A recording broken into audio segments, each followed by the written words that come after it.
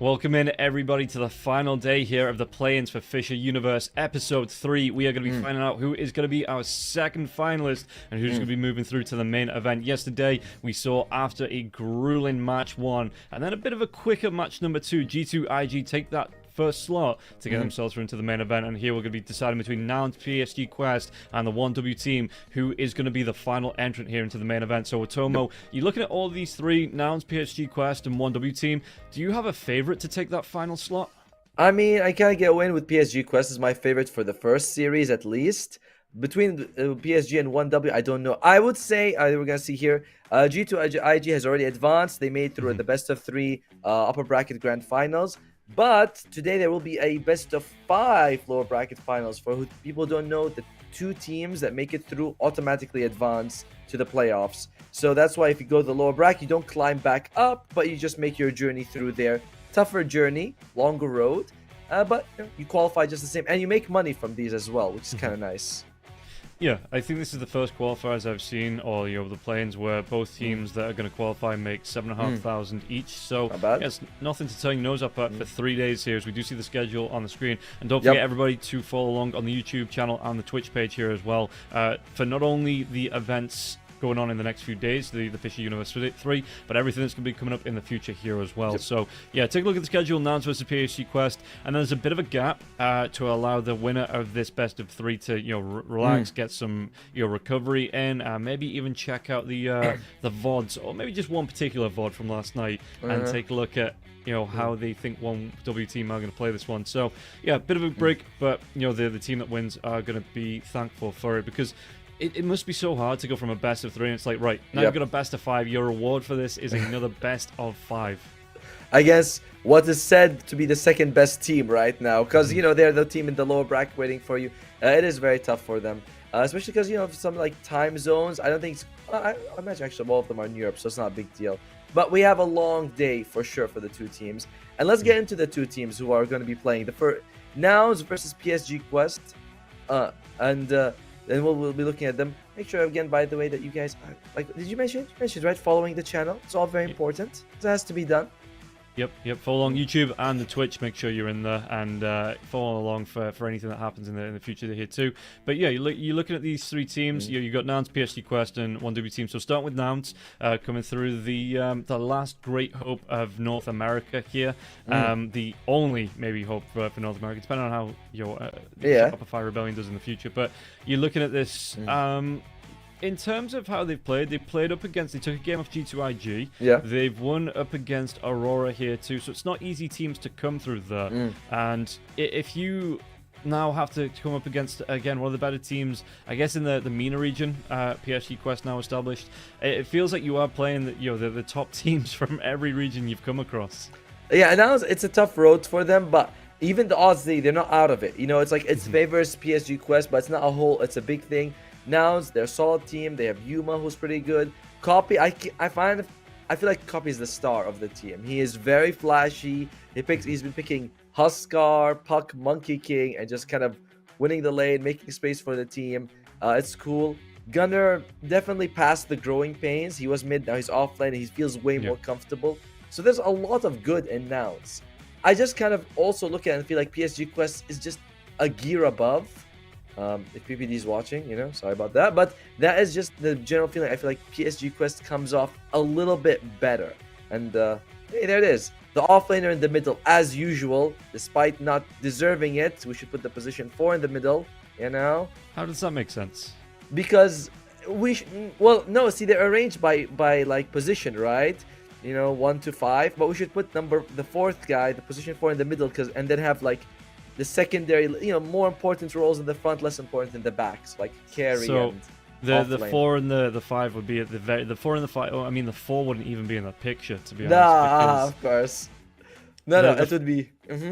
Yeah, the 5, important role. You get the wards down, you play the full support. Your 3 is your tempo setter. You want to be putting the pressure on the opposing carry. You're going to be making the pressure out. Mid lane, obviously important, that 1v1. It's important to win that matchup here. And then obviously the carry closes the game out for you. But really the 4 is just like it's just the poor man's 3, to be honest, in the current meta.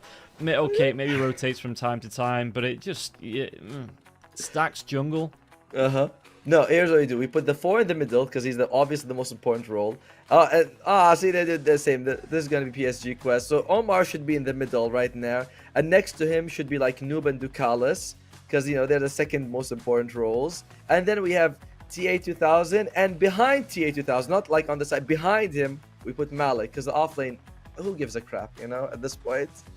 Okay, yeah, you try playing a game without an offlaner. You just let your enemy carry have free farm. See how that goes for you, position 4. What's a position 4 going to do? Throw a blood grenade at him?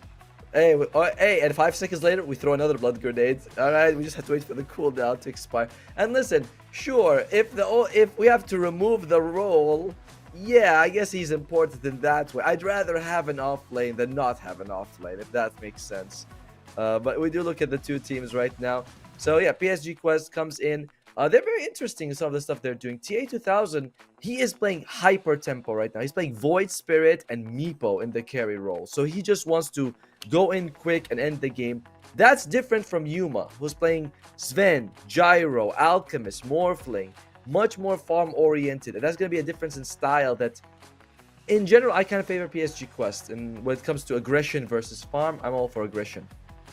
Yeah, I mean, I did see the Void Spirit carry yesterday up against Team Waska. Yeah. Game number 2, it kind of fell flat on its face because the Night Stalker came out. Even with the early Manta Style coming through, you're the Night Stalker, you close the gap, get the Crippling Fear off, and the Void Spirit really can't do anything. It forced him into a BKB, which Void Spirit's, even as the carry, you know, not the favorite item. You know, it kind of trends away from what they want to be building up, and it just really didn't work for them on the side of PSG Quest. But in the third game, there was no Night Stalker. It was the Tidehunter that came out, and maybe Team Waska, you have this thing of trending back to the MOUZ mid, which didn't really work for them. It kind of dropped off a lot compared to the Nature's Prophet mid that came out from PSG Quest, and it was a lot better time here for the Void Spirit. So yeah, we'll see if they want to try and build that. Maybe Nouns don't even let them get the Void Spirit in this game. You know, if you're thinking this is going to be a hero that TA2K comes up with, you take away that Templar Assassin, you take away the Void Spirit, and maybe force him into a hero that he's not really that comfortable with. I like that discussion of, do we ban it or do we let, because it's a known quantity, you know what you're dealing with, because we talked about like Yuma wants to farm, and if you're PSG Quest and you take a tempo lineup and you don't get kills, and the other side's got Sven or Gyro or Alchemist, you will fall behind and lose later on. And with that, Noob is another big factor, also Cop. I think that's the most important matchup in this one. Noob, he's playing Sand King, he's playing Nature's Prophet, he's very active around the map. Copy is the exact same. Monkey King, Huskar, and Puck. And whoever kind of wins the mid lane, that's going to be the most important thing. Did you see in a certain tournament in the Middle East that we can't mention, where Noob got like 20 kills or something like that? It was very impressive. So you gotta shut that down on his Sand King. It was Sand King who did that. Yeah, and I feel like the teams are getting their head around this mid Sanking now. You're seeing the Dragonite mids coming out, match them against it, seeing the Storm Spirits against it, seeing those Huskars coming out as well, and obviously buying those sentries up to just be able to get the vision off it, go for the Sand Shroud. We're relearning lessons we learned 10 years ago on the heroes and going, oh yeah, that is a really good idea up against the Sand King. But it is, I think teams are getting to grips with it now, and there are heroes that do deal with the Sand King really well in the lane. And again, maybe you do let that through if you feel like you have the answer for it and you have that play still around it too. I don't know, I would rather, I guess if the Sand King comes out and you pick Huskar, it's not so bad for you, right? Like as a Huskar, you're like, yeah, I can deal with it. Now we have to, we're going through the roles, so we have to talk even about the unimportant ones, and that's going to be the off lane. The 4? No. We have to, like, you dip down, then you go back up. That's how it is. It's like a hill. We just, it's like a mountain. We just carry on rolling down. We get to the very bottom where it's the worst roll, that 4 roll. What does it really do? It wanders off, it leaves the off lane solo, and it just means that he has to be in a 1v2, and that's the off lane's real strength here, that he carries that lane solo and puts his effort in it and still puts the pressure on the enemy carry. I don't know what the 4 really does. Well, I don't think 4s know what they do either, because that's why they're constantly wandering away from the lane. Yeah, usually we're like, do I go for the bounty ruin or do I go for the lotus? So what you do is you go for the lotus pool late and you miss it, then you rotate for the bounty when the enemy mid laner has already taken it. That's kind of like the best thing you can do. And then you lose the wisdom rune to the position 5 because you don't know which way you were supposed to be going as well. You know, he goes in and he's a little bit faster. You don't think about TPing in time, all good stuff. But Malik and Gunnar, they are different as well. Malik has been playing a lot of very aura-oriented style. Enigma, Enigma, Darkseer, Doom, where he buys, you know, the early Greaves or the Pipe, something useful for the team. Plays a little bit of Centaur, but it's not really, like, he's been aura-oriented this patch. Gunnar is not. Gunnar is going for more individualistic kind of offlaners. The Centaur, the Primal Beast, the Timbersaw, the Beastmaster. Most of these don't buy auras. It's very rare to see it on them. And that's going to be another difference where Nouns might need to adjust, because if PSG Quest is aggressive with auras and you're not, it's tough. It's tough. Yeah, and I am seeing more and more the 4s and 5s buying those Greaves That's out. true. You'll go for the mana boots and go for the mechanism, that it frees up that offlaner. Because you think about it, you know, people say, oh, the offlaner is just that aura build, but if you're building Greaves, then Pipe, then Crimson Guard, you're putting what, nearly, I couldn't see it, well, like 10,000 gold into those auras. Yeah. You know, as the hero, what impact are you really going to have when you do want to go for those blink daggers? You want to get the Shivas out. So, you know, being able to spread the auras around between, and it means if the offlaner gets picked off early as well, you know, if he jumps in, gets ganked out, you still have, you know, either the Pipe or the Greaves on one of your heroes. You still have the mech heals coming out. You can spread it around, and it takes the pressure off the offlane just a little bit, and it allows them, like you say, maybe to be that little more bit expressive on the hero, and you'll go for these more detailed, you know, the different builds, and you'll be able to play in different ways. I don't know who said it. The whole is more than the sum of its parts. Also, if I can get a mech and a pipe at the same time on two different people, it's way more impactful than me getting the mech and then, you know, 7 minutes later I get a pipe, because it's like I want a power spike at this moment. I do not want to power, you know, have a mini spike here, then go down, mini spike here. I want just a big mountain there. And that's something Omar has been helping Malik in. He's been playing a lot of Snapfire and Rubik, and he buys the mech for his team. Lelis, not so much. Again, more of that individual stuff. This is not bad, it's different. Where he plays Hoodwink, Shadow Demon, Wind Ranger, Clockwork. I want to, you know, make space and get kills. I'm not obligated to go for the mech. Oh, well, I guess we don't have to discuss the position 5s because we're going to the draft. Position 5 by awards, dies as a scouting hero, provides vision and provides information for the team. Look, done. What more do you want to do? What more do you want to do about that? I mean, they both play a lot of Enchantress and Jakiro. Fly is a little bit more team fight. Actually, they both play a lot of Phoenix as well. So we'll see. And there you go. Now they get rid of Malik's Doom. That's the first hero they get rid of. Okay. Yeah. All right. On the other side, PSG Quest, taking these two saving heroes. I wouldn't be surprised if they ban out the Shadow Demon as well. Either team, to be honest, ban out the Shadow Demon. The Omni Knight, I saw it in the, was it the 65-minute game yesterday? I think it might have been. Yeah. And it you know, kept the team in the game just because of the saves coming out. You know, the Guardian Angels, Purification, Repel. Just being able to constantly be that saving heroes. They take out the Leaner and the Monkey King here too. Primal Beast will be gone. So Shadow Demon might actually make it through to the first pick. I don't know if that's gonna be first pick material, but we'll see. I do like the Monkey King because I always think, when I think of copy, I think of Monkey King. It's really always looks really good with it. So why not take it away from it? I guess they think that they can deal with the Huskar better, or they can just ban it out later. You know, they're like, you know, there's not. How often do you see first pick Huskar? It's not gonna happen. Yeah, probably not. I was just thinking that it is the answer to a lot of heroes, but it's not a hero you pick as an answer to start off. It's going to be the Nature's Prophet that comes up first here. So do you think it's going to be the mid, you know, the copy Nature's Prophet? Because that's the only role I've really seen it being played recently. Same here, and I don't know exactly where it's going to go, to be fair, but I've seen this exact same thing. You get the Iron Treant, you send it, especially against a melee person. The Treant's like every hit 30 damage. It's very annoying if you're an offlaner. Yeah, so we'll see how that one's going to play out as we do get ready to get through. And don't forget, everybody, if you want to get involved in the giveaway that's going on in the minute, you can use the !mark 1xgive in chat. For more information, we are going to be giving away Arcanas thanks to 1xbet during this and the main event. So if you want to look a little bit more stylish in your pubs, you want to be flashy here too, as the tiny will come through. Don't forget to use that !mark 1xgive in the chat for more info. That's going to be Noob's hero. That is going to be the mid lane Tiny for sure. It's also here that doesn't kind of mind the Treant as much because you do get that damage reduction going. You're very big, you're very tanky. And I actually like this matchup because you can also burst down the Nature's Prophet. It's core though, so it's not as easy as usual. As I think both teams are like, here's our mids. We're opening up with that. Yeah, and we get through to the next round of bans.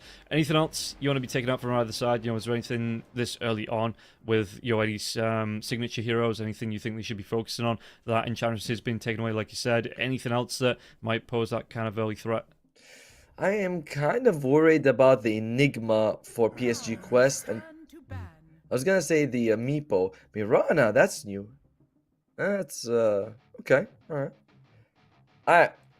Not fun fact, but I hate playing against Miran pubs. It is the worst year for me. I've lost so many games because we walk around, we're pushing tower, and hey, guess what? They're all Moonlight Shadow, then they show up from behind and they kick our asses and you lose the game, and I hate Miran. I dislike the hero too, more because it is when I'm playing the offlane. It's a hero that people pick up in the 4 thinking, yeah, I'm going to play support. I'm going to build a Maelstrom. I'm going to go for a Mjolnir. I'm going to arrow all your creeps and steal them. And I'm going to... Yeah, no, dude, just leave. Go away. Go jungle. Like, no, as in leave the game. Just stop ruining it for everybody. It's you aren't helping out playing your support hero. It's... Hey, but when the Mirana jumps in, she gets like 60 attack speed, and with Maelstrom, like that's like minor she can damage. Take all my creep wave. It's not ideal for sure. Let's see though. What do you want to remove of your PSG quest? We've already removed the Monkey King, which I like. Would you consider removing something like I was gonna say Centaur actually, but they remove Windranger. It's one of Lilith's heroes as they take the Crystal Maiden. Alright. Position 5 Crystal Maiden. Like, I don't know how many decades this has been going on, but there you go. Solid hero, I suppose. Yeah, we saw it twice yesterday. It was actually Wasker that picked it up twice with the Shadow Demon as the other support as well. There's a lot of control coming through, primarily to deal with the Primal Beast in the second game. All the control on the Primal stopping from being able to close that gap, but it didn't work out as well. Rubik. So Rubik comes out here as nouns, but yeah, it didn't work out as well here in the third game for Waskers. But PSG Quest obviously see it, they like the hero, and going to be going back for the Crystal Maiden here, and might not be a bad pickup if you're going like the Chaos Knight, the Gyrocopter that comes out. So you have the control on top, and you can just follow up with overwhelming damage. Yeah, I was actually thinking also that that was a nice Rubik pick, because you might have been like, is it going to be NP support or core? You instantly pick up the Rubik, you're like, nah, because the Iron Treant is not great against the Crystal Maiden, because you get that long duration route. It's not so ideal, but she's like, no, we're just going to pick Rubik, so it's a nice response by Nouns for sure. And these days, Rubiks are buying mechs, which I really like seeing that. It's like, we're getting good impact just from spell steals. I don't need Blink Aether Lens to make plays. I should just get a Greaves and help out my team. It's nice. Yeah, it does. Like I say, it does feel like the Greaves has dropped to the position 4 now from the 3. Train comes out.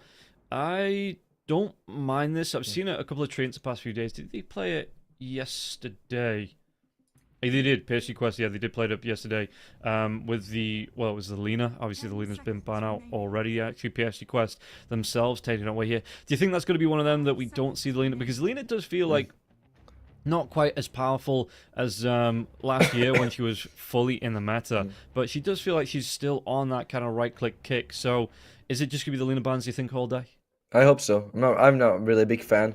What I am looking forward to is a bit of Leshrac. This hero has shown up in day 1. I think she was kind of like picked and banned all of them, especially with the facet. It's very good. It's pure damage, so all this armor doesn't matter. And Nouns, you get like 1 Treant, so there's not much to absorb those Diabolic Edicts. I would really like to see a Leshrac.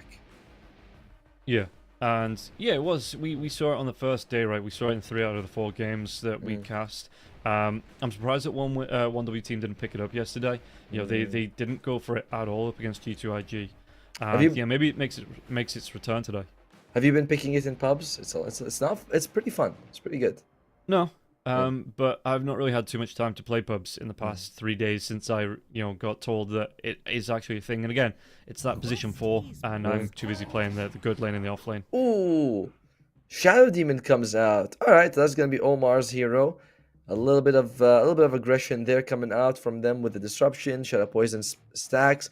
You gotta pair it up with something that can hold enemies a little bit. What are they gonna go with? All right. So it's going to be Tiny carry and Sand King mid, or Sand King off and Tiny mid. I'm feeling more likely that it's gonna be Noob Sand King though, honestly. Really? I would have thought you would have put this in the offlane. You could set up the Burrow Strike with the Disruption, because if you don't really synergize well with the Tiny in the offlane, you disrupt out, it's going to interrupt the Avalanche, or it's going to stop them from being fully tossed. So maybe it is going to be the setup then for the Tiny to be able to walk up from that Disruption into the toss back. But for me, I probably prefer it with the Sand King than I would the Tiny in the lane.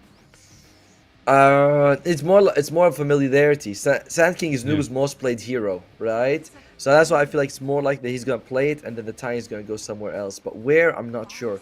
And actually, I'm thinking about TA2000 playing very active, right? Void Spirit, Lane, and Meepo.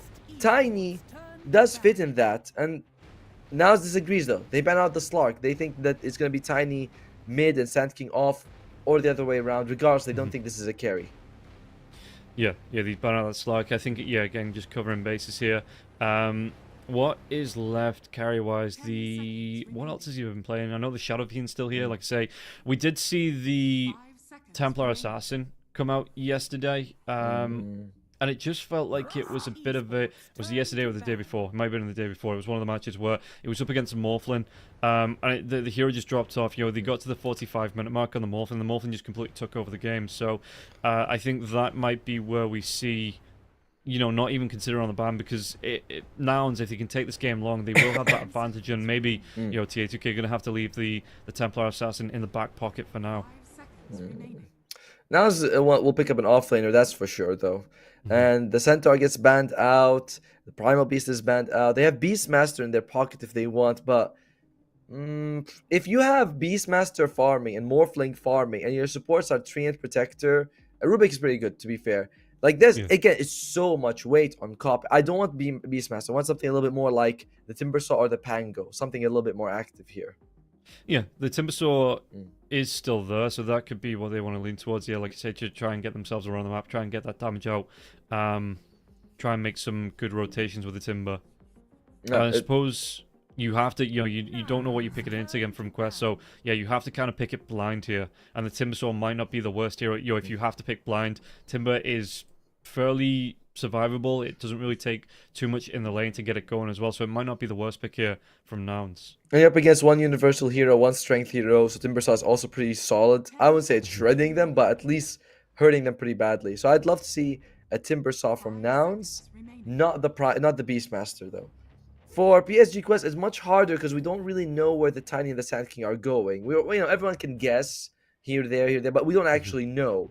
So, and I feel like Nouns is also kind of that guessing game of like, well, we're not quite sure. Sand King is their most played mid. No one else really plays it. And then there's Tiny, which, again, Onu plays both of these heroes.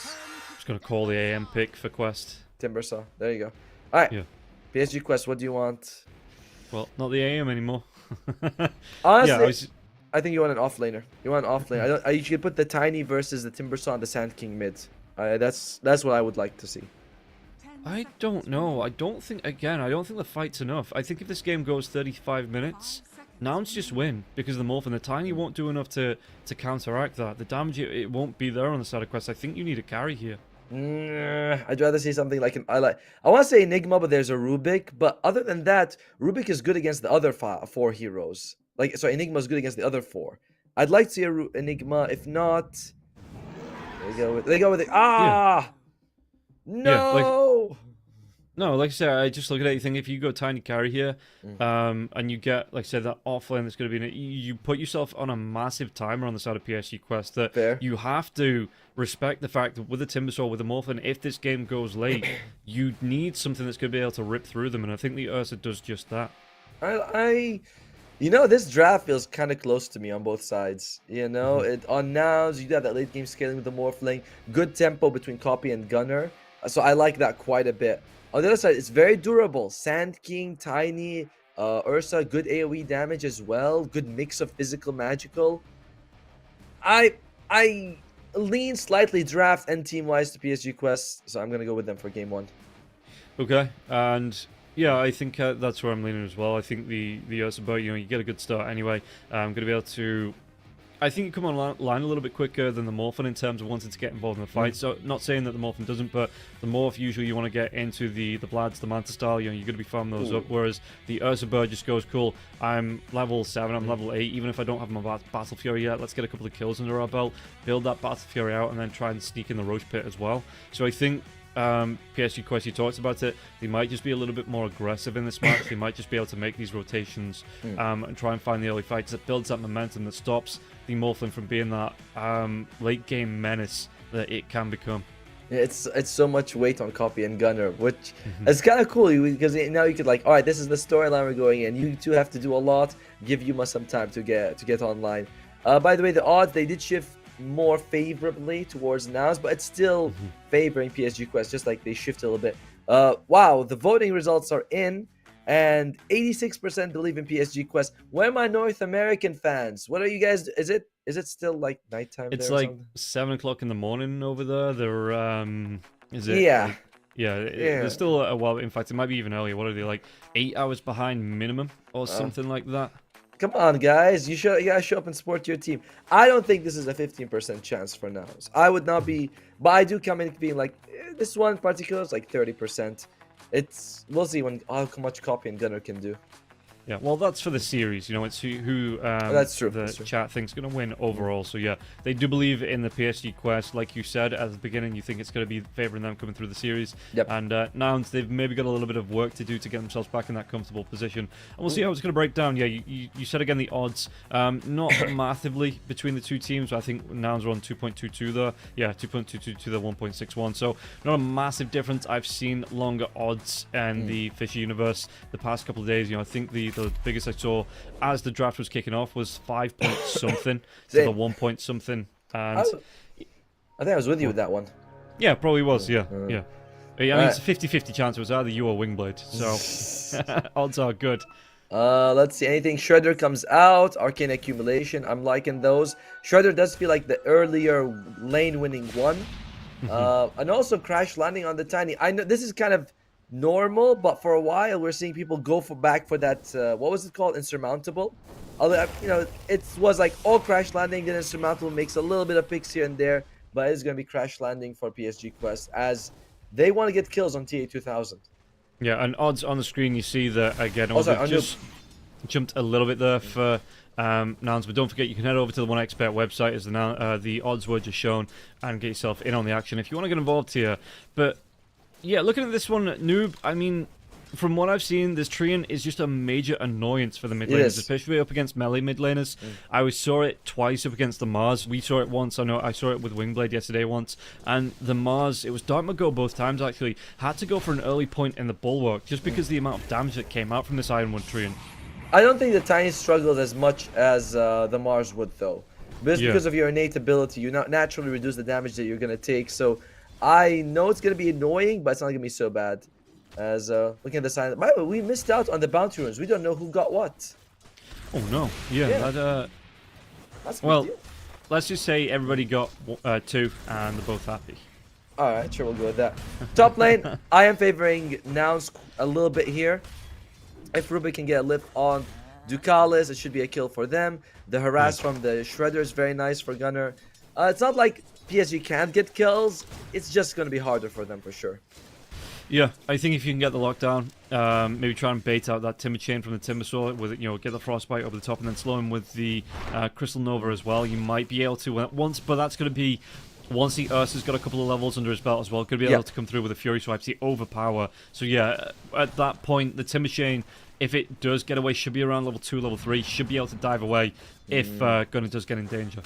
We say that, although Gunner, he is slightly behind in terms of CS for TA 2000, but small thing, we're still 2 minutes in. 1 or 2 CS, not the biggest deal in the world. No, I just think it's not going to be the free lane that Timbersaws do expect here as bottom lane. There's going to be the disruption coming out once again. Did you get the damage onto Fly? Bro Strike comes out as well. Blood Grenade will be here. Malik's going to be able to get the first blood. And Yuma is going to take a little bit of damage there as well from the Sand King. And it looks like Yuma, I mean, it's a Morphin. He's got 11 1 charges as well. If he really was in danger, he could just back himself out of vision, full Archimorphin, and heal himself up with those 1 charges. Do I get points if I say I think PSG Quest was going to win bottom? Or is it like, nah, you only get it if you say it before the first split happens? Yeah, we don't do retroactive here. You have to get the call out before it happens. That sucks. That sucks. I'm interested to see what Copy builds. The last time I saw a mid Nature's Prophet, he went for Gleipnir first. I like Gleipnir, but I think early on you might need something like an Orchid to actually snowball and make space. Whereas Gleipnir, you know, you want to go Maelstrom and damage, you don't have lockdown. Orchid just seems safer. Yeah, it's a case of does he want to farm? He might go back for the Orchid. It's not out of the realm of possibility, but yeah, you might want to go for the just the Maelstrom, just to be able to build up that farm a little bit quicker. Move into the jungle if you need to. So I'm not saying he doesn't go for the Orchid here. It's gonna take some harass. Telekinesis comes out though. TO2K gonna try and move himself away. The Splinter does come through from the Timber Sword, but it looks like Lelis. No. TO2K, he's on low health. He's not really going to risk that one. Does he want to try and go into the Rubik? And both players, both Gunnar and TO2K, just going to be playing it safe on that lane. Yeah, Gunnar, he tried to get the little shredder while he Timber Chains away. One thing he could have done is maybe planted Iron Branch to get that off, but it doesn't happen. And both kind of cores trade a little hits. Though more and more, this is going in favor of TA2000. Kind of across most of the lanes, PSG Quest looking comfortable. Oh dear. Yeah, Disruption comes out once again. Oh, man, do they want to try and set this one up? Oh, Yuma's going to be close, and Malik won't be. So maybe, well, the Shadow Poisons actually start to come out here as well. Fly! There you go. Easy to go down. He does. Malik gets a kill. Waveform comes out from Yuma, trying himself away. And Malik, we should mention, did go for the Dust Devil and not the Sand Shroud. So it is going to, the Sandstorm will follow him every time he moves. Was it 70% movement pace? I'm not sure. It got changed a bunch of times. I have no idea what it is now. I remember at one point it was like 100 MS, then it was changed to percentage. Then there's a talent for it. I don't know. Yeah, Sandstorm follows Sand King at a rate of 70% of his movement speed, and it's still active at a distance up to 2.5k units away. And when you burst strike, it changes the whole new location, doesn't it? Or is that? Yes. Yeah, okay, good. No, I think it might just still follow him. Oh, that was a change at one point where if you burst strike, it instantly goes to a new location. Initially, it used to, when the new patch very first came out in the facets, it used to like point, nice block. As Fly, oh no, dude, Fly, there's no way he gets himself out of this one. The tip comes out. That's so good job setting that up. And Malik on the killing spree now, 3-4 this Sand King. This is a really good start for him. And a very scary move for NOUZ. I expect this game to kind of be decided relatively early when one team will snowball very heavy.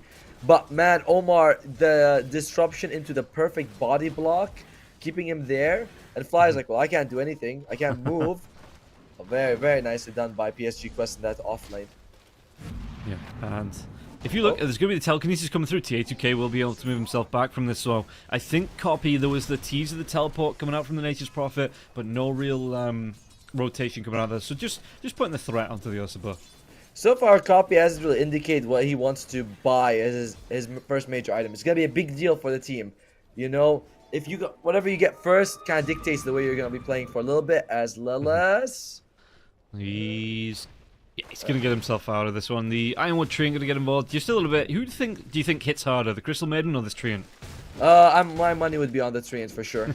Probably moves faster too. And has more health, actually. It does actually have a decent amount of health. Yeah, yesterday, the end game Nature's Prophet Treant that came out, it had something like 4,000 health. I think it was 4,360 health it had. But that was like, again, a 60-minute game. That was the very end game Ironwood Treant. Well, so far, Copy is having a decent time. So is Yuma. Only Gunnar is kind of struggling. And, well, that's interesting. Comes out. It's going to be Timber Chain in now. Going to take a lot of damage from this one. Is he going to be able to get himself away? Goes close to that tier 1 tower. TP's going to come through as well. TO2K is going to be able to chase. Gunnar, can he get himself out of this one? The avalanche, it doesn't connect. Toss. And Gunnar, yeah, the toss up. Timber Chain, it doesn't matter. Doesn't connect before TA2K can get that kill. Omar gets himself the Wisdom Rune. At least it will be picked up here on the other side by Lelis. Very nice teamwork by TA2000 Noob. He actually walks to him so he can toss him around after he misses the stun. Very nicely done. Unfortunately, if you're now, this is what's happening to Gunnar, it's terrible. It should not, like, coming back from this is going to be very rough for them. because that is going to be your main tempo controller along with the Nature's Prophet. Yeah, and you look at the net worth of all 3 cores in the side of Quest here. The Sand King's up at the top thanks to those 3 kills he's got. The Ursula playing it fairly high as well. The Nature's Prophet's not doing too bad, but it's not really... Yes, I know what you mean. Yeah, it's to the point where, because there's not been any kill threat on the side lanes, the Nature's Prophet won't snowball, because that's like what he wants to do, right? He wants to TP in, help out kills, go straight back to the mid lane, carry on farming out, and because those kill threats aren't here for Nouns, well, maybe here for Takalis, but, well, okay, he's going to be able to get it with the Nature's Wrath. Lelis might still go down, one more right-click, TA2K, going to be able to catch up, and now Gunnar can get himself away. Yeah, the Timber Chain this time should be able to get him back to safety. I mean, it's only a kill on the enemy position 5, but it's nice to get to see Nouns get something on the board at least. But I understand your meaning, right? Nature's Prophet is not the main thrust of your aggression. You know, it's going to be the Timber Saw, and then the Nature's Prophet comes in when people are half health and finishes them off. So, still, Copy is farming well, and that is a big deal. All depends on what he buys. Malik, going to go for Bloodstone first item as Copy. Frostbite, yeah, mid lane. Can he get this kill onto him? It's going to be Avalanche coming through, and the Tree Toss, one more right click. Verify is going to keep him alive. Tukalis will be able to pick up the kill here. Noob going to try and back himself away. Yuma TP'd in for this, so he's just going to try and deny these creeps. But if you look at Yuma leaving the lane, I guess he's not really having a bad time in the safe lane. 8k net worth though, so Yuma just going to soak some of this XP to get the last hits mid until the Nature's Prophet. But yeah, I don't know if of all the heroes, the Morphlin would have been the one that I would have TP'd mid there to help out the Nature's Prophet. Right, it's like when you play a pub game and the carry TPs but the support doesn't. You're like, this is very different. What's going on, guys? I also saw the Copy is going to go for the Molineer. Sorry, not Molineer, Gleipnir. That's nice, but I don't know if that's going to be helping you with the snowball problem that's coming. Yeah, Avalanche comes out, and Noob, he's going to be able to take away the stack in the jungle too. So, net worth wise, yeah, this Tiny having a really good time. Timbersaw going to try and do what he can up against the Ancients at least. It happens from time to time, usually with the Tormentors, but this time going to get a little ahead of himself. And okay, Freezing Field now as well. Little lockdown onto Fly. Fly gets killed off. Even TA2K going to get involved. And don't forget, everybody, if you want to get involved, you can head over to the 1xBet website or the app. Use that promo code UNVRS3 and get yourself up to 100% bonus on your first deposit, available on all first-time deposits. Make sure you head over to the 1xBet app or website to check that out. I think Nouns just lost their deposit, right? Because they had put so much Lilith. He's gonna be fine. Oh, yeah, no border strike. They had put it all on the getting those 8 stacks going. It's all gone, and you're in trouble. By the way, Fly is still level 4, and Lilith is level 5 as well. You don't have ultimates on your supports. The lack of kills is now compounding that problem. I mean, you're in trouble because you are 7-1 down at 10 minutes in and a 4k net worth lead here. Let's maybe make that one 8-1. One more right click. Well, we couldn't get a range here, TA2K. There is going to be the Timber Chain away. So, Gunnar at least will live. But that Battle Fury coming up, this is going to be a... Look at the goal on the Broadsword. Broadsword or Claymore. I always get those two mixed up. The Claymore is the one that's more reddish. The more expensive one. Yeah. He's so close to having... I think it's going to be about a 12-minute Battle Fury here for the Ursa. Oh, yep, it is. If you're announced, now the question now becomes, all right, the enemy is snowballing. How do we deal with this? It would be nice if you can just get a few pickoffs into towers, but PSG Quest, they're not giving them the opportunity. Top lane, Gunnar. Gunnar comes in, there's going to be the Frostbite coming out now as well. Jump comes in, TA2K going to be able to get another kill on the board. And that's going to be the 2 supports as well as Noob, just grouping up for that one. Gunnar, yeah, dude, I don't know, at least if you were the Beastmaster, you might have a better time in the triangle, in the jungle with your boars, the axes flying through as well.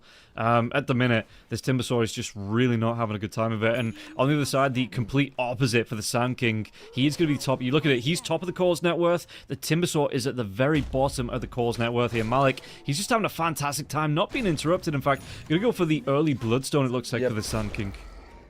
Yeah, now can try one of 2 things. Oh dear, oh no. Oh no. Okay. So there's 2 things you can do. One is you can hopefully try to stop their snowball. That's tough. Your most farmed guy is not really fight ready, and definitely Yuma is not going to give you too much. So that's a tough option. The other thing is you can play the efficiency game. You know, hopefully your cores get some good farm. You take them on later. You'll have a deficiency in gold, but so what? You know, 6,000 now is bad. 6,000 20 minutes, not so much. Yeah, I kind of get what you mean, and you know, I was talking about in the draft and getting this Morph into the late game, you know, just absolute raid boss, you know, the unkillable Morphling. But at the minute, I don't know if this game's going to go longer than like 25 minutes with the pressure that PSG Quest are putting on this one. Smokes do come through now, and they're going to look for a pickoff, but Omar's backing himself away. Ducats for the backup, and Noob's going to be close as well. Does he get another kill into the Timsaw here? Surely not. Freezing Field comes out. He's going to go down. Omar, though? Gunnar, he tried to get the Timber Chain out. Copy might be able to get the revenge kill here. Ducats will fall. Omar might go down to Fly 2. Does that get Fly to level 6? It doesn't. At least gets level to level 7 here. But Fly, still not level 6 on the Treant Protector. He'll get it with the Wisdom Ruins, or maybe just a couple of creeps. But alright. Toss back to get the kill. Yuma's going to get really down low from this, so he's going to try and strength morph himself out. Buzz Strike. Epicenter. Did you want to try and throw that one out here? Sand King. It's going to be going, but not enough to get the kill into Yuma. Is he going to be able to get himself away? Maybe not from this Ursa. The toss comes in. Malik, he was just the damage. Yeah, the avalanche comes through now. So look at this. Quests are absolutely cleaning up in every single fight. Now they assumed that they bit off more than they could chew.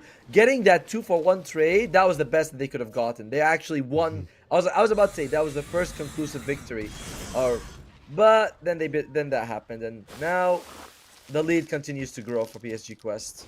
Yeah, and Gunnar's being bullied away by a Crystal Maiden here. I know Noob showed up to the lane, but Gunnar was running away before that one. Even Malik, he's just sniping out onto the farm on the other side of the map. He's not worried about being punished. Why? How could they? He's got his Bloodstone up. He's got, you know, building towards a Yule Scepter now. He's having a fantastic time on the Sand King.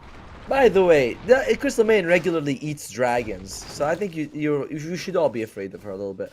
In lore, you know... Copy. Oh, yeah. Does he get himself away from this one? The Sprout is going to go down on the Boros Strike. It will connect. And the damage is going to be enough for Malik to get the kill. Copy at least gets the tower with his Treant. But TA2K trades the tower right back. I think Copy has finished the Gleipnir. Alright, this is going to be the power spike he's been playing for. Okay. Yeah, well, it's going to be the Storm Frostbite coming through. Telekinesis here on the Sand King, so Sandstorm's going to move back with him here. Lelis trying to get himself out of this one Frostbite once again, but Lelis gets slowed down by the Crystal Nova. This is where it is going to be the Yule Scepter that comes out of the Sand King. Would you prefer the early blink after the Bloodstone? Nah, I like the Yule Scepter. You know, he wants to be unkillable. His main, you know, if you want to blink that, you can get first item. If you get Bloodstone, commit to the fact that it's like, oh, I'm gonna tank, no one's gonna kill me, and the Yule's helps a lot with that. Okay. Gunnar's got a mech. Mech Timbersaw. Yeah. I mean, this is a complete opposite of what we're talking about here for Gunnar. The Epicenter comes out and Gunnar just disappears. I don't even think he had the time to get the healer from that mech. I'm having a really hard time trying to find the chink in the armor that Nouns can use. You know what I mean? Like that thing where you're like, oh, if you do this, you can definitely come back. PSG Quest has just shut them down every way. It has to be now Copy. Hey, 14%. Oh, chat was right. So there's a chance. There's a chance, yeah. TA2K's got the Battle Fury of the Blink Dagger, 16 minutes on the Ursaba. This is absolutely bonkers, the amount of farm he's getting. Malik here too, but Malik, he's on those ancient stacks, on the triangle farm as well as in the lane. And yeah, Quest, the net worth difference, 11,000 gold here between Quest and Nouns. I don't know, dude. This might just be an Ursa in the Roshan pit. I don't think Nouns can contest this. I don't like to be bleak, and call it early. No, I love calling it early. Especially when I kick in a caster's curse. But at the minute, Nouns, it is a long road back to them in this game already. I mean, I know your sunny disposition. It just doesn't suit you to be negative. Nouns, if they can take a tower and split push the map a little, they do take one tower at least. I think they're pushing. Were they pushing bottom as well? So they get something going for them. Now he just gotta dodge PSG Quest. PSG Quest, this could be the time that they could throw the game though. If they go in too aggressive, because they have the Aegis, they could lose it all. So, now's weather the storm. Just avoid fights if you can.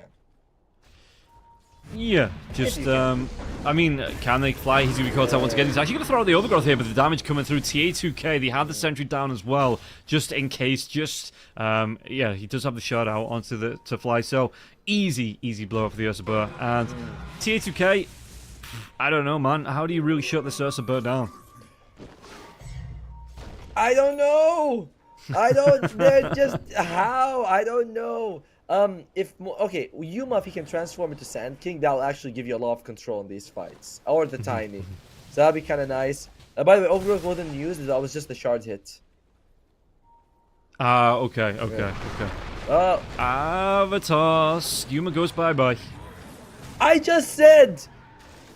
Wow, we are really good today at the Caster's Curse, aren't we?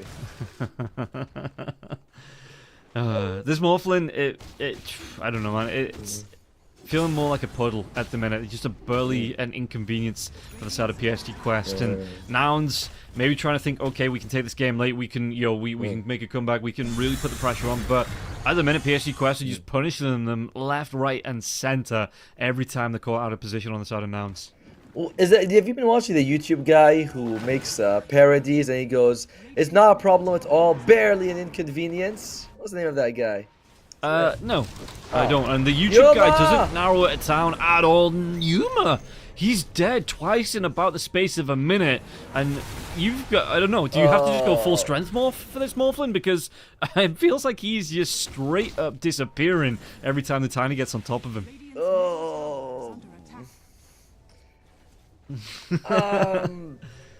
Raindrops would help. No, it's if you do that, if you go strength mode, you have to play the risky game of I have to farm as maximize and stuff like that with maybe a little bit of extra strength, but you can't go like full strength and reduce your speed. Lilith! Oh, Lilith, he stole the toss out here. TA2K, does he want to try and chase down? The Blink Dagger, though, the Ursa Burr goes in the wrong direction. The two supports trying to group up onto TA2K. He takes down that Watcher. He just continues to farm, and yeah, it looks like, well, Lilith, he's going to go for the TP out here, TA2K. The supports just stand and watch here. Yuma has got that strength morph coming through now. Noob wasn't able to get the early kill. Toss back to the disruption. It's going to stop him from crashing down, it looks like, early on. And now can they get the damage out? The Tiny, Noob's going to try and run himself away. Gleipnir, but he's going to be able to pop that illusion rune. The Tiny will finally go down. Fly gets a kill credit for it. Ducalis will fall next. Omar will be able to get himself away from this one. The Timbersaw is going to try and make a move. And TA2K again, he just stands, he watches, he blinks himself in, tries to get what damage he can out. Fly won't go down from this here, though. The Sand King not going to get involved either. TA2K picks up a haste rune and will be away. So that is going to be a good fight and bringing it down from a 13k net worth lead to 10k. So I don't know, it's a big deal. It's a big deal. It'll go down even lower in a little bit. I think maybe down to 9. It's a decisive victory for Nouns, and a lot of it comes down because TA2000 showed himself bottom, and then didn't TP to his team. So like, all right, we can go for it. And by the way, and guys, don't forget, everybody, you can get involved by following along on the YouTube channel and the Twitch page here as well. There's going to be much more action to come, not only over the next few days, but in the near future too for the rest of the year. And if you want to follow along on all the FISSURE Universe action, just hit that follow button on YouTube and Twitch. As Lelis, well, he might be fouled out by the Ursa, so he throws out the Fade Ball and just backs himself away back behind the Tormentor towards that barrier here as well. I like how Fly has no points in living armor. He's like, nah. There's no chance. If someone jumps on you or that they're going for it, oh, the double wisdom. Unfortunate. But if you don't lose more, PSG Quest is about to run out of Aegis Timer. That's kind of nice. Like suddenly TA2000 is killable. Is he? Like genuinely, is he killable? Theoretically, yes. Theoretically, or more like this: if you kill him, he'll stay dead. That's a better one. Oh, he died to the Tormentor. Tower? Was it the Tormentor? Okay. I thought it was the Tormentor. My bad. Yeah, it looks like he was just tagging tower shots, sir, and like you say, it was going down anyway, so may as well use it, get the full benefit from that out, and be able to put the pressure onto the tower there too. Hey, how come TA2000 doesn't have his camera on? We have Malik. Hey, how come it doesn't? Fly doesn't. You know, some of these players, they're just a little bit camera shy. I guess so. I don't like it. I saw Lilith's camera on. That's what we want. Omar picks up 4 bounty runs, by the way. Nice. Okay, are they trying to bait out this regen rune here as well? They're not, because nobody else from the side of Nouns is anywhere close. Shiva's guard. Oh, hey, they got Tormentor on Nouns. Gunner gets the shard. That's okay. I mean, it's an alright shard, I suppose. It's more damage, right? It's tower taking potential if you ever get in range of a tower ever again here for the side of Nouns. I believe it also slows. Oh, look at that ward by PSG Quest. Nice and deep. And look at that. They see him teleport because he does under ward. Immediately, they try to find. I think they have a ward in that exact area anyways. Copy. Yeah, they do. The tiny, I mean, he's going to be chased out by the creeps here, so Copy know this is happening. Oh. Noob, oh, just a little bit too short there on the blink, and blinks into the paddling pool and not into the forest where he needed to be. And that's a waste of time. 3 people from PSG Quest move bottom. So, and these are very small wins that Nouns are getting. You know, you force their rotations. More people rotate. You get a couple of creeps. These all add up. Yeah. They're very small, though. Very small additions, but they add up. They haven't fallen behind in terms of net worth from when they brought that lead down a little bit, so that's quite nice for them here as well. T2K going to be chased down here, Gunner with that flamethrower, it won't connect. So the Ursa Burst, well, actually, do they have the damage if you want to turn around with the Enrage? He might killable. Just get himself out of this one. He has the man style if he needs it now as well. They do. They get the kill, T2K. Getting a little bit too cocky on the side of PSG Quest, being too split up as a team. Backline jumping now as well. The Burrow Strike comes in. It's going to be onto the Sand King now as Yuma, he gets himself involved, using that morph onto the Sand King. And they get 2 from this one. Noob, he's going to be separated out. Crystal Nova, the TP comes forward now. And Noob, does he get caught out here? Copy. Not going to be able to do the damage. Noob will be back underneath the tier 2 tower. But yeah, Quest, this is going to be a wake-up call now. You had the lead, you had a massive lead, and you've just kind of relaxed. You've gone, oh yeah, we'll be fine, solo, moving through the jungle. We'll be great, 1v4, 1v5. And they've had Nouns by the scruff of the neck, and they've not really gone for the kill and blow. They've eased right off. And by the way, Nouns is definitely a team that, they're not early game, but as they enter the mid-late game, they get a lot more coordinated better. They work well at that stage, and you can see it now. PSG Quest, a lot of it comes down from TA2000 kind of not being there for that big fight. Now he just lost 2 cores. The 2 most farmed cores, by the way. How much gold was that? That was like 5,000 gold. It was about 5,000 gold, yeah. All right, Educalis gets the shard, one of the best for sure. By the way, look who's at the top. It's Copy. If you don't deal with this guy, he will rip through all of them.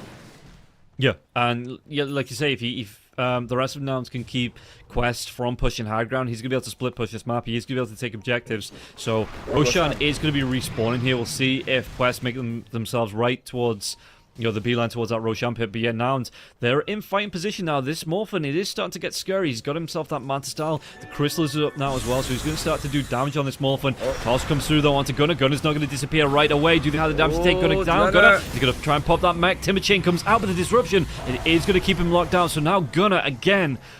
These players being separated when you have no vision is a big risk to take, and they're going to lose that Timber Saw for the next 43 seconds. Awkward timing. Roshan's respawned, and PSG Quest, they're walking towards it. Gunner, he's definitely been caught a lot this particular game, and that might have been the biggest opening PSG Quest gets. You know what I mean? It's like we kill him, he dies to the neutrals at one point. It's not his game. It's not his game. And Malik, how's he looking? Just again farming out. They didn't check Roshan. They assumed it was a very fast Roche respawn, I think. So they haven't actually checked it yet. Oh, see, I mean, TA2K is making his way over there. He's got his face boots. He's got that blink dagger coming up in a few seconds as well. And Omar might just check the pick here. He's got a camera on. Woo! That's right. I mean, it's very important. So yeah, straight into the pit they go. Nouns not going to be able to contest this. Nowhere near being able to contest this. Even with the smoke coming up here, it looks like from the side of Nouns, they know Roshan roars. He's already down lower than half of his health. And Nouns not going to be able to get here in time. Well, that's going to be second Aegis. PSG Quest, they're going to be a lot more careful with this one. Or at least they absolutely have to be. Considering that, they now realize this is a losable game. Absolutely, yeah. And again, like I say, maybe just a wake-up call losing those 2 heroes in a row. They realize now that, it's not just a free game. We're not playing against easy bots. We do need to respect Nouns, respect the pressure they can apply here as the right-click start to come through. Gunner, you can 1v5 easy bots. You can't 1v5 Nouns. No, you can't 1v5 Nouns, for sure. Although Gunner's trying to 1v5 PSG Quest, I think. That's happened a lot. Copy. He's got the Hurricane Pike. Oh, forced after the chase out Ducalis. Yeah, Frostbite comes through. Once it wears off, he's actually going to go for the right clicks here. Ducalis. Okay. Crystal Clone. Ducalis. Yeah, there you go. Well, BKB. Any interrupts on the BKB? There's not. And Copy will be able to get himself back to base, but that's a defensive BKB used. Yep, and good job by Ducalis, man. He made him just stay there. And unfortunate for you're not going to feel good if you Copy. Oh, or Lilith. Or Lilith, as he does disappear underneath that tier 3 tower. The tier 2 tower now going to be going back on. Tier 2K says living armor. What living armor? You get the damage out, and Noob will secure the tier 2. Yeah, using your first BKB, you don't even get the kill like that. And they trade 1 for 1. That's kind of nice for now. They've been losing on the Wisdom Rune trade, so getting this one's a big deal. So. Alright, BKBs are finished. 1 on Omar and 1 on Malik. So suddenly you have the jump save and the jump initiate. Oh dear. Just looking, the Morphlin was going to go Yuma towards his BKB before finishing for that Daedalus. Has the Chrysalis up for more damage, but yeah, wants the protection of the BKB. Hey, Fly just got 3 bounty runes. That's a lot. That is 1,200 gold for I'm the not team. being sarcastic with the woos.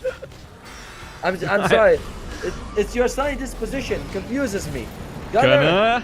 Gonna be able to get himself down to the low ground here. Do they want to try and chase onto this one? Gunner, he might be able to get himself back into the base, but Nouns, do they keep this teammate alive here? Quest, nice. Trying to chase down. Did he pop the Aegis T2K? I mean, he still has this Aegis for another 2.5 minutes. They're not going to be able to pop it the first time. Lemnir comes out, but he does have the Manta style, so T2K going to be away. Almost. If they could have gotten it out, the Aegis out of his hand, they would have been so happy. But it was really good coordination from Nouns. It's just, you know, it's hard to kill an Ursa with a Shadow Demon right behind him. Yeah, and you can see they tried the best and maybe a little bit more damage, but again, he has that Aegis, probably gets out the second time there as well. The Enrage will be coming back up here for the Ursa, going straight in towards the Basher, it looks like. So Manta, BKB, Basher coming out, and he's going to be a ways away. He's still about, what, 2,500 gold from being able to pick that one up. So there's a bit of an opening here for Nouns before that next power spike comes out here for the Ursa Burr. Yeah, I don't know if you want to wait for that, though. I think by the time it comes out, you might lose your Aegis. You only have 2 minutes left. Like, when you're about like 1 minute or less, you don't want to push high ground with an Aegis. You never know what could happen. So if they're not going to push now, I think they're going to be like, alright, we'll go in on the 3rd Aegis. Yeah, and 1.5 minutes left on this Aegis, so like you say, maybe they just back themselves away here, Quest. Just, again, respect the power that's coming out now from Nouns. Respect those timings as telekinesis onto the CM. CM, because you get himself away from this one. There's going to be the Dual Scepter coming out now as well for extra control. It looks like the Ursa Burr, he wants to get involved though. This is a great bait in. Lelis, he's not going to be taking too much damage. It's going to be the Epicenter coming out now. So now the damage, it starts to come out. Can they pop this Aegis? They can.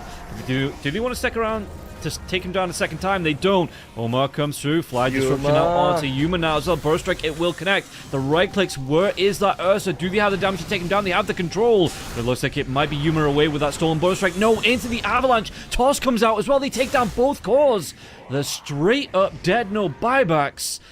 And well, tier 3 towers, they are exposed in the Nouns base. Let's see what Quest do with this. Oh, well, I know what our viewers can do. They can write 1x give. Exclamation mark 1x give and join for the Arcana giveaway, but super unfortunate. Lilith, he was able to stay alive because he stole Enrage earlier, so even though they jumped on me, he was like, alright, I'm tanking. That's cool. And they do get the Ace out of the hands of TA2000. Gunner sticks around just to make sure he can protect Yuma, but loses his life as well. I think from that fight, I was saying it was a ways away, but I think that's the Basher it is. It's the Basher coming out on the courier for the Ursa. And I said it would probably come after the Aegis, so we're both right. Yeah, go us.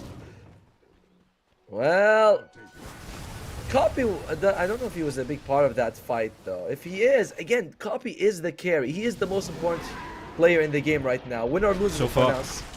Lemmy comes out, TA2K, that's going to be able to pop that Manta style, get himself out of that one. Has the blink if he needs it now too. But yeah, you can see the Nature's Prophet, like you say, going to be the highest on the net worth on the side of Nouns. Got the AC just finished now as well, the Nature's Prophet. Blightstone back in the slot. Do you think he goes for a Deso here on the Prophet? Deso. I don't know. I think they're better damage items. If you want a Deso, you'd have gone earlier and stacked up some kills. Look at this. Yeah. Nouns, they're not getting much kills. So what's the Deso really going to give you? Yeah, fair enough. I'm just thinking, you know, like, tower pushing potential too. You know, just being able to push out the creep waves. Hey, they have get damage out. They have timber sauce. Oh, Fly. Yep. The bash comes through. Fly was trying to TP himself away. Copy and his TP. Do they have the damage in through the BKB? Demonic. They do. He is gone now on the sidelines for 60 seconds, this Nature's Prophet. No threat of the split push coming out, so we'll see if Quest group up as 5 and look to try and break Arax. Alright, Yuma, you gotta transform into Malik and give us a Sand Shroud. Come on, buddy. And somehow survive. Oh, okay, maybe that's not happening. Yeah, it looks like that's not going to be happening. They go straight for the melee Arax. Fortification will come out here from the side of Nouns. So TA2K, I mean, they're going to be hanging around again.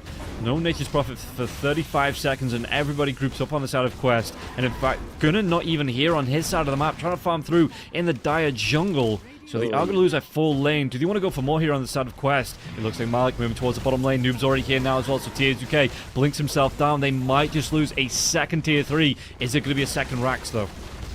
Copy is about 10 seconds away here. They probably recognize that he just bought the Assault Cuirass, so like he doesn't have buyback. If he does, we'll force it anyway. And oh, Glyph comes out. Quest, how much Bloodlust do you have? A lot, it seems.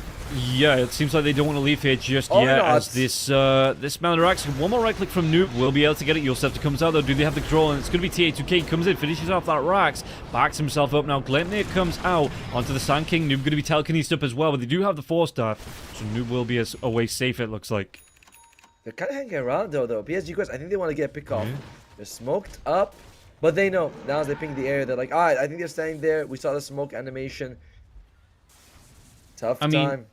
You look at buybacks. Oh, Yuma. Let's not look at buybacks for now. As there's going to be the Bro Strike once again for this Morphin. No, onto Malik. Malik, he pops that Bloodstone. Trying himself on the back lines. They're going to try and make another dive happen. They're going to be able to get the stun onto Gunnar. Gunnar tries to move himself away from this one. There's going to be the enrage once again as the overpower comes out. Yuma trying to move himself away from this one. But the Bro Strike, it connects onto Yuma as well as Fly. Stolen Bro Strike. The Avalanche, they finally get the block. Malik with the triple kill. Now Ducalis will get low. Gunnar might be able to get this kill. But it looks like that's going to be all they get as the fight coming through. They're not going to be able to get the Rampage because TA2K did get the kill. Gets himself the double here. GG will be called. Now it's going to go down in 34 minutes. It was just Quest from the start doing an insane job, right? They got first blood in the bottom lane. They got Malik triple kill. He gets a Bloodstone. He's unkillable. Mid lane, Tiny. You know, we know Tiny mid what he can do. But the Nature's Prophet, you want to go Gleipnir. It's time you need to farm. You're not really impacting the map. And we saw Gunnar also get shut down. When he tries to split push, he loses his life. PSG Quest just firing on all cylinders. And this is a difference of the style, right? It's aggressive from PSG Quest. Nouns is very much a, we'll wait, we'll be patient, we'll try to come back later. Yeah, and exactly what I talked about in the draft. You know, the Ursa, even before the Battle Fury was up, was getting involved in the kills, whereas the Morphin was trying to avoid them. And the fact that TP into the mid lane when he was trying to help out Copy, you know, he leaves the Sand King to get free farm. I mean, the Sand King was getting free farm anyway. It cuts down the net worth that the Morphlin's building up, and it felt like he never really recovered. There was a bit of a blip where they got the kill onto TA2K, they got the kill onto Malik on the Sand King there as well. It's like, okay, now are they back in it? But they never really made anything happen after that. And yeah, you can see that PSG Quest, they tightened up the game after that. They stuck together. They didn't let Nouns find these 1v4 pickups. They didn't, you know, overextend. And it was just great gameplay coming out from the side of PSG Quest. Another thing is that when you play this more reactive style against a team that's winning with their aggressive style, your supports tend to be very low level. And we saw that when Ducalis and Omar are 6 and Fly as well as Les are 4. And you're like, we don't have our ultimates. So it's just, you know, compounding other problems. And if Nouns can fix one or two of these, the rest will disappear. You know what I mean? Like if Gunnar does better, suddenly you're going to get kills, the supports get levels. Or the other way around. But everything fell apart, unfortunately. Yeah, and it felt like, again, Copy could never really leave that mid lane. You know, the Tiny was making rotations to the side lanes. He was trying to apply the pressure, but there was never that kill factor coming out early on in the lanes for now. And so Copy never really got the chance to make those rotations, get the Sprout kills out. You know, he did get a couple with the Wrath of Nature when that started to bounce around. But it doesn't really make up for the snowball you want to build up on that Nature's Prophet. Yeah, you want something like a Hoodwink and a Snapfire in situations where you have the Nature's Prophet, right? Because you're like, we get some aggressive guys going some damage. But when you have Treant, Protector, he's more of a healer. You know, he heals with his touch. He doesn't damage.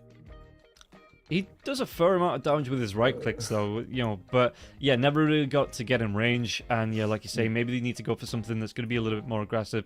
Obviously, the Enchantress got banned out, which seems to be the go-to for the pro teams here to be able to do the damage from that support role. But I'm surprised from the amount of hoodwinks I saw before this event for the last month or so. I don't think I've seen one in the games that we've cast so far. And yeah, I'm really surprised that the hoodwink isn't making it through the drafts. It's actually Lilith's most played hero, so I was also kind of like, oh, that might be something we're seeing. So a little bit, maybe we'll see it in the next game. It would have worked, and you know what? Besides just the kill potential, it works well with Sprout also. Free 3 is a little bit very fun. Odds now very much in favor of PSG Quest. Something of a miracle for Nouns to win 2 games ago. We can look at a little bit of the stats here. Damn, it's really one-sided in favor of what isn't it? Yeah, you look at the damage between the two carries here, 10k to the 24. The net worth, TA2K was 10k ahead in terms of net worth here as well. And yeah, that's a trend. Apart from the Nature's Prophet, that is a trend all the way through the list here between the two teams. I mean, Ducalis did more damage than Yuma. I don't. But to be fair, he has a negative KDA. Well, KD. So that's kind of bad for Ducalis. You can't die like that, buddy. 2 and 4. That's very bad. On a Crystal Maiden? Yeah, that's what I'm expecting. Yeah, that's not anything different. Yeah, like you say, that everybody there on the side of PSG Quest did more damage than that Morphin. And maybe coming into the second game, Nouns, they need to go for a hero that is a little bit more on the aggressive side. They need to go for that hero that isn't going to have to spend 20 minutes in the jungle finding the farm. You're finding those initial items as the MVP. It is going to go to the Sand King. Oh, man. I mean, I suppose, once in a while, by accident, the offlaner gets it. Yeah, he crushed. You know what? It was Omar who deserved it. He crushed the lane and allowed Malik to get all the gold and experience and all the good stuff. And thanks to Omar, position 4, Malik was able to snowball. With Omar literally pushing him down. He's like, come on, buddy, you can do it. So, I think if he deserved the MVP, he would have got the MVP. Whereas Malik, he deserved that MVP. He gets the MVP. So that is going to be it for the first game, everybody. But it is going to be a best of 3, so we have more games to come. Don't forget to get involved in the giveaway that we have going on throughout this and the main event as well. 1x give in chat. Get yourself entered into that because there's going to be Arcanas given away. Who doesn't love free stuff? I like free stuff. Otomo likes free stuff. And PSG Quest, they like free stuff because that was a free game for them as we see the Arcanas being given away. And we will jump to a break and be back with the second game of this series right after this.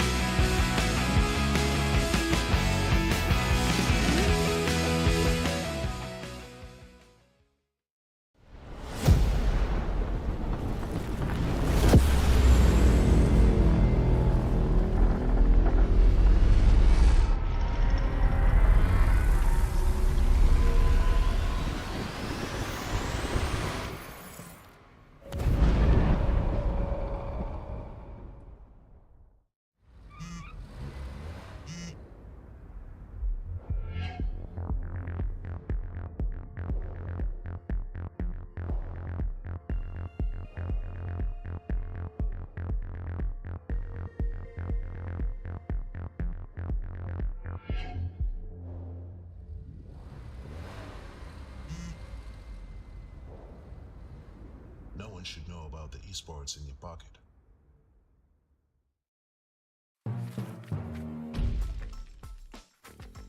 Welcome back in, everybody, to the FISSURE Universe Episode 3 play-ins, and we'll see if we can't get ourselves a victory in coming out here between these two teams, because it's looking really good for PSG Quest. You know, Nouns, hopefully they can make a fight back. We'll force it to a 3-game series, but yeah, the winner from this will move on to play the 1W team here in the lower bracket finals, which is Otomo.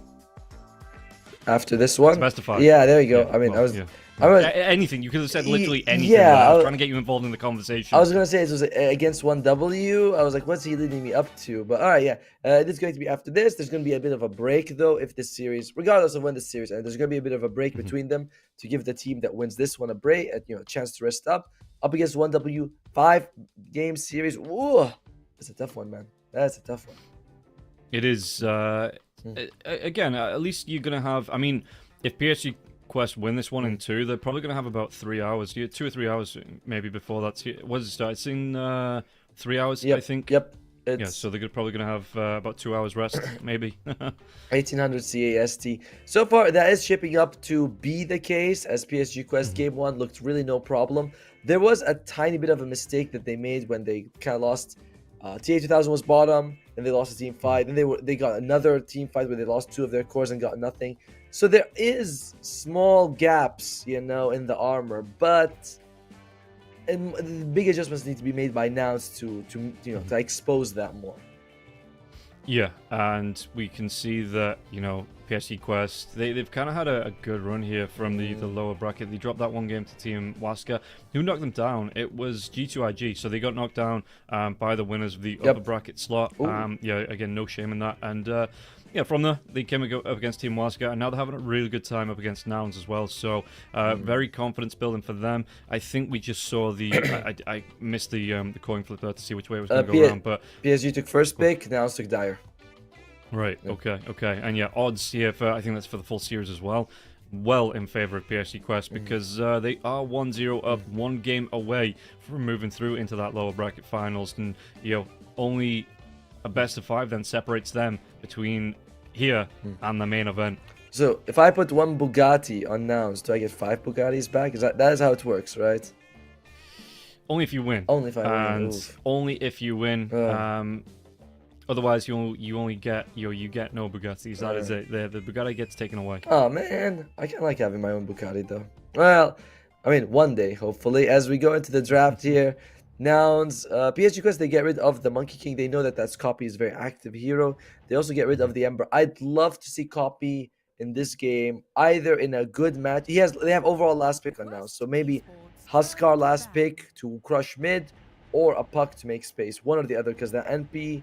Oh, that was not it. That was not it.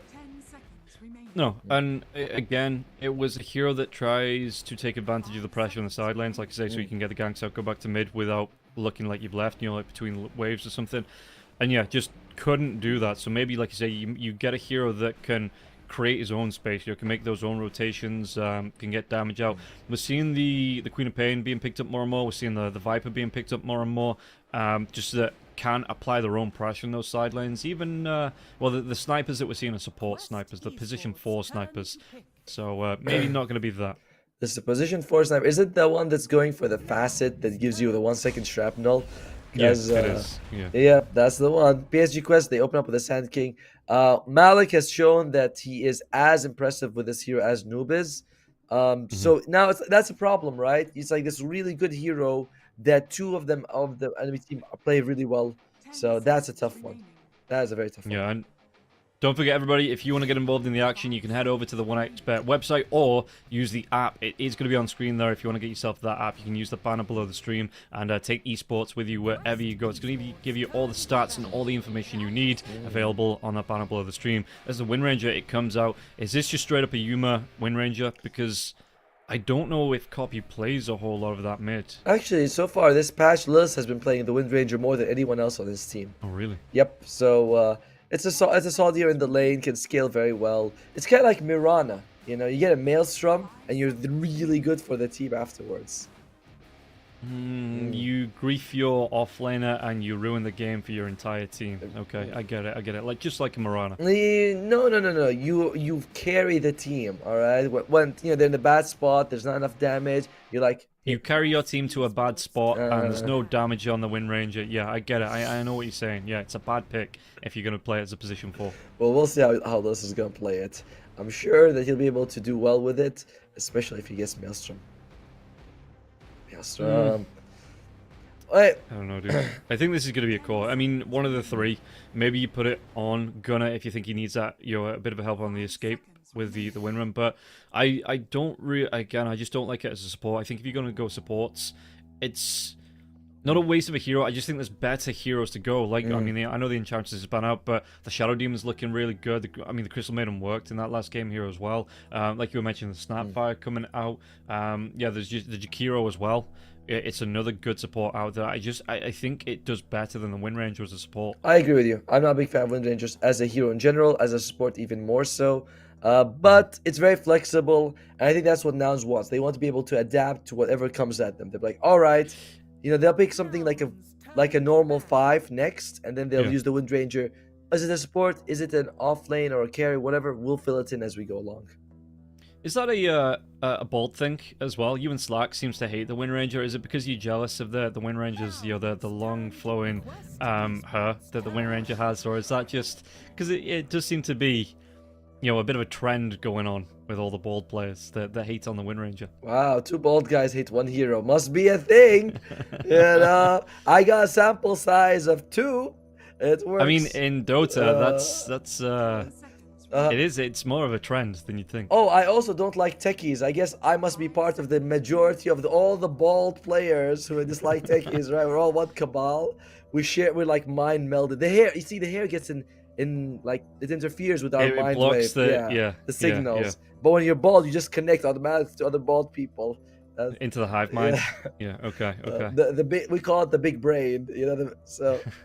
No. My issues with Wind Ranger is that as a core, I feel like he doesn't scale that well damage wise, right? And as a support, if you miss your shackle, you have 2 skill shots, shackle and power shot. Have you ever missed both? And then you're like, wow, I literally do nothing at this point. So that's my issues with the hero. It's too easy to mess up and doesn't scale. Now that's the hero does come out. That's a good boy. That's a good hero right there. That's another. Snapfire. That's another one. Oi, that's scary actually. Yeah, I did actually see a rare sight as well. In the last week, I saw the support Wind Ranger going for the Whirlwind build, and it just did, like you say, it did nothing. It was terrible. Oh yeah. Although I actually like Whirlwind more than Focus Fire, but it's fine. It's fine. Why? It's you can hit multiple people. So you do no damage, and you have to be in the middle of the fight as the Wind Ranger. That part is true, right? I didn't think about that part. But I've generally had good experience with the Whirlwind more than the Focus Fire. Is it because you're playing against it? No, I played with it. Okay, here's the thing. The problem with Focus Fire is that sometimes you use it and the person dies instantly. But Whirlwind, even if they get out of range or they die, you still have impact with your ulti. It's more versatile. Yeah. Wait. Let me connect to Slack, see what he thinks. He agrees. Yeah, Yeah, well, that's both bad opinions, so that doesn't surprise me. Sorry, the 2 bald opinions are correct. That's what you were saying. Let's say. Okay, so they're going with Gunner as Beastmaster in this time around, and I imagine. Which one do you want to take? Do you want to take Yuma's hero? Half copy, take the last pick. I guess maybe. Huh. Wow. Is it the Mirana, the Beastmaster in the offlane? You've got the Wind Ranger now as that carry, and yeah, you might just last pick the mid lane hero for the side of Nouns. Yeah, they're gonna keep flexing the Wind Ranger for a while, because as we mentioned, Nouns has last pick, and they pick Mirana. Oh, Mirana. Very... Yeah. I had the same reaction. It's like, you want to win this match and you pick a Mirana? I mean, firstly, another great Maelstrom builder, so that's always nice. I mean, it's Mirana Shadow Demon, one of the most iconic combos in Dota 2. I don't know how much she's going to be able to help a Beastmaster in the lane. I never think of Mirana as like, wow, you're going to crush it against a Jakiro. Oh, I love this. heroes are just gonna disappear. They're just gonna straight up, this PA. Yeah, I really like this coming out for the side of PSG Quest. It's going to group up well with the Snapfire as well, with that little shredder. The damage output is going to be immense, and you've got the control to come through from that Jakiro and the Sand King here as well, so you can just go pure damage on your right-click carry. I like this. I like this for PSG Quest. I won't say I love the PA in particular, as in she's like the best fit, but I like the overall that we're seeing, right? Good mix of damage. Omar's probably gonna get yourself your team a mech, so you're gonna have that bit of aura for your team. I love the ban of this Sven. They're like, we've got overwhelming physical. Let's remove this Sven. It's a very nice ban. Have you seen, I was just thinking, like, now and Zio, they have the last pick, they have probably going to be the mid lane. I saw a video, it was sent to me yesterday, of this. It's never going to work in pro matches, but it's, they were calling it the birds build. The birds. As you get you get a Cortal for your mid lane. You get the I'll send you the video afterward. You get the Beastmaster.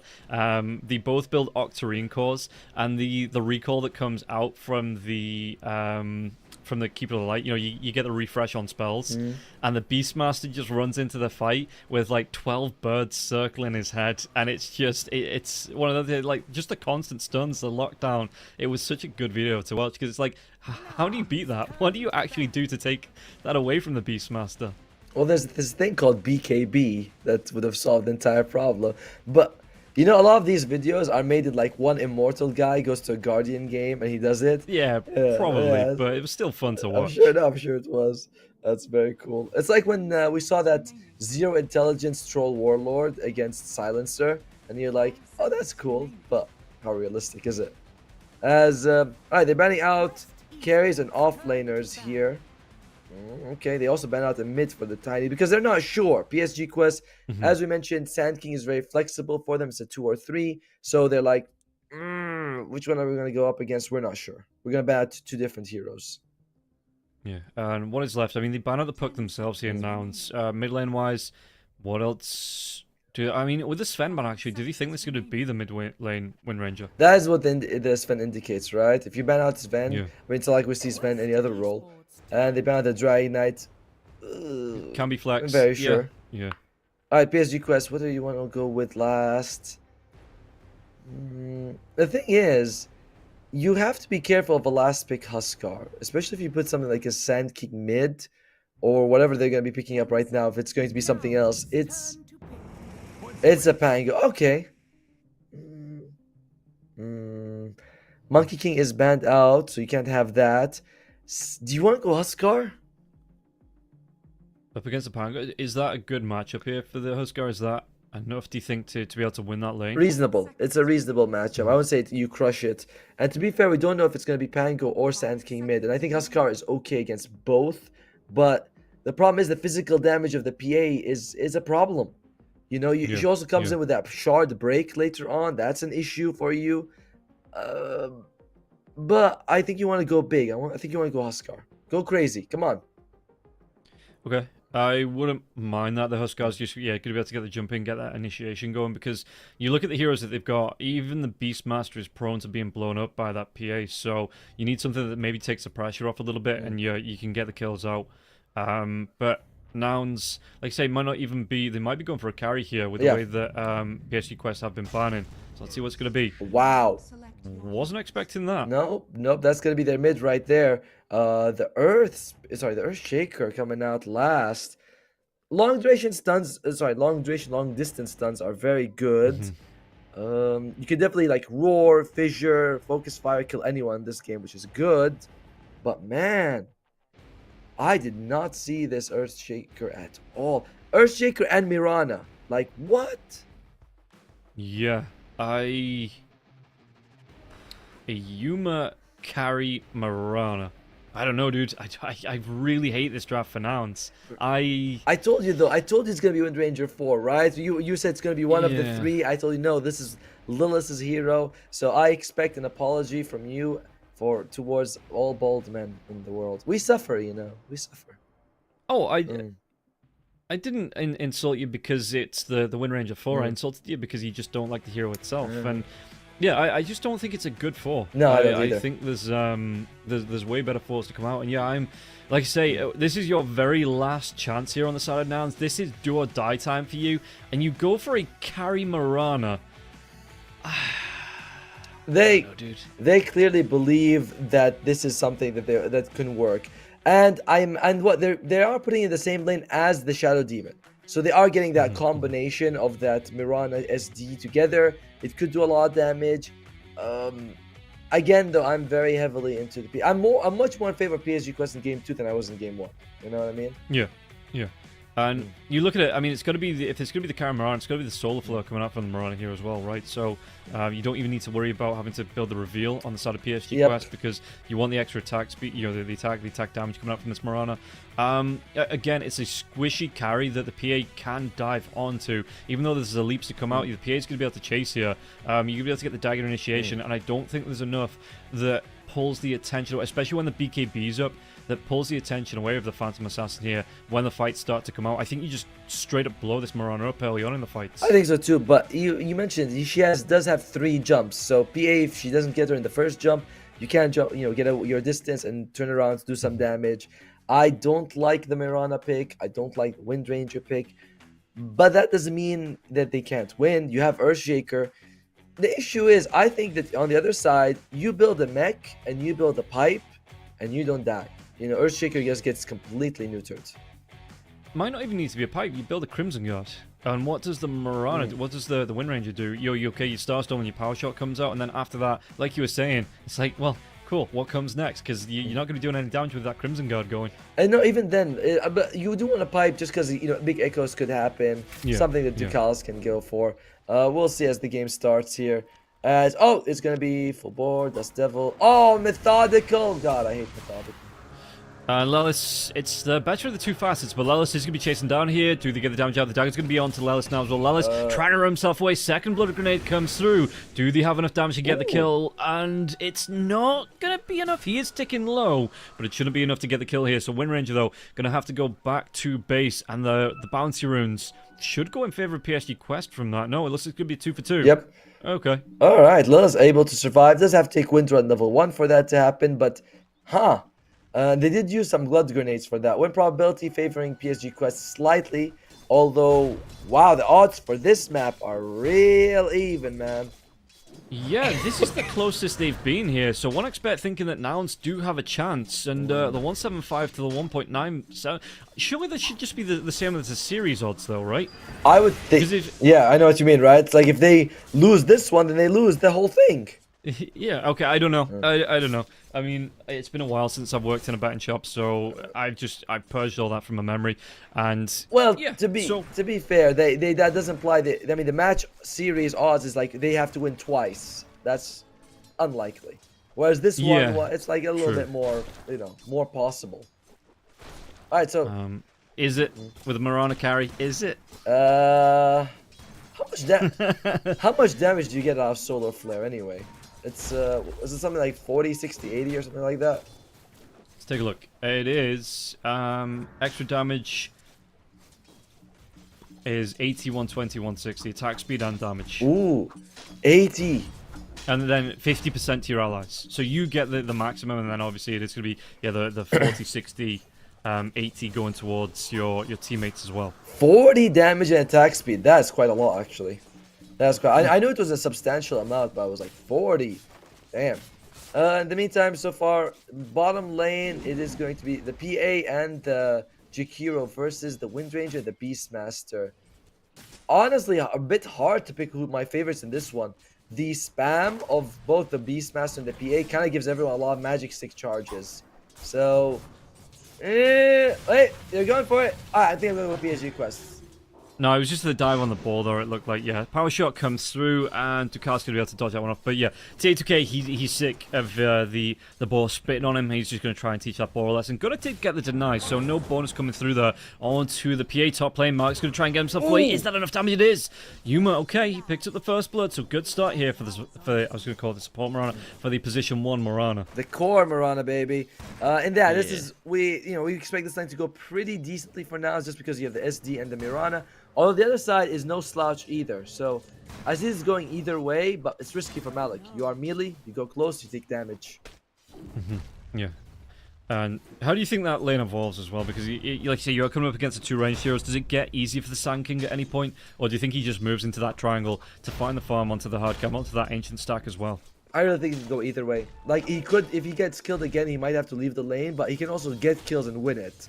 It's tough. Fly would probably be their target. You know, you're not killing Yuma. Yeah. Mid lane is the... I suppose you try and bait out the disruption with the cookie jump as well. I mean, I wonder if Omar even goes for the cookie early on, because you do have that burrow strike, so maybe use that cookie to close the gap into the burrow. Yeah, at one point the cookie, right? He took full bore, so I imagine he's going to go for like 3-1-1 or something like that. Gonna be harassed out a little bit. TH, does he want to try and go for the dive here onto Gunnar? Gunner's going to take a lot of damage from this one. The dual breath as well as the liquid ice. I'll just give you the liquid frost. Is liquid frost not just water? Yeah, well... I suppose it's not as impressive if you're calling it water breath. Here is Omar burst strike away. Malik, there is going to be the leap in. Omar's going to take a lot of damage from this one, the Starstorm, and the leaps from Yuma. Oof. Can he get the damage onto Omar? He will go down. Fly gets the credit for the kill. It's okay, this lane going okay for the start for Nouns. Yeah, Omar actually took the arrow to protect Malik. He's like, I'll get down, Mr. President. But, you know, that's the problem being a bodyguard. Occasionally he gets shot and killed. Yes. And Malik gonna try and move himself away from this one. There is gonna be the arrow. No, the burst strike. He still got hit by the arrow, though? He did. Same tick, I guess? Yep. Okay, lucky for him, he was able to get out that. Well, do you think you'd make a good bodyguard, Rob? Me? Yeah. No. I saw that. Alright. I want to live. I'm not taking it. But you do get. I mean, technically, you'll be living the good life. You know, you'll be like, sure, I'll take a bullet for you. No, I'll be watching people live the good life. You don't get to participate. You're the security. Yeah, but you're not gonna be on call every day. You know. Yeah, but no. Alright, fine. Copy is having a decent time in the mid lane against Noob, although it's fairly even, right? It's just like a couple of denies and one CS separates them. Looks like. Yeah, Go on. I was gonna say, it looks like Copy is taking a bit of harass here. Level 6s are coming soon. Oh, Omar. Copy Cookie comes out. He's gonna be able to get the stun out here onto him, and they do get the kill. I was about to say that it felt like the Earthshaker did start out on front, just be able to get that enchant totem out here onto the Pangolier in the mid lane. But Noob, once he's got a few levels under his belt, has been able to turn that aggression around. Malik. Yeah, Fly wants to chase onto this one. The damage isn't going to be enough with the Shadow Poison that he had stacked up. And now, well, Omar, does he want to chase onto this? He's going to get a little bit of damage. The Cookie comes through as well. Where's that Scatter Blast? Is it enough for the kill? One more right click. Fly will go down. Omar, he might sacrifice himself for this kill. But does he get himself involved with the neutrals? He might even get a courier from this as well. The right click's out, but the neutrals, they actually proc onto Yuma. So Yuma will still be able to get the kill onto Omar. Oh, meanwhile, Lilith gets the kill. So both position 4s rotate and get themselves a kill on the mid laner. It looks like it was a power. Was it power shot kill? I think it might have been, yeah. Although when I clicked on him, his cooldown was available, so maybe just walked in and was able just to get that last hit. Maybe. Either way, man, as is usual, the positions 4s dictating the pace of the game, saving their offlaners, killing mids. Damn, Omar is in trouble. He's away. I mean, he's going to be able to get some solo XP while the Pango is dead here. Malik taking a lot of damage. Disruption comes out this time. Do they have enough with the arrow to get the kill? They might just do with those Shadow Poisons here. Malik's going to take a lot of damage. Doesn't have a wand or a stick or anything like that. When the Rolling Thunder does come through, Yuma could be in a little bit of trouble. Does he get the damage out? Now he's going to try and get himself down to the low ground as the dive comes in, and it looks like it is going to be enough. Noob gets the credit for the kill. Had enough time to turn himself around, and no dive there, from the Marana, and the damage coming out from the Snapfire. 3 heroes grouping up, and it is going to be a good kill. Copy, though. He sees Noob. Double shield crash onto Copy. Copy. Does he have that extra slam available? He does, and you can see that Noob is aware of this one. He plays away from that big camp, doesn't walk himself into it. Yeah, but he's got Invis Ruin. Oh, Noob should see this, and he does. Double shield crash once again. Copy taking more and more harass as the lane starts to build up for the Pangolier. I'm interested to see what Copy does in this game, what he builds, and how active he's going to be. Oh, Malik.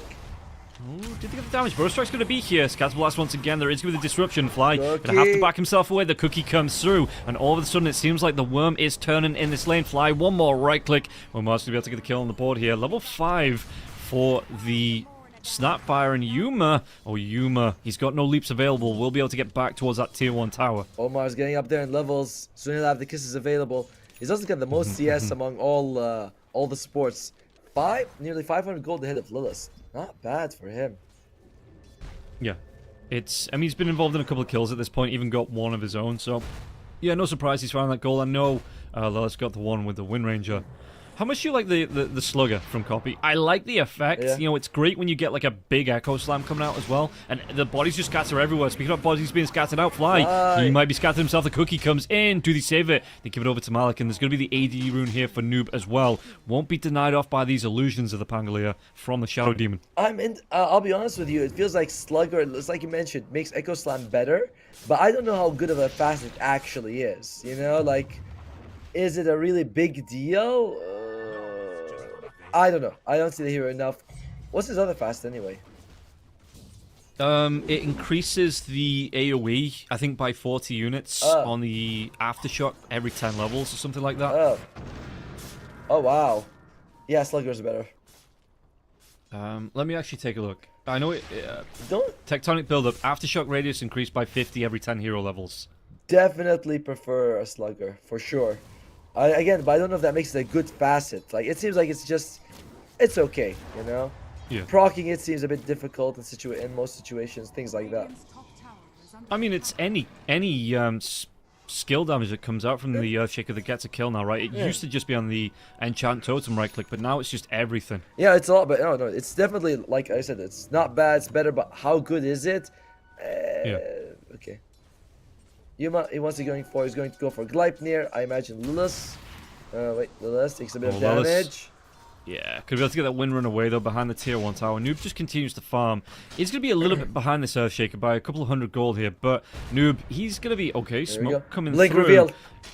Earthshaker has that blink that they want to try and go into Noob. He does have the shield from the shield crash. Echo Slam comes out, only onto the one, but it is going to be enough, it looks like. And he is going to be knocked away. Home run coming out here from Copy, and now Omar was trying to get that leap out. The damage deal from Yuma. Yuma's rotated again. He's rotated in that last game early. He rotates early in this game, and they do get the 2 kills on the side of PSG Quest. So, Nouns, it's not... I mean, we talked about it. We wanted to see a little bit more aggressive hero than that Morphlin in the last game, and... At the minute, the Mirana is providing it. And don't forget, everybody, if you want to get involved, you can head over to the 1xBet website. Use that promo code UNRVS3 and get yourself up to 100% bonus on your first deposit. Check out that pinned message in chat, as 1xBet is going to be providing you with some great odds. At the moment, though, the odds are looking very good for Nouns. They are ahead, whereas in game 1, they're like 3,000 gold behind. And... to be fair, though, PSG Quest, they have chances to come back, right? You got the Sand King, you got Pango, 2 good fighting cores. You have Jakiro and Snapfire, great supports at this stage. It's not over by any stretch of the imagination. Oh, no, absolutely not. And I mean, it's a Phantom Assassin game, right? This is one of the heroes that just comes in and can delete pretty much every other hero in the game in 3 right-clicks. So, with the Phantom Dive, you can never really rule out the Phantom Assassin. Yeah, but he has Methodical. It's the best facet for them. Oh my! I'm not having this conversation with you again. No, dude. it's clearly that it's clear you'll never learn. You'll never learn. Oh no, I'll never learn. Let's just head over to www.dota2protracker.com. Let's see how. Phantom Assassin. Okay, here we go. Here it comes, boys. Prepare to. So. 320 matches. Veiled One has a 15.9% pick rate and a 41% win rate. Methodical, 1,692 matches, 84% pick rate, 47.1 win rate. A win rate difference of nearly 6%. Methodical is the better facet. I don't know if that really convinces me. I mean, Copy jumps away. Multi-kisses are going to rain down here. Copy's going to take a little bit of damage from this one. But do they get the kill onto Yuma here? Yuma, he might take a lot from this one, the Fissure. So they do get the kill onto Dekaz to chase out Noob. He doesn't want to go for that Rolling Thunder. Omar's going to be away here as well, it looks like, underneath that Observer Ward. But no jump comes in from the side of Nouns. Very risky moves right now are coming out from PSG Quest as... Oh, what the hell? Where did the Cookie go? I heard it. I didn't see it. I think it happened the exact same time he did his swashbuckle. And you can't have two forced movement abilities. Alright, you must got them, Yastrom. Okay, Farmer's gonna be much faster for him. Alright. Yeah, meanwhile, how far away is this Battle Fury here? In fact, I think it's coming out of the PA. There is with smoke rotation coming through from now. So you can see that, yeah, they don't... What I guess! Well, they know exactly where it is, TA2K. The power shot. Good combo coming out from this Earthshaker Wind Ranger, with the power shot being able to finish off these kills. Possibly one more. No arrow. Ducalis, though, he's slowed down. He can't TP away. He's definitely dead. Yes, he is. Okay, so going fairly well for Nouns here in this early portion of the game. The first 13 minutes, they are definitely ahead. And yeah, this draft, maybe they picked it. They knew they couldn't go late game. They didn't want to try and go late game up against PSG Quest. So they went for a very aggressive lineup. And so far, it does seem to be working for them. I'm very surprised by Noob's item choice. First item, Axe. I've seen some auras. I've seen some diffusal. I've seen the Echo Saber build. First item, Axe, is very unusual. In the previous game, TA2000 had Battle Fury in 11 minutes and a half. He is still away from the broadsword and the recipe. Yeah, he's not been able to. Well, he's not been able to find any kills in the lane either. It's not been the speedy build that we saw in that last game. And I mean, every time I see a PA, the second item is usually the BKB. Do you think that he needs to kind of get that one as the second big item with all the control coming out, all the magic damage on the side of Nouns? Oh, or yeah. do you want more of a damage build? No, I want BKB. Unless the situation changes, but right now PSG Quest, you're looking at it like, guys, we might not be able to hold off that long for you to go, you know, Deso after or something like that. It's like, we might need you to fight right now. Yeah, the build that I do see from the Phantom Assassin is usually the, especially with the Wind Ranger being in the game here, that you get the Battle Fury, you get a BKB, and then you either opt for the MKB or a Basher as the next item. Yeah, and Shard at some point is also really good. Yeah, you know? yeah. Was it like, it's something like 20% of their max health as damage? It's pretty absurd. Oh god, Omar loses his life. Omar gets picked up again, so Nouns will be the first one to 210 kills in this game. 4k net worth lead coming out in the first 15 minutes, so really good start here for Nouns. They are making a case for a game number 3 in the series and maybe potentially forcing it through to that lower bracket finals. Very convincing. Look at Lilith's farm. He is actually competing quite well with TA2000. And Gunner, what's he going for? He's going for the Helm of the Overlord. It's much faster than the Agam Scepter. If you can get yourself big creep, you can start threatening all these tier 1, tier 2 towers. Yeah, maybe think they have enough damage coming out here with the heroes that they have. So yeah, wanting that push potential, because apart from the Wind Ranger's focus fire, and it is a support Wind Ranger, who really hits the buildings for the side of Nouns. So yeah, maybe they decide that Beastmaster is going to be the objective taker. Well, I'm liking the way that it's going right now for Nouns. Pangolier, by the way, yeah, he did go for the Echo Saber. He had Agam queued up, changed his mind, and he's going to go for Blink. So way more of the standard build coming out from Noob. Yeah, and it looks like it is going to be the BKB being queued up here now as well. Lelis could be in a little bit of danger. The Liquid Frost does come through, and it looks like the Ice Path will connect as well. Lelis so back. Oh! Okay, the multi-kiss is going to be used here now as well. No, Disruption, going to try and keep the Wind Range, but it does mean that the multi-kiss is going to be right underneath his feet. And I don't know if that was a help or a hindrance, but the Echo Slam, was it going to come through? No, it doesn't actually get that one off because the Creep Wave and everybody else walked away. They do still get the kill. Rolling Thunder will end. The Roar comes out though. And do they have the damage to get the kill onto Noob? Malik will fall. Omar goes down. Noob will be the next one. And now they chase it onto Ducalis. Ducalis trying to Nouns. And then the Fissure for the block. Ducalis turns around with the dual breath, but it's not enough to keep him alive. Dude, Copy came from such a perfect position. PSG Quest, they're like, well, what do we do now? Kisses as well as the Pango roll being used for that kill. Maybe it wasn't worth it. Oh, things are getting real bad. Things are getting real bad for PSG Quest. Oh, ain't looking great, mate. As the Copy, was that I think it was the Acceptor being queued up here, and Copy inside the jungle. There's no vision of this one. Throws the Fissure out now as well. Noob, do they roughly know where he is? They saw him move over here with the ward, and Copy's going to be able to go for the TP away here. So, yeah, we'll be able to get himself out back to the mid lane safe. Radiant, they used the scan. I think they found Lilith with the scan, but he was out by the time they got there. I want to say that PSG Quest, despite what's going on, they can still win a team fight because, you know, Blink Dagger on Malik. You have the magic damage from the snap and the Jakiro. You can take this back, but it's tough. Now this is a really good spot right now.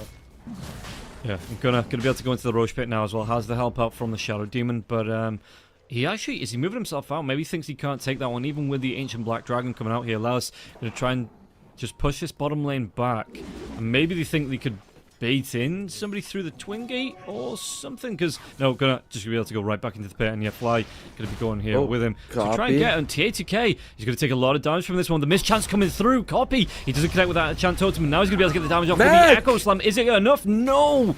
They don't get the heals off in time, and Copy with that haste rune will be able to get the kill and then get himself out up against this Phantom Assassin. Oh, Omar shows up, uses the mech in time, but it's not enough. Copy too strong.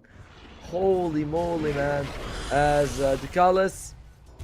Arrow, I think it connected onto a creep there. Power shot going to be off the mark now as well. Do they have a shackle? They do. They're going to have that point blank lockdown, and Ducalis will fall.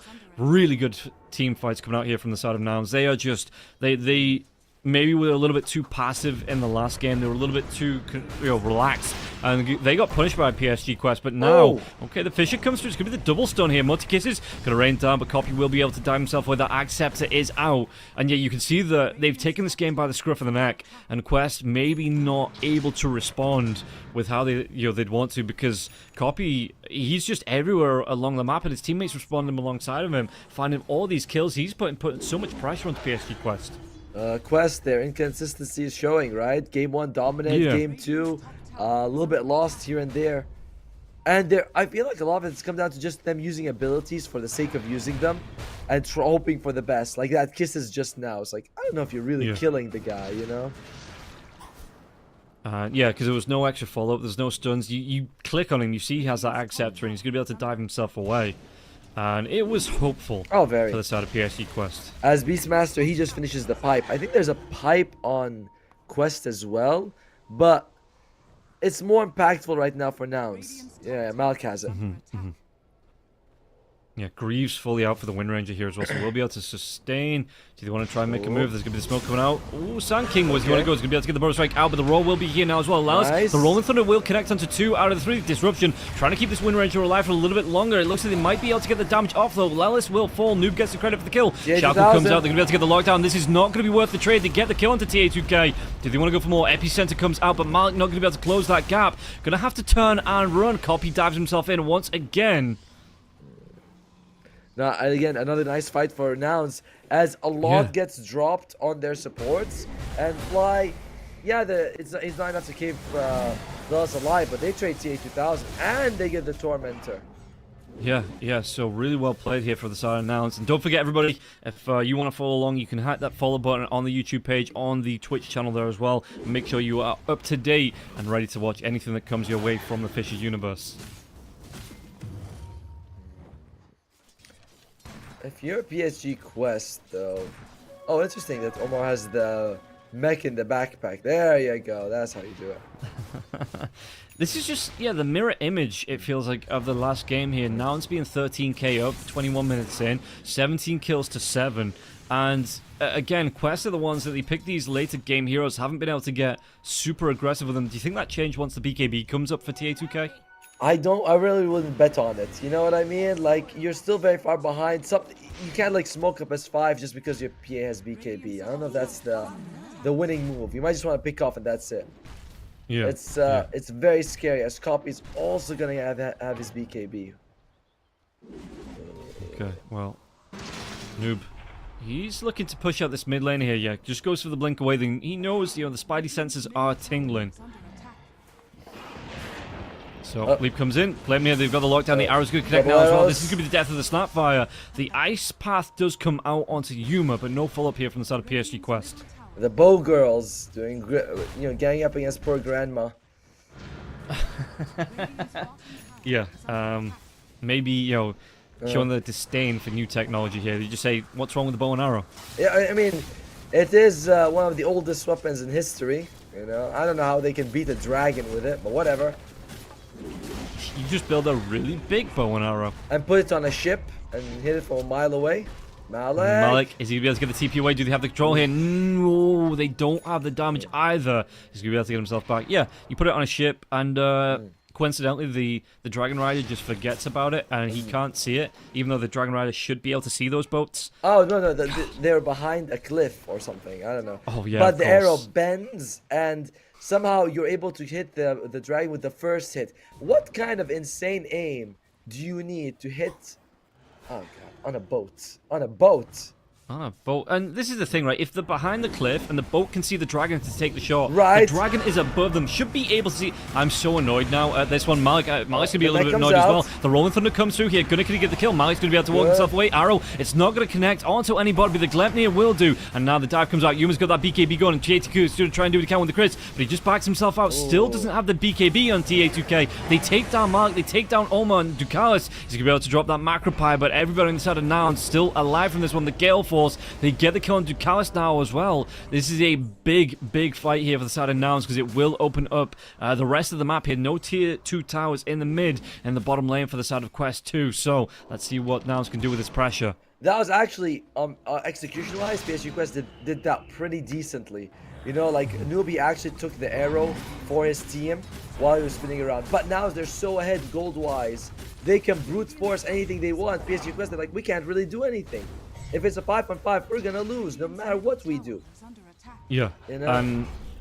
Yeah, that's how you see. Yeah, with 18k up, that's a good, you know, maybe 2 items for each TA2K. There is going to be the Gale Force now, and Focus Fire comes through TA2K. So you want to try and go for the right clicks until Ellis. The Shackle Shot comes out. It's just misses on misses on misses though, and it looks like finally the magic damage comes through and Yuma gets a kill. TA2K not really going to be happy with that. Well, he doesn't have the lack of a BKB. Look, and TA2000 is barely ahead of the sports in terms of net worth at this point. Now they've got them by the throat. Would you have preferred? Oh, okay. Burst Strike trying to get him away here, Marley. The Cookie might help him out. The Gale Force going to pull him back, though. Shackle out, so the Sand King not going to be able to move away from this one. The Gleipnir will connect. Was that arrow? They get more damage off, and Malik will fall. Does this open up the tier 3 tower? Yeah, would you have preferred PSG Quest to go for a hero that matches the tempo of the Marauders? Looks like Oma is going to go down again. Macropire will be used, but they don't get caught in this one. Copy's going to be able to dive himself away, and the damage onto the base, it's just going to stack up and up and up. And Ducalis, no way away from this one. The damage here, look at this, it's just going to go. Yeah, 25 minutes in, PSG Quest are done. They're like, there's no way we're winning this one. Noob still rolls in, but it's completely irrelevant at this point. Really well done by Nouns, man. Like winning the side lanes, and then even though they, Copy died first mid, they were able to turn it around, get a kill on Noob, and then they just snowballed to victory. Well done by Nouns. Honestly, I wouldn't have thought from the draft or how game 1 went that this would be as one-sided in game 2. No, and it feels like the Earthshaker absolutely deserves the MVP when that comes out, because he was everywhere. He was finding the pickups, finding the kills, and yeah, do you think it was a bit of a, not to take anything away from Nouns, because they had a game plan, they executed it, they played really well, they got those kills, but do you think PSG Quest just took the foot off the gas here in game number 2, thought, oh yeah, it's easy, we can go for those late game farm heroes? Maybe. I mean, it was just PA, right? Everyone else should have been able to fight, like Pango, as well as a Sand King. You have those 2 heroes on Malik and Noob. No, it's just Nouns over-execute. I don't say over-execute, so they executed way better than them. Mirana, Shao Demon in the lane getting kills. That was really nice for them. And bottom lane, it was, you don't expect Gunner to have that good of a performance. So, Nouns just came up really swinging, Yeah, maybe a little bit upset with how game number 1 went. So they're just like, yeah, no, we'll show you how we can play. And they absolutely brought that game. PSG Quest really not ready for that. And you can see the odds now. It's going to effectively come down to a best of 1. Basically. So, who executes better in this third and final game? And again, PSG Quest, you talked about it in the first game. They have that kind of, aggressive play style, and they let that one go in the second game. Like they say, it didn't feel like they were making the moves at all. They were responding to these ganks coming out. So I want to see something a little bit different in this third game from them. I do want to see the aggression coming through. But on the other side, Nouns, do what you're doing, man. From that second game, that looked absolutely immense from them, and they are going to be able to secure themselves game number 2 and be in with a chance to move through into that grand finals playoffs coming up in a couple of hours. Yeah, it's like we were talking about Copy a lot. Copy has to do well, and that's what he did in game 2. He got like a 9-minute blink dagger, reveals it, gets a kill on Noob. His team was there, but it's still a big deal. Just the tempo And I love the time when he came from behind and they were like in the water and they had to separate. It's awkward, right? You don't want to go towards the enemy tower, but Earthshaker's coming. You're gonna have to split. Yeah, if you stuck around there, like say you was 3-4 heroes, there was a creep wave there, there was like say that Blink Dagger Echo Slam coming out, and I mean they all died anyway, but they would have died a lot quicker from that. And yeah, it feels like I said, Copy was just the MVP there. He set that pace, he set the tone, and Nouns was really just following through and took a lot of aggression from the sideline because he had to rotate in the supports to deal with that Earthshaker that allows Nouns to free up to put pressure onto the Sand King, to put pressure onto the Phantom Assassin, and keep them in the lower part of that net worth trenches. So yeah, really well played for them. Nouns thoroughly deserved that win. I know I was incredibly skeptical about that Mirana pick, but it did seem to work once they got the ball rolling on it, and maybe that is something that you've got to think about now coming into game number 3. I mean, Mirana Shadow Demon, right? The tail as old as time, and somehow it still works. Gunnar made a really nice adjustment with that fast helm of the Overlord, right? Because you get a good creep, you're able to push. I was like, if you go Ags, you're gonna be a bit slow, but no, it just goes for Overlord, and he's able to join fights. On the other side, TA 2000, when we talk about like Ursa and PA, even with just Balfury, Ursa does a lot more. He's so much more durable. He's able to do a lot more damage. And speaking of that, he did 3,000 damage on the PA. Oi, probably because of the facet. No, you get your 2 points off the dagger, then you jump in with a Phantom Strike. By the time the Phantom Strike's done, you do get that guaranteed crit off. It was just a case of, like you say, the actual pace the TA2K was being put under. What was it, like a 14-minute Battle Fury, 15-minute Battle Fury for him? Yeah, it was really slow. When the Ursa had his in 12 minutes with his boots as well.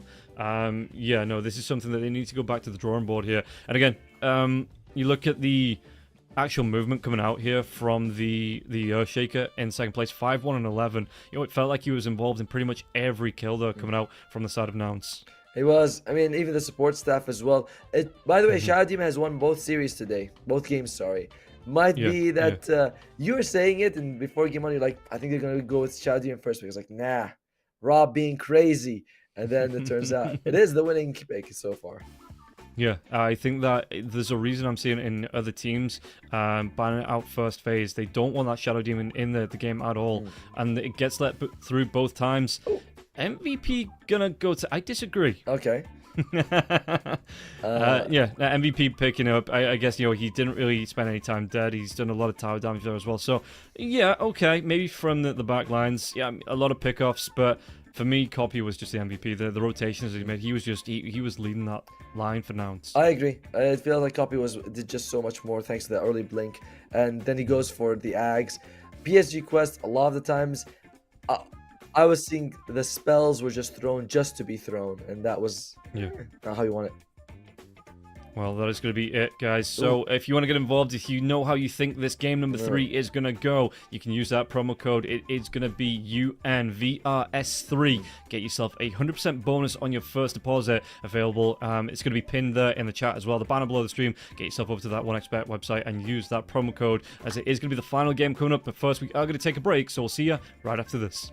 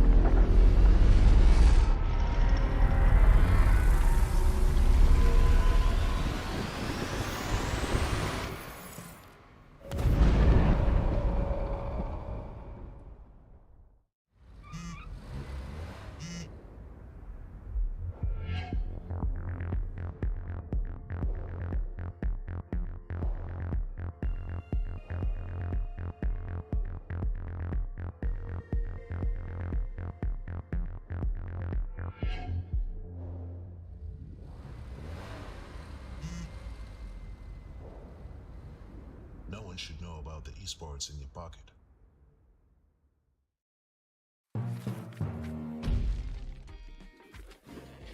Welcome back in, everybody, to the final game of this series here in the FISSURE Universe qualifiers.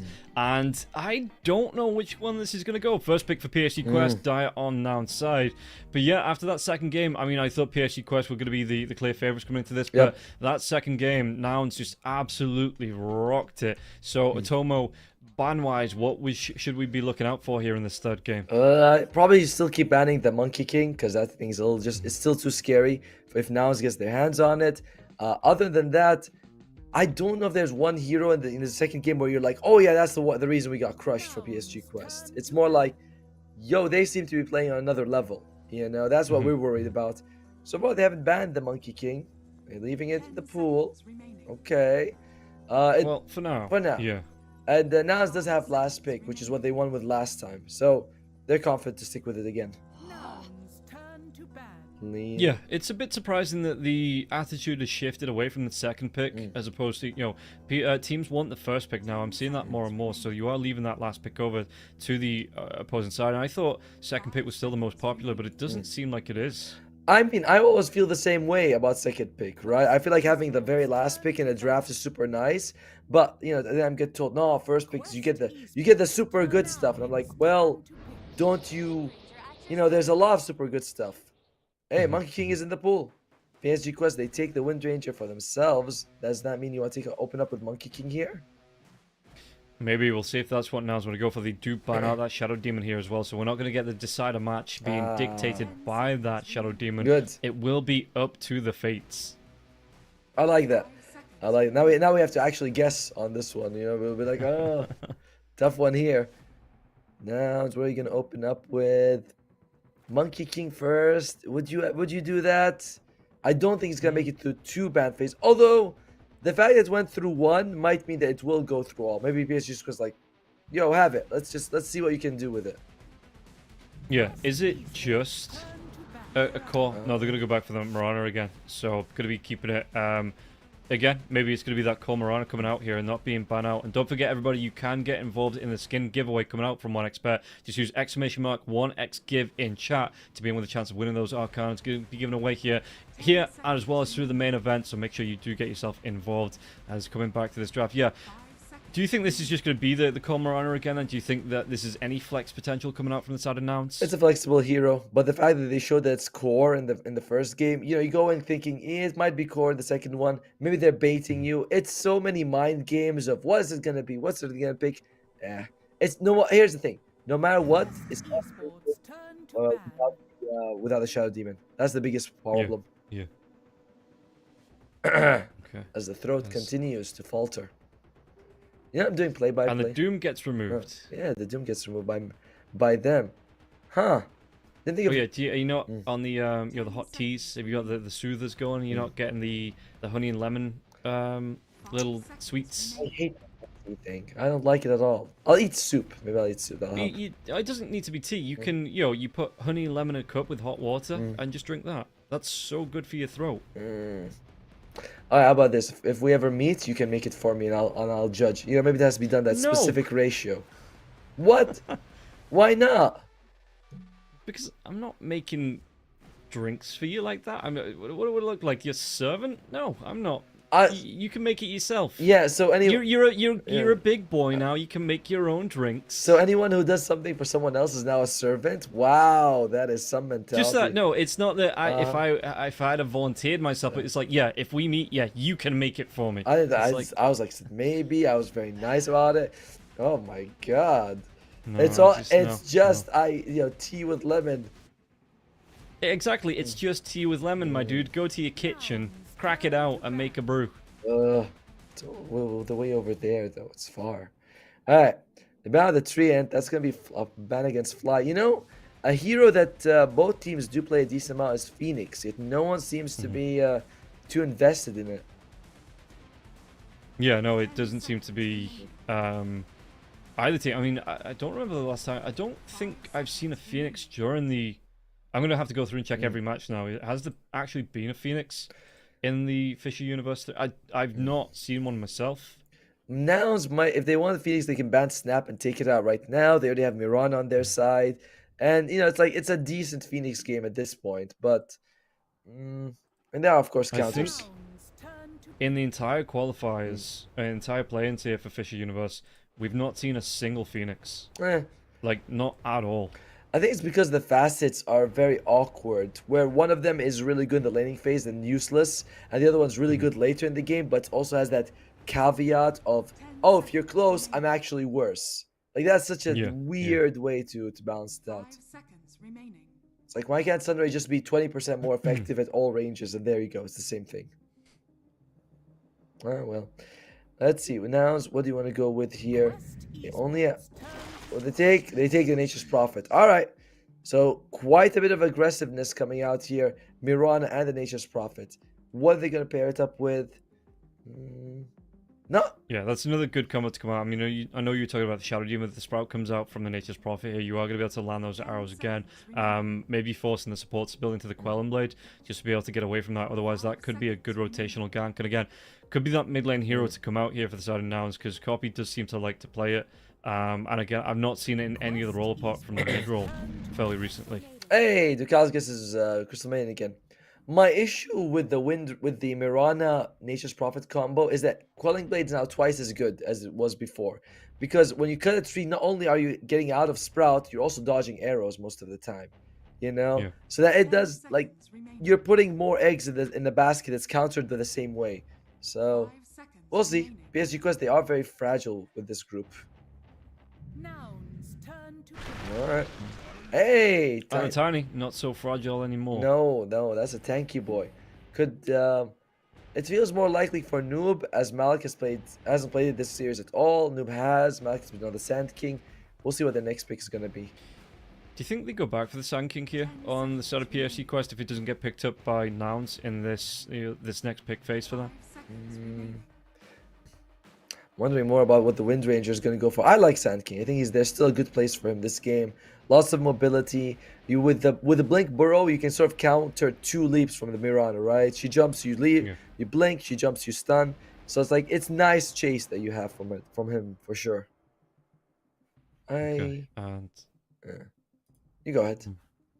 No, I was just looking at Nouns thinking, yo, is it going to be that Cormorant? Are they going to lock in maybe 2 supports here in this next phase, because they do have that final pick, but it then would show that the Mirana was going to be that position 1 once again. I think you take the 5 and Gunner's hero, and then you leave the Mirana for a while. So we might see, like I mentioned, like the Phoenix feels really solid still at this point, and I don't know, what do you want? Centaur, Beastmaster, something like that. Okay, well, we'll see what it's going to be here. And Nouns are thinking about it. They've come through a lot of this reserve time now. 35 seconds left on the clock for them in the reserve time. So, yeah, just trying to take the time. Maybe, like you said, they are trying to go for that off lane. And without seeing what's going to be in the safe lane, whether potentially it could be this Wind Ranger or not, might be a tricky decision for them. I wonder if they just go for something like the Dragon Knight. Yeah, it's going to be that Centaur to come out here. Phoenix. And then maybe, I assume it's going to be one of the supports. Definitely one of the supports. And most likely the 5 supports, because it's a little bit less, the reveal is less. If you pick the 4, Mirana 5, we haven't seen it since, like, Tundra was doing it with snaking. I mean, I know Falcons does it snaking still, but he's one of the few people who does it. So, I expect the 5, Phoenix or Snap most likely. Yeah, I was just looking. The Enches ban out. I know Fly does like that. CM's taken. Can we see a Chen game here? No. Or maybe, who knows, maybe, but I still feel very strongly about the Phoenix or the Snap. As Omni and Shadow Demon are banned out, Enchantress is banned out, and they go with, Support Prophet then? Or 5 Prophet. Well, no. Or 5 Prophet, yeah. I mean, yeah, it could. Oh, sorry, yeah. 1 Prophet, I meant to say. Carry Prophet. Oh, right, okay. Carry could be Carry Prophet, could be Carry Mirana. Oh, I feel confident they want the Mirana and the Nature's Prophet together. It's the discount version of Shadow Demon Mirana. Yeah, but you use Soulmate's bad because Quelling Blade counters that. Yes. I know it double counters it. It does double count. Well, there's another counter. Enigma versus Earthshaker. I guess if you go for like the Pipe and Greaves build, you don't actually care that much about him canceling your Black Hole, because You're not really like you have other things to do. You have to ban the Rubik here if you're PSG Quest, right? Because well with the Centaur in the lane, you've got the Enigma out now. So that black hole threat being stolen. They banned the Gyro though. That's a very clear Yuma ban. I'm thinking they must believe that it's Nature's Prophet and Mirana as the supports. As Monkey King comes out. Yeah, PSG Quest they need a carry. As it's likely that Noob will be taking the Tiny, although TA2000 can take it, but it's like it's one or the other. The carry bans will be safer, and yeah, Monkey King and Enigma would be a big problem. 10 seconds remaining. Yeah, so let's see what this final ban is going to be here for the side of Nouns. Not a lot of reserve time left here as well, so they've got themselves 7 seconds. They ban out the Queen of Pain, again covering bases. I still think, just in case it is going to be that Mirana carry or even the Nature's Prophet carry again, I think you can't look over the Rubik. I think you have to ban this one out here for PSG Quest. I would say that's all. That's safe. You know, you pick Enigma, not banning out the Rubik, even though the enemy looks like they might have their supports, because Nature's Prophet, Mirana, and Earthshaker, very convincing argument that 2 of these are going to be supports anyway. But why not get rid of the Rubik and be safe? Yeah, I just think if you don't, you might be gifting a massive Echo Slam as well over to the Earthshaker. It's a great synergy combo to come through, and PSG Quest might just be handed it to them on a plate. Yeah, what are they going to go with? I don't think TA2000 will want to go for Meepo in this one, because as you mentioned, Echo Slam, but maybe the Void Spirit. You dodge so much of Nouns, like apart from Fissure and Echo Slam, you shouldn't be hit by anything. So they banned the Alchemist. Okay. What's the final pick then? They're convinced that Mirana and Nature's Prophet are the 2 supports. Yeah, I feel like Void Spirit because he's unique. Otherwise, you can go for the Ursa again if you want. Or 10 seconds remaining. Oh, is TA2K not a Wind Ranger player at all? Is he not a that carry Wind Ranger it's gonna be the Marcy. So mid lane, yeah, it's gonna be the mid lane Tiny, right?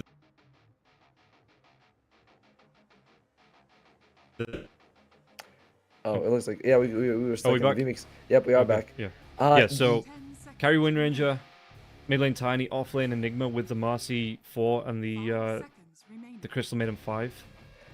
Carry Wind Ranger versus Centaur, and Marcy in general. Well, they go with the Dragon Knight. So yeah, it looks like the read was right that Rubik was not gonna get picked up. PSG Quest, they took an interesting risk. And it does pay off. It is going to be Lilith on Mirana. So is it going to be copy? Yep. Copy on the Earthshaker Fly. So that's going to be your 4-5 combo. On the other side, Omar is going to be the Marcy.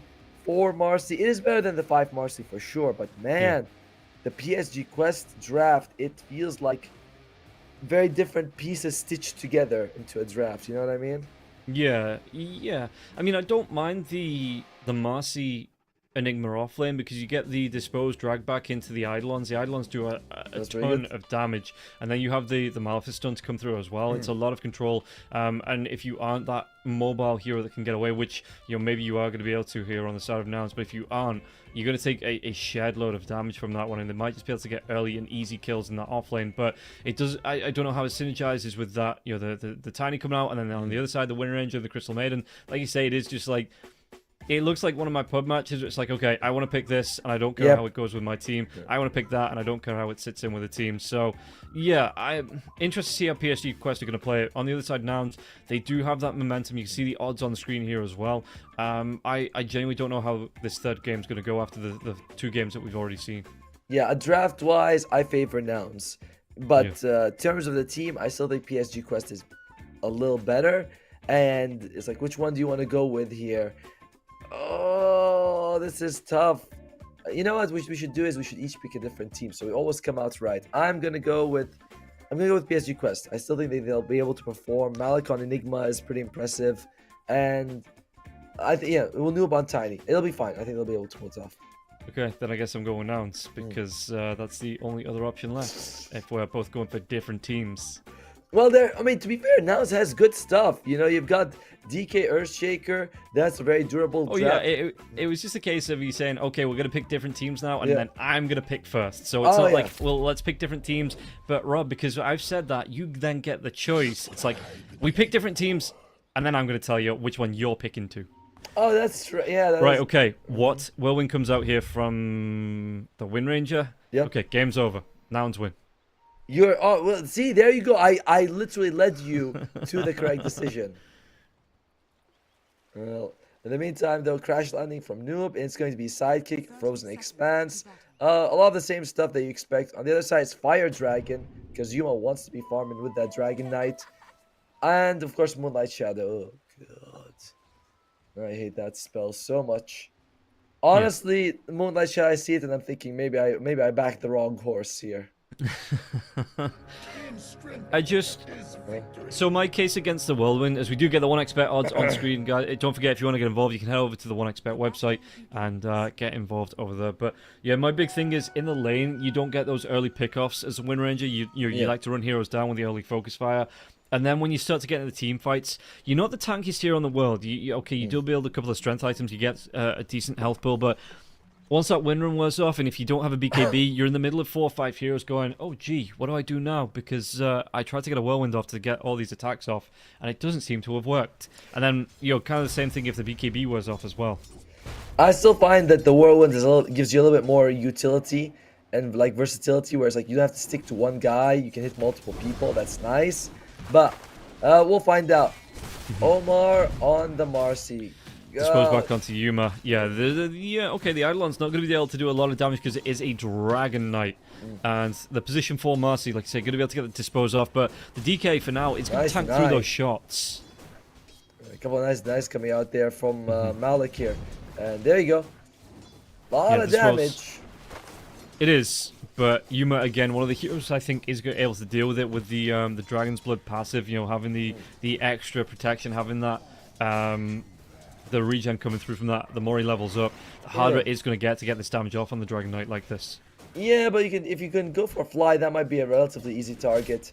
And to be fair though, early levels of Dragon Blood, it's not as good as before, where you could put like 2-3 points in the skill, and you get like 8 or 12 HP regen armor. Now it's like, you get half each at level up. It's not that big of a deal early levels. No, you are right. It's just a nice little bonus, it feels like. And I mean, the hero is tanking himself anyway, so it is hard to burst him down, it feels like. Dude, I agree with you though. The slugger animation, the way it looks, is amazing. It's so cool, right? You hit something, it flies off, and you're like, oh yeah, I did that. That was me. So far, they're not getting the same out of Mirana this time around. Oh no, sorry, not Mirana. The bomb lane, the gunner Lilith combination. Yeah, and you can see that. I mean, I suppose it's when there's a couple of levels, right? If you can get that setup stomp, the arrow will be guaranteed. If you find the angle of it, if you find that the gap to get it through, and it is a lot with the Star Storm into the double-edged damage. If you can get it off, it's all about the if, the, and not the when, because there's no disruption to set up for that. Exactly. Also, although I suppose Fly could show up, throw a sprout, and set it up for you like that. Meanwhile, look at that. Noob's got the right camera. That's the eSports camera right there, baby. Yeah, it's showing us how it's done as the Avalanche does come through.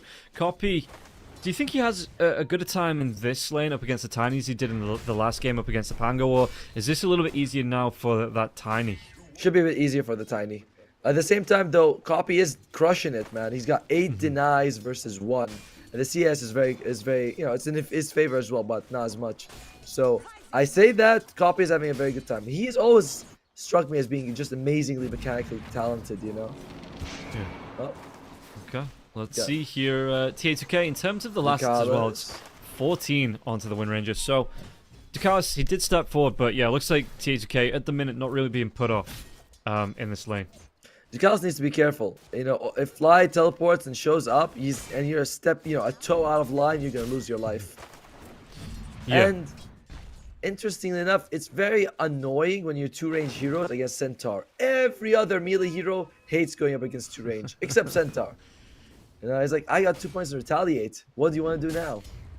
I mean, you still got to be careful here. The first ball's going to come out as Kubi Lelis takes down Ducalis now. Lelis takes a lot of damage from this one, but TA2K has that power shot available. Won't be using it here. 2 points to this one. God's going to get Brave, and on the top lane, they do get to kill onto Fly. So Fly not able to get himself away there. And a good return kill coming out pretty much straight off the bat from PSG Quest. Yeah, we said this from the start, right? The Crystal Maiden as well as the Nature's Prophet are just too easy kills if they step out of line. Also, I like Yuma's camera. He's got the 2-in-1. You know, he's got half a fly in and he's got all of himself. That's how you set it up, baby. Oh. Okay, quick pause as there is some lag going on, and we will get into it hopefully sometime soon. Don't forget, everybody, this event is going to be brought to you by 1xBet, proud partners of the FISSURE Universe, to be able to bring you all the best odds and get you into the game. And it looks like Tiny, yeah, he's going to be able to get the tree, but let's rotate it in. Do they have the control here? Tiny's a big tanky boy, a level behind onto Copy as well. So, Copy, okay, Lelis, no, he just says, oh, we're not going to be able to get this kill onto the Tiny. I'm going to be able to get a kill onto the Creep instead. Even though Gunnar is suffering, Lelis is getting a lot of gold in return. So you look at the off-lane duo, they're actually doing well CS-wise, when you combine them, of course. Yeah, and this is kind of the thing, with having that arrow that point-blank kills onto the neutral creeps, or just kills onto creeps. Yep. Yeah, you can do this on the Marauder. It is fairly effective going for these rotations and not soaking the XP and soaking the gold away from that Centaur. And the Centaur, one of those heroes that doesn't mind, like you say, being against two ranged heroes. Okay, he has to mind his health here. I think you got to sell out to heal himself up, but that solo XP is going to be really nice for the Centaur. He shouldn't really be in kill risk, as Gunnar will take some harass, though, from that power shot. Yeah, the 2 points to retaliate. Like, that's what you do. And you talked about in the previous game, who hits harder? Crystal Maiden or Treant or Nature's Prophet's Treants? And it's like, if you're Crystal Maiden, you're harassing Centaur, it's the worst feeling in the world. Does the retaliate do more back to the Crystal Maiden than the Crystal Maiden's initial right clicks here? As I mean, maxed out, yes, but like level 2, no. It's still, it's just that Crystal Maiden has half the hero pool also. So, health pool, so not hero pool. Another hero pool. As Copy Frostbite's going to come through. Noob will be here. The jump comes in. Echo Slam though. Omar, he takes so much damage from this one. They're not going to be able to get the kill onto Copy. And now the TP comes in from Flag. Can they go into Ducalis? Ducalis trying to run himself away, but Lelis, he will be in the river waiting for the Crystal Maiden. Lelis gets the kill, and that was, I mean, a big expenditure with the Echo Slam, but well worth it here from the Earthshaker. Not only to keep himself alive, but he forces Omar away. He gets the help to get the kill onto the Crystal Maiden. That was insane. That was insane timing with the Echo Slam. You know, just as Omar jumps in, he takes so much of the damage and he loses his life. And the support duo for PSG Quest, they're having the problem that MOUZ had in Game 1, where they're not getting anything. Yeah, it is a really slow start here for PSG Quest. Power shot, Gunnar, can he get himself away from this one? He's a big tanky boy with 3 braces, but it's not enough. TA2K will be able to get the kill. He gets Will down. 3 bracers, 3 points to retaliate, but in the end, it's not enough. As Gunnar has less net worth than Lilith. Is that... I'm wondering, is that good or bad? I guess yeah, I mean, I would have thought as a Centaur, you want the levels earlier. You're not really too bothered about the net worth early on. You maybe want that Blink Dagger, but the Stampede is the big important part for the Centaur kit. That's actually going to be a big factor. All that global presence. Stampede, Moonlight, as well as Nature's Prophet TPing in. Nope. Noob. Could have been in a little bit of trouble here. The Sprout comes out. He's going to try and run himself back, but that's not your tier 2 tower here, dude. So he has to divert himself away from this one. There is going to be TP coming through. Is there a Sprout now as well? Noob. He's trying to get himself away. The enchant totem damage comes through, and Copy or Noob. I mean, they're going to be able to see him. The arrow, it does connect. So they give the kill over to Copy, and Copy just knocks him for 6. Well, in the meantime, though, they might be able to get the tower. Even though it's not really Noob's game, Malik and Tier 2000 are having a fantastic time. So, PSG Quest, they are getting things across the map, even though they're losing the Tiny a few times. It's not that bad. And Malik, he's going for drums. I imagine he might consider going for the Vlads after, or the mech, just full on auras, support your team. You don't even need the black hole. I've seen it the other way. I've seen the. That isn't. No, it is the Windrun trying to catch up, but again, the Whirlwind is not able to do a whole lot onto that Centaur. Centaur gets that Stampede out defensively, but yeah, I've seen it the other way. I've seen the drums come out and then just immediately into that blink, and once that's up, so you've got the drums to boost up your team to be able to help them catch up as you blink in for the black hole. Yeah, I've seen that. I've seen it both ways, honestly. Gunner's suffering, but it's not that bad. Ultra late game though, I do worry that PSG Quest doesn't scale that much. Black Hole is the big equalizer, but Wind Ranger versus Dragon Knight, I mean, at a distance as well, Gunner's going to be getting the farm out from the jungle. At a distance, there's ways to deal with the Enigma's black hole before he gets the BKB. You know, the Fissure coming through, you've got that arrow, you've got the, just the long-range Dragon Tail if you're in that Dragon form as well. So, yeah, that black hole, it's not the be-all, end-all team fight winner here. Gunner's got to be careful, but TA2K not going to get aggressive when they're going to release his tier 1 tower. Yeah, with the 3 bracers and the fused raindrops, he knows he has enough health to always survive a power shot. I think he just took one in the ass as he was walking away. Because I'm looking at it, I'm like, that dropped. That definitely dropped. Yeah, yeah. Oh, copy. They're smoked up. TA2000, he's going to walk near the creeps. Arrow, it connects. The Fissure's going to come through now as well. And yeah, copy again. He's going to knock the Wind Ranger to the boundary. Just maybe for a 4 this time. You know, the form wasn't quite there. I like how Gunner already road stomped. He's like, yeah, you guys harassed me. I'm happy though. Malik, he does have black hole. He put a point in it now. He might be ready to fight. Kind of feel like you should just throw it out on the first opportunity. Get a kill and then, you know, go farm some more if you want. We'll see what he's going to do with that. He does have 2k as well, so it might be that Blink Dagger coming up in the next 200 gold, and then once that's up, yeah, you might be right here that we see the rotations coming out from the Enigma just to try and get that reveal both on the Blink and the Black Hole. And don't forget, everybody, if you want to get involved, you can use that pinned message in the chat. Get yourself over to the 1xBet website, use the promo code UNVRS3 and get a 100% bonus on your first deposit. Available to everybody on their first deposits. That's an invis noob, but unfortunately, you know, it was next to the center. I don't know if they spawned him or not, but either way, this invis is going to time out. Moonlight Shadow's used. I think they might try and find Malik here.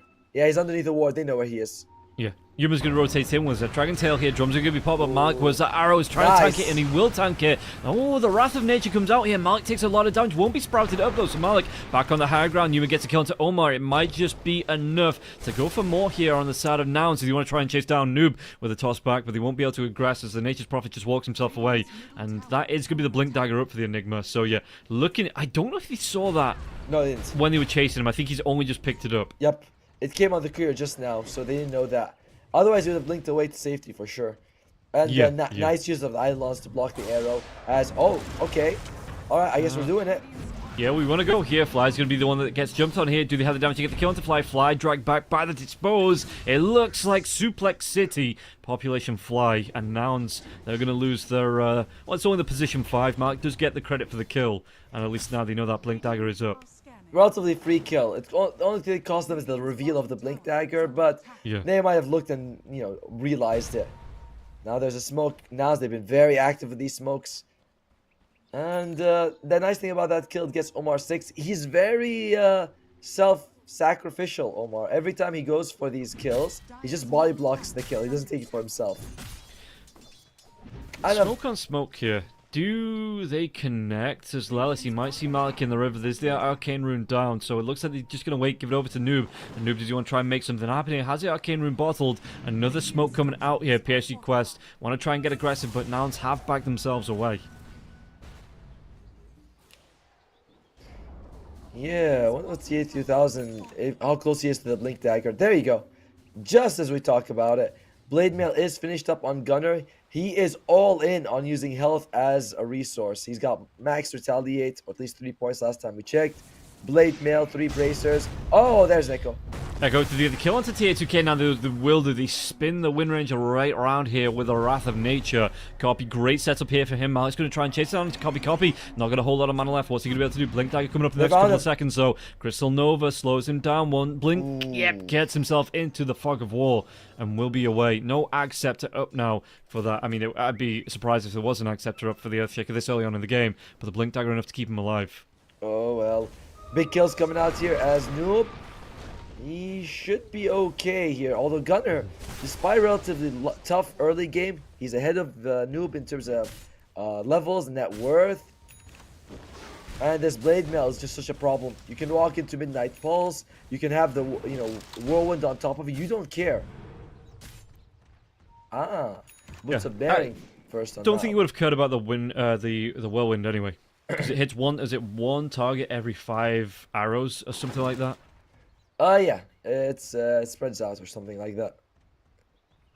It's not as good as Focus Fire for single target, for sure. No. No, it is not. And the win probability favoring now. Solar Crest picked up on fly. That he's used the Pavis and survived a couple of pretty close attempts. So this Solar Crest is a very nice upgrade. As Malik, he's queuing up the Hand of Mice. All right, we might be here a while. I sure wish I had some tea with honey. Well, go make it. Nah. What do I look like, your mum? There's no love lost here, is there? There's no. All right, no. Well, copy. There's no love lost between him and PSG Quest. As after game 1, he has been on a rampage getting these solo pickoffs, but might be Fly this time around. Yeah, was that toss back now coming out? So the Avalanche will be here. Fly going to try and get himself away. This defensive sprout comes out. You have that freezing field though. Oh. Is it enough? The Stampede. He's living through this. He will go down in the end, but it might cost Quest more than they bargained for. They get the kill onto Ducalis and Omar. Well worth the trade coming out here for Nouns. And yeah, the amount of time they bought, even the defensive sprout coming out, so forcing out the freezing field, just bought time for Nouns to catch up. I would love to see PSG Quest now make an offensive move, because you know there's no echo. You know you just see Moonlight goes down as well. So it's like, it is an opening for them, but so far Malik has been very conservative with his abilities. Well, mostly the ultimate. Yeah, we haven't seen that rotation into the black hole just yet. 15 minutes in here, and Lelis might be able to scout out Malik. There is going to be, on Starstorm, onto it. Look at all these Eidolons. They are going to be taken out now, just to the time. So, what's next? Hand of Midas for Malik, and then what do you want to go towards here for the Enigma? Do you just go back, finish off the Boots of Burin? I think so, or BKB, up to you. Because going like Vlad's after that feels a bit late to me. Okay. Trying to make move here. His Shackle does come out. He does get the Blade Mail out first, so Omar with the dive in, going to be able to get the stun off, was to dispose as well. And the Wind Run is going to be coming out with that Whirlwind for the chase down. I suppose TA2K to be able to use the rest of that Whirlwind to farm up the creep wave here as well. And the Gleipnir not too far away here for TA2K. I like how patient Malik was just now with the Black Hole. I was like, I'm not going to use it. I know we have the control. I don't want to waste it. But he loses so much health from the Midnight Pulse on the Blade Mail. Like, by the time the fight ended, he was about to die as well. I was like, ugh. Yeah, well, 1+1 there for Nouns, and maybe they turn that one around. Or even just get the kill, like you say, back onto Malik, so it goes to a 1-for-1.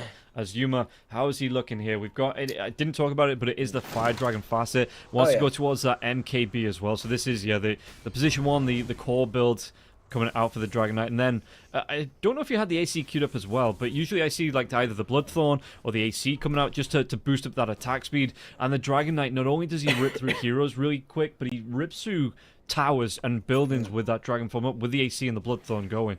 Yep, not as quick as with the Corrosive, of course, but yeah, the Fire Dragon is just the best for the carry role. CA2000, he's got the Gleipnir, and fortunately, we also know that Yuma has the BKB just finished. So the Gleipnir's value is a bit less. And wow, Malik, he commits to the Hand of Midas. If you're Nouns, you can be like, all right, let's go fight. Their Enigma just used 2,000 gold to buy an item that does nothing for him right now. Yeah, true. On the other hand here, PSG Quest, they already went for a 65-minute game yesterday in the third game of best of 3. So this is just Malik. He's preparing. He's getting himself ready. He's saying this game, it might go long, so I'm going to need all of that bonus gold. Hand of Midas, the perfect item for it. And it does feel like now they are winning, but they're not as aggressive. So Malik maybe he can get away with this, but they do just take a tier 2 bottom. So, I mean, this Hand of Midas is so risky. It's so risky. It is, and we'll see if it pays off, not just figuratively, but literally in the game with the bonus gold that he's going to be able to get out with it here. Omar, how's he looking? The double brace is coming through. The BKB going to be queued up here for the Marcy, which just the standard build that you see from every Marcy in every role, it feels like that it's just a little bit quicker when it comes out on the core role. I've seen some Solar Crest Marcy's. I can't say I love it. Here's the problem. Until he gets BKB, he's not going to feel very impactful. Whereas Lilith, he's got mech. Like, that is really good team item. And he's going towards the Greaves. And Omar, until he gets the BKB, I feel like he's just going to be 2 steps behind in terms of impact. Fly's got some gold as well. Oy, oy, oy.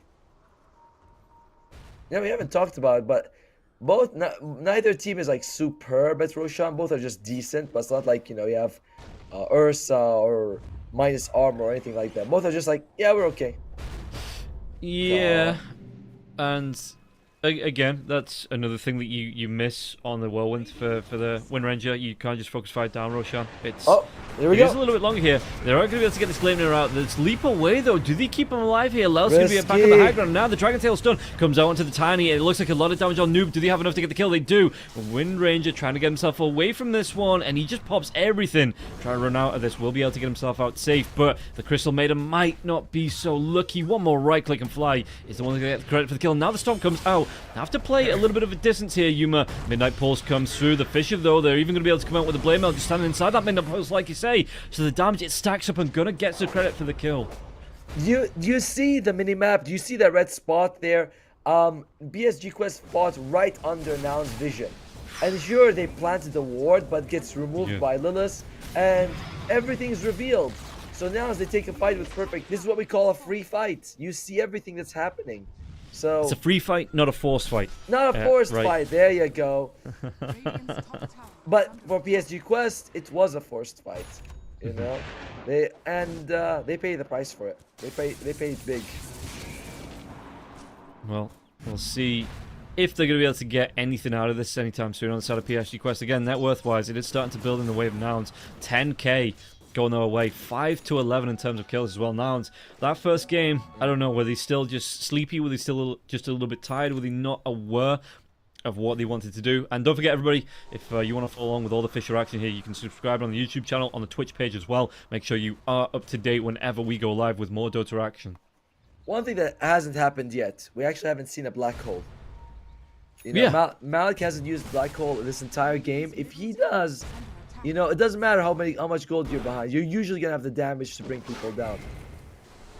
Oh, well. 20 minutes in, Dragon Tail comes out here. TA2K, do they have enough damage? He's already used that. Windrun, can he get himself out? Shackle shot, well, they're going to be able to get the jump out. Copy, he gets the kill onto TA2K. Oh, did Malik die to the Tormentor? I think he did. That's going to be not great for the high ground defense that's going to come up as Nouns. Just decide, you know what? Sure, we've got 20 seconds. We can take a tier 3 tower from this. You arguably lost your best high ground defenders. You know, the Midnight Pulse and the power shots. You're like, oh. And there comes the glyph. Should clear out the creeps, but some of them are going to remain. Oh, well. Wow, that was bad. It was a big mistake coming through here. They're going to start onto the melee racks now as well. Still no Wind Ranger. Fly. Oh no, excuse me, Copy. Well, Fly takes the tower. Copy gets the kill onto Omar. Now the toss back. Centaur, what's he going to do? He's going to be able to get the stomp off. The arrow connects. They might be able to get another kill off onto the Enigma. Still no black hole. Are we going to go black hole-less in this game? There's no buyback for the Enigma now as well. The Stampede will be used. He was going to try and go to TA2K. TA2K trying to run himself away from this one. But the damage, it will be here from the DK. And the GG, it just gets called 22 minutes in. Nouns, they have taken PSG Quest to the full 3 games of the series. And they will be moving on to face up against 1W team in the grand finals. Dude, no black hole. No black hole from Malik. I'm like, you know, when you see the hand of bias, you're thinking, oh, you guys are gonna go late. Okay, that's kind of cool. And then they called like less than 5 minutes after that. PSG Quest. I don't know what happens to them between game 1 and 2. Because game 1, it was all awesome. Game 2, now is Wednesday. You're like, all right, that's fine. But game 3, you pick Enigma. And you don't get black hole, and you buy hand. Oh,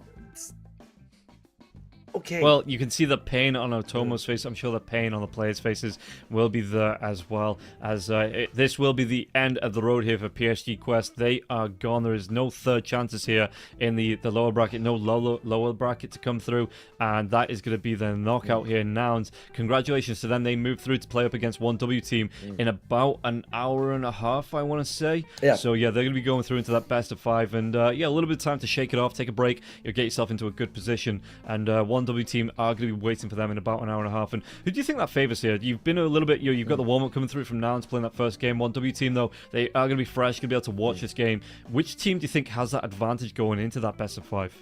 I mean, you know, we should go on TI and look who often wins from the lower bracket. Because, well, not from lower bracket, but who wins the second game. I guess I'd favor 1W team, maybe better time zone stuff, but I'm not going to put anything past Nouns. they won this game. I know, I love their draft. I was from the start. I was like, wow, you got Dragon Knight, Earthshaker, and you're in Centaur. You're looking good. It's a solid draft, but PSG Quest, I believe this phrase, they shit the bed on this one. That is one of them. Yeah, that is one of the phrases that we do use over here that you are going to be able to learn. That one of our many sayings colorful. Here, that brightens up the atmosphere when you do use it. Yeah, that was a complete.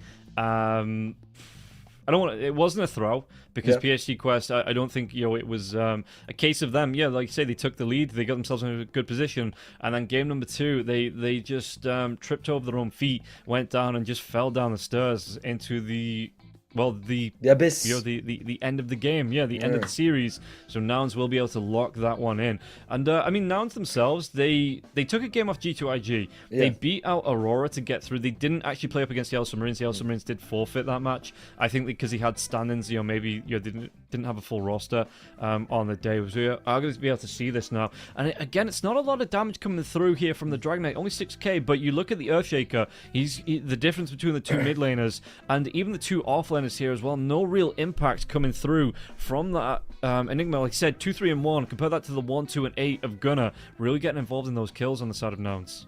It still baffles me that they decide to call it before Malik even throws a black hole. Because we've seen it. You can get a big black hole, get 3 RP. But PSG, because they were done. They're like, we do not want to play anymore. And that was just one. A lot of times before the game calls GG, a few minutes before, you're like, I see the GG coming. Not this one. Yeah. As copy MVP. Apparently, to get MVP, just don't hit buildings. Only hit enemy heroes. That's all you need to do. Or don't die. And don't 0-0-0 on his death time here. 5 kills for him. The Earthshaker just looked incredibly impressive, and maybe that's something that 1W are going to be taking into consideration going into that best of 5, and maybe we see a little bit, because that's the thing with the best of 5 finals, right? You have that kind of mini meta that comes through from the teams, and we see how it evolves through the full 5 games if we go to 5 games. And we'll see how that one is going to play out. But first, we are going to be taking about an hour and 20 minutes break. So thank you very much for tuning in. Don't forget to follow along on the YouTube channel and the Twitch channel. And we are going to take, it's going to be, I'm being told, an hour-long break, as we will come back and see you for the grand finals right after this.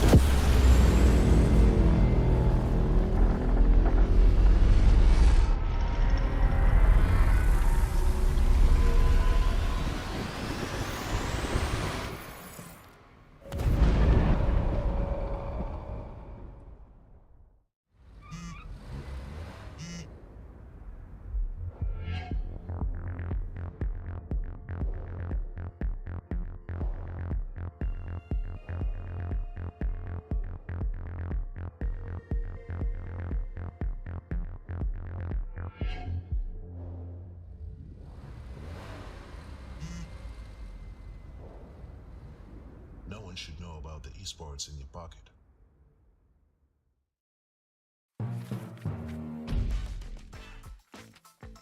We have 7 teams already in the main tournament, and we need to be finding out that one more that is going to be making it to the main tournament of the FISSURE Universe Episode 3. We are still in the play-in here with Harry and Bowie. Bowie, it is going to be a doozy. A best of 5 between 1W and Nouns. And I told you, man. I told you yesterday that Nouns were looking good, and I'm so happy that they made it to the lower bracket finals.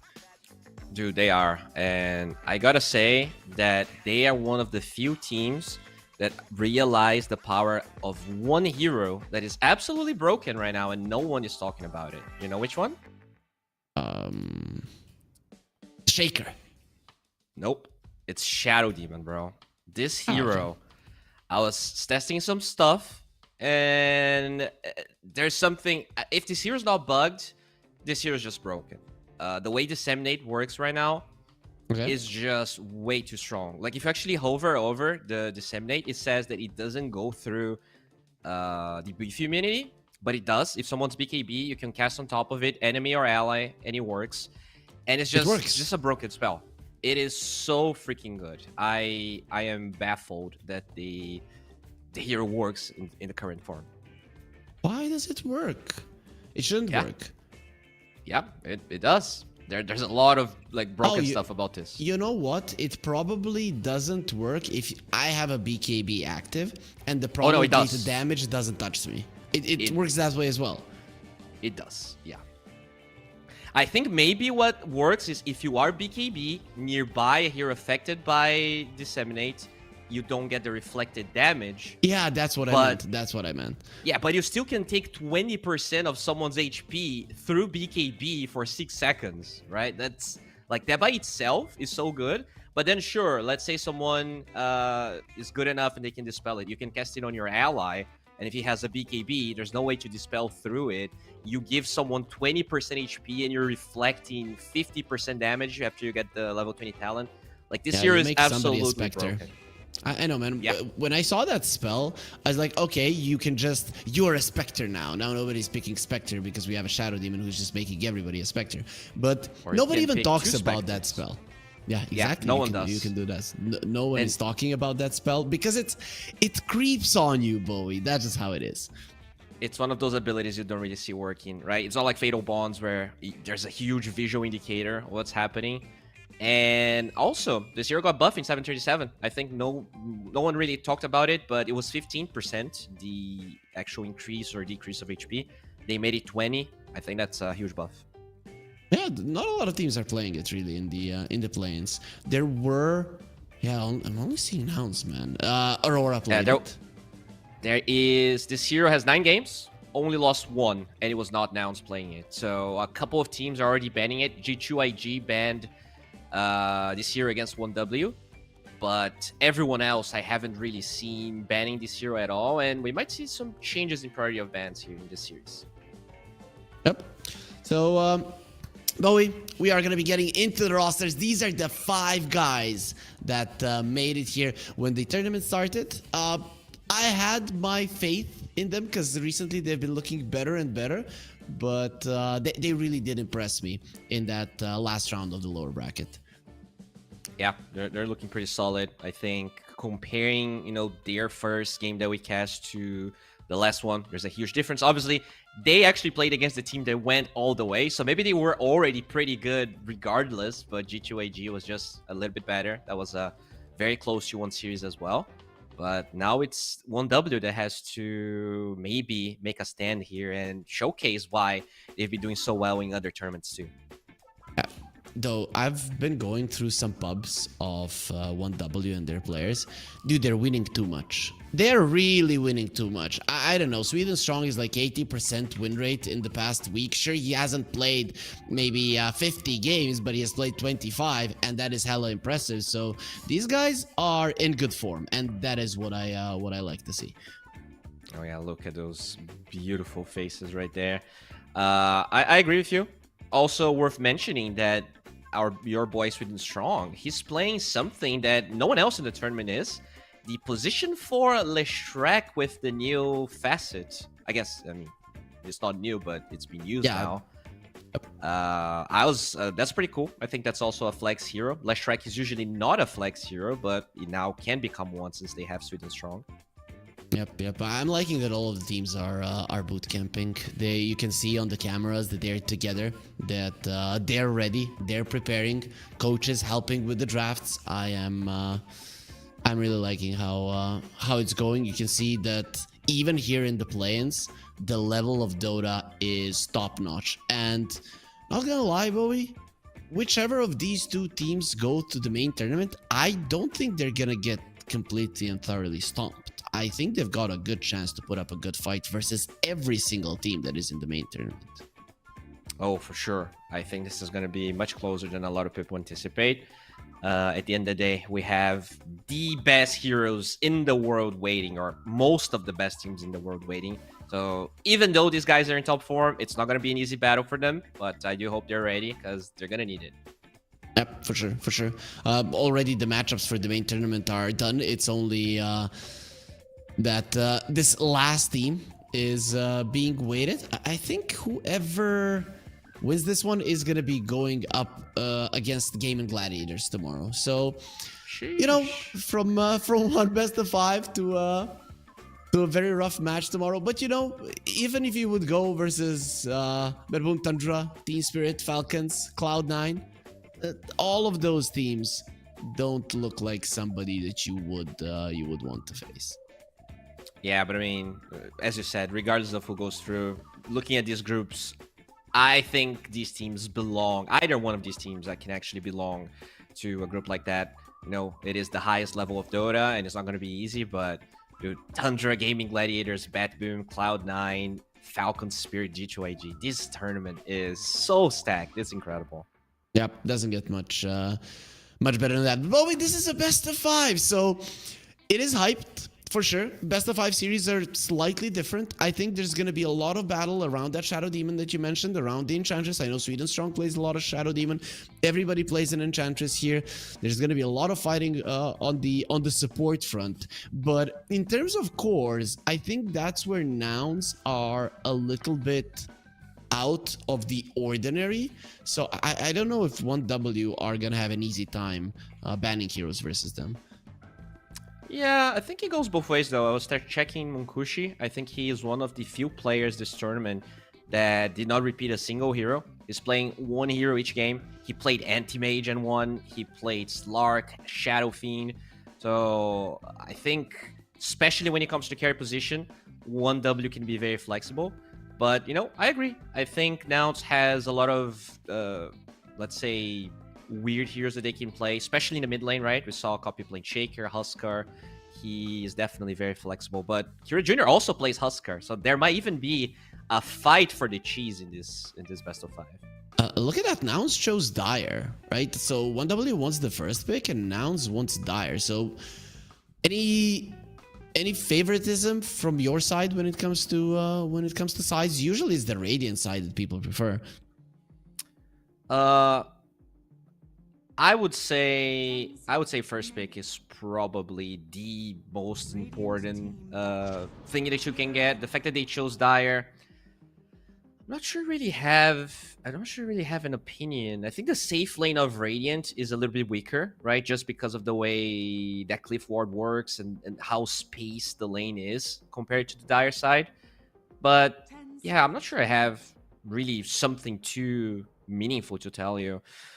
That said, though, they go for this Mirana that they also played in the last series. I think they did a really good job. Wise. Chaining, like getting some good combos. So that Ember that we see a lot from Copy might be an option here. They played it on carry in game 2 and played it as position 4 in game 3. Both of the games they won game 3 even easier. But those... I mean, first game, sure, they lost, but game 2 and 3, Nouns dominated PSG Quest. Right? There was no chance whatsoever. So I'm really glad that we get to see Mirana. It got banned out so many times when you and me were casting Nouns. We cast the other 2 series that they played, one that they lost, and then one that they got a default win versus Yellow Submarine, who dropped out of the tournament. But I'm really glad. Mirana, definitely one of my favorite heroes, and I'm a big fan that it's coming back. Also, very interesting that Yuma went for arcane boots on the Mirana. So what's up with that? They buffed the farming, like how much you can farm with Starfall, right? So if you go arcane boots, you just get your farm a bit faster. I'm assuming like the Maelstrom takes a little bit while to farm. So if you get the arcane boots, I think you just overall farm camps a bit faster. Look at that. He had a 16-minute Gleipnir on the Mirana. That's some solid timing coming out from Yuma. That said, the Shadow Demon we talked about is banned, and because now it's banned, the Enchantress 1W actually gets away with a first pick Windranger that feels really good. I feel like in general, you don't get to do this much anymore, but if those two heroes are banned, you're pretty happy picking Windranger.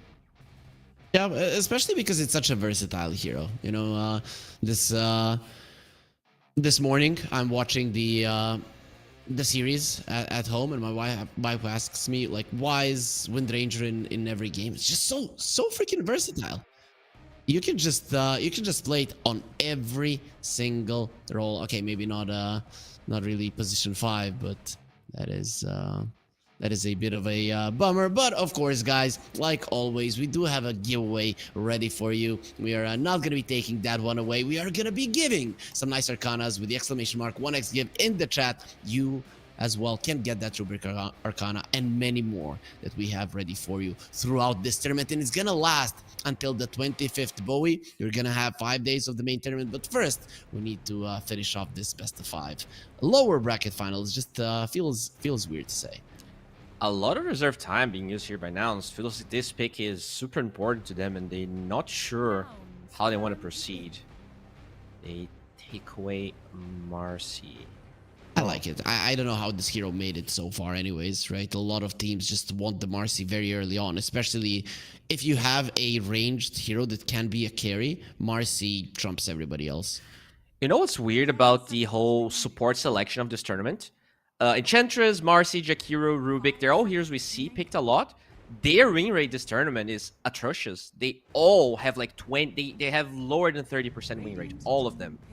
So even though they get banned a lot, for some reason, whenever those heroes are first phase, they just struggling. Like every single one of them. Crystal Maiden though, very good win rate. It has 70% at the moment. But you know, Rubik, Jakiro, and Enchantress, they have lots of games for this tournament, and they're all doing really bad. I guess they are being first picked quite a lot, right? And then people are responding to them properly. That's a very early Naga Siren. Wasn't expecting that. It is something that one win can run. You said that Munkushi played all of different heroes. Has he played a Naga? He, not in this tournament, but he definitely does play Naga. But I'm looking at Sweden Strong, and he has 4 support Naga games. And I think that's what they're actually going for here. What does he Not build? in the tournament, but he just goes for Guardian Greaves. Yeah, I guess no Meteor Hammer shenanigans, unfortunately. Yeah, He's they such buffed a the weird Ludge a player. lot. So I think it's all about the Ludge facet. Okay, so what did they do with it? Like it reduces status resistance and like some weird stuff. What is it again?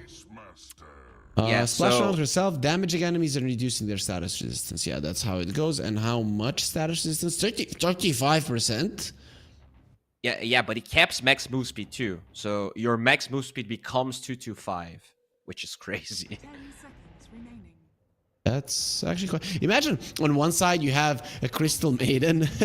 She is gonna be faster than you, right? Quite a lot of it. Very interesting. So this draft is so crazy. Like you have no idea what's gonna happen. I mean, Ranger can be in all 3 lanes, Spango can be in 2, Naga is flexing to multiple lanes as well. But now they go for very standard stuff. Everyone has a way to enable this Mirana to hit arrows. Mirana pretty much not going to be carry unless they're playing mid alk, which I think is unlikely. So I like what Nouns has. I think it's possible. I think it's possible, right? It's possible, but I think it's unlikely, right? Yeah, I guess so, but would you... Like, you don't want to play Radiance Alk in the mid lane. Like, you can, but You know, I think the way that they've been playing with Nouns, it's very active on copy, very farm-centric on Yuma. And I think... What about a I don't Blink know. Dagger Alchemist in the mid lane? Huh? You can go, yeah. I don't know. I just think it's Yep. maybe wasted potential. We'll see. Doubt it. Other than Yeah, especially when you have Crystal Maiden in the lane. Imagine an Alchemist Crystal Maiden. That's a very wasted potential if you don't utilize these two together. Just the amount of sheer damage and lockdown that the two provide, especially if, let's say, a Mirana rotates, shoving the wave on the Beastmaster lane, go through the Twin Gate, come to this lane, anybody dies. I don't see a hero that lives. Even a Wind Ranger with the Wind Run wouldn't be able to escape. Yeah, what's interesting about this Beastmaster pick, though, is I think Naga is going to be very good at breaking up these fights. Like, Roar can be counter in the sense that Song's always going to be available. This Song, I think, can be really hard for Nouns to commit, because they're all about bursting someone with Frostbite Arrow, Roar Arrow, Concoction Arrow. We'll see how things are going to develop. Maybe there's a chance this Naga is even carry, honestly. It doesn't strike me This as is a the terrible... Alchemist. What? Dude, Alchemist, Crystal Maiden, Beastmaster. No, I don't play the Naga carry. It's not good, man. Yeah, it's... I think the lane is fine, honestly, and they don't push really fast on Nouns. So Beastmaster isn't really that good of a siege hero anymore. But yeah, we'll see. They have 23. They're gonna have to find something that works here. You're Good probably lane, man. banning mids now. It's better versus the Alchemist lane, right? You would usually think, oh, double melee versus an Alchemist CM, but the thing is, the Naga Siren can get out of the Frostbite, can even dodge the Unstable Concoction, which is not what a lot of heroes can do, and has a ton of armor, so it doesn't really care much about the Acid Spray. So I wouldn't mind that Naga Siren to help the Doom. 10 seconds. Yeah, but my point is Naga a great help to the Doom? Right, you're playing... 5 seconds remaining. I guess you can dispel Frostbite and you I Soak don't the know. damage. Soak the damage. I think that's what you do. You probably can't die, and not a lot of position 4s can say that. Okay. I don't know. I think it's... I agree carry Naga is not great, but position 4 also doesn't seem awesome. But, you know, it is a Sweden Strong special. As you said, he's winning literally every pub that he's playing in. This is game 1 of a BO5. You want to try stuff out, and I think it's pretty interesting. Remaining. For sure, for sure.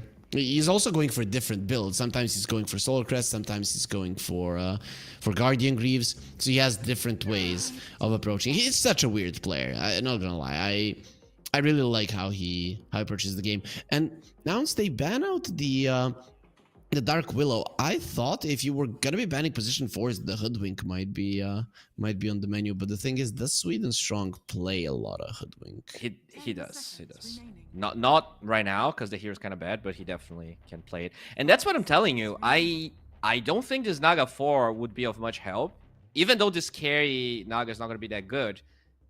I think this Doom and Wind Ranger are enabled to do really well, especially in a game where you have Doom into Alk. Alk's game is going to be awful. Like, this might even be a Moonlight Shadow game for Lelis. I'm assuming that he's going to be playing this Mirana. Yep. Yeah. It depends on what you get in the mid lane, right? If the mid laner does benefit from the attack speed and the damage, then the Solar Flare still makes a lot of sense. I don't know, man. Solar Flare just seems like such a strong spell, but then you come back to the fact that Dota is mostly a game about vision and who engages in a better way, and then you start being unsure about which facet is better. Yeah, I mean, they had to buff Solar Flare so much for people to even consider it, right? So, Yep. Okay, the Medusa ban here, just in case they try to flex that out, as you said. Definitely one of the better carries against both Doom and Naga. What do you do then? Is there even a position 4 that flexes to carry? Like, you can pick here? No. I was thinking maybe you get something like Clockwork here. They go Sniper. Whoa. They already played one Sniper. So is that gonna be a 5 Naga? Maybe they swap out their positions? Yeah, could be. Huh. Well, it is a very good hero against Mirana carry, right? You just outrange her. You're gonna apply the attack speed low. It's actually really good against both Mirana and Alk. This is amazing. And the gap close on Nouns is not great. Like, Mirana has some, Alk with Blink gets some, but during these nighttime fights, you're not going to be able to find this sniper easily. Okay, that's some reach. So it is going to be a mid lane Primal Beast. Position 1 Alchemist. No, position 4 Alchemist. Position. Interesting. Huh? It's going to be a Lelis Alchemist. It's a sweet and strong sniper, bro. What the hell?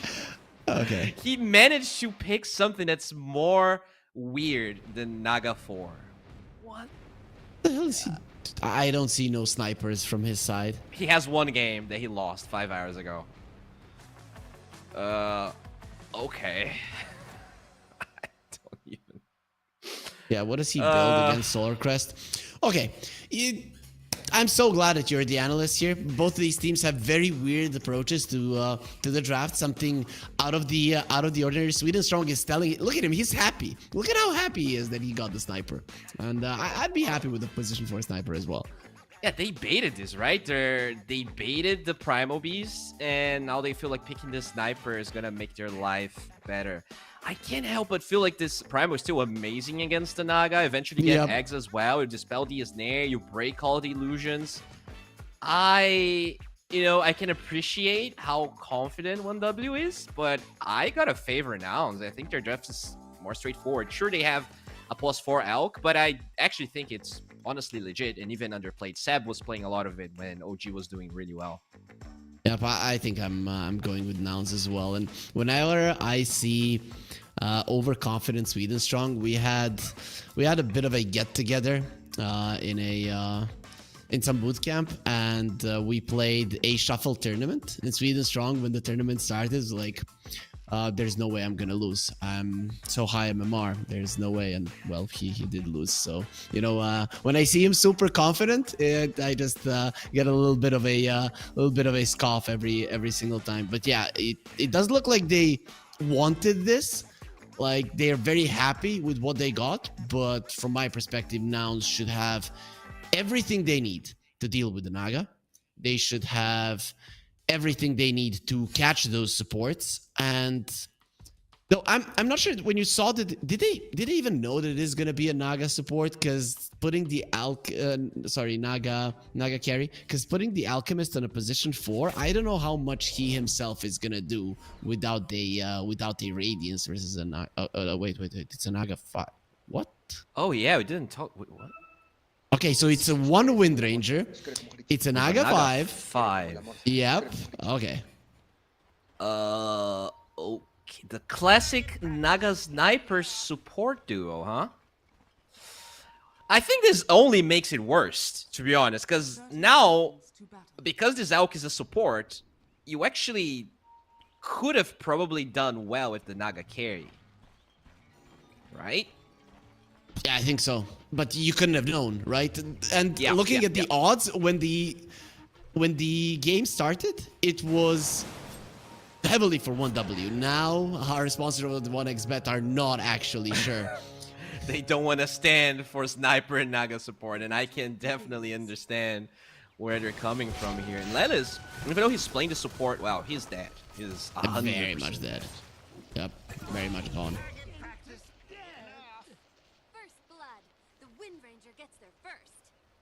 And that is a first blood for them. Mukushi getting it. Carry getting a first blood. That is a big deal. So now in the mid lane, we are going to be seeing a Pango, not a hero that we see too often nowadays, but considering that it is the flex between a mid lane and the off lane, we do see some teams favoring to go for it. So interesting thing, Gunnar has been playing a lot of Primal Beast lately, probably trying to learn the hero, not having that much success in pubs. Yuma in a lot of trouble, and this shrapnel on the sniper, with the fastest, for people that don't know, the shrapnel duration is reduced, but it does more damage and slow, and they do bring down Yuma. So 1W starting off really well. And this is the thing with weird lineups, is that you can really catch your opponents off guard. Yeah, Nows don't have a They don't have a standard lineup either, but you still see these heroes quite often. You don't see a sniper that often at all, as Respect is just going to be smacking Lelis down. This is just the difference between the two melee supports when one has 1 billion armor, or 8, 9, and the other has 4. It's just such a huge difference.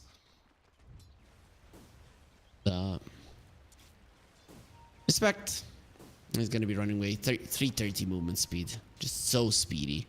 Oh, the Naga. Wasn't it supposed to cap his max movement speed 225? Oh, okay. That's when you use the delusion someone. Okay, I get it. I thought it was going to reduce the movement speed of the Naga. Makes sense. Copy in the mid lane, applying pressure to Chira, but he's not farming as well as the Pangolier. So for now, 1W in their laning stage are looking awesome. And Fly is farming as good as Yuma. This is not ideal, right? Sure. Carry Mirana. You can't expect much, especially when it comes to right clicks early on. But you need to start to utilize the Frostbite into an arrow fairly soon. Yuma doesn't have an arrow just yet, but once you are level 4 on the Mirana, that's when things need to start looking better for both of you. Well, bottom lane, Gunner in some trouble. One more hit and he will die. Will spawn the Hawk that will die with him. Of course, Boars, that doesn't happen to them. Lelis is trying to apply some pressure to Respect, which is not going to be happening. And Bowie, you are back. I needed my analyst here. All right, so good start for 1W, huh? Yep. So I thought the Deluge that it slows down the Naga Siren herself, but actually when you use it, it caps the movement speed of that target, right? Yeah, I told you that. You're not listening, huh?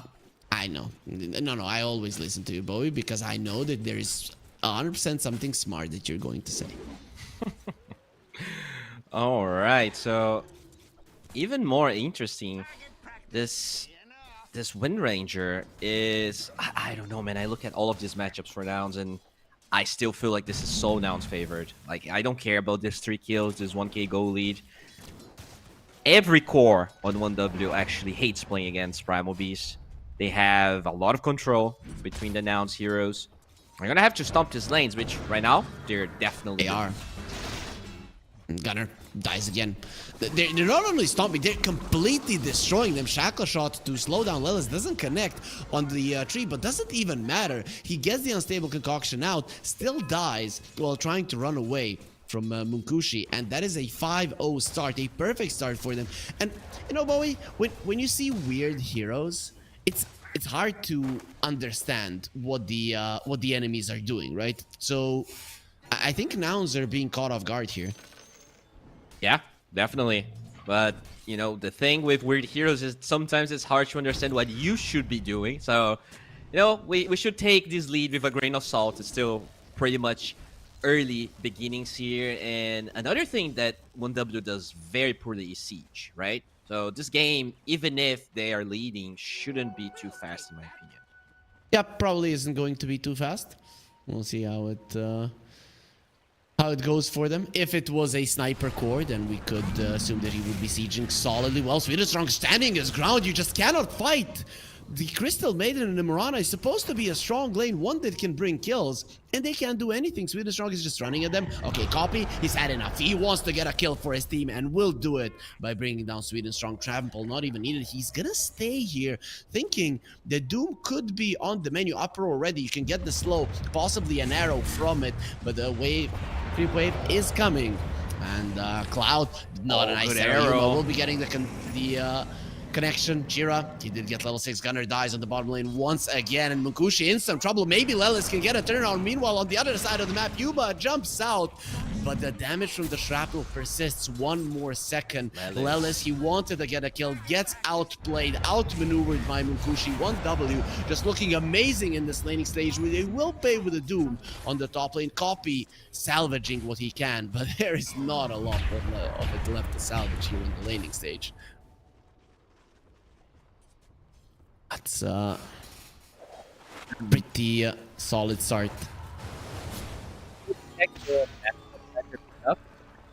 Yeah, the one Did that he faster damage on shrapnel? Yep, faster damage, okay. more slow, and it Okay, lasts less. Yep. Like 3 seconds or something. Doesn't matter, dude. It's so strong, right? It deals an amazing amount of damage in a short span of time. Versus the Mirana, not ideal, and the Primal Beast can escape, but you also have this net from the Naga. So the supports of 1W. Naturally, you would think they don't do that much damage, but they're actually quite strong together. Focus fire, goodbye, Lelis. Bye-bye. Wow. It's just great so start easy from for them. Kushi. And he definitely needs it. I think that's still a very scary game to be this Wind Ranger. Mirana is an MKV buyer. This until BKB, the Wind Ranger struggles against the Primal Beast. And Copy, at least he is having a really good game here for now. So I think most of the lead is actually just this Wind Ranger. Well, it pretty much is just the Wind Ranger compared to the Mirana. That's how it goes, but it is a big one. He's gonna try to deny it. It never can happen, really. Still, you did force the enemy mid laner to pick it up, and that's the mid laner that he's the only one that's having a good game. I don't think that MOUZ wanted Copy to get the extra experience. Their supports might need it a bit more. I mean, when you look at them, they're not tiers that really need their level 6, right? You know, CM is happy, but a lot of times you don't even learn your OT. Oh, Concoction. Beautiful. That's a kill. Yep. These 3 heroes, they have a lot of kill potential, especially now with the Crystal Maiden being level 5. Okay. Very nicely done. This relay is so funny. So sad. Gunner, 225 movement speed. He is literally crawling away. His Hawk will protect him. Power shot. Amazing connection and respect. Gets one more hit. Level 6 Naga minute 7, bro. Why? You know, we don't really talk about support Naga that much, but if you have such a good game, which is very unlikely, doesn't happen very often, just the fact you can push waves, get vision, like the ceiling that support Naga has is incredible. I'm just loving that Munkushi is getting the recognition that this guy deserves. Fly. Take some damage from the shrapnel, because he has been so good for so long. I remember his days on one move in the Eastern European DPC Division 2, sometimes Division 1 as well, where the team was winning. It was just because he's greedy, and then he wins in the end. Gunner. Oh, that's actually Copy, but he might need some help. Greedy, he has the Pulverize off, and then arrow on to respect. Double Starstorm as well, finishing off Munkushi. Yuma from the side. Nouns. This is the part of the game that they were always the best at. Every single series that we watched them, Bowie, in the early mid game, they were amazing. Oh yeah, and you know, that's the thing, their supports are so much better at setting this plays up. Like 1W, they play their lane stage amazing, which is going to allow these unique supports to maybe get online. But I honestly don't know what's your role as a support sniper minute 10 to until he gets any item, right? I think in the past, Ags was the one you would buy a lot. I'm not even sure if that's worth it anymore. Whereas now, the amount of plays that they can make with these heroes is insane. Like, Mirana really doesn't care joining fights. This Primal Beast is pretty huge. And the support Alk has very long duration stuns. Well, he stunned himself, though. That is a problem. Run, Lilith. Luckily for him. Loud. No one saw it, bro. Dude, everybody saw it. It was on the screen. Well, that is kind of annoying. But he is getting a decent amount of farm. Just like our viewers, if they click on the banner down below with the VRS3 promo code, you get 100% bonus on your first deposit. Lilith TP's out. And that was a long TP. Could have cost him his life if they understood that was the case. all right, so still 1k gold lead for 1W, but I don't really think it matters that much. To me, this game is pretty much even. I'm surprised, but actually relieved that the Pangolier is going Blink Dagger. I think you need ways to force these fights, and the supports are not going to be setting those up, so it's on the Pango to do most of the heavy lifting. He's going to be doing a decent job. Unstable Concoction into an arrow. Point blank arrow didn't really do that much, and in the end, even Copy comes to help. Creeps are the ones who secure the kills, so nobody gets a big chunk of change. Killing the Doom, however, is quite nice. They're going to invade the triangle here, but most of the stacks and camps were already farmed, so 1W a little bit late. And you know, that's another thing we didn't talk about. This Doom, he had an okay start, but he's rushing a MOUZ. Like, the next 10 minutes are going to be very, very slow for 1W. Yep. But that's why they are taking down the tier 1s. You take down the tier 1s of the enemies, and then it's going to be much, much harder for Nouns to get together. And they've taken down all 3 while not losing a single one themselves. I think it's fine for them to slow down the game. They definitely secured a situation in which they can do it. That is true. That is true. They did get every single tower. Yuma is farming relatively fast, but no Maelstrom yet. Whereas it's coming. The Ranger already... Okay. It is there. Oh, The Doom was used. Doom That's an Alchemist dead. You have your Chemical Rage and you think that you're gonna be healing. Doom says no. Back a shot Gunner. It does not connect, but he's having such a bad game.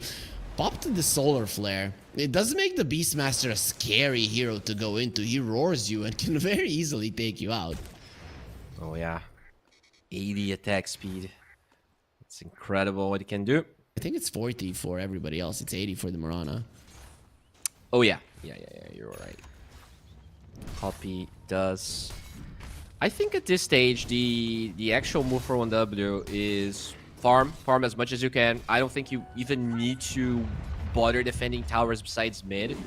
And you take the fights when you hit timings, which, you know, it's going to be the Solar Crest on the Sniper, I guess Blink on the Doom, and the Gleipnir on the Wind Ranger.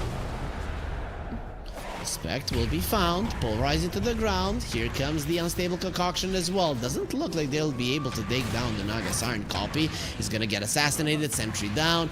Of course, in this rune, people tend to forget that you take lower damage when you're under it, but it won't help him survive either way. Copy is tanky, he's not tanky enough when surrounded by 5. Lelis gets the stun off, almost stuns himself at 0.5 seconds. The very end of it, power shot, however, does connect. Removes the slow. One he can do with the Chemical Rage, but the second one from the shield crash is not going to be removed, and that will allow 1W to get themselves a double. They are applying pressure despite not having their timings. The thing is, Bowie, Nows don't have their timings yet either. Yeah, I mean, this is gonna be a slow game no matter what. They, oh, Fly will also Used to be alive. fall. I guess the question is more of who has the late game in such a weird draft. It's very hard to predict, right?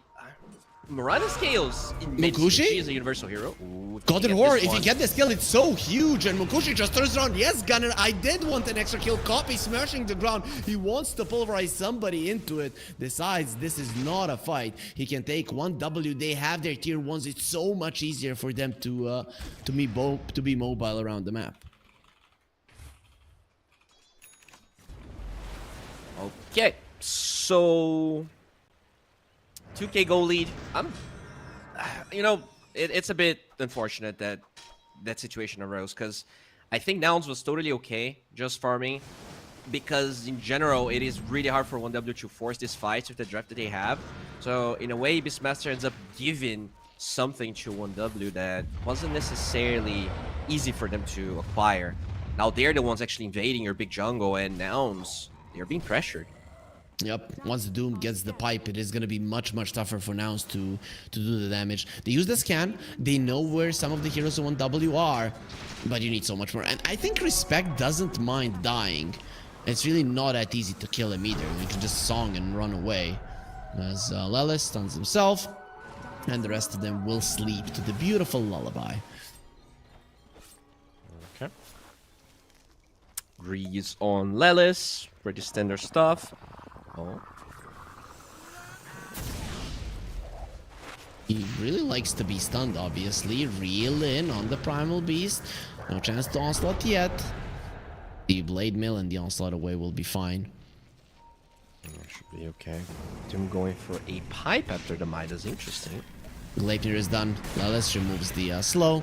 They're still coming for him. He does look very much dead. Hasn't used the unstable concoction on an enemy in a couple of attempts. I'm very surprised by how 1W is able to actually play this aggressive on Nouns.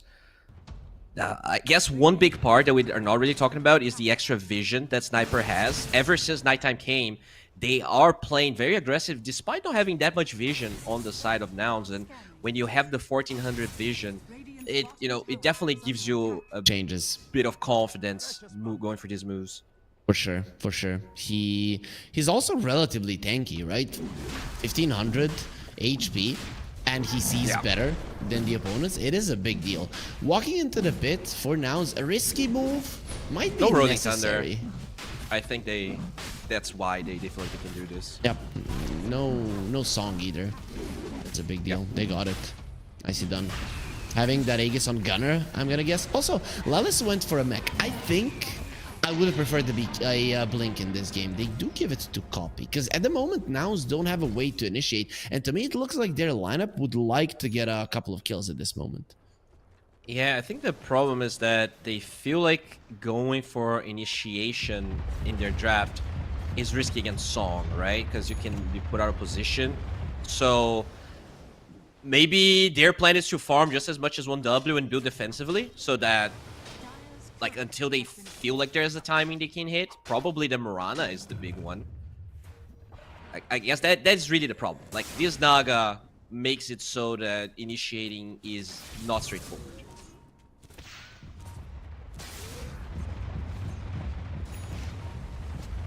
Well, let's see. A smoke from Nouns coming forward. They will be using the Solar Flare. So the damage is there. Yuma jumps forward, has the Gleipnir, not connecting on anybody. As there will be an arrow onto the Doom. Rolling Thunder, they do connect and Copy. He just can't do much. Trying to finish off this Doom. Not even close. Two of your heroes are already dead. At least they have the Aegis.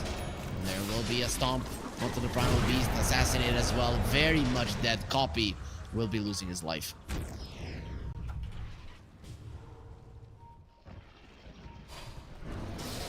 As finding even more.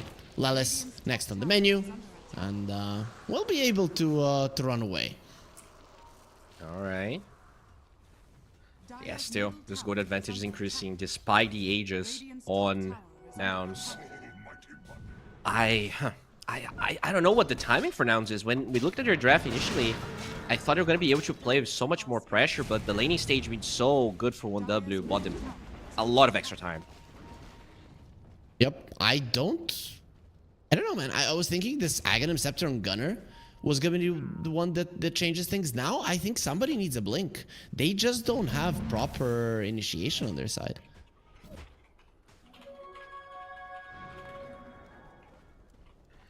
Well, yeah, the initiation is a big problem. At the end of the day, this Mirana carry will get online, just like Wind Ranger. It's a universal hero that can do a lot in the fights, but I guess BKB is really the one timing where Yuma's gonna feel a bit safer. We still have to worry about Doom, but that's about it. Okay, gold lead is quite significant. Sure, you have a Doom, you have a Midas, but it is still not ideal for now. As they have an Alchemist, and obviously he's ahead of the other supports. Doom now has a Blink too, and the Aghanim Scepter of the Pango is going to be delivered fairly soon. I'm having a hard time, like yourself, understanding when Nouns really want to fight, when they want to take down their first tower. I think that's the biggest issue. They've gotten some nice moves in the early mid game, but with not even the bottom tower falling, it is a huge deal. Yeah, and the thing is, we're talking about weird drafts in the beginning of the game. Knowing what you're supposed to do. Because, like, sometimes you get a draft that you're very comfortable with, but weird things happen. And, wait a second, your Copy. It looks like he's gonna be in trouble. Gets doomed up, trying to escape for the time being. Will be able to survive. Yuma gets the Gleipnir. They need an arrow with the Frostbite, overlapping with their stuns, but they have another one. So this time around, 1W are gonna be the ones that will be overextending. And that's gonna be an action that brings Nouns a little bit back to the game. If you guys want to be always a part of the action, subscribe, follow Fissure here on Twitch and on YouTube so that you know when we are live, not to miss any of the games. There is gonna be so many more games of Dota from tomorrow when the main tournament does start. But for now, we are going to be focusing on this best of 5 lower bracket final for that one last slot. Oh yeah. And this type of fight is exactly what I think Nouns wants to do, because then you're not relying on initiation.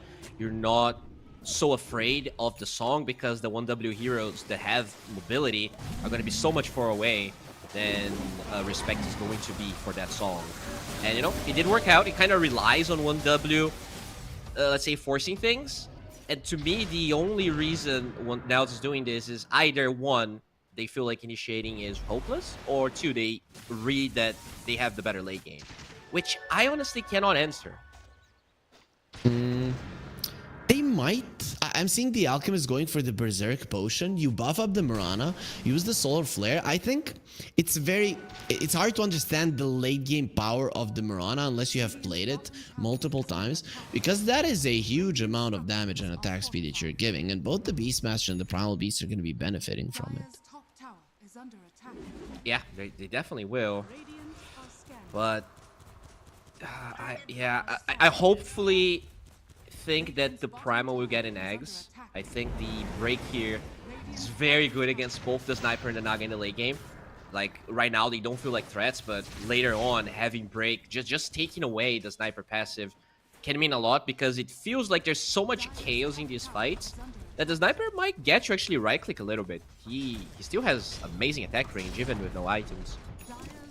It helps, especially with the headshot constantly annoying you, right? It might not be that much in terms of damage, The text but is hearing always that, crazy. yep, and that quacking sound, it is, you don't want to be hearing that, especially It's if you're about like, the sound, guys. That's the problem. Of course it's about the sound. Dude, I have gotten so tilted a couple times playing versus a Hoodwink, because in the lanes, like, tick, tick, tick. I don't care, she's not doing any damage. She's constantly annoying me. Chira threatening with the Rolling Thunder, gets it off just before the Gladiator does connect, gets roared up. Gunner on the other side will get focus fired. The Gladiator Cloud? keeping it in place. Just dies. Bring down Cloud, and Gunner saved by the enemy song. Respect stops it immediately, probably a call out from his team, but Nows are falling apart.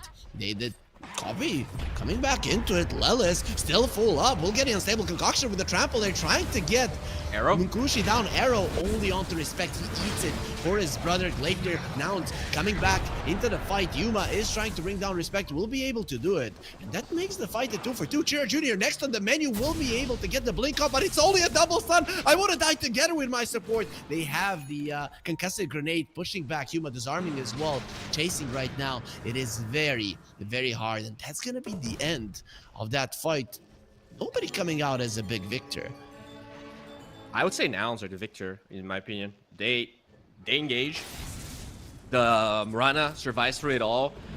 I'm starting to, like, this is the second time where 1W is making moves and Nouns can actually respond, winning or at least getting an initial trade. And that's really when they're gonna shine. Look at Yuma with that BKB in the lead. It's so much physical damage, and you know that's level 15. You don't even have any bigger proc items like MKB. Yep. Cloud tried to doom him, and if he had managed to do so, I still think the Mirana gets out. The question is, does he come back as fast as he did? This arrow here eaten by Respect. I think Munkushi would have gotten the BKB off anyway, so maybe he shouldn't have jumped in front of it, but it's one of those moments where you think it's just better to do it. To rely on it as they're looking towards Lelis, gets slowed down, Assassinate connects, Deluge slows him down to a crawl, Rolling Thunder. They really want him dead, but their damage output isn't really that impressive. With the Doom coming in, it's just way too many heroes. The rest of the team is already chasing for somebody else. Mukushi wants the Shaka Shot, Assassinate onto Yuma. Shaka Shot doesn't connect with a Gladiator. You might need to BKB and leap away. Copy is there to protect, but an 8-second BKB plus a support down the drain.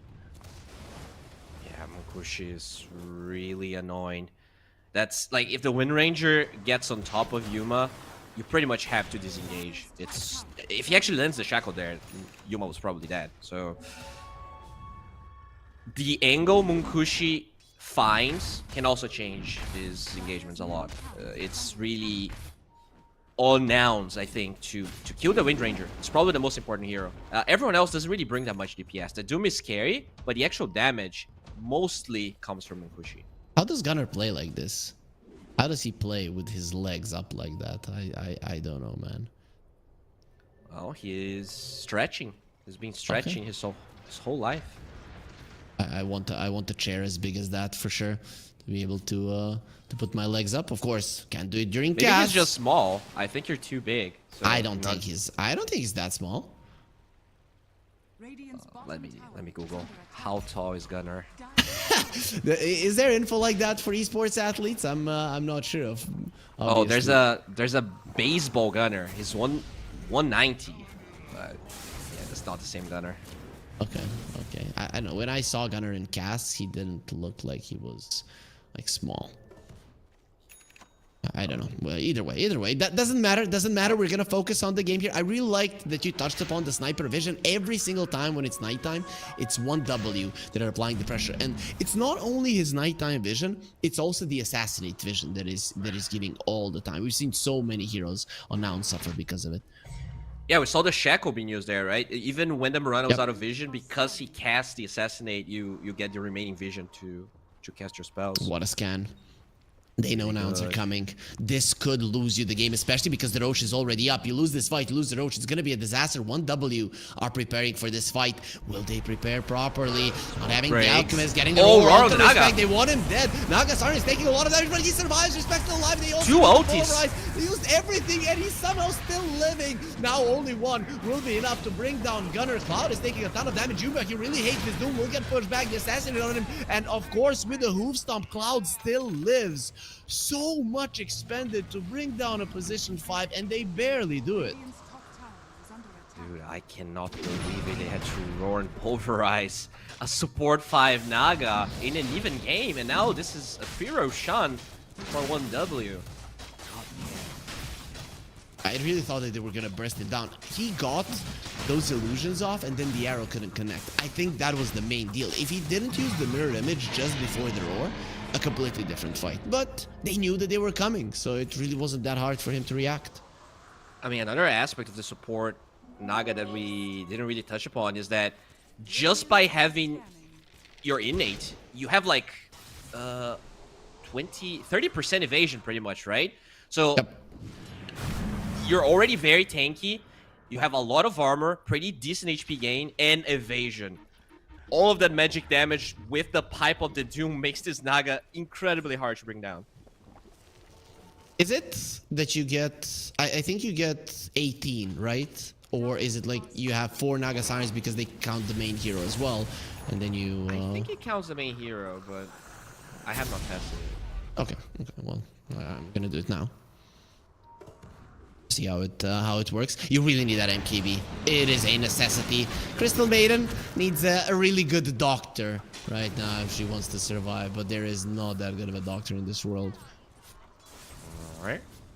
18% evasion. You only get 18. That's still incredible, right? Pretty 20%. good, Yeah. Lelis is farming an eggs, so I guess the primal probably, yeah.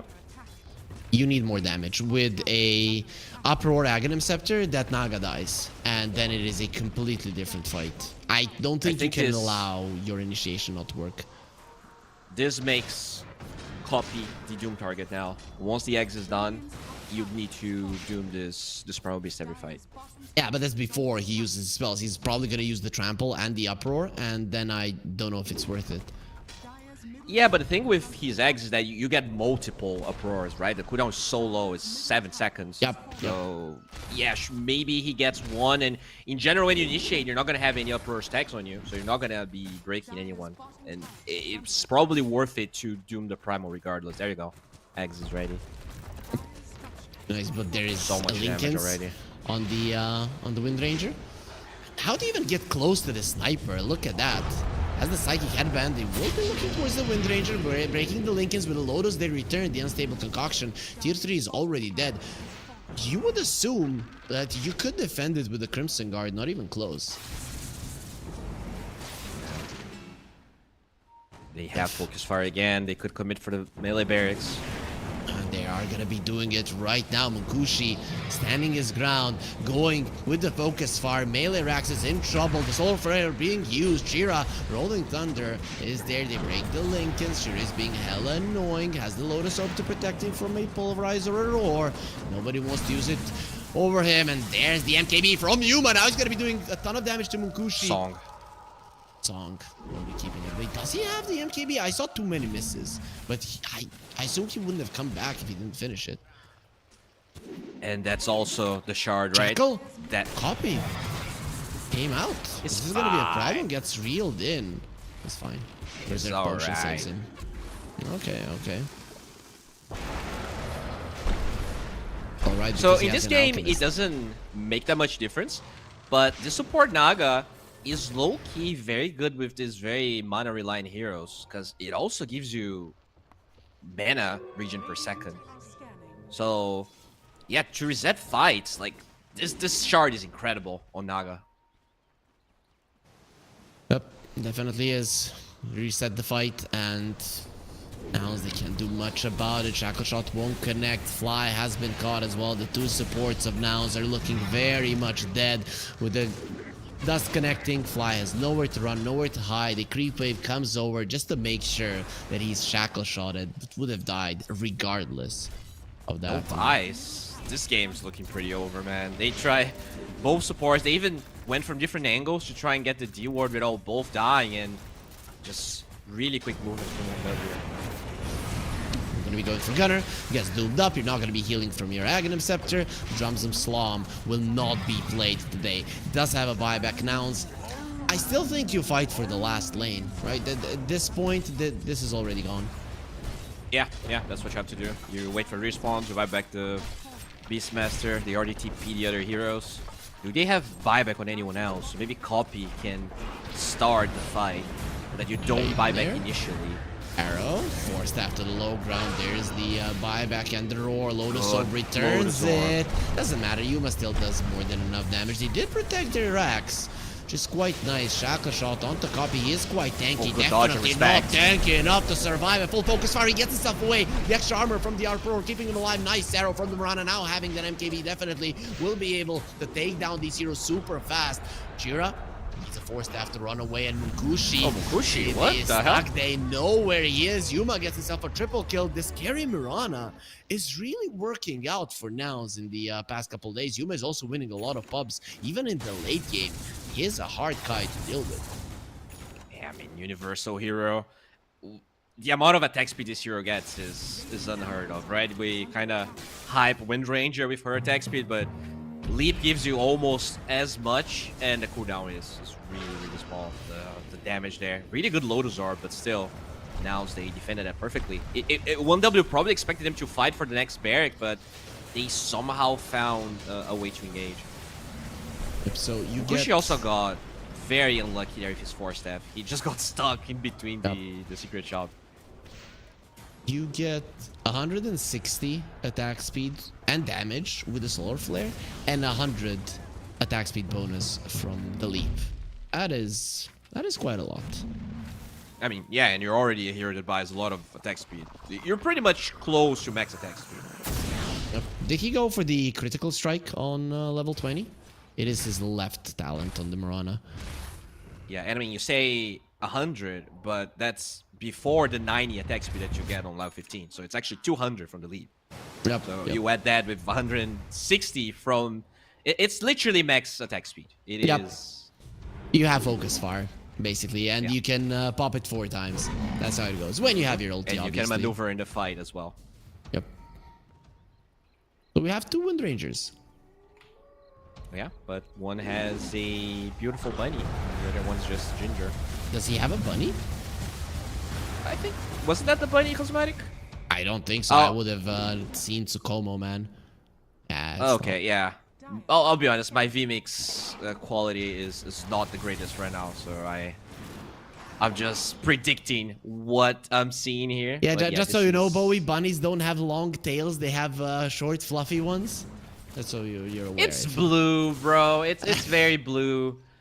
That's how it looks to me. Okay, sure. If blue is just the color of bunny, then fine. The game is even, Bowie. After that fight, now they've equalized it. Sure, they lost a lane of rack. Sure, they lost another tier 3. But now finally they're opening up the map a little bit. Yeah, I think next Roshan is really going to dictate everything. Like, if somehow they're able to get this Roshan, I can see now I'm still taking this, but you know, the damage is done. Like the map control acquired from MW is very, very big. There's no tier 2 tower down for now. Even if they get these Aegis, I don't think the game ends anytime soon. Is under attack. Let's see. Vegas. Well, Roche will be up in 2:30. So it is gonna be a long Roche respawn. Both of the teams definitely wanting to fight that one. All right, so Shiva's on the Beastmaster. Shiva's definitely gonna help with some of the attack speed, but it's mostly about the region. Those auras, especially the Naga region. Smoke. They of course don't know that this is gonna be a long Roche respawn. They did shove out the bottom wave, which is pretty huge for Nouns. Arrow. Oh, the arrow. No miss. Actually, that's correct on Mukushi. This is the perfect start on the fight. Go for Chira. They will cancel out the pulverize, and the Lotus Orb does not return. Wait, why didn't he return? I don't know. I think because of the sleep, because everybody was not targetable. Was the Lotus Orb sleeping? I don't know, man, but you're not targetable, so the Lotus Orb can't target you back. That is an interaction I've never seen. Okay. That arrow could have been so huge, Bowie. I mean, it was. They already forced the song. This is still an advantage here for Nouns. How big of an advantage it's so bad for them that it is a long Roche respawn, because somebody's gonna have to deal with the super creeps down bottom. Yeah, and it might also be enough time for them to get it on the Radiant side, which 1W would be very happy about. Mirana just spamming arrows. I think Yuma might go for the triple arrow this time around, because it is just something random that can win you the game. One win, running forward. Munkushi wants to get on top of somebody. Lays down a ward. There's a ward on the other side. Copy. His Linkens will be broken. Instant blink away. Finding Fly, who's going to go down. Does have a buyback. Gale Force pushing back. Lel is the support.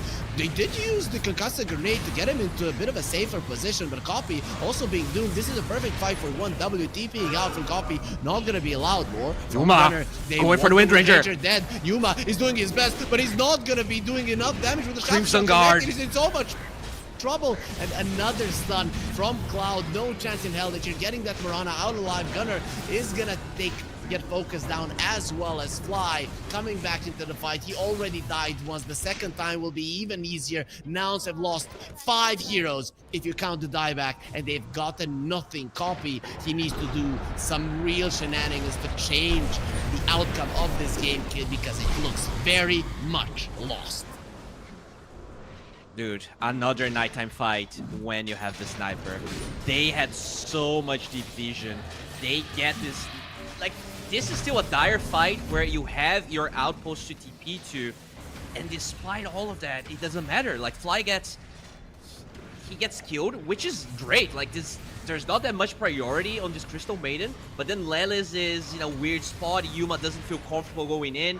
Only here you get the roar, but the Crimson Guard was taking so much freaking damage. You have Solar Crest, Crimson Guard, so many auras. This is just not enough to kill Mukushi. Not even close. He ended that fight with half of his HP intact. That they didn't even get close to killing him. But it was a move that Nouns felt like they had to take. I'm yeah, just I mean, the song was on loving. cooldown. I understand why he would take that fight. I'm loving it how 1-win supports are winning this game. They are literally winning these fights, right? With the vision, the Nagasaran blocking arrows from the Mirana. Just those little things are not allowing the Nouns lineup to do what it would want to do. So what is the right narrative here? Is support Naga and Sniper broken? Or are the supports on 1W so good that the supports that literally no one is willing to play are still good enough for them to take this?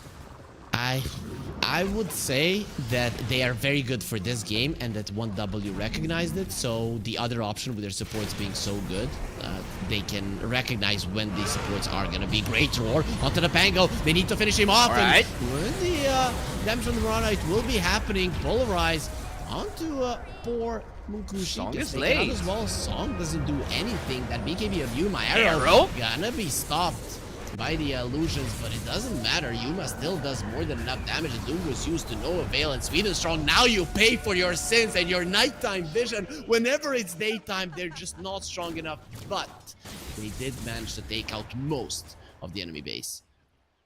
Yeah, they did get another lane of barracks. Dude, when this Mirana gets to hit with the Solar Flare, the fights are so different, right? We kind of talked about Song being used in that other fight, but Solar Flare was on cooldown when Yuma engaged on the Wind Ranger. This time, when you have max Solar Flare and you just engage with the leap, it's just so much damage. They were able to kill both the Wind Ranger and the Mango in like 2 seconds. And now they have the chance to maybe force a couple of buybacks here. I think waves are more important than just running straight to the base. I don't think you're getting buybacks right now. Nows need to prepare for another daytime fight. I think that is of the utmost importance. In the next 3 minutes, they need another fight like this outside of their base if they want to have any chance of coming back into the game. Well, they're gonna get a tier 2 at least. That's gonna be their first. And yeah, as you said, all of those buybacks are not gonna be necessary. There's not buyback available from Kushi either. I don't like this tier 2 takedown. They took so much time. Look at the bottom lane, already shoved in. You are not going to be able to prepare for a fight in the next 3 minutes if you're Nouns. There's no way. It's only if 1W makes a mistake. It feels like Nouns thinks that 1W is not going to go high ground before another Aegis. And so they are just waiting for their timings and waiting for Roshan. But unfortunately, as you said, Roshan is probably going to happen during nighttime again. And do you buy Moonshot? No way to change that. To counter this vision? Is this dude? new? It's not bad. It is not bad. Yeah, I don't know, man. It's so sad that you're thinking about it, but the thing is that the Murata doesn't need more attack speed, so you would basically be just throwing away 4,000 gold. Attack speed on the Alk, Moonshard Alk. Let's go. Yeah, get the Moonshard, get the Basher, and just get them dead. Daedalus on the Mirana. Okay. You know, Milan, the coach of Nouns, he calls this a red item. And every single time when they're lacking damage, he says they need a red item. So there is a red item now on the Mirana. Which one's better? Red item or blue rune? I'd say I'd go with the blue rune, my friend. Yeah. And you know who has the blue rune? The guy with the max attack speed. It's a girl, but sure. Hey Bowie, I'm sorry for making that mistake. It won't ever happen again. Have you looked at the Wind Ranger model like this? No. I didn't know. Oh. That was just a test to see if you're a creep. They don't really use the blue rune all that much. AD rune will expire when Kushi goes for a bit of farm. I like this. I think it's better for them to wait the Rosh. It will be a nighttime Rosh once again. Unless they are very unlikely and it is a 3-minute Rosh. Considering that the last one was long respawn. I know that doesn't matter. But you know, we're gonna expect it to be a shorter one. Scan was used. They know where the Pango is. Okay. Let's have a load Zor Cloud. Ooh, that's a big one. Very dead. Has a buyback. Still, in the next fight, if you're able to punish him, no double doom is a big deal. And that's a very expensive buyback because it's a devil bargains that buyback. So he's not gonna buy back though, right? 2.5 minutes until the potential Roche spawn. So it's not the worst time to die. I mean, now it's gonna go for a smoke. They do have, I think if you can shove mid and go for a smoke around the Radiant Big Jungle with a ward, the problem is forcing that buyback without putting yourself in a bad fight. But yeah, we'll see if Nels can do it. I think you have to save wards for the Roche fight. I don't think you can get away with putting a ward in the big jungle. It's just a part of the map that is not going to be important. But Sweden strong. They're going to find him. Oh, you see us during nighttime. Where are you going to see your head being smashed in by Copy coming forward? Gunner gets the kill. Finally, they get the annoying sniper off of the map. But he also does have a buyback. Yeah, but that's 1,000 gold and that's a catapult wave. I think you actually force mid a little bit here. Maybe poke for a buyback. I look at the side waves though. It's a problem. Lelis is dealing with the bottom wave. but Naga Siren might come over. It is a level 25 Mirana with the 3 arrows. Roar, Pulverize, they're gonna be going for everything. They don't have the Mirana, but between the two of them, these two cores do a ton of damage as well. Level 25 Beastmaster, level 24 on the Primal Beast, nothing to laugh at. 1W focusing so much on pushing these lanes that they are bleeding kills one after the other. That's the third one, and if they get unlucky with a Roche respawn timer here, this could be a problem, especially if Nouns can keep fighting more and more kills. The waves are definitely stabilizing now. Which talent did the Beastmaster get on his level 25? The right one is the Wild Axes, no cooldown, and the left one is the minus cooldown on the Roar. Considering he doesn't have a refresher, I would assume maybe the Roar cooldown is something that you want. I think it's Roar cooldown. We'll see. I mean, there's an argument, you know, for the Naga illusions, but it's a support Naga. I don't think they're necessarily struggling to deal with these illusions. You get the left one. Okay. So Roar, 30 seconds cooldown, big deal. Lincoln, now he can roar all the time, maybe even twice in a fight, maybe even thrice. We have seen some long fights in this game. Yeah, Yuma getting another tier 2. Now slowly but surely getting a lot of pressure here in the map. Roshan spawn timer. Ooh, you can delay it to a daytime Roche. I think that is so important for now. I just hope that they're talking about it, or on to respect. You can just use your roar all the time because you literally have no cooldown. 75 seconds on the sidelines. Roche isn't gonna be up, but one win can panic. There is a chance they panic now. And it is a sacred relic. Not sacred relic, the neutral relic. So those roars last so long. There's no way these targets by themselves are gonna be able to withstand it. And now it's finally in control of the Roche area for the first time in maybe 15-20 minutes. Primalbeast got the pulverized duration, so you basically have an even stronger roar on the Primalbeast. Smoking up, Fly will be found. They want to use the nighttime vision to get somebody off the map. He does have a buyback. That is not a time to die. Finally get one. Is Nouns going? I think they're going for a fight. They know where their enemies are at, but over a war, then Sweden Strong is going to know. Oh, there you go. Happening. Arrow. Nice 4-step. Gets himself away. Yuma. Oh, he's stuck. BKB fighting Chira. Now, they want Sweden Strong. They want to take away the vision. Will be able to do it. No more BKB on Yuma. He's going to be focusing on the Wind Ranger. He destroys him. Mungushi as the enemy is running away, but it doesn't matter. There's nowhere to run. Yuma is too strong.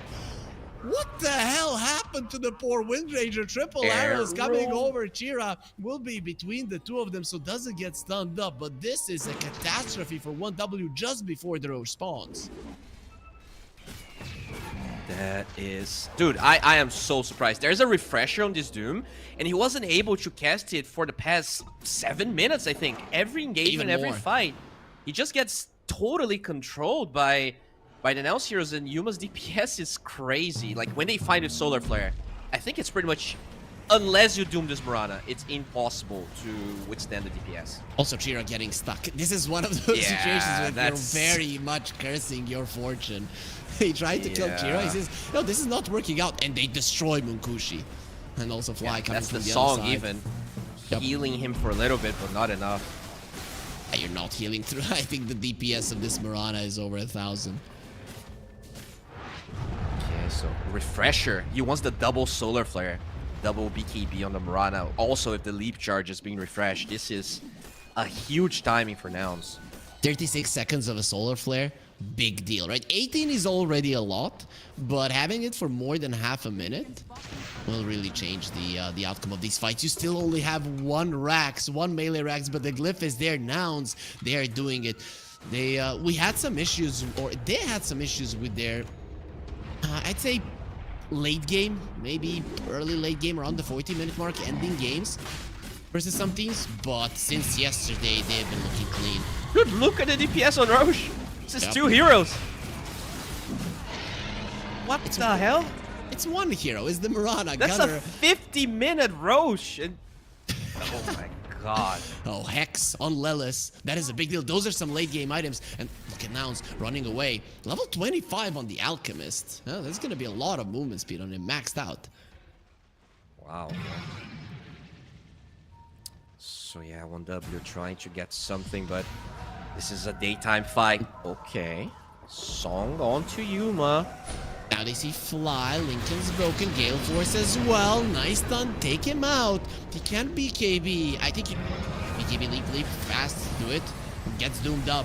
Focus fire is there, he's gone. Yuma does have a buyback. BKB copy running Second forward. doom. Not buying back on the Mirana just yet. Finally, we see the double doom, and instantly the fight is completely different. The Buyback. onto the Panko, but need Yuma. They need Yuma to do the damage. Jumping in. Doesn't have the BKB, has the refresh, and now he's Holy using it. Fly crap. gets himself a double kill. Yuma, stop destroying your opponent's respect. A couple of hits. He doesn't get all the hits, but he wants me the strong. That is the one that they hit. That is one that has been annoying them. Lelis, he cannot find the Naga Siren.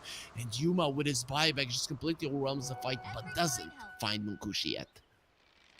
I mean, at the end of the day, that's still great for 1W, right? You lose 3 Yep. heroes, but you force a fight on the enemy base. You get this Yuma buyback to hero that by far is your doom this game. And you might have to use 1 or 2 buybacks, but you're facing pretty much GG if they get to use that Aegis in your base. This was still great for 1W. They played this amazingly well. The way that they comboed the sleep with the Rolling Thunder, then doomed up the Mirana, focus fire. They understood exactly what they need to do. Yeah, that second doom as well. Just making sure they did get baited slightly, but at the end of the day, it was still worth it to buy back here. Because I think if you don't buy back, you probably lose the game. So kudos on Nouns to at least doing this. And I like the presence of mind of Munkushi to just instantly bail. The second he saw the Mirana buyback, he didn't even turn around to see if his teammates were dying. He was already out. Is that an AD rune on the Mirana? Okay, don't fight him. Just let him get it. Radiant structures are fortified. Okay, a lot of respect. I mean, you don't have buyback, so the respect is Yep. real. Refresh is going to be back up in 27. There's already 1 doom available. I think if you're Nouns, you don't fight for the 8 minutes. You just stay in your base. You need to protect the Mirana. Basically play like a sniper behind tier 4s. You cannot allow yourself to be slept and killed. Yeah, well, I would definitely agree because it means we would get a 60-minute game, my friend. And I want to see some tier 5s. What's a perfect one for Yuma? Like a Deso? Yeah, probably that one. I don't think you care much about the pirate hat. You'd rather get the damage. Apex also, I still think Deso better. There is an argument, and you might disagree, for Force Boots on this Mirana. Because you I can like get a Rapier or another damage item. And then you're going to be dispelling like so much trash. You can run away from the Doom. I wouldn't mind, but it really depends on the drops. Wait, I think, what did the obviously. Doom get though? Maybe you can't use it. Oh, right? 'Cause he's level that is 25. true. If he got the Doom applies mute, which I would assume he got, because why would you break anybody? Yep. You're definitely right. Doom is a problem, man. He has a double Doom with a level 25. So strong. This triple 3x arrows. as well. Uma, Okay. be careful. He's thinking about a satanic. From what I see. There is gonna be 1 on the Wind Ranger. Yeah, it's good for long fights, but if you get doomed, it really doesn't do anything. Only gives you more HP, I guess. Nouns have done it multiple times in this game that they've killed the Doom first. But nighttime is coming. 1W, they are gonna have the better vision. I think this I changes think a lot. it's great for Lelis to get a Blink Dagger now. He, Side of Vice has a lot of value, but the fact that he can't blink with his Concoction or Device is problematic. Because if he has Blink plus Buyback, it doesn't matter he dies if he finds the Doom and allows his team to burst him. Not gonna lie, I is- thought he was gonna get it earlier. A lot Yeah. earlier in this game. Yeah. But it kind of came back to what we said, right? They didn't go for Blink. They really didn't care about initiation for most Yep. of this game, but now when Yuma is strong enough, they feel like they can get these fights before the song is even cast. 6 minutes, 4.5 more minutes until we get the tier 5 items. 1W, they don't want to see those tier 5 items. They want this game to end. They have been winning for the majority of it. They're behind in net worth, but only one. I mean, it doesn't matter, right? What is 5K if it minute 55? Nobody cares, of course. But MOUZ is behind just because of this buyback. Like, that is worth 30K stuns himself, uses the Lotus Orb before he does do it. That shrapnel slows you so much. Look at Yuma's positioning. He's guarded by everybody. When they know where the enemies are at, all 4 of the heroes are in front of him. He's the only one without buyback, because Fly will have it in 15 seconds. Level 25 as well. Does have gold for that blink, but also wants to save his own buyback. Has to chill for now.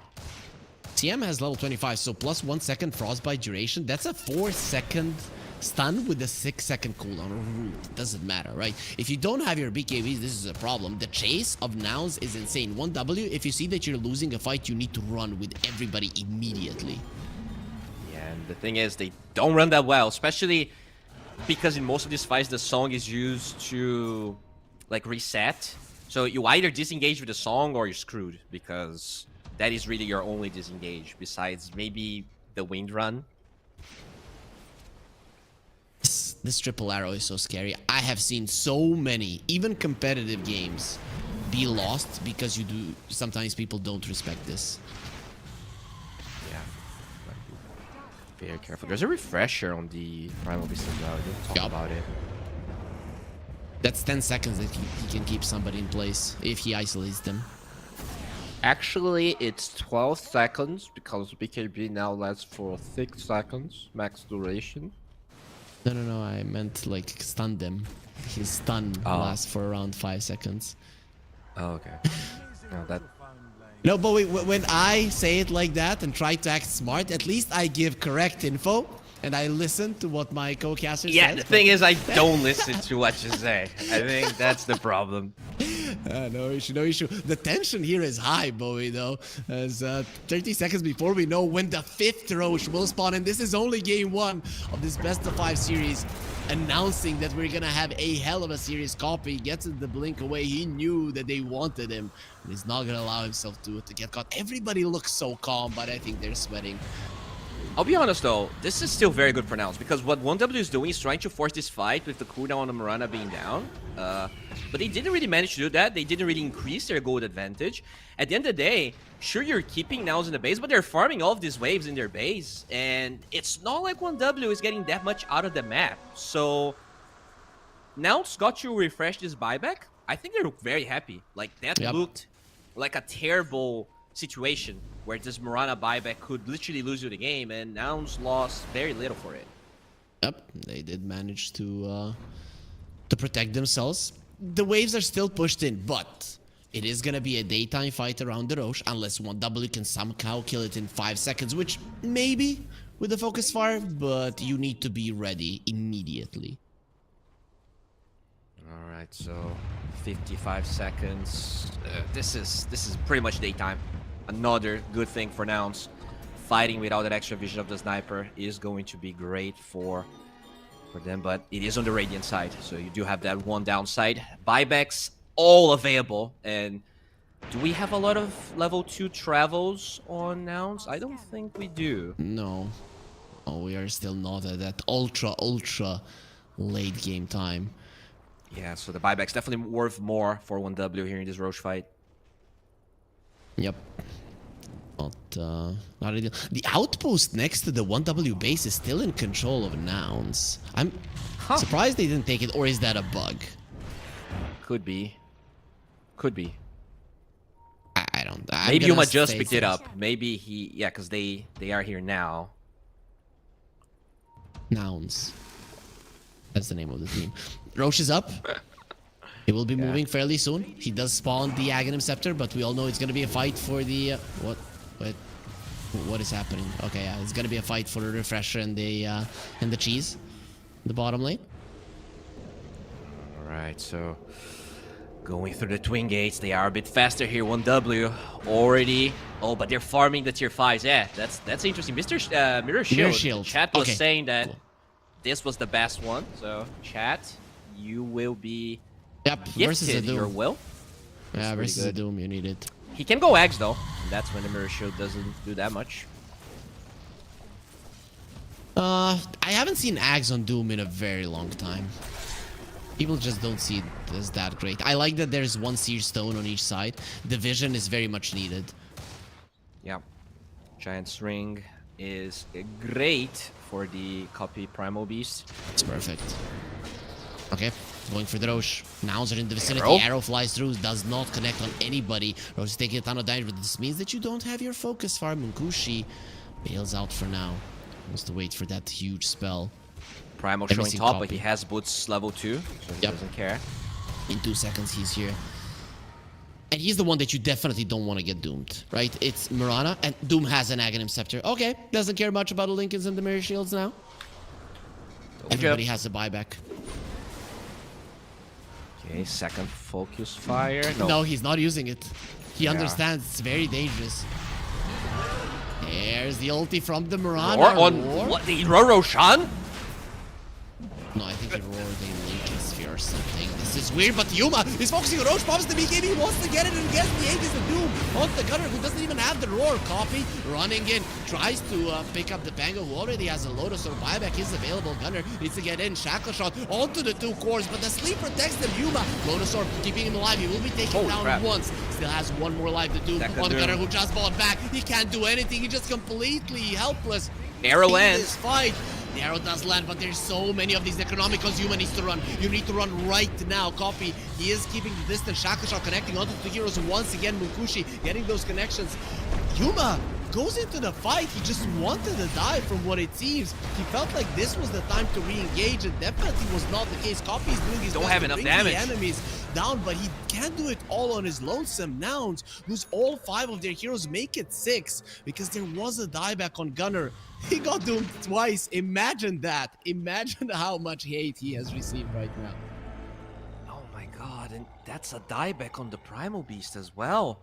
So this is Only on the Beastmaster. I'm sorry, the Beastmaster, yeah. Yep. That is this is terrible. I guess they don't have Doom nor Refresher, so 1W might be chilling, but that's the second time in a row that Nouns gets the Aegis, but the cost always seems to be so high.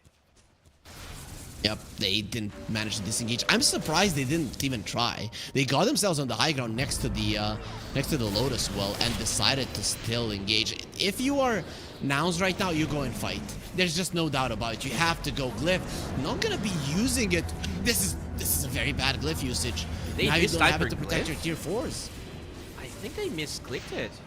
Yep, they maybe wanted to protect the Raxes. The Doom, the Refresher is going to be up in 30 seconds. You have double Doom in a 4 versus 5 scenario, whilst now they don't have their Refresher on copy. How do you buy time for this beast? It's 50 seconds. You don't. Without the Glyph, you can't do it. And the Mirror Shield will return. The Hex onto the Primal Beast. Cloud uses the Doom on himself, runs forward. They have the Gale Force, and the 4 Primal Beasts can't get away. Will get the BKB off. It is going to be Yuma. God, he needs help. He needs help. Sound gets the leap away. Shackle Shot not going to be doing that much through the BKB, but the Throne will get exposed. You're in a 2 versus 5 scenario with the Doom coming back in a second. Cloud will just zone him out. Respect will sing a beautiful lullaby. At least you go down while listening to some tunes, because 1W will be getting the victory in game 1. What a banger of a game to start this BO5, man. This was very back and forth. It felt like Nouns at some point had figured things out, but yeah, the way 1W contested the Aegises and really made them pay for those moves was really problematic. The first one, I really think it's on Nouns. They could have probably disengaged. They were already pretty much in their base when that fight started. But the second one, it's really 1-1W. They played really well. They gave Roshan, but at the same time, they had all of the vision, all of the ways to poke. And yeah, that Roar missing. There are a couple of mistakes, but it was still super hype of a fight. Yeah, we can't really take that much away from Nouns in that last engagement, right? Because you know that the creeps are gonna be coming into your base soon. You know that you are in trouble when it comes to waves, and it's more important for you for that fight to end as fast as possible. So I can understand them not being patient. I mean, they had really good waves. They really had good waves. I don't even think getting the Roche here is the problem, but look how this fight ends up in a choke point where 1W can cast everything. The sniper is just using shrapnel infinitely from afar, poking heroes back. They have a lot of those Necronomicons just zoning 3 heroes. And yeah, I don't know. This fight was... There were so many things happening. It's really hard to point out exactly why Nouns lost, but the dieback on the Beastmaster really hurt, right? With the glyph on top of it, they were never able to force a second fight, which maybe they could have won. I think it's always the same in these fights. There is so many units that the arrow cannot connect. And then you kill the Beastmaster, you don't have the roar, so you basically have no lockdown. At that point, there were mirror shields, there were Lotus Orbs, there were Lincoln Spheres, and that's more than enough to offset the Primal Beast. It had to be the Beastmaster into an arrow, and then you have 3 Illusions and 4 Necronomicon units. I think it was just way too of a disruptive fight for Nouns. They needed a different engagement. Yeah, I love that you mentioned the Naga. I think one of the biggest reasons for this Naga to be picked up is the Mirana, right? It felt like so many fights, the Illusions were taking all of those arrows, despite the level 25 on Yuma, that it really made the lockdown on Noun struggle. The fact that Lelis also had to get this super late Blink Dagger, I think could have helped to utilize the side of Vice, but in general, 1W played really well. The Doom, he was struggling to get those Dooms off, but past minute 45, I think it changed completely, and we got so many incredible Dooms during the fights. I still can't take it away from Nouns, man. They played such an incredible game in a position where we already thought it was over. Remember when their base was falling? We're like, okay, it does look very much over. How are they going to be able to defend this? They delay. And 2 times they were able to, with Yuma and his amazing damage, turn the fight around. But in the end, it just wasn't enough. This Mirana carry, it is scary. And I think that a lot of more players other than Yuma, because currently I'm not seeing a lot of them being played, are going to start picking it up. Yeah, it feels like we have a lot of different carries that are going to show up in the second stage of the tournament. We saw the Void Spirit. Yes, PSG Quest got eliminated, but maybe some other people are going to get inspiration from that. This Mirana is working out. Look, if you look at the supports of this game, we had Auk, Naga, Sniper. How likely it is to have... It really feels like the meta is shaping up as we speak, and there's really no meta solidified, you know? This tournament is probably going to dictate a lot how Dota is going to be played in the next couple of weeks. Yep, and that is a huge deal. We're seeing that Mukushi got himself an MVP. If production gave it to anybody, I'd be completely fine with that one. But also, we are going to be giving away some Arcanas with the exclamation mark 1x give in the chat. You are going to understand how to participate in that one. But that was only game 1. We have at least 2 more games, but hopefully 4 before we find out which is going to be the last team that joins the main tournament. Oh, yeah. That was... Oh man, this game, 1 hour game for the first of a BO5. This is really setting up the tempo. I would be surprised if this is a BO3, but for us to figure out, we have to go on a break, right? The players gotta rest and we gotta get some refreshments.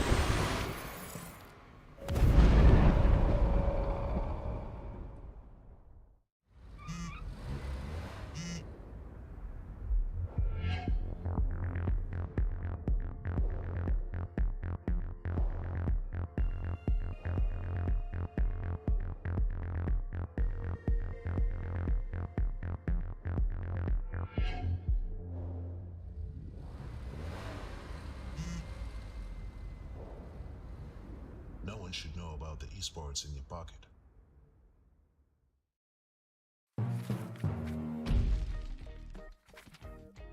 What a start to a best-of-5 lower bracket finals between 1W and MOUZ for their last spot in the main tournament of the FISSURE Universe 3. I'm Harry, joining me is Bowie, and today, the two of us together, Bowie, are going to be finding out who's going to be joining the other 7 teams that have already deserved their spot, either through the direct invite or like G2IG by winning versus everybody here in the play-ins. Oh yeah, and as you said, whoever takes this one's going to be facing Gaimin Gladiators tomorrow, so it's definitely not going to get any easier. But dude, this game was incredible. It was so close that it kind of makes me think if the teams are going to change their approach in the draft at all, right? It felt like both teams could take it. Sure, 1W got a really good start, but I think it was mostly the lanes that kind of put them in that position. And if you could potentially fix the lanes and the mistakes that kind of arose from that, I could see this game being MOUZ's favorite, actually. I think so as well. I'm loving how MOUZ move from minute 8 to minute 15. I think out of all of the teams in the play-ins, at that part of the game, they are better than everybody else. Their macro movements, like individualistic macro movements in the game, are better than all of the other teams, and I think they need to utilize that somehow. They ban out the Naga. Man, it was so annoying. I still think that was the most annoying hero for them to play against. Everybody else they were able to deal with, but the Naga Siren support, laning stage wise and also throughout the game, is something that they hated. Who do you think called it out? Was it Yuma or Gunner who got the most annoyed by this hero? I think it's probably Yuma, right? If you still want to pick this Mirana, which I think they want to, you gotta take it out. But now, they also don't ban the Shadow Demon, and this is gonna be an interesting choice here for MOUZ. Which one would you rather pick? Shadow Demon. Shadow Demon, man. There's no way. If so. you want the Mirana, you ban out the Shadow Demon then. That's the approach. Yes, I would say so. Do they play a lot of Mirana on 1W though? Let me check. No. Sweden Strong is a Mirana player though, but I don't know. I think he has such a wild hero pool right now that he wouldn't go for this Mirana necessarily. Yeah, there we go. Nice. And the thing is now 1W might have to use their one ban to get rid of the Mirana, which opens up so many other possibilities for now in esports. They're not that one-dimensional, no way. Okay. Yeah, this is tough, but yeah, knowing 1W, I think they're gonna go for their own game. Maybe you don't even mess with the Mirana at all, and you're just like the way that they approached the Mirana and everything MOUZ was doing was so out of the box, right? I don't think they're gonna counter things directly like that. It's not like Mirana is a broken hero like Lean or Tinker. Those two, you definitely ban it. There's not a lot of workarounds that are easy, but for this Mirana, I could see them actually letting it through. I don't know, man. It's a flex. Lelis plays it as well. And then with the Shadow Demon, it would not be nice. We have lost Bowie there for a second. Okay, Bowie. For a second, they did pick it. For a second, our stream was more beautiful, but here we love to be together, right? Okay, man. You know, you are okay. You're pretty. Maybe if I was drunk enough, I would consider you pretty, but you don't gotta say it out loud like this, all right? I had problems with my self-image. You know, I gotta say it like that. Right? They've got the Mirana though, so you know, you thought 1W won't get it, and I think it might be a necessity to pick it up because you are annoyed that you would use your one ban in the second phase on it. And you know, you say they might not have to do it, but you can break nouns when they're playing one super comfort hero with which they do not lose. I don't think you can do it when they're doing it with their two favorite heroes. Yeah, but you know, they still have other heroes that are left. That Omni Knight that was being banned a lot, still available. And I think they wanted to pick Ember because they did ban both the Spirit Breaker and Shaker. So now they picked this Mirana. How are you going to find ways to make the other work? Well, we'll see. We'll see. There are other options, Bowie, not only the Ember and the Dragonite. Of course, for our viewers, there's only one option when it comes to a betting app. There's the 1xBet app on your screen. Looks beautiful, has so many stats, user-friendly. No reason not to get it as... 1W. So what do you use your 1 ban on now that you've taken the Mirana? They played a lot of Mars on Cloud, and I think they even played Mirana when he played one of those Mars games. So I think something that would lane well or would not care about Mars too much. The question is, are you willing to pick Mars second here after this ban? Probably, right? Why not? Versus a Shadow Demon, right? It makes a lot of sense. Not a lot of heroes just straight up counter the Mars. You want to have that vision taken away. And they get rid of the Huskar. You talked about the chances of Huskar, and they will go for the Pango again. It is... I think it's a better second pick just because of the possibility of a flex. Chira played the Pango in the previous game, but Cloud is a pretty well-known Pango player himself. Yeah, for sure. I do like the Huskar ban as well. They have 18, so you could potentially set things up. 1W does play the Huskar, but because they only have 17 here, I think it would be a bit risky for them to go for it. Now, the Omni is available. You can try to play that. You can also play Marcy plus something, which is another hero that went through this first phase. Both, I think, fit Fly a lot. Do you think they are definitely going to be playing the Shadow Demon on Lilith? Because I know that Fly plays it as well. Oh, that's the Fly hero. I don't think anybody else announced plays the Omni. They have not. Maybe there's a chance you pick it against Pango, right? We saw Omni destroying an Ember. No, but this is Copy's hero. I think this could be Gunner's hero. He played one game at least. He has, but we kind of mentioned it that he has been practicing it and not looking that hot in the pubs. When you lose most of your pubs, sometimes you just don't feel confident going for the hero. It depends on how he feels about it, I think. Yeah, definitely depends. All right, so what do you do here? You probably want a hero that can hold his own against this Primal. Windranger is available, but Shadow Demon, that's pretty bad. I think maybe you pick a Morphling here, because Morphling would be so good for Nouns, right? As a deny pick. It's pretty solid versus everything that Nouns eSports has. It is a mixed damage hero, so doesn't care much about the Guardian Angel, and is naturally okay versus the Primal Beast. Go Doom. Okay, maybe that's their way of dealing with the potential Morphling. Yeah, you could pick Doom and Morph, right? Because you're covering for the Morph. Or you can pick Doom, pick something else, and prevent Morphling from being a threat. Yep. I think both are viable. Yeah, the anti-Beastmaster, Primal Beast hero. What's a Yuma hero now? Yeah, I think that now definitely puts Copy on the Primal Beast. You don't want to be laning versus a Clockwork. It's kind of a disaster.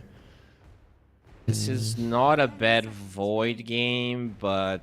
You know what this is a good game of? Maybe a Medusa, right? Are you gonna be too Shadow slow Demon? with that hero? I don't think 1W is really fast, right? Doom is notoriously slow. Pango and Mirana Clock are a little bit fast, but I don't mind Medusa here. 18 with the Omni Knight looks pretty solid. Yep. Versus a Doom, it's amazing. None of these heroes do enough damage to you. You can buy Hurricane Pike, good versus the Clockwork. Yeah, I wouldn't hate it. When I say slow, I think maybe you are gonna be lacking damage because your supports don't do much in that regard. So that's why they go for the Windranger. And they're still flexing this. This could still be mid Windranger with Primal off. Could also be like they're literally flexing 5 lanes between 2 heroes. I mean, you know what I mean. 5 possibilities of lanes. I'm still leaning towards this being a Yuma Windranger. 5 seconds. Yeah, probably. Think it's very likely, although they will have to pick a core on 23. So what is the most likely one here for the 1W to ban? Offlaners. I get rid of the offlaners, right? But let's go towards Gunners. Heroes. Did they get rid of the Beastmaster? They didn't. In this game, I would still go for the Beast. It's not that bad for Nouns. Yeah, I think it's definitely what Gunnar is used to playing. What do you ban? I guess you ban Ursa maybe if you're going Beastmaster. I guess Munkushi is It a would be a big weird Ursa lane player. with the clock, but Maybe clock- no. You ban out the gyro. You ban out the gyro here if you're nouns. There's the beast, but I still think you don't want to play versus the gyro. Unless you're gonna get something that's really good versus it. I'm not sure Gyro is what they're playing. Like, considering how Munkushi has been playing this tournament, literally picking one hero a game, Gyro seems like such a... Like, you know, it's a compromise hero. I think it would pick Gyro early. I don't think it's good enough for 24. I would rather see something that feels more impactful. You know what he does play sometimes? A Muerta. Munkushi is very good on his range heroes. Having a Clockwork, I think he would want to go for that one. He did play a Mirana game in his pubs recently as well, so not out of the question that he might decide to put it on position 1 as well. Yeah. But Muerta would be good, right? Versus It's the amazing versus Guardian Primal. Angel. Yeah, versus Guardian Ninja versus Primo in the lane, he goes on you, you just dead shot him away. It's a Primal mid though. I'm having a very hard time seeing Gunnar wanting to get destroyed in the lane once again. There's the gyro ban. Alright, we're gonna go for... Ooh. Alright, into Doom Clockwork. Very ballsy here of Nouns. And Pango as well. At some point you get a bash. Now it's 3 hits, so it's, you know... Yeah, with the X is 75 5, chance? so still Yeah. annoying. Very, very annoying. 5 seconds remaining. What does well? You know, Munkushi is a big Monkey King player. That's solid versus an Enigma in Yeah. lane. He hasn't is played it. alright. What about a Sven? I think to Shadow Demon, right? It's annoying. Yeah, not ideal. Oh, whoa, this is scary. Mirana carry. Let's go. Okay. Let's go. Okay. Taking a page out of Nouns. They have so many counters to the Enigma. I'm liking the 1W lineup, not gonna lie. I'm just thinking about the lanes of Nouns and how well they're gonna do in them, and can copy in that early mid game, that 8 to 15 minutes that we talked about for Nouns, do well, right? Because we've already seen Fly once on his Omni Knight, and he crushed it in the laning stage. Can he do it again? Yeah, I don't know. I think I look at the Repel this game and it doesn't strike me as amazing. Like, it's fine on the Windranger. It's good. It's pretty good on the Primal Beast, but there's a block, which makes things a bit harder. Yeah, I don't know. I feel like they try to make this... They forced this Omni a little bit too much, but they didn't have a hero to really, truly extract value out of it. If somehow they're going to win this, it's out of Gunnar somehow getting amazing black holes in the mid game. It also relies on Copy having a great game. I think this is a game where you snowball, right? You get early items on this Enigma, you mow down the towers, you get online faster than the Mirana as the Windranger. But if this goes too long, it seems really hard for Nouns to take this. Is this one of those early Blink Shard Enigma games? I've seen it so many times from the off lane that the Enigma joins in on the fights, and Gunnar seems like the kind of guy that could go that route. It's interesting, right? You have Omni for a little bit of the defensive aspect early on. It's unlikely because the lane becomes hard when you don't go for the aura items at the beginning. But maybe he can go like Mac Arcane's Blink Shard. Something. I think at least one healing item or aura item at the beginning is necessary, but then he can transition. Are we going with 1W here, Bowie? Are we taking the easy way out? Yeah, I think so as well. W for 1W. But I don't want that to happen. If this starts off with the 2-0, there is a good chance that we can... the reverse sweeps have happened in best of 5s, but no, we would be very close to being right if we would declare that 1W are probably going to be taking the series after that 2-0. Looking at the odds, not that favored for a 1W. It seems that Nouns have really bought our sponsors with this Omni Knight. Yeah, I mean, it was really close game one, so I think that made the odds for this one even closer. And yeah, draft-wise, I definitely favor 1W. I think they looked so good with the most unconventional support duo I've ever seen. I can't help but feel like if they're playing something more normal, and this time actually having lots of really good counters against Nouns, they should be playing very well. goes out in time, and if he gets caught there, Yuma is very, very likely gonna go down, but does manage to go to the left. Respect still wants to annoy him from what it seems. Also, here's the thing. If you lose this game on Nouns, it is a problem, right? Why is it a huge problem? Because you played a Mirana, which is one of your best heroes as a first pick, and you lost. And now you are playing a Shadow Demon, which is also one of your best first picks. And if you lose, it might take away of your confidence. This is why best of fives sometimes are more of a mind game than what we see in best of 3 series. So, a little bit of a comparino here, something to warn the viewers. Shadow Demon is broken because of the promulgate facet, especially after level 20.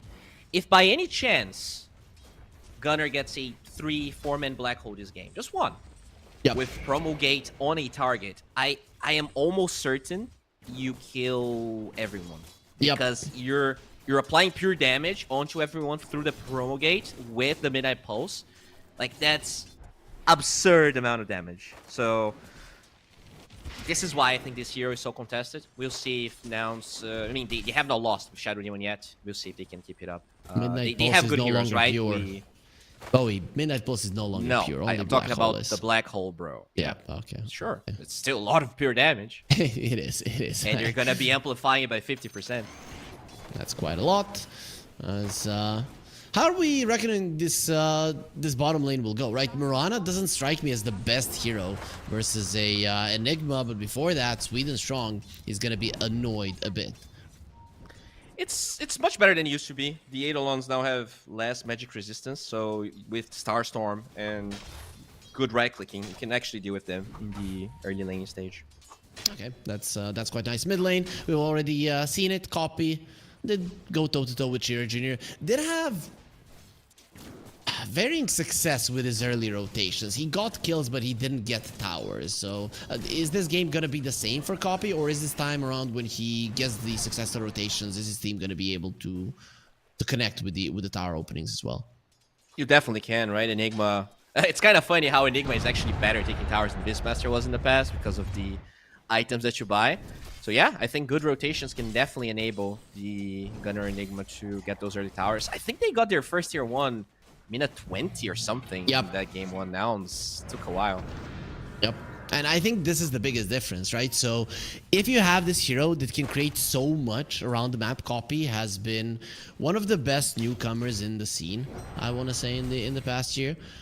And if he can create that space and you don't have anybody to take down towers, it's a little bit wasted. This game, I'd say it's a lot better in that regard for Nouns. Their early game understanding what to do right out of the laning stage will give them so much more. Lelis, however, will be going down, and that is another time going to be a first blood for 1W. Yeah, very nicely done. And you know what? Even though there is the chance of getting those towers, as you were saying, that clockwork is really enemy number 1 for Copy. Like, you got to be very careful with how you engage, because these cogs and battery assault, everything. Clock is probably the best hero against Primal Beast by far. I guess you have Repel, right? That's going to help. With the Repel, you just go through the expanded armature. So Fly is going to have to be somewhere in the vicinity. Positioning with the Omni Knight, especially around a hero like a Primal Beast, isn't always easy. But I think Fly, with his experience, can do it properly. Yeah, I agree. It is definitely on Fly to enable. And that's another question. Will you go BKB as your first item, or you rely on this Repel when you go for something different, like a Blade Mail Blink, or even a Blade Mail Ags doesn't strike me as bad this game. I think Blade Mail is first for sure. And then we'll see. I don't know if you can get away with being that timid to go for the first item. BKB, Cloud running forward. The Fly already took a lot of damage. He has 4 stick charges. Will try to survive because one more hit. Extra armor from the tower will keep him alive. It looked like Sweden Strong was going to get that kill, but extra 3 armor makes a difference. No, that's God right there. That's the omniscience. That is Fly believed, and he was granted Yeah, life. I guess he got the proc from that passive stout Damage shield. block. Yep. Yeah. Oh, Disruption. they got a good disruption here. A lot of babies. Analysis. Respect trying to get away. They killed the cog. Want to go through. One of the babies will die from the arrow, but you have so many more. Munkushi, I don't think you want to fight there. You're outnumbered, but he will get the courier down. So at least some turnaround. The Nouns get themselves on the board much earlier this game than in the previous one. Very nice. The Enigma having very good time, which should happen when you pick it this late. Overall, I guess the surprising part to me is the Pango doing that well. Like, to me, this lane is a 50-50, maybe even 55-45 for the Primal. So, definitely a great performance here by Hero Jr. Enigma is going to be going for the drums, so... That is something in between, right? Of auras and ganking potential. Drums will allow you to rotate, and I think Enigma usually does suffer in that regard because isn't the fastest of heroes. But with the drums, you will be able to move between the lanes, and I think it's very important. Copy, gonna be using the Pulverize, one of the spells that the Pango, of course, does hate because you can catch him in his ulti. But for now, it's not going to be any big amount of damage. Fly gets the Arcane Rune. Now let's see if he's going to survive or pay with his life for his insolence. Goes to the tower. Double jump. Slows him down just enough. But with Lelis being there, it's not going to be a kill. Yeah, I think it's also very good against... It's gone. And uses the healing. No mana on Copy, though, for the OT. Doesn't need it. Okay. Nice one. The drums is also very good against Doom, right? You can even get Boots of Bearing here, so you can disengage as they get another kill. Nouns. Struggling on the bottom side, but... Oh, Fly. This could be another one. He's running forward. It's just... You need to believe, as you mentioned, Bowie.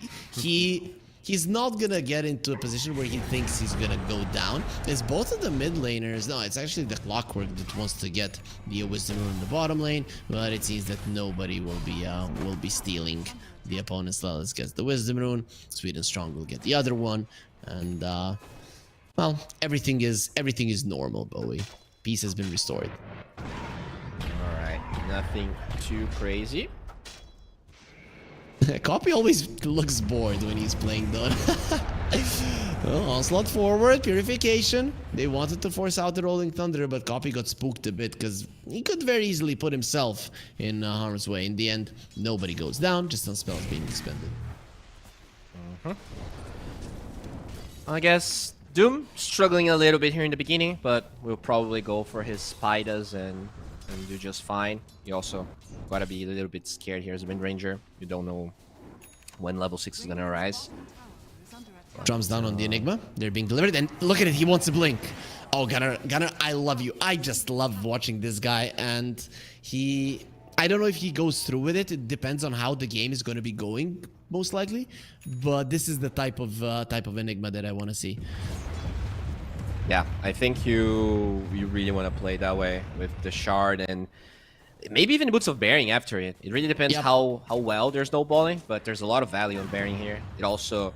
Drums allows you to get the towers faster once your Eidolons multiply, and that could be a big one. Does have the Rolling Thunder. Shield crash forward. He gets a huge Cancel. shield. Will get disrupted. Then Lelis is gonna go down. They really want to force out this Rolling Thunder and can't do it. Nouns, they want to force out that spell and then go for a more aggressive play, and just haven't been able. I think 1W or Chira in general understands perfectly what his role is. Yeah, very true. Like, as Get it, he's roll. there to counter-initiate. Oh, good one. That's unusually funny from you. Yep, it does happen from time to time, but pretty even game. Last time around, at this point of the game, 1W were solidly ahead. TP top. TP top, because the Doom was used. Cloud Well, he is gonna pay with his life. Every single time they bait him, they get so many rotations somewhere else on the map, and then Cloud is left alone. This time around, Gunner won't be punished as well, so it's only gonna be one offlaner that loses his life. Yeah, that's huge, actually. Don't being used, don't get a kill. And you even enable this promo. Maybe you can get respect as well. I think they got him. He does have the expanded armature. We'll use it, push them back. A little late with the repel. Did that cancel the onslaught? I think it did. They're pinging him out quite nicely, but scan used. Chase down. Yuma really wants respect. We'll see him for the time being. So many trees around. Focus fire being used. We'll have the cogs in a second. Healing Lotus available. Hard to chase him down. He still doesn't have a TP, but it's hella annoying. Yuma, it's like he knows exactly where his opponent is. Okay, he doesn't. Where's your ankle, Yuma? Yeah, I think this guy needs somebody to get that looked at. Okay, well, good job, jinxing Yuma. He was having a really good time until you opened this mouth of yours. But since you're opening your mouths, maybe you should join the 1xBet. Take the first step of the 100% bonus right in your screen. So, do you think MOUZ is gaining ground fast enough, right? Because we were talking about all the siege of the Enigma and everything. All the towers are still up here. They didn't open up the map. I think that is a problem. Sure, maybe they can take it a little bit easier. Respect will be going down for sure. This is an opening. Do you want to go for Soul Flare being used? They lost the Clockwork. Arrow still connects even with the Onslaught being used. This is a disaster for Chira, especially because they have the Soul Flare. Black Hole used. Instantly canceled out by the lift. Lucky for him, Sweden Strong is not level 6. Gunner will be protected. Doesn't matter. He's still going forward with the focus arm. Munkushi, we got a taste of his own medicine. He has a bow and arrow himself, but Yuma at this point in time is a better shot. The Guardian Angel doesn't do anything versus a Fate Bolt damage, and that will be a 2 for 2. Maybe Gunner loses his life if Chira gets the right connection, and stolen wind run by Drubik running forward. Yuma will get himself away for now. Oh yeah. Well, we didn't talk about the actual repel on the Enigma for the black hole, but at the end of the day, there's so many cancels on W that I guess this barely matters. This is one of the reasons I think he's thinking about this blink on Gunner, but you have 3 cancels. It still doesn't really matter that much. Okay, Nouns, are they okay with allowing their mid lane tower to fall so that they open up the map? I think they should be. This bottom tower is so important so that the Enigma can play aggressive on the bottom side of the map once he gets the blink so that he has more access to the mid lane. It's so important to get it. Yeah, they're fine. I don't even think they're gonna give it up here as the supports on 1W were struggling, right? Sweden Strong didn't have level 6 for that fight. Clock still not level 6. Considering that MOUZ didn't open up the map, I expected 1W to be able to punish that a little bit more, but the levels on the supports I think are the big reason why they can't go for MOUZ, you know, especially when you have Doom such as low hero.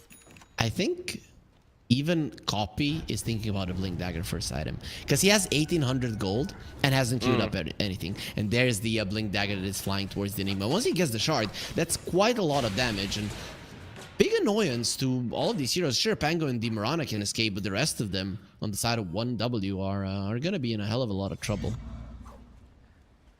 Yeah, I'm surprised about the blink when you use the black hole like that. Maybe he could have got another item before going for the blink, but it's getting pretty close to minute 15. Maybe he'll just buy the shard and the goal is to play active. And you know, at the end of the day, this is still a pretty hefty gold lead considering 1W has a Doom.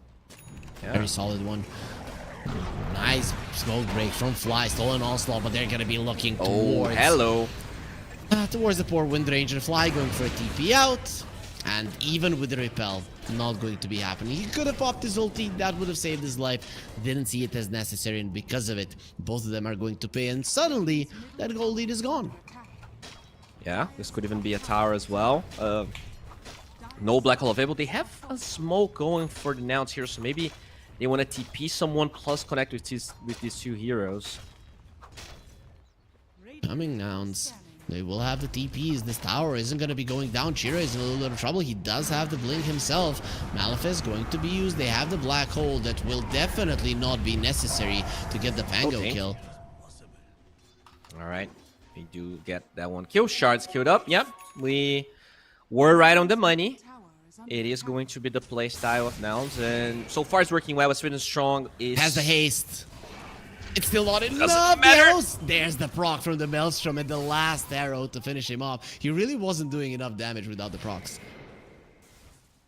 Yeah, that Fade Boat makes it. He pretty much right-clicks for 0 damage, and he has Focus Fire going on. One thing we haven't discussed is this Demonic Purge versus the Pango. Your Shield Crash Shield is not going to be available, and that makes the hero not as tanky as you would like him to be. That is a big deal for 1W. What a dodge from Lelis, huh? You saw that Matrix? Is that really a dodge? I don't think you call that a dodge. He dodged it. He You're so moved to the right. positive. You were so positive. You know, I gotta appreciate that on you, because that was literally a miss. It was literally too short to land. Well, how can it but be sure. too short? It's 2,000 range or 1.5k, and they were both on the high grounds. Like, there's no way it's Well, too short. Huh? For There some will be a people, disruption. size does matter. Gunner. I look into the heart. That's what's important, probably. Tower Yeah, is under sure. attack. That's why you're married to a model, huh? I'm not married to a model, but it doesn't matter. Anyways, but thank you. As respect will be found. Copy. Pushed back by the cogs, or kept back by the cogs. He's not gonna be running into them just yet. Catapult's still alive, gets taken out. Now, this is Stolen force. power shot. Sweden strong. They want him dead. They have that Malefice. It's very annoying for him. Turns around with the power shot. Deals some damage. Nothing too significant. And Yuma protected by the repel. This is how you play with this Enigma. I've seen it so many times, and I like the playstyle. Yeah, it's very strong. Gonna be able to get this tower now. Okay, now it's grouping up, using this Omni Knight. They definitely seem to have a plan, and it's working out so much better. Like, I look at the 1W supports, and they make so much more sense, and somehow the laning stage was way weaker from 1W than I thought it was going to be. This Doom got demolished by the Wind Ranger, which I think is expected, but considering how good of a game the Pango had, I thought the Kira Jr. was gonna get some great rotations.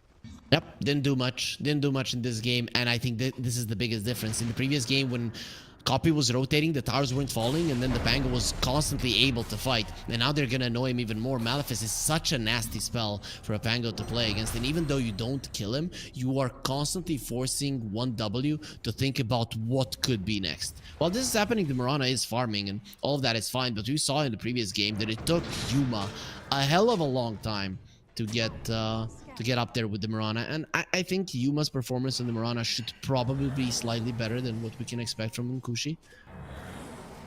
Yeah, he's definitely been playing this hero a bit more often. With that said, I guess I don't want to blame Kira Jr.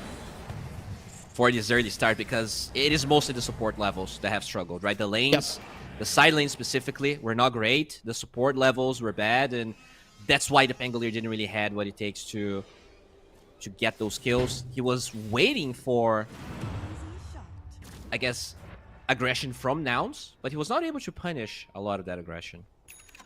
There is going to be a Gleipnir done on a Wind Ranger. The fallout from the Mirana will be coming out in just a couple of seconds, so that is not going to take long for both of the position ones to have their Gleipnirs very close in farm. However, both of the teams smoked. Bowie scan from W on the mark. Wow. This is looking very scary here. Black Hole and Doom available on both sides. Gunner is so far forward, actually. He's the initiation. He doesn't care about the Black Hole. You know, I wouldn't even be mad if he didn't skill it up until now. He has level 2. That's not something that you see too often. Usually we see Black Hole left on level 1 for quite some time. Yuma gets pushed onto the high ground. What a play. The disruption will keep him alive a little bit longer, but I don't think he's getting out of this one alive. Season Serenity don't really help you when the Doom is involved. It did bring down Sweden strong on the other side of the map, so Gunner continuing to perform well, but this is just such a nice victory for 1W. Yeah, I mean, and, you know, both of them actually having vision in that big jungle, but at the end of the day, Another vision here from OneW. This clockwork really giving vision for some. Oh, Gunner has been found. Speaking of vision, And just turns around with a black hole, gets out with blink. What a play from Gunner! Oh, he understands the black hole isn't that important, and he saves his own life. is that worth it? I am not even sure if it is, but it was 10K net cool worth. as hell. It was cool. He's the strongest Type C hero in on chat the- if it was cool. What are we typing in chat? C for cool. Ah, okay, makes sense. I was like, C? What does the C have to do with any of this? But okay, I get it. There for a second, the Doom looked to me like he had spider legs, and I did get a little bit of nostalgia. Maybe we get that item back. I don't think. Gunner's item build. Go. This is the way you play the Enigma. I think this was the plan all along. For him to be this initiator, jump in, annoy people, get out, create a lot of eidolons, create chaos, something similar to what the Sniper and the Naga were doing to Nouns in the previous game. Right, Sweet. so very unique strategy here from Nouns. I guess they want you Roche, but you're playing. Yeah, there's no way. They don't care. What? Okay, With no look at black us. hole, they're going for this. Look at us while we're killing Roche. There's nothing you can do about it. This is a power play, Bowie. They're flexing in front of 1W, and we know Lelis and Fly, they are going to the gym to be able to do this. Oh, yeah, Fly is in front. Yep, they're not going to be able to get here in time. Oh, yay! Goddamn. You get it Well, super fast. we saw Nouns getting a lot of Aegises and being punished heavily. Looks like 1W want to do exactly goes that as a forward. Rolling Thunder. They found Lelis. There's gonna be an ulti from the Mirana as well. Copy gets out, wants the BKB, and with the Polarize, but they don't have the focus far, so they can't kill him. Actually, with a Shaka Shot, he'll be going down. Finding respect as well. Gunner doing so much damage. Gleipnir on the Mirana, he's not going anywhere. With the Onslaught, you can chase it forever. No leap charges left. Munkushi gets Roar. He's gonna be losing the extra movement speed from the leap fairly soon. Somehow, he needs to live for another 4 seconds. Even if he jumps, his life will not be saved. Nouns are playing such a good game of Dota. They really are. Dude, the balls there. No black hole. I mean, I guess he really doesn't care about black hole, right? We didn't talk about it when he blinked out of that fight, but black hole is so useless for him this game that, yeah, sure, we don't have black hole. I never expected to be able to use it anyways. Come at us, and they really rose really fast because of the extra eidolons of the shard. So, nicely done. Yep, and you have 3.5 minutes left on the Aegis, so you can definitely apply some pressure. That top tier 1 would be a great thing to take. I don't know if tier 2s are even that important for you in this game as your Nouns fly, repel, keep it away. No amount of stuns are gonna help through the repel. Beautiful. Roar to remove the Gleipnir, and Copy just gets out. Structures are fortified. Oh, yeah, I didn't mention that. Gunner had a Primal Beast game where he went Sanjin Yasha after his BKB. And this game, Sanjin Yasha has a lot of value, right? We don't really see this item that much anymore besides carries, but it is decent against Doom. Yep, does look solid, and he is thinking about it. Primal Beast, however, will be going for the blink next. Has the Arcane Rune, Vampire Fangs. Might be a time for Nouns to fight. We do get the shard onto respect, so Jetpack, not half bad. Thanks for making me look like a full copy. Changing your item build, as I mentioned it. Sometimes I feel No, like I they saw can it for a hear us. second. I saw it for a second that he was thinking about the SNY Bowie. Then I was questioning myself, am I crazy? But I don't know. It's fine. All right. Side of Ice getting pretty close for Gunner here. This would be a big timing. I don't think it's going to be ready before the Aegis expires, though, so they will force this no matter what. Black Hole is back. Doesn't matter. You poke on the tier 2. 1W don't look super eager to fight. Fine. They're pushing power, and Nouns is pretty solid. Disruption on the Mirana. Onslaught's forward. BKB being used. They have the Malefice. Nowhere to run. He just surrounded. He does grab him mid-leap. No jumping here, cat lady. 50 seconds on the sidelines. Nows are everywhere. Damn. Just killing the Mirana like a pinata, and they have the Aegis. They have all of the pushing power in the world. This is gonna be another tower being pressured, and the 1W timing, it's gonna take a while as they're getting more. this goes in. Noun's movements are so impressive. This is what I talk about. The individual macro gameplay from these guys is insane. Even when you're losing a fight on the top lane, Gunner is getting kills on the bottom lane. Just everybody on Nouns is constantly looking for somebody to kill, and it's working out. There's 6k gold ahead. Bowie, we looked at these drafts, we thought this Enigma is not going to work out, but they played it in a completely different way. Now, he's barely playing Enigma here. He's playing a new hero. I don't know the name, but whatever it is, it's working for Nouns. Win probability 80%. Doesn't look like they're the ones in control. And really, when you look at it, they're just gonna isolate one hero one by one, the side of 1W. This is what they want to do. Jump on one guy with the Malefice, 1W, they start to respawn, they start to panic, then you jump on the other guy that gets isolated with the Pulverize and the Focus Fire, you get him down, and at that point, the fight becomes easy. And the thing is, 1W, I don't think they can relax, Bowie. If you relax, a big black hole can still kill you. Oh. I think relaxing is the best way to play a good game of Dota. A relaxed Yeah, Copy player looks very relaxed. is always relaxed. Though. Looking for... They're gonna wrap all the way around Aegis. 4 seconds expiring, so now they should be ready. They have... I mean, look how awkward it is, though. That mid-tier 1 being up is the bane of 1W. This play is really weird. I haven't heard the Doom's guitar play for quite some time. Is that a different taunt? Because it looked like it sounded like a really bad guitar. But let's focus on the smoke here, not on the tunes that the devil is bringing to the table. They can't go into the triangle, and they know it. They're waiting for Nouns to screw up. They're not. They're just not gonna do it this game. Yeah, I mean, at least they might be able to poke this mid-tier 1, but look at the lines from Nouns. They want to actually pressure the tier 3. There's the Boots of Bearing on the menu for Gunner.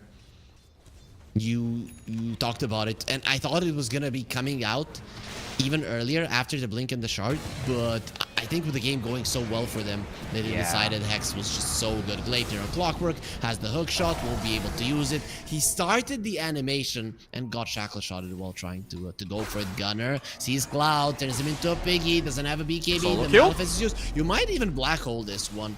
Is it needed? The rest of his team is coming up. There's the black hole. Really not that important of a spell. If you just get him off the map, it's going to be much better. And Gunner, we can expect the Malefice to be used just to make sure that the Rubik doesn't get it. Alright, now all he needs is a Blowthorn. That's when you solo kill anyone. Yuma waiting for Chira as the Gladiator. No focus fire. The copy is coming from the side. What a Hurricane Pike to get it closer, and with the onslaught they found him. No Rolling Thunder for you. Smash him into the river and drown him down. Okay, this is, at this point, Nows are just playing too good. Yeah, I mean, there's nothing 1W can do, right? They have to open up the map, push the lanes, wait for this Doom to eventually get online, wait for the Mirana. So you're just bound to be killed because the hunting squad on Nouns is ruthless. The cooldowns, like... Yep. Here we are not. That's the most important one. Gets taken out. No problem whatsoever. The Demonic Purge is there. They're not even gonna be focusing on her all that much. Nouns continue to get everything on the map. Maybe copy can be found stolen. The Trample Rubik doesn't really want to get all that close. Cat for breakfast. Alright, I mean... What now, this is Bowie? the thing. I don't know. You know, I was expecting this Doom to maybe play greedier. But he's going for these defensive items, and 1W has not taken a fight in ages. No. So, I don't even know what this farming really gives them at this stage. Speaking of ages, Roche can be up in 5 seconds. We're going to be finding out when exactly he's going to be making an appearance on the map. But 1W, they look very lost. And I understand it. I'm scratching my head here thinking, What are they supposed to do at this point in the game? Yeah. Hope for the Mirana damage, I guess. That's the. I think you that's the one poke thing. Roche. Like, that is one thing they're very good at. You have vision from the clock. You have ways to engage, but if you're always losing heroes in the map, you're not going to be ready for this. This Cloud just dies again.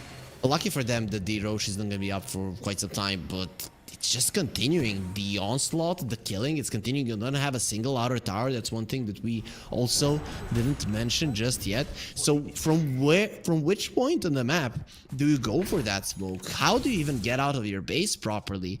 They're not able to do it in the past 5 minutes. You know what the scary part of this game is? You would probably have to choose between either the Enigma or the Shadow Demon, who you're gonna ban game number 3. And like, this Enigma is so countered, so absolutely countered. They knew it was a possibility. They really did their homework. They had 3 counters, and it mattered. It didn't matter at all. So now you might need to ban Enigma first phase, but the Shadow Demon, which is still a problem, this Omni Knight, that's still a problem, are going to be available. I don't know, man. If you have a carry that crushes the Enigma in lane, it's a completely different story for Nouns. I don't think it was a last pick Enigma. But they understood they could right? get it. Yeah, I guess you're right. If you don't have 24, maybe you don't have to fear the Enigma that much.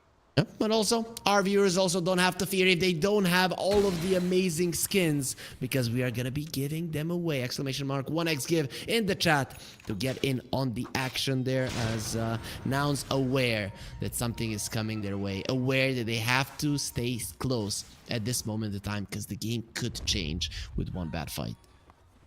There's an Ags on Lelis, bro. He's so farmed. He's getting close to his level 20 as well. He has more levels than Gunner. How is this even possible? He's the same level as Yuma. He's a god. Alice is not playing God's around, Brazilian. Bowie. Yep. God is Brazilian. Sure, for sure. As Kira will be found. Smoke broken. BKB forward. They want him dead. With the Hex, protected by all of the defensive spells. Oh my. Move on to the Wind Ranger. Kira is still alive. This engagement, it didn't look that great. Copy will be saved by the repel. Wind Ranger standing his ground. Oh, that creep protecting Lelis. He is the luckiest guy in the world. Rolling Thunder forward. He will protect the Wind Ranger for the time being, saved by the heal. The Doom has expired. Black Hole still available, but they don't need it. Just the threat of it. You cannot commit. You have to always be thinking about this potential. They're gonna use it at the last ditch end of the fight on the hero that they initiated on. Didn't bring down at the start, but will bring him down now. And Copy gets the pulverize back once again, making sure that the extra kill respect goes down as well. Copy gets himself a triple kill, and Nouns win another convincing fight, opening up a Roche for themselves. Dire's top tower is under attack. I don't know how to take this fight. It's like, you have Clockwork for the vision. This Primal Beast initiates with BKB on a target he doesn't kill. You get Doom on the most important hero for Nouns, being the Wind Ranger, and you that still creep don't wave have to saved the kill fight. anyone. That creep wave saved the fight. Let's not kid ourselves. If Lelis gets arrowed by that arrow, the Wind Ranger dies, the Shadow Demon dies, and it is a completely different fight. Like, look at this. Look at the arrow. You see? The creep died there. Yeah. Lelis survives, Yeah. and now he saves the Wind Ranger. It's not fair. It's not fair. I was One paying W we're supposed to attention win. to this huge Roshan on the right side, but yeah, I actually did notice the arrow now. And yeah, I guess even if the arrow lands, you would have to commit with your heroes. You could potentially set up for a Black Hole on Gunner. Like, this is a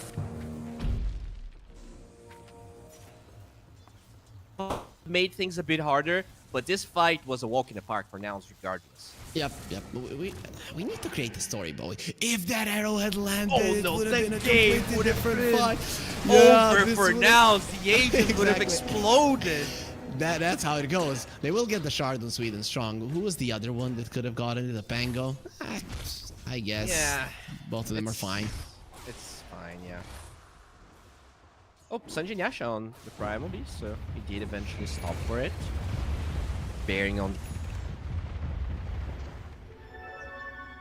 Something's BKB is being delivered to him. BKB, and he gets promulgated by the Shadow Demon. He has 4.5k HP, Mina 33, because he just gets free 20% HP for some reason. That's an arrow. Disruption is there, so gonna be fine. Hello. Mirana.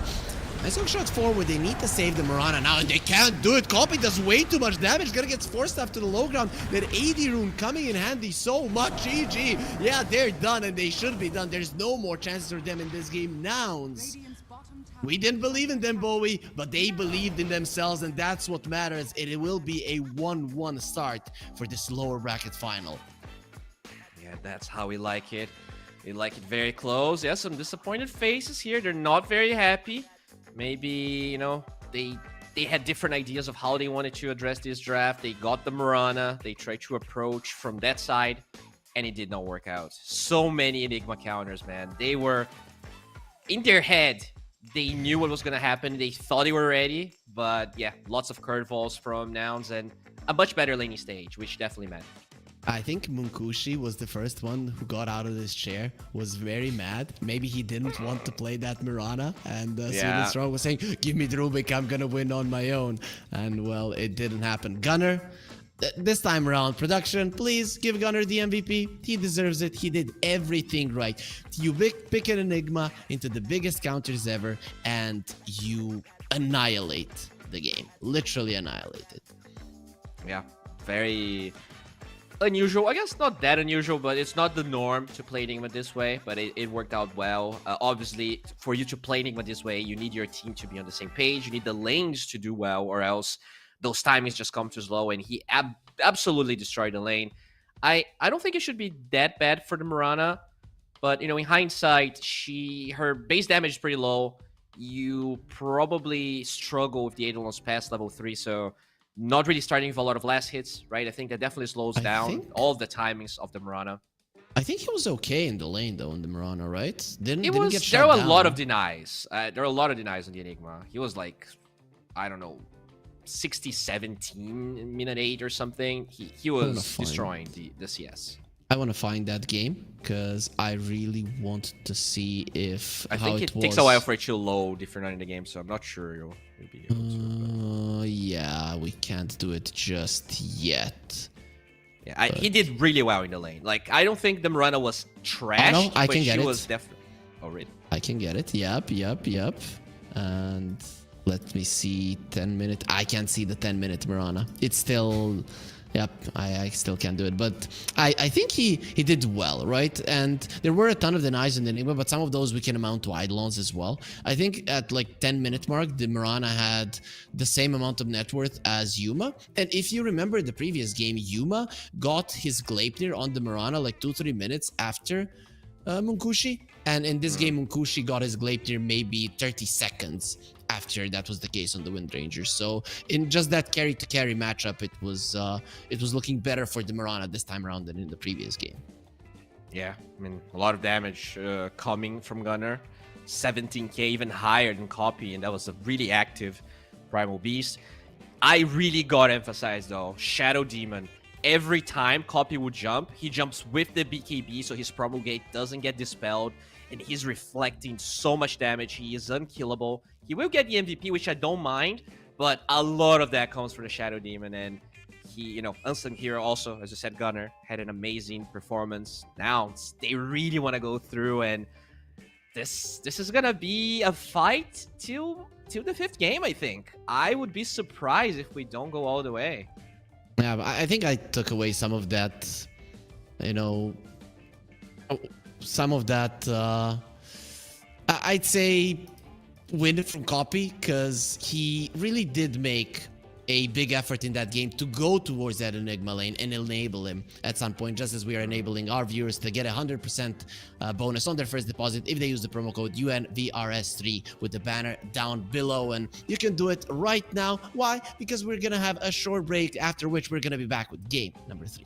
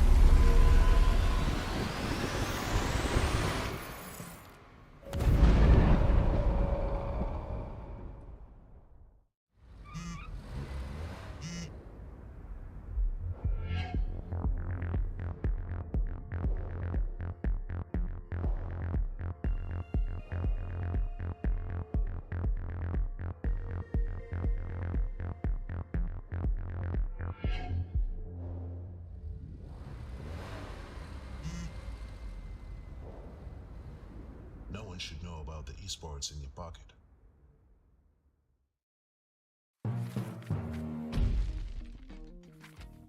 As the 5 series starts off with a 1-1, and this is what we wanted to see. Worst case scenario for us, the viewers, it is going to be a 3-1 lower bracket finals. But in the best case scenario already, Bowie, we are expecting a game 5 with between these two amazing teams at the FISSURE Universe Episode 3. What do you reckon? Is this going all the way?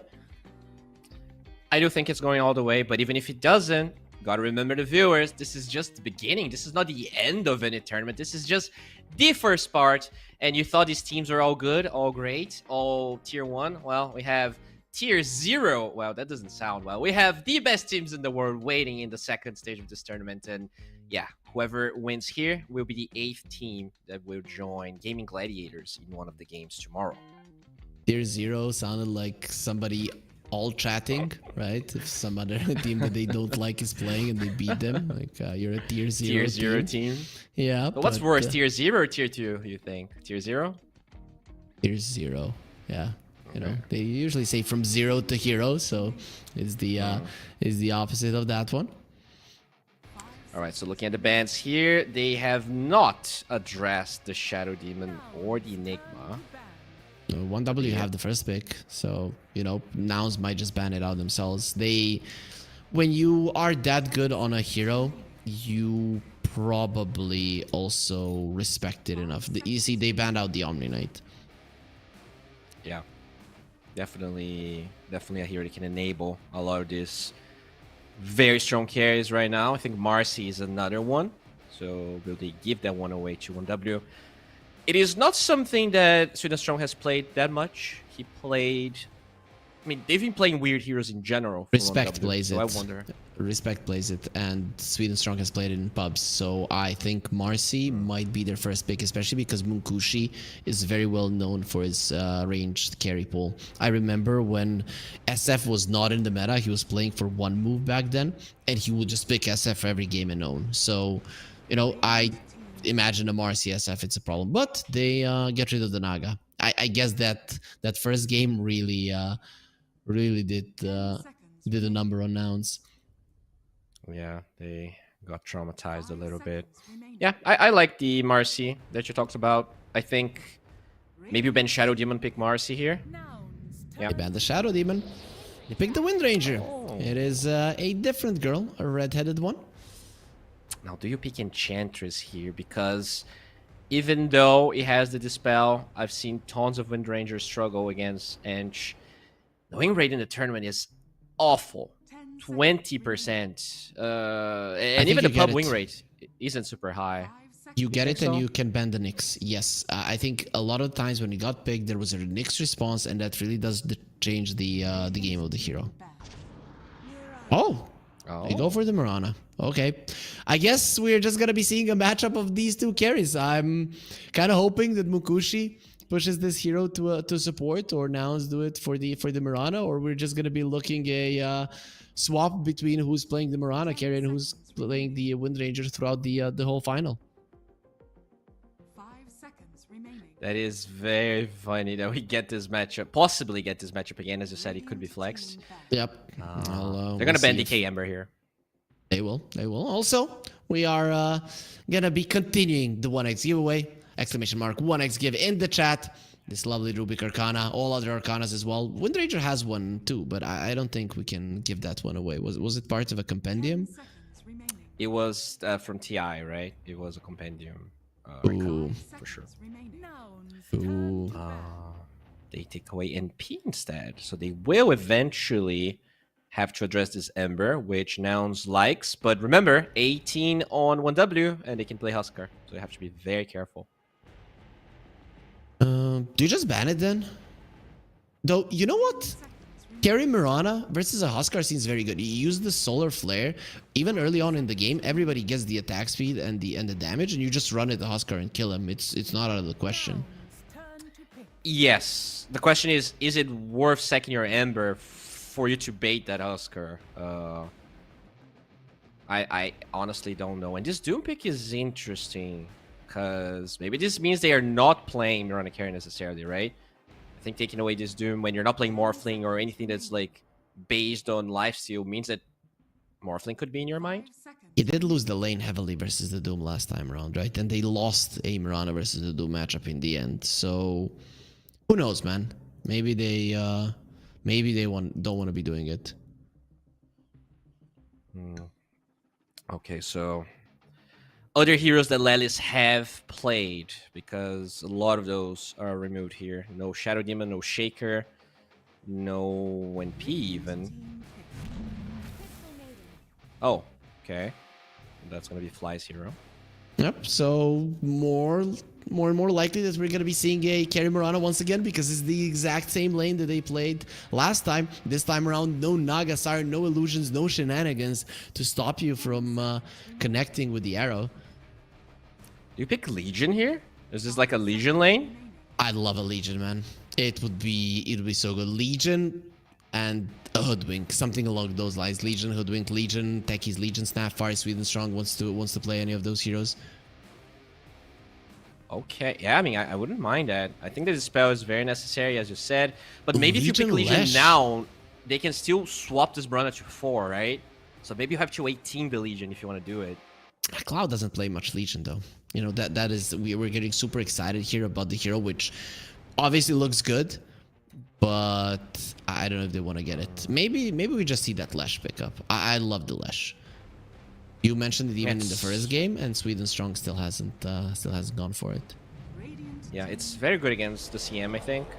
The Mirana can just get out as they go Monkey King. Munkushi got mad. I saw him get out of that chair, and he told him, guys, now I'm playing what I want to play, and this is his favorite hero. But Sweden Strong is a big Monkey King player as well, so it's still not certain this is a carry. Yeah, I'm pretty sure they're not choosing that yet. Okay, we're back to the sniper bait that they did.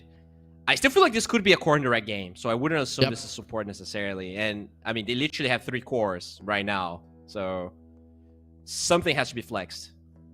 Are we getting those people in the chat? This feels like my pubs. Everybody just picks a carry. Does this happen to you, Bowie?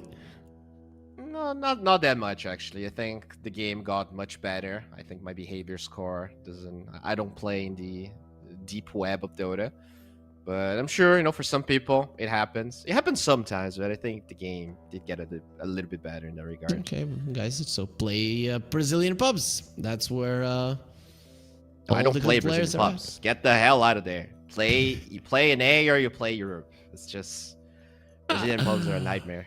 Oh boy, come on, give some credit to your country. We have your countrymen playing here, fighting to go into the main tournament. Gunnar will be playing his Beastmaster once again. Last game it was banned out. We're going to be seeing it once more. I just think this time around, now eSports with the same lineup as the first time, that they, with the bans, have secured they should have a better game. 10 seconds remaining. I agree. And they have the same picks, but they don't have to play the same lanes as well. We still talked about the Mirana being a 4 potentially. It is not bad.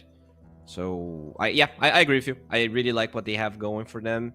The question is this pick, because if you pick your 4 now, you lose the flex. So maybe you have to pick a mid that flexes to something else. You just get a Primal Beast then and go with it? Yeah, I guess you could. It's the exact same draft, man. Yeah. Completely the same. What was their last hero? Yeah, the Primal Beast. Makes sense. So that one is getting banned out 100% by 1W. Maybe not, right? Maybe they're like, okay, you're gonna pick Primal. Because, dude, this support sniper really kind of messes with the Primal, right? You have the concussive grenade to boink him away. You could even pick like some Coddle or something that really makes the Primal Beast's life hard. I don't think you necessarily have to ban it. Just the idea of now eSports playing the same lineup, and it's still not sure that this is gonna be a one Mirana. Ooh. There will be a Timber coming out from 1W, which we don't know if it's gonna be in the mid lane or the off lane. Is it better as a mid lane hero here? I don't know how well you do versus, let's say, a CM Mirana. I mean, we saw Timbersaw destroy a Primal mid in one of the other games of the tournament. I don't remember which. So I think Timber is definitely more stable as a mid hero. I think in the off lane, you need a good hero to enable you, and I'm assuming there's going to be a Sniper 4. So I would not count Sniper as a great enabler when you're playing against Mirana CM potentially. So yeah, I would rather have that as mid, and then you can 23. Another hero that possibly flexes, although a lot of those are already banned. No DK, not that he flexes that much anymore. Sand King, the Shaker, I guess could be a flex. Ban out the Quap. I like the Quap ban. At the moment now in esports, they need damage, right? Spell damage, be it pure, be it magical. It's fine, but they need to be able to finish people off. Because these heroes, at least in the early stages of the game, don't do it. And with this Timbersaw pick, you have kind of secured that Primal Beast is not going to be that hero. So Puck, Queen of Pain, those types of heroes might be on the menu. Yeah, would you rather ban Puck or Storm if you are 1W? I would rather ban a Puck, because Storm, you're going to have a Gleipnir on the Wind Ranger, and then with the Shackle Shot, you'll kill him. The Puck, harder. And you don't really have great Orchid builders, apart from maybe a Monkey King if it's going to be a support, but still not ideal. So I think Puck would be on the menu. Okay. They take away Enchanters here. That's an interesting ban. Marcy does make a lot of sense. Are they picking... What is something that could be dispelled, maybe? I guess they're just going Primal, as you said. Like, if they're banning Puck, you pick Primal. Sure, maybe you lose the lane, but it still feels... You still have Storm. You still have Storm, right? Why would you ban Ench, though? Is it that good of a player here? We have an Ember, man. Like, why wouldn't they go for an Ember? Sure, Timber does well versus a Monkey King, I guess. They could send Chira to crush you. Yeah. Play offlane Timber. Pick a support or a carry, even, if you want. Dude, the Huskar is still in the pool. You can 24 a Huskar, but not against the Timber, right? Yeah, the Timber that's just scary. Destroys you. You're right. Yeah, you're right. It's scary. At best, they can pick Huskar on 23 for 1W, but I think that's highly unlikely. You know what's a good hero for copy? A Rubik in this game. Really, if you look at it, Monkey King, Primal Beast, Monkey King, Timbersaw, Wind Ranger. It is a hell of a Rupee game, and you don't really lose a lane to anybody. Plus, you are magic damage burst, and now eSports are very good at rotating. The problem is, it usually was copy that was rotating. So maybe I'm just projecting. Puck might be the just the only right answer. You know what I actually here. like? I wouldn't mind a Tiny. I think I just pick Tiny here. You do okay with the Timber. You go early Blink. You can play with this Mirana. You can play with this Elk if it's a support. You have so much lockdown that you literally kill anything. There's no saves. Like, what's the play if this Tiny gets an early Blink? I wouldn't hate it. Not gonna lie. I wouldn't hate it at all. There will be a Tusk. This most likely means a Wind Ranger or a Sniper carry, right? The Sniper carry is still quite nice. Yeah, I think you go Sniper carry. Do you? Depending on the mid matchup, right? Depending on the mid matchup, you go Sniper mid. If not, just get a Puck, man. You can still play Tusk 5 though. Tusk 5 with the Wind Ranger carry. Yep. Support Sniper with the Monkey King off lane. That's weird. I don't know.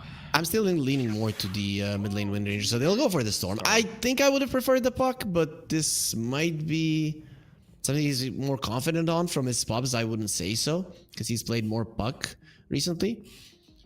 Interesting. So it will be mid lane Monkey King. Monkey King used to do relatively well versus a Storm for a melee hero, but I think now with the sliding Remnant, that it's not gonna be that easy for Chira to crush this one. Yeah, interesting matchups. This Monkey King into the Storm, I wasn't really expecting it. I wonder if this is a game he's gonna try and rush Orchid, right? You kind of talked about it being very good against the Storm. You might not have to, right? You do have a decent amount of lockdown. Once the Gleipnir is there, I don't think the Storm will necessarily be a problem. And I still think Monkey King does well in this lane either way. Despite being a melee hero, you can smack the Storm. Storm isn't the fastest of hero. I think 285 is his movement speed, and you can definitely utilize that to your advantage.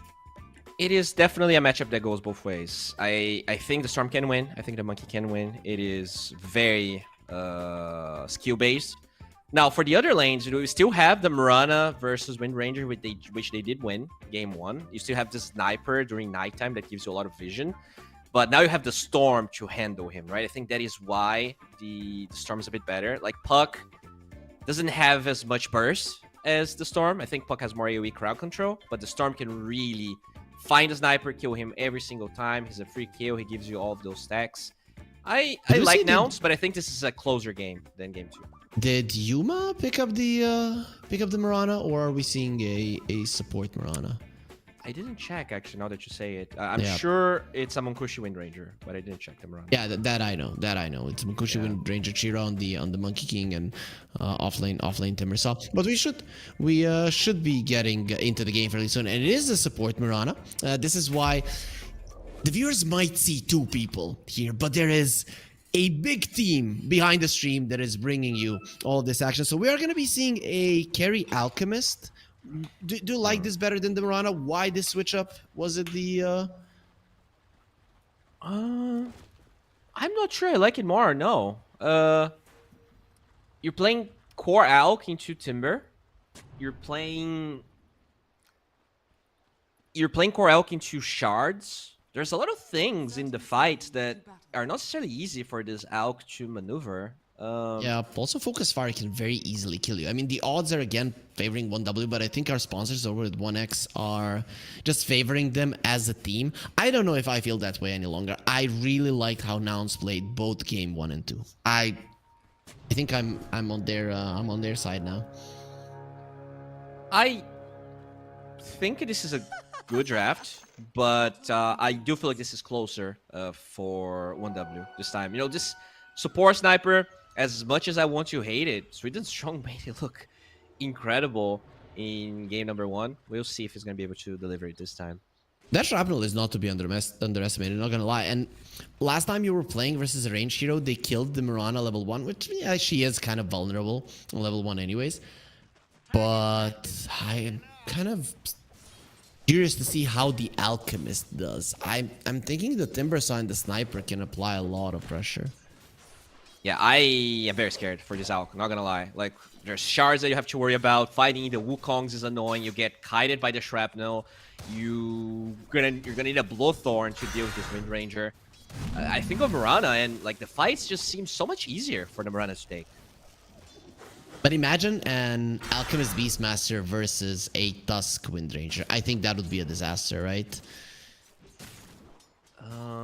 Yeah, but you're also playing Alk into Timber now, so you're still gonna struggle. A lane that could be potential. We're kind of scared of this Timber's lane if it was off lane. You will have a pretty good timing.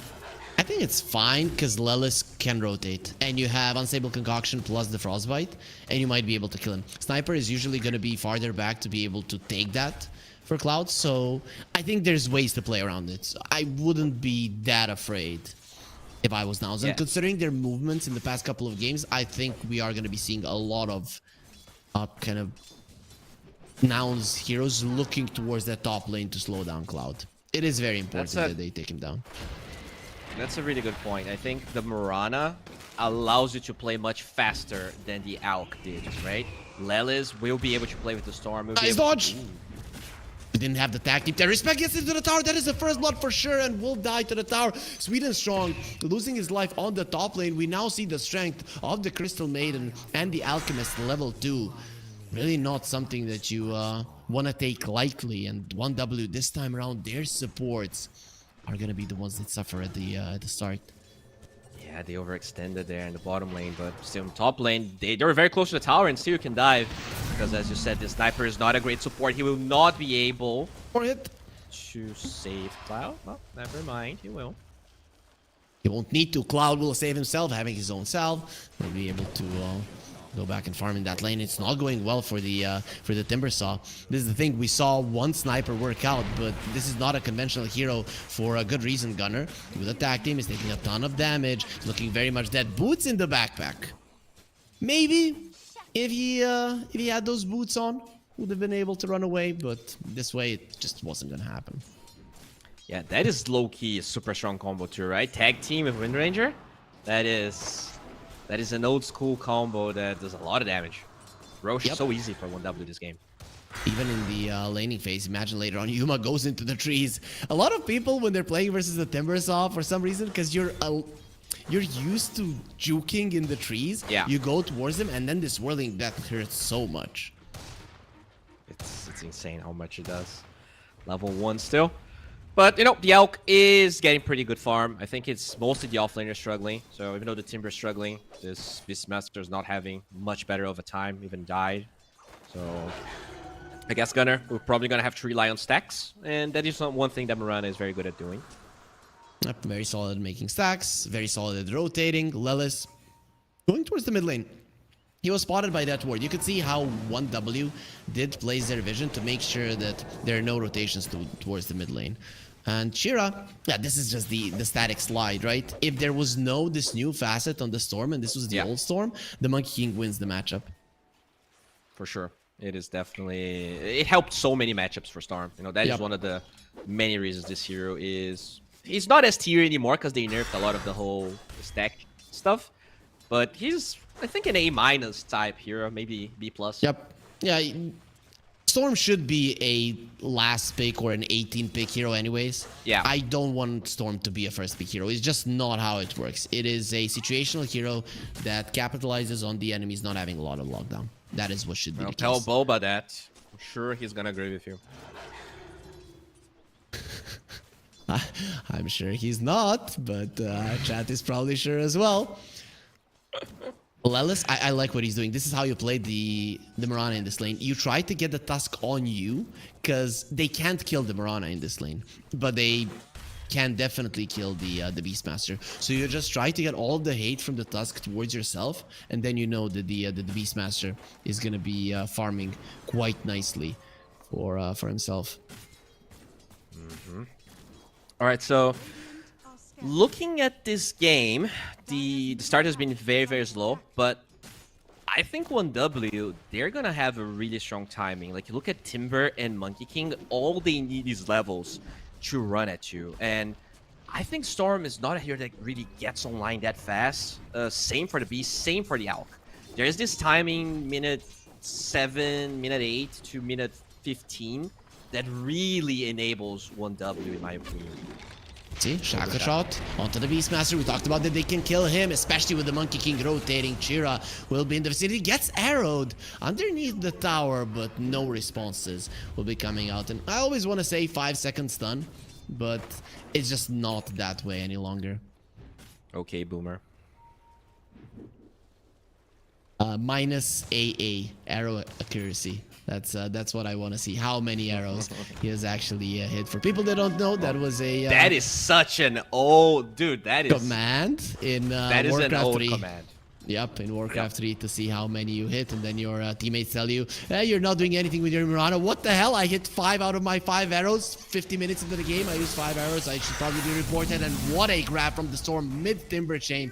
Pulls back the Timber Saw, and it's gonna be an easy kill for Copy as soon as he hit level 6. This guy is so active. How can nobody predict when he's coming? Dude, I know I shouldn't be biased, but I want to see Nouns in the main tournament to see the teams that are considered a higher tier than who they're playing against right now, if they're gonna be able to predict when Copy is coming, because he always gets the kills. Well, he's usually copying someone, so I think that's all you gotta do. Know who he is copying as the Snowball. Really good. Dodges the steal. He goes to the left, but Chair Jr. is going to be joining with Wukong's command. And the Boundless Strike, goodbye Murata. Lelis is supposed to be the mobile guy. Respect still lives. And jump in from the Storm. He wants a Galvanized Stack to hit. This is the first they found time. a bigger one. Yep. And the Storm has enough mana to get close to him. Chira, he's standing his ground. He doesn't have the stick charges. Fight me! And he will be doing it. Copy trying to Boundless. There will be a Boundless Strike. Kill. He doesn't get it. There will be the 4th one that falls. Yuma, they need the help of their carry. They need the help of everybody to stop this Monkey King from killing every single one of them. He's gonna start lifestealing. It will Double not Rave Band. be enough. Dodges dodged one it. Star Storm, not the second one. God damn, Kira. Alright, that was... What a player. Yeah, that was really good. Forces everyone to the bottom side. They are aware of that stack. I'm not sure 1W can really do anything about it, but they did get vision of it, so maybe there's a chance they go for another move. I guess not now with the Monkey King being dead. Once he gets the Wukong's command back, maybe you can do it. But everybody, we have something special for you in this lower bracket finals. We have a community drop. Just continue being nice in the chat like you have been all this time, and you can receive this. Oh, actually, Jep, I know that guy. I know Jep H. I'm really glad that the guy got the CM Arcana. Who is Jet PH? He's always following us, boy, and always writing good stuff about us. So maybe we were the ones who gave it to him. I'm sure it didn't give him anything, but if you're saying it. He got the CM Arcana, dude. Oh, what is Skira Jr. looking for here? Does he want some Alchemist booty? Or is he... What is he wants a booty, definitely. This Mirana has no more leap charges. The shards are off the mark, but guess what? You are not going anywhere, my friend, and the slaps will continue. Chira is just playing a hell of a game of Dota and going for Atos first. Not going to be an Orchid, but that is an item that grabs the Storm. Yeah, he wants to get the Gleipnir, but just gets the Atos first, which is very interesting. It's gonna allow and enable the Timbersaw to do a lot of damage in the fights, and 1W already trying to get vision of the stacks. Already farmed, though, most of it. Look at the positioning of Respect. 1W... Okay, he's gonna be a Galvanized Axe. Goes for a Snowball. Arrow, perfect! Lelis! That's beautiful what both of the teams are doing in this game. Munkushi will eat one Star Storm. The double will go into the creep. Shackle Shot, amazing. Storm really doesn't have all that much mana. Has 7-1 charges to work with. Dropping does so much damage. Moonlight Shadow. Finally, we are gonna be back with the Goddess Selemene protecting people from vision, as we do have a promo code for everybody there. If you want to get an Arcana, or like JPH got one as well. You should be using the 1x give in the chat, but this is a promo code with you and VRS3, the banner down below. You get a 100% deposit bonus as Yuma will be running away. He's not gonna have the best Radiance timing, especially if he dies right now. Goes for the ulti. The Unstable Concoction is being charged up. We'll use it on Chira, understanding that that is a bigger threat at this point in time. With Fly coming in, AD rune on him, not that much mana. Mukushi from the side, Boundless Strike, max range. They do have the damage with the tag team. It's gonna be more than enough stun, keeping them at bay just a little bit, and that will leave Fly stranded. Wolves usually are pretty swift, the Wolves of Ice Track, but these ones are a different breed that will easily get hunted down. Yeah, monkeys are stronger than wolves, I've heard. But yeah, this is gonna be another tower. They were already able to get that bottom one. So 1W, as we predicted, really active at this stage, and they should be. This is about delaying these Alchemist timings and enable the Wind Ranger to get that Maelstrom, the Glype near BKB. That's when 1W is going to be at their strongest. Taking down this tower is a big deal. Sure, you didn't take down the mid lane tower, so that is the best ganking one to be able to take, but they have deep vision. And I think all of that deep vision was played by Chira, placed by Chira himself.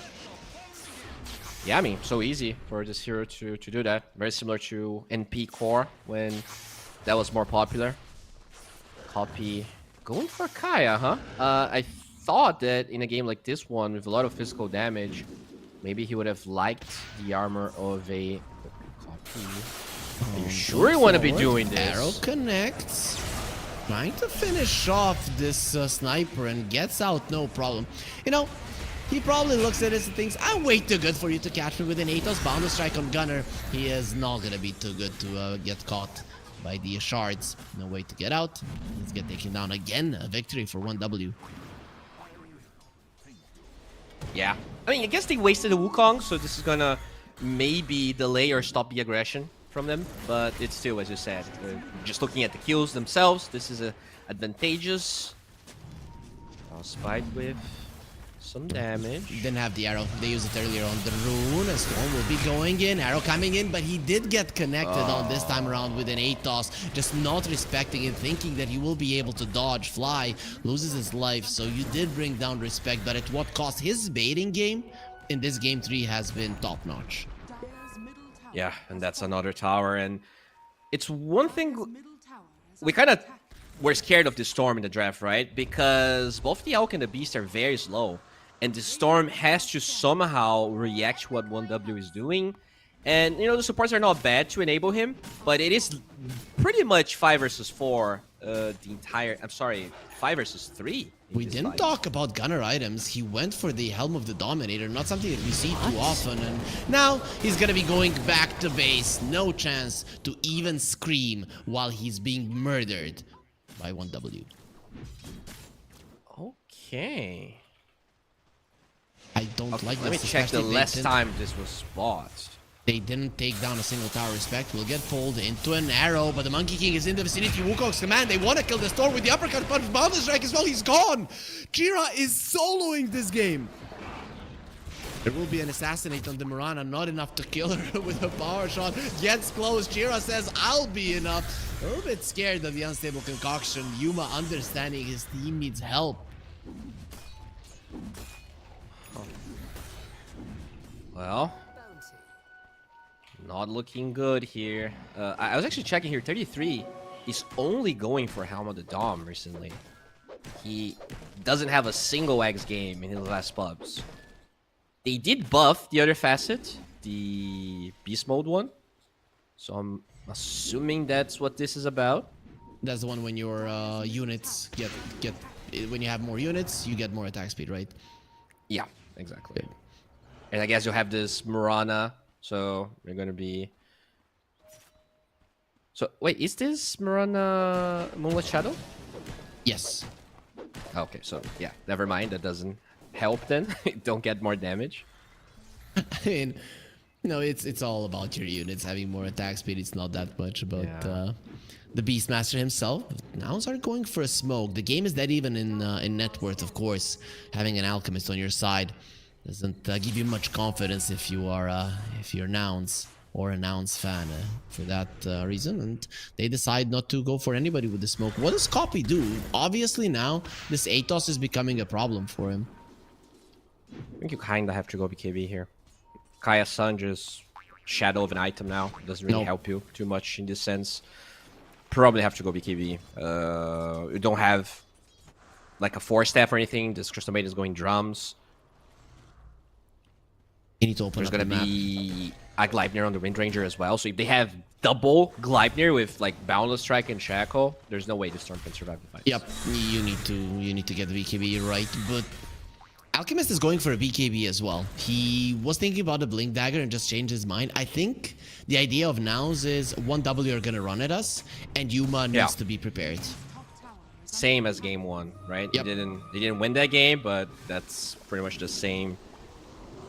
Doesn't have the BKB yet. That's the problem. He removes one Gleipnir. I don't know if the BKB even helps you in that situation. Yep, it really doesn't. It really does not. And you know, we talked about this carry out. Like these fights, if you actually have to BKB, like if he boundless you from the fog and the Timber Saw is nearby, you might actually die before you even get your first BKB anyways. That's Going for Timber. He knew. He knew that they were hunting. Nobody responded to the Alchemist. No TPs came out.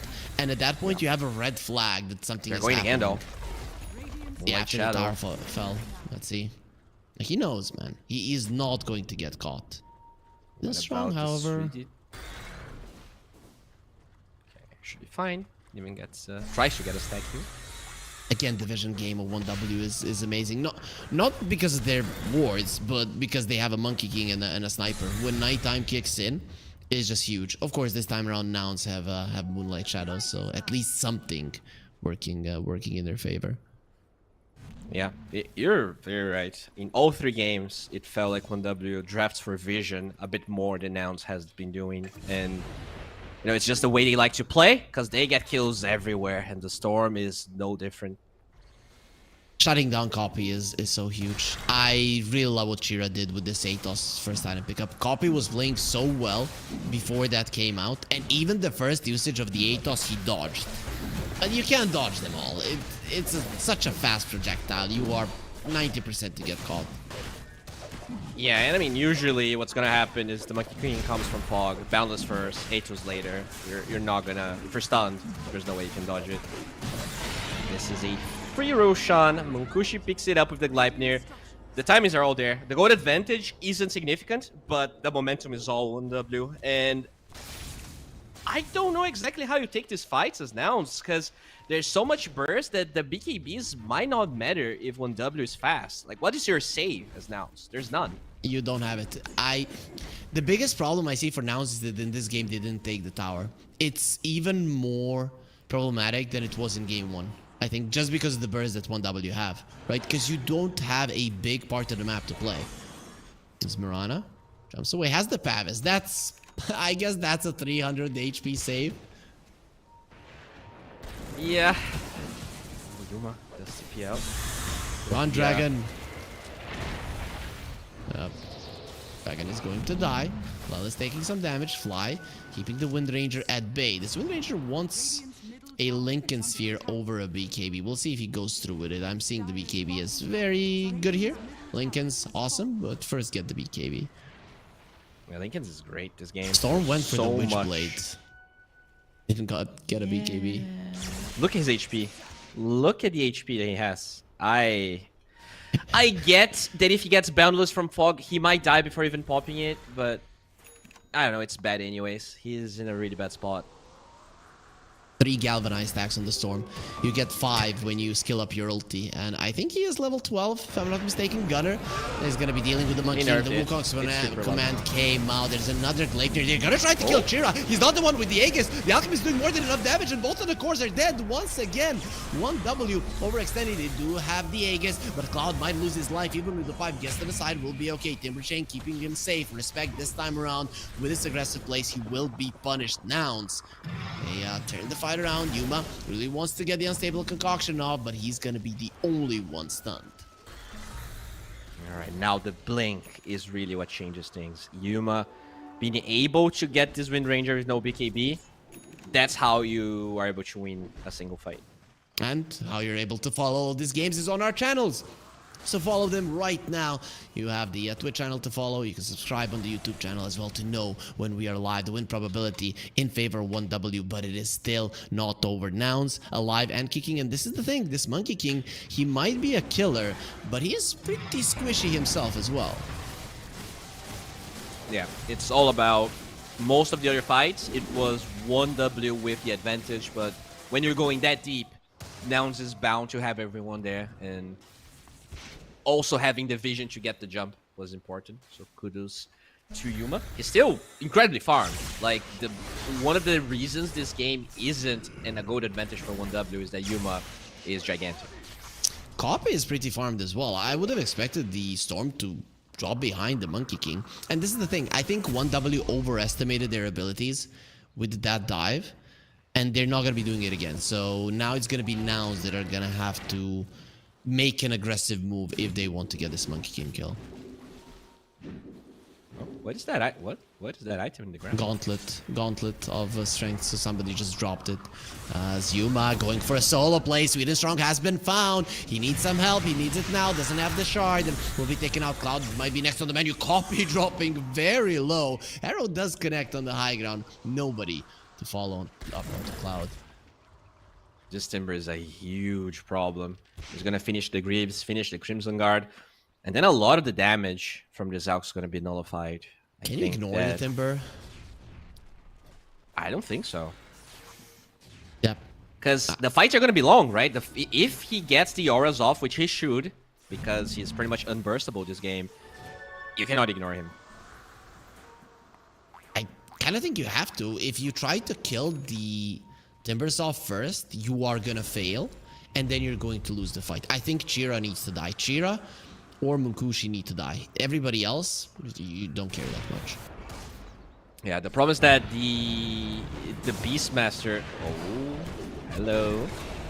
Goodbye. He's getting close to the BKB at least. Did you see he punched himself in the head?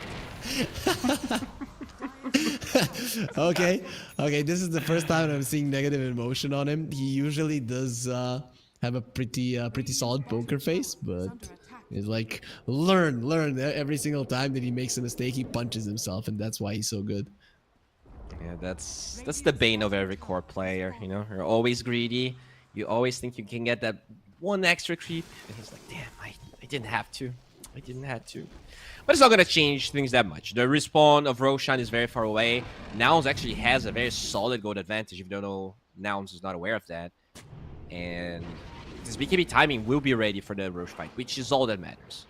Have we even seen a single roar this game? Respect going for Snowball. He does have a blink, so should get it off while Dex is being used. Respects to the side, and Hawk somehow follows range? him. that shouldn't have happened. Double Star Storm. Get taken out. What the hell? These Hawks sometimes, man. I think he aggroed when he was still there, and once he blinked it, like you remember back in the day when a PA could like you blink out of the PA and she hits you from 1,000 range. Yep. And now, like, if you're further than 300 range or something, like the attack misses. Yep. I think that's what happened. Like the Hawk identified the target, and then it will chase it no matter what happens. Homing Hawk. That's they should change the name. I thought that was gonna disjoint, but no such luck. We all know that birds are very good hunters, have amazing eyesight. He went for... He doesn't have a blink on... Oh, actually does have a blink on the Tusk, yeah. Okay, so that's a nice save for the Roar. Gunner needs to be careful with the usage. Yeah, the Tusk pick is interesting, right? It can do a lot of things, can save people, enables the Wind Ranger a lot, but they have not really taken a 5 versus 5 since that one disaster. Chira, that's because they're waiting for the BKB on the Monkey King. BKB on the Monkey King changes everything, because you're going to be able to stand your ground. Inside of the Wukong's command, if you get it off and the BKB while you're full, you're not going to die. Okay, the moment of truth. Can the Timber die? Will be a Frostbite. Guardian Greaves to remove it, and the quick answer is no. You need an arrow after that Unstable Concoction to have any kind of chance. But they did force out take pipes, so maybe in the next 50 seconds they can engage. Yeah, but no Alcoti, right? That's also a lot of their damage. I think nothing's really gonna come out of this, but 1W is actually smoking. They feel like they can get one straggler. He had some vision on the top lane. You are going to be running into the enemy vision as well. Lelis will be under a ward there at the mines, and they are going to be farming some Mirana. Double Gleipnir. No way for Lelis to deal with it. No Greaves just yet. As Copy does have a BKB. And this with Roshan spawning on Noun's side. So Is he gonna cut the wave? Pressure to control this. I think it's very dangerous because he might have to BKB TP if he does, and then Roche could be a big problem. But look at bottom. A lot of pressure in the tier 2. Completely different approach this game from Nouns, right? They are moving a little bit more to the split pushy part. And I think that way, Chira comes over, gets short. There will be an Unstable Concoction. They knew that he was coming through the portal as they saw it activate and turn around. They knew somebody will come over, ready to take him out. And Copy gets the creep wave. Respect is gonna be annoying. Moonlight Shadow, TP out. There are more heroes in the vicinity. Not close enough. A victory for Nouns overall. Yeah, very, very big kill. Doesn't change that much because Roche still very far away from spawning. But yeah, that's the BKB on the Monkey King that does not really help you if you get roared without popping in. I think even if he pops the BKB there is a good chance that he takes way too much damage from the Alchemist. But maybe it would have been different. I think he actually lives. I think he might live, but yeah, it's close no matter what. There is a concussive grenade now on the sniper being delivered at the moment, which is a big deal, right? Annoys the Alchemist, and the Storm, the disarm is very much problematic for them. But of course, the repositioning part of the sniper is quite nice. But Sweden Strong has been very quiet this game. Yeah, he's going Axe this game though, which I like. This is definitely going to allow him to. He has to be very far away from everything, or else that Storm will... It's so easy for him to get that kill every time. And it's one of the best initiations in the game, right? People might say, oh, it's only a 1 second stun. Yeah, but it's a 1 second stun with a range of 3000, right? So it doesn't get much better than that when it comes down to initiation, and very, very low cooldown at that as well. Yeah, even reset it if you get a kill. It is very good as 1W. Camping that Roche has so much emphasis on it, but they got very unlucky with the respawn timer. I think Nouns might still be able to respawn, and they want to since it is a fight on their side of the map. Yeah, they are getting ready. Buybacks might be important here. There's no tier 1 for the 1W. They have a tier 2, so can get there very fast, and Copy finds an Arcane Rune. Perfect timing. Yeah, time for the smoke. It is gonna be on time. 8 seconds. 1W though with the high ground advantage. Has that punch in the head worked for Copy? Well, we'll see. He's scratching his head a bit. Maybe I shouldn't have done it. Roche does spawn. It's the second Roche of the game. Everybody's smoked up. Everybody's hidden now, even more so with the Moonlight Shadow coming close to the pit. They're ready. The Roche did roar. They know that this is happening now. Then the arrow finds the... He does have the snowball, but that means that he's not going to have it for the roar. Now they're trying to focus up on Chira Jr. being protected by all these auras inside of the man. Yuma might need to run away. They're going for respect. Finally, we get a target that goes down. Starting off with that arrow. This time around, it will miss. Fly dropping low, being hunted down by Cloud and taken out in the end. Luma dropping low, still fighting. Inside of that Mukok's man that will expire. And Cloud once again gets stuck on the cliff. Fly did buyback coming through the outpost, and it is a disaster without Yuma. You can't find he's your strongest hero, but look at them. They found the Roche. What a play from Gunner every single time. Now they're going for these plays. He will die, but at what cost? It was a beautiful salvaging of that fight for now. Still not ideal, but much better than what it looked like just 5 seconds ago. Oh boy, that was such a long fight. The Tusk tanked a lot of that damage. He was also able to save the Wind Ranger. So really nicely done by Respect. And that's the problem. Like, they use so much of their damage and spells to kill a single Tusk that they were out of juice. And that Monkey King was just life-stealing through the whole fight. Yeah, beautiful save here. He does delay the Roche. Sweden Strong, look at his positioning. He was just casting spells from afar the entire time. He's like pretty much out of the map there. And the Monkey King of Kira just did a great job. Cloud dealt well with the supports of Nouns. I think Lelis and Fly could have done so much more if Cloud didn't recognize that they were great targets. I can't believe that Shira lived through this all. Which did die in the end, but still. All of those auras. Did you see which creep they had on Gunner for that fight? Because whatever it was, it died really quickly. I did not see it. I think it was a dragon, and there is... Oh, dude, it's on the bottom lane. Look at it. It was on the bottom lane pushing. He didn't even bring it to the fight. I really would like to see that tier 3 on the bottom. Yeah, sure, you can create some pressure in the lane, but the amount of auras that this Timber has is gigantic. There's only Crimson on the Beast, and at this stage, the pure damage of that Timber, there's nothing to really do with that. Giveaway continues, everybody! Exclamation mark! 1x give for all of you lovely viewers that are in the chat. Just type that one and you will understand how to participate in it, as the game does continue. Alchemist still at the very top, which is to be expected. Okay, Bowie, so here's the thing.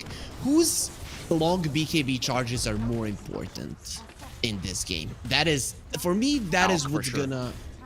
Alchemists? Okay, so that means late game, 1W coming in as the favorites? I think so. This Timber, okay. Like, you cannot kill this Timber.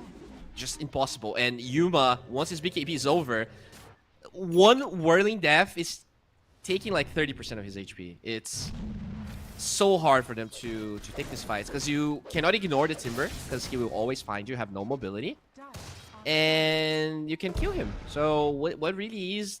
I think the playstyle should be finding heroes by themselves, but the problem is that when it matters, like those Aegis fights, that's not gonna happen. 1W has been very tight in this whole series. How much does the Shiva change, right? Because these are some big items that are coming out from now. A Shiva's Guard on the Storm and a Bloodthorn on the Alchemist. Is that a timing for now? Especially it's daytime and they have an Aegis. It definitely helps. It definitely helps. The Blowthorn is great against the Wind Ranger, but you need to chain the spells perfectly, because you know if the BKB gets used, if there's a Lotus Orb, things can quickly dwindle. So even if they get to use this timing, I don't think 1W is going to stay too long without having a Lotus Orb available. Can you somehow keep Respect away? Can you stop the Tusk from saving his teammates? Is that a possibility for Nouns? You can. The Storm can probably do it. But I don't think Gunner should be trying to roar the Tusk. I think you probably have to push the Tusk away. Once you know Snowball is on cooldown, that's when you try to find either the Monkey King or the Wind Ranger. Yeah, but I kind of asked you about that BKB durations and stuff. They're all getting low. And the reason for it is because I look at both of the teams and I see that without BKBs, they're screwed. 1W versus a Bloodthorn, you're gonna get eaten alive. And then Storm and Alchemist, I mean Storm especially, how do you survive in this game without the BKB? Yeah, that's the thing. Everything that 1W has that BKB protects you against, there's not that many counters, right?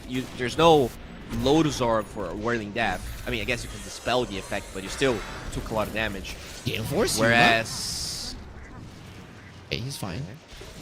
Storm is zipping in.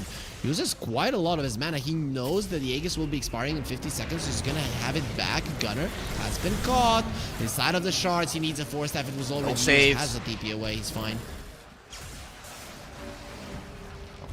He will be able to disengage here. Close call.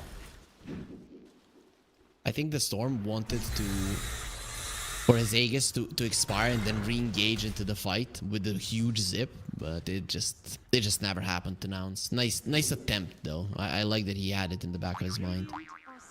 Yeah, like for that to work, you have to find the Sniper or the Tusk. Like I think initiating these fights, yeah, maybe you burn a BKB from Kira Jr. the Wind Ranger, but you do not have any means of killing that Timber. So it's good that he disengaged that Timber.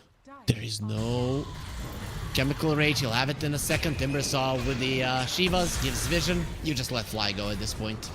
Let him go. Yuma is gonna be going in respect, in a lot of trouble, and with the Bloodthorn, you're not surviving that. This is a great way to start off the fight. Now Junior gets onto smart. the monkey, he's gone. Yuma is just doing way too much damage. Having that level 20,000 Munkushi, BKB running forward. Yuma gets destroyed by the whirling death. It literally brings death to him in a second copy. He still has that AD root, so maybe he can contribute to the damage department, but not enough. Lilith, another leap available. You need to run once again out of the Gale Force through the Defender's Gate, and Cloud won't be able to chase, but he is a Timber, so he cares about no gates. They cannot hold him. Gunner doing his best to get out of that chakram. This guy's level 25. Cloud just dominating the game, being an unstoppable force, doing an amazing amount of damage. How, Bowie, do you stop him? You don't. You literally don't, or you have to find him by himself with the Bloodthorn available. Unfortunately, that's just not a possibility. Going in, the water concussive grenade, and now the Gale Force, he does have enough mana to get out of it. It will be slowed down. They need 4 stabs. He needs more mana. Look at Cloud. He's going to be coming forward. He's level 25. No Aurora at the moment. Okay, he got back. You're going to be using it, trying to make something out of it. The Shackle Shot is perfect. And this Cloud will be coming back. Gunner, luckily, he does have his BKB back. There's the Lotus Orb returning the Frostbite as well. They are controlling the Timber Saw somewhat from killing all of them, but they cannot take him down. This Timber is incredibly hard to bring down. He has 3 dispels, right? You have BKB, Lotus Orb, and Greaves. How in the actual hell are you killing him? It's such a narrow window. You need a Vice. I think if you have Vice, you initiate that way with Roar on top of it with Bloodthorn. That's probably the only way, and he needs to be alone, or else. Yeah, I know. Yuma just dies. Like, he pops BKB, the Timber will always go after him. Oh boy, that was a perfect fight for now. As you killed Respect at the start, you roared the Monkey King, he didn't get any big spells off, and you just That's the thing, lost. I don't think that's perfect enough. Like, you had to use BKBs to kill that Tusk, so afterwards you're just bound to have a bad time. You do not have enough sustain in the fights. Sustaining damage, I mean, to kill anyone. So you're one of those guys who, when you have kids, they bring home an A. You're like, hey, average, okay, well, we'll take an average, because it's not perfect enough. They did everything right now, and it's still not enough. So what do you do? Well, you have to use numbers advantage, right? You have to find people by themselves. You have to itemize in a way where you can kill the Timber, and I think Vice is going to be a big one. The Prosma gives you a bit more damage. Yep. But I don't think that's the lockdown necessary still. Yeah, they had an AD rune. I'd say that the AD rune on the Storm is worth more than this Prosma scan. Used perfectly just before the Roche spawns. Roche is up. The buybacks are going to be very important. Again, it's Dire Side, so now should have the advantage because of it, but the setup on W, have a better one. Again, it has to you start have the with gold a perfect though. arrow. Rana has no gold. This fight is so similar. Roche being taken. Yep. Where's the arrow? It needs to come They're out. so patient. Lilith, So use patient. it. Use it. They found Fight Finisher Strong. Storm goes in. Munkushi gets it. Bound to strike onto the 2 of them. Respect blinks away. Gale Force is going to be keeping them at bay, and Lelis has been found and taken out as well as Copy going in, trying to finish off Jira, who's standing his ground. Not an easy kill, but with the Alchemist coming in. Another save. Save.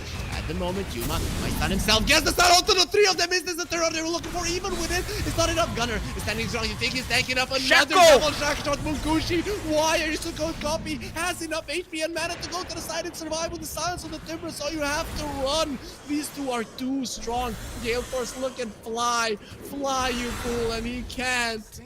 He will be taken out. Munkushi gets himself a godlike streak. 1W, still hold on to the Aegis. They are the victors of that fight. They were too patient on Nouns. They wrapped all the way around. They get the sniper, but you know, even though it's a kill that you don't need to necessarily spend that much for, it's not enough because they were able to get that Aegis on 1W. 1W played so well. That double shackle completely breaking their ankles, and December, like, you just don't have an answer for it. Every single time Munkushi's getting double shackle shots in these fights, they're so chaotic, and he still finds the beautiful angles. And it's not those bullshit ones. Look at your Bloodthorn there. Look at your Bloodthorn, how much damage it does. I'm gonna Bloodthorn him, guys, and take away 500 of his HP. That's the extent of Noun's abilities at this moment. Even without the Monkey King, they're pushing in a 4 versus 4 scenario. Copy is trying to find an opening, and 1W will respect this for now. And that's an Axe for free as well that they give Munkushi. So all that physical damage is going to be reduced by 60%. They do not have a Dispel, right? No Nullifier as far as I'm aware on the side of Nouns. So that's another problem they're going to have to deal with. That is a 6k gold lead versus an Alchemist lineup. But of course, 40 minutes in, the gold lead is not everything. Everything is that this Timbersaw is just untouchable. You have to kill everybody else. Windranger having the Aegis does not make it easier. Almost level 25 as well. All right, what if you go Ags on the Storm instead of the Side of Ice, and you get I think you need damage. I think you perfect concoction, 5-man concoction. And still, I still don't think that you win. Lelis removes the Gleipnir there with the Guardian Greaves, will live because of it. They're just using the Bloodthorn so that the Timbersaw won't kill them. Copy, cutting the wave. Cutting the wave. They're doing a good job. Yeah, top wave is pushed out. No creeps on the top side. It still looks like the Iraxes are going to fall. It's 20 seconds, even with the Crimson Guard. Just so close, but I think they will still be able to get it. Unfortunate. Good attempt though. Doing their best. 1W there laughing. They know it's very hard to lose this game when you have an immovable object on your side. I mean, immovable from the enemy's perspective, because he's moving around the map quite swiftly there with a level 25 talent. Yeah, he seems to be moving pretty fast to me, but... Oh, Storm! He popped. Chira is gonna know about it. He's going for a play. Aghanim Scepter. Nice BKB. There is a Trickster's Cloak on the Monkey King, so 6-second BKB down the drain. Do you utilize this timing and go for 1W for another lane? Sanjin Yasha on this Monkey King, huh? Just so he can deal with all of that initiation, the roar specifically that they want to use to kill Kira so badly. How close is Storm to 25? If Storm gets his 25, he just got the shard from the Tormentor. You give that to the Alchemist, he might be able to get that AoE damage in if you go for the Aghanim Scepter. Yeah. I don't think he's that close. I think he was 23 when I checked. It's gonna be some time. They have the Ogre Ice Shaman, the Ancient Ice Shaman, whatever. He doesn't really help. Creeps don't help. They're gonna annoy the Timber. And that's it. They can't do anything else. Cloud is just standing his ground. Aegis will expire in 30. You might just decide to let this lane of Rags go. Copy again. You can delay, right? You still have the Crimson Guard. You have a Glyph. You can probably buy enough time. Copy is looking at them. He's thinking about it. Hex onto the Mirana. Jump in. Goes for Sweden Strong. Oh, look at the save. Towards him. Doesn't have the BKB. You need to be careful, Copy. Goes in again. Float Orb. Protecting them. Cloud just goes forward knowing that he is not a target for them. Gale Force pulling them in into a double Boundless Strike. Gunner has to defensively BKB as Munkushi goes the way again. Lincoln Sphere broken. Aurora as well, but the Lotus Orb is protecting him so much. Copy. He needs to go for respect. He's just keeping it in base so he cannot snowball save, but he'll get it off. Copy. He got his BKB back. Alchemist has a buyback without his ult. He doesn't really do all that much. Missing on the Gleipnir, and they do get a kill onto Munkushi. Let's see if the Storm can get himself out. Protected by the Moonlight Shadow. The dust will expire. They don't see him. Gets turned into a piggy. Even through the Invis, it finally does get taken out, and the Storm will lose his life. So they have two buybacks. They can maybe force an interesting fight here. They still didn't use their Glyph. No roar. This, I think you have to try. That's your one fight around Munkushi. There we go. In. Lotus Orb protecting Chira. Buyback from Yuma as well. One for Chira, trying to get him. Where's the dust? They finally got it. Respect being controlled, getting close. There's a snowball save once again. And Cloud is just doing whatever the hell he wants. Perfect on the two of them. Lelis jumps to the side. They will be finding Chira. Copy, still alive. Goes to the side. Needs to use this little bit of mana to run himself away. Double unstable concoction. And they finally bring him down with the arrow. He's gone. Surrounded by 5 enemy heroes. The beast will finally fall. But he does have a buyback. Guess what? Respect doesn't. This could be a 4 versus 5 fight for Nouns. They can still win this game. I think your job is to get a tier 2 I actually think 1W can get away with not spending a single buyback here. We'll see how they're gonna approach it. Are you sure it's a Beastmaster, You man? don't want to Look use at what he's doing. buybacks. Look at what he's doing to the towers. It doesn't matter. They're still tier 2 top. You probably give away 2 lanes of barracks here if you can actually keep your buybacks for Roshan. Unless they go tier 4s, but even then, I don't think they can do it fast enough. They won't. They won't. There's a glyph. Do you go tier 4s? No, Yuma is going bottom. Okay, they're going tier 4s. Yeah, they want that's the play. buyback. That's the play. Got one. It's only one. Gale Force keeping them at bay. Here comes the assassinate. Gunner will get shot. Here's the shrapnel. Yuma, you go for more. Do Nouns have the guts? They've been pretty gutsy thus far. Risky. Chemical Rage expiring. Wants to jump in? They're gonna try. I don't know, but Kokshu Yuma. Okay, it's not himself. Mukushi just stopping. They did find Mukushi. Buyback on Cloud. Is that good enough? Yeah, that's run it. now, so Get you the hell have out. to run. Oh, Gunner, no.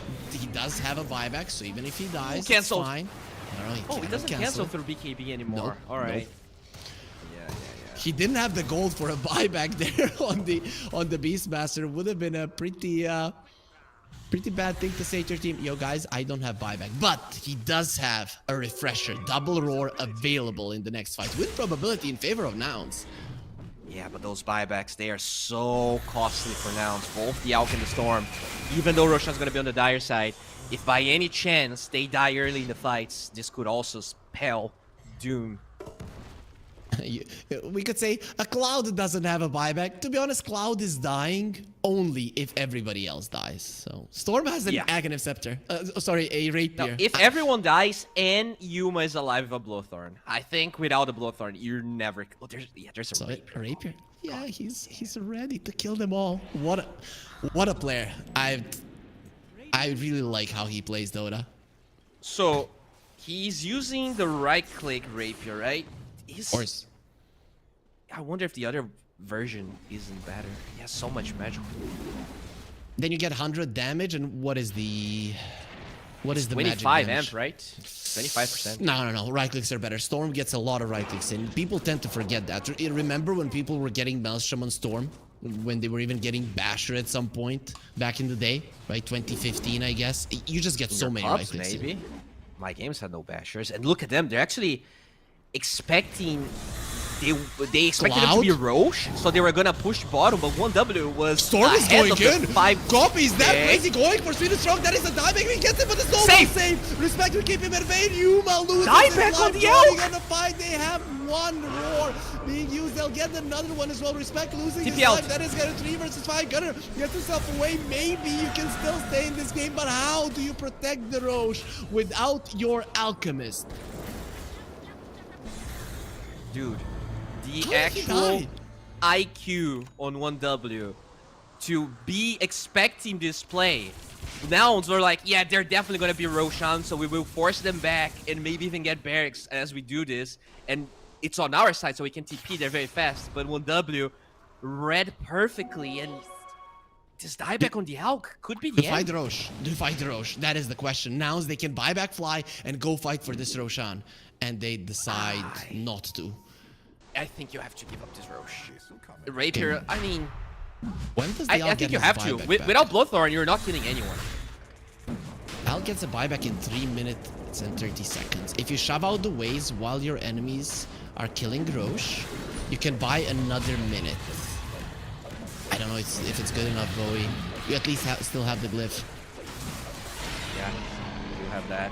So this is gonna be an Ags for the... I mean, if it wasn't hard enough to kill already, he gets an Ags. There's an Olafar on the Bloody. Alchemist, so that doesn't do that much, right? I think he gets max armor anyways. That doesn't get dispelled. Yep, that is true. He has 55 armor. So with the max armor, is he up to 100? It's very close, right? It's 40. Wow. It depends on the talents as well. Let me double 42 check here. stacks.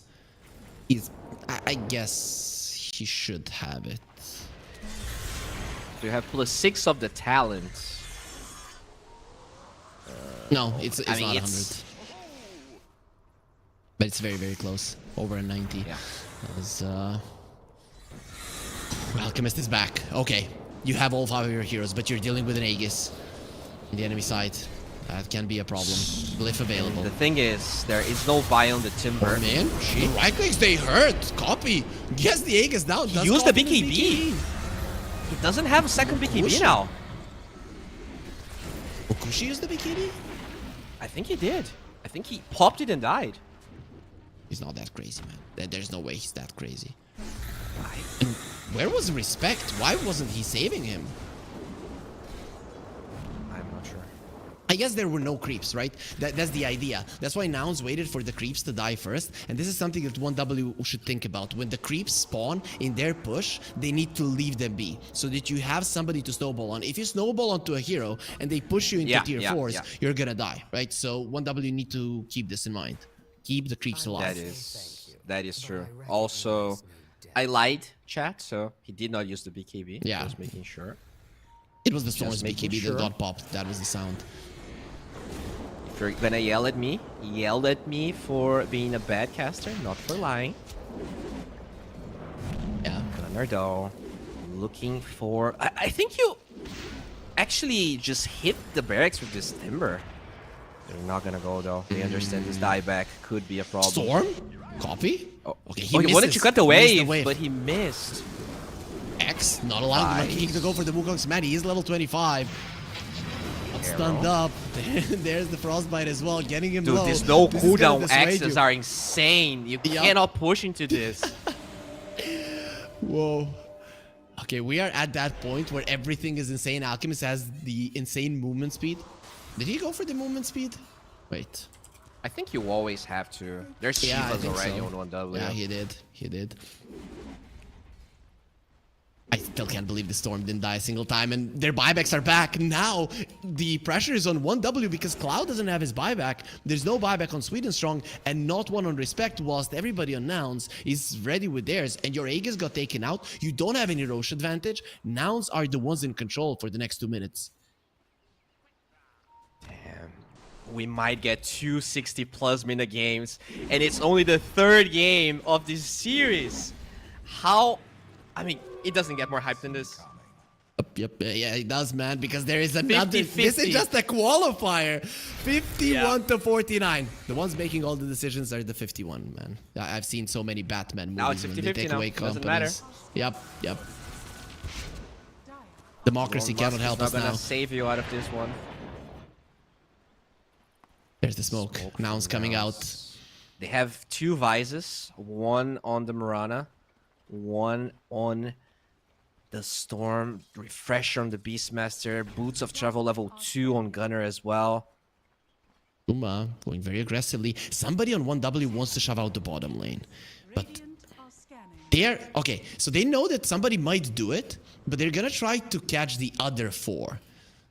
I think this is greedy from Nouns. You could have maybe taken 1 kill on the bottom lane, but also it is scary to allow the top and the mid lane to shove in. Yeah, it really is. Don't want to be... And not only it's scary, but it's obvious, right? If the creeps are inside your base, you're 1000% smoking at this stage of the game. There's just no way around that. So at the end of the day, at least they get your push bottom. They didn't even get that much vision besides their triangle. But it is what it is. You don't want to force this too much. All of the buybacks are coming back. There is only going to be Respect that is going to be missing his. And he is an important part of 1W's fight. Storm. You don't want to die. He doesn't have the money. Boy. You might have gotten the timing back. Is he dead? He's been found. Dead? All the gone. Oh, yes, no. to Piggy. BKB. BKB. There it is. Copy will get out. How is he so tanky?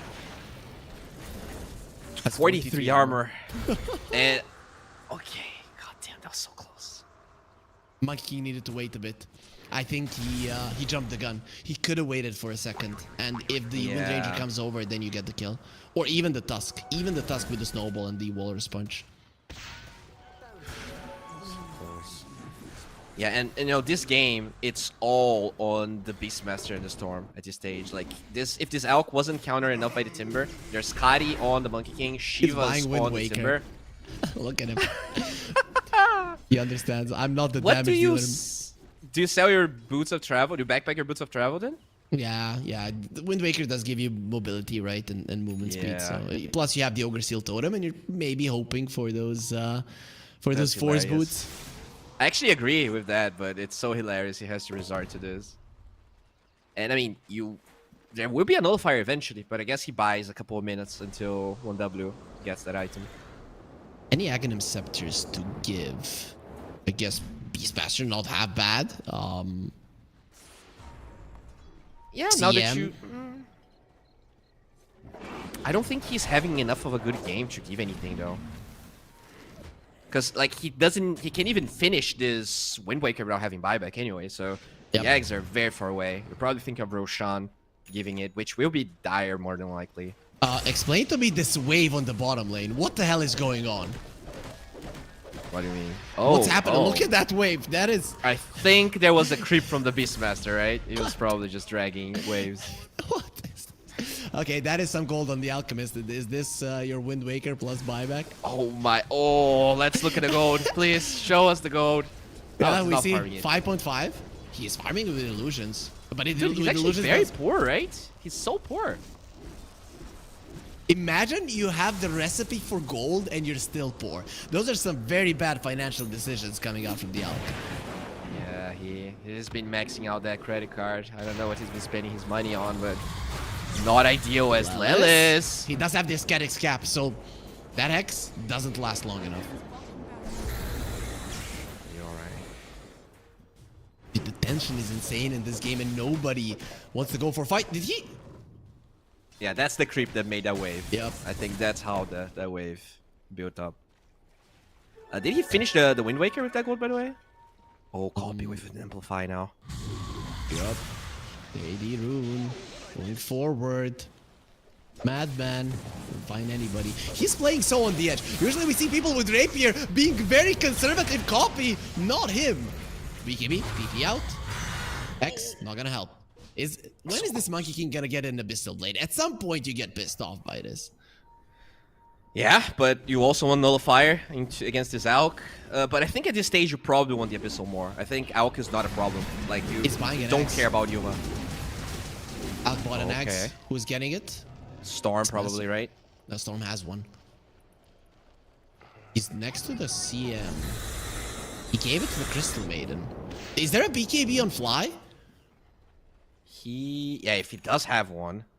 Dude, that's... I mean, you do have Moonlight Shadow anyways, right? So even if you just get a really good angle, it could be game changer, but it Shackle Shot, Boundless Strike, Snowball can go through you randomly. I don't know if it's happening without the BKB. It's gonna be a free Roche though. Looks like it. Now it doesn't look like they care. Roche screams. They know that this is happening, and we'll just let it happen. So that's an Aghanim who gets the X now? Monkey. Monkey, right? Yep. It helps you push. Gets the Aegis as well. Beastmaster with the Refresher on the Wind Wind Ranger. That's gonna be division, of course. It's gonna be half division because he's probably gonna eat it. But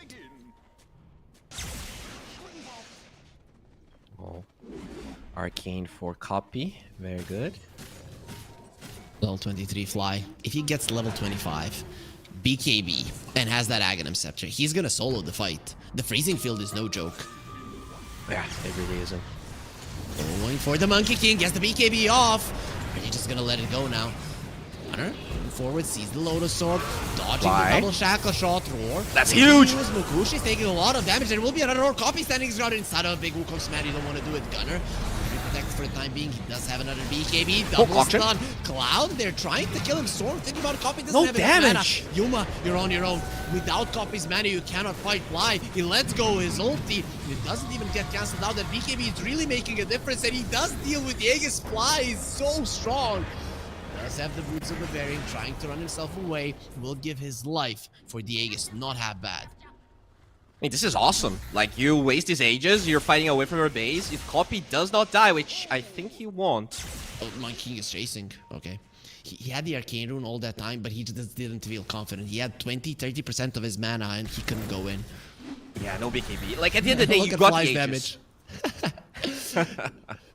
Okay. Yeah, that's 7k right there.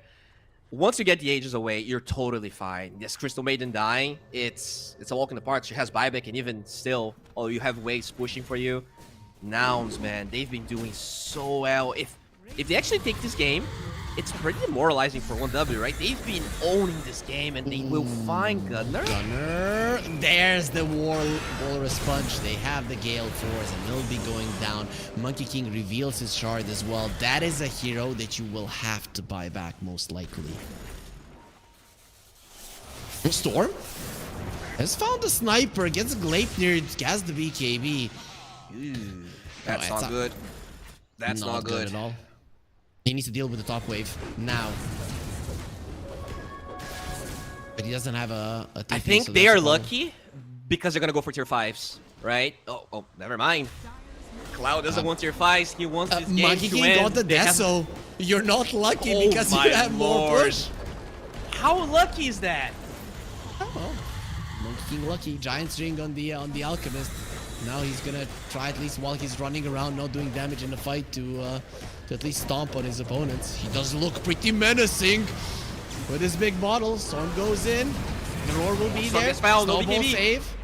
Storm is fine. Monkey King gets pulled in. This is the snowball that we were talking about, pulling them so deep in. And now the Storm pulling them all as well, doing insane amounts of damage. Copy is insanely powerful. Cloud, where you think he's going, misses on the Timber Chain, has been caught, but he has the Aghanim Scepter, not taking any damage. With the Nullifier, it will be taken out. 3 heroes dead in a second. And tier 4 is not taking that much damage. Nouns are in it still. And 1W might need to buy back some of their heroes. Dude, this BKB CM Ags is Yep. impossible to fight into. Like, sure, the Timber doesn't die, but no one else can even stand a chance. They can't get close. Oh. And it's a high Alright, high well. BKB, right? Because he got it super Yeah, late. The the last fight was second 9 one. seconds. 9 was 8 seconds. He still has one longer charge. Mirana also level 25. Is that the 3 arrows?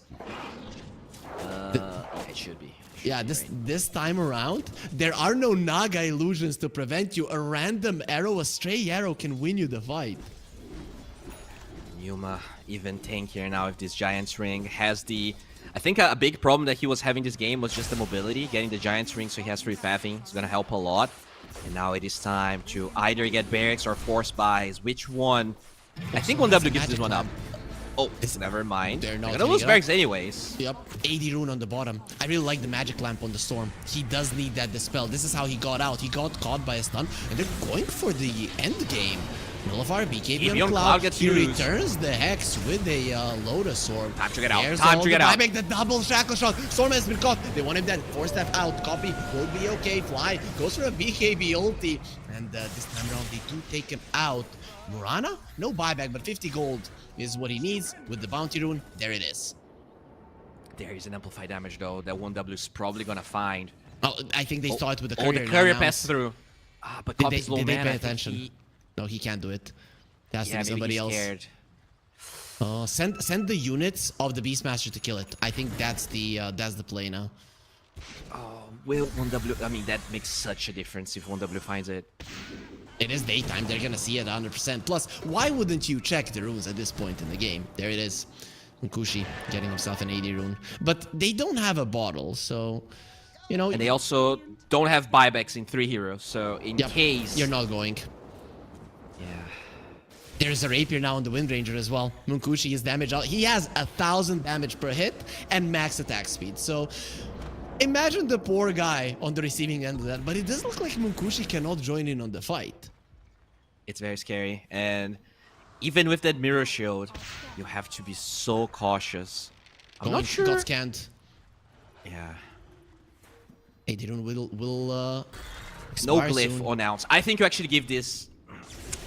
Tier 3. Storm is going in. The roar being used onto the Lotus Orb. Storm is dropping low. That's the rapier on deck. Big item that you don't have any longer. The 2 supports did buy back, and the Storm doesn't want to do it.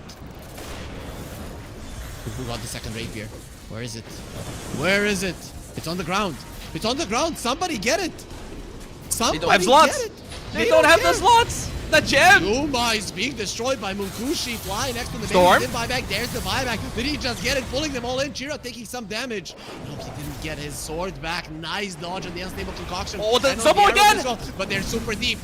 That's the boundless strike this time around. They'll be able to get themselves away even with the Hex being used. Storm. He might get the connection only onto the 2 of them. That could have been 4 heroes caught.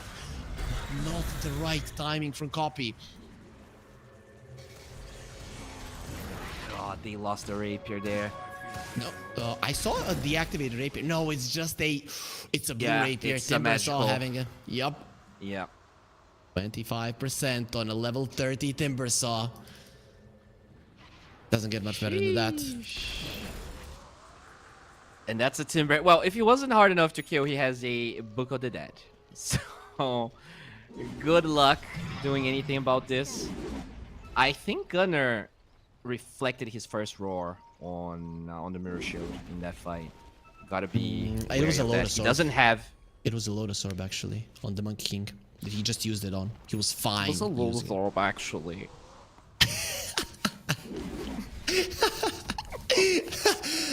Thanks for having my back, bro. Really appreciate it.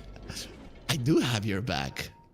They would say casters don't know that it was the Lotus Orb. This way they know that we know. It's us two together.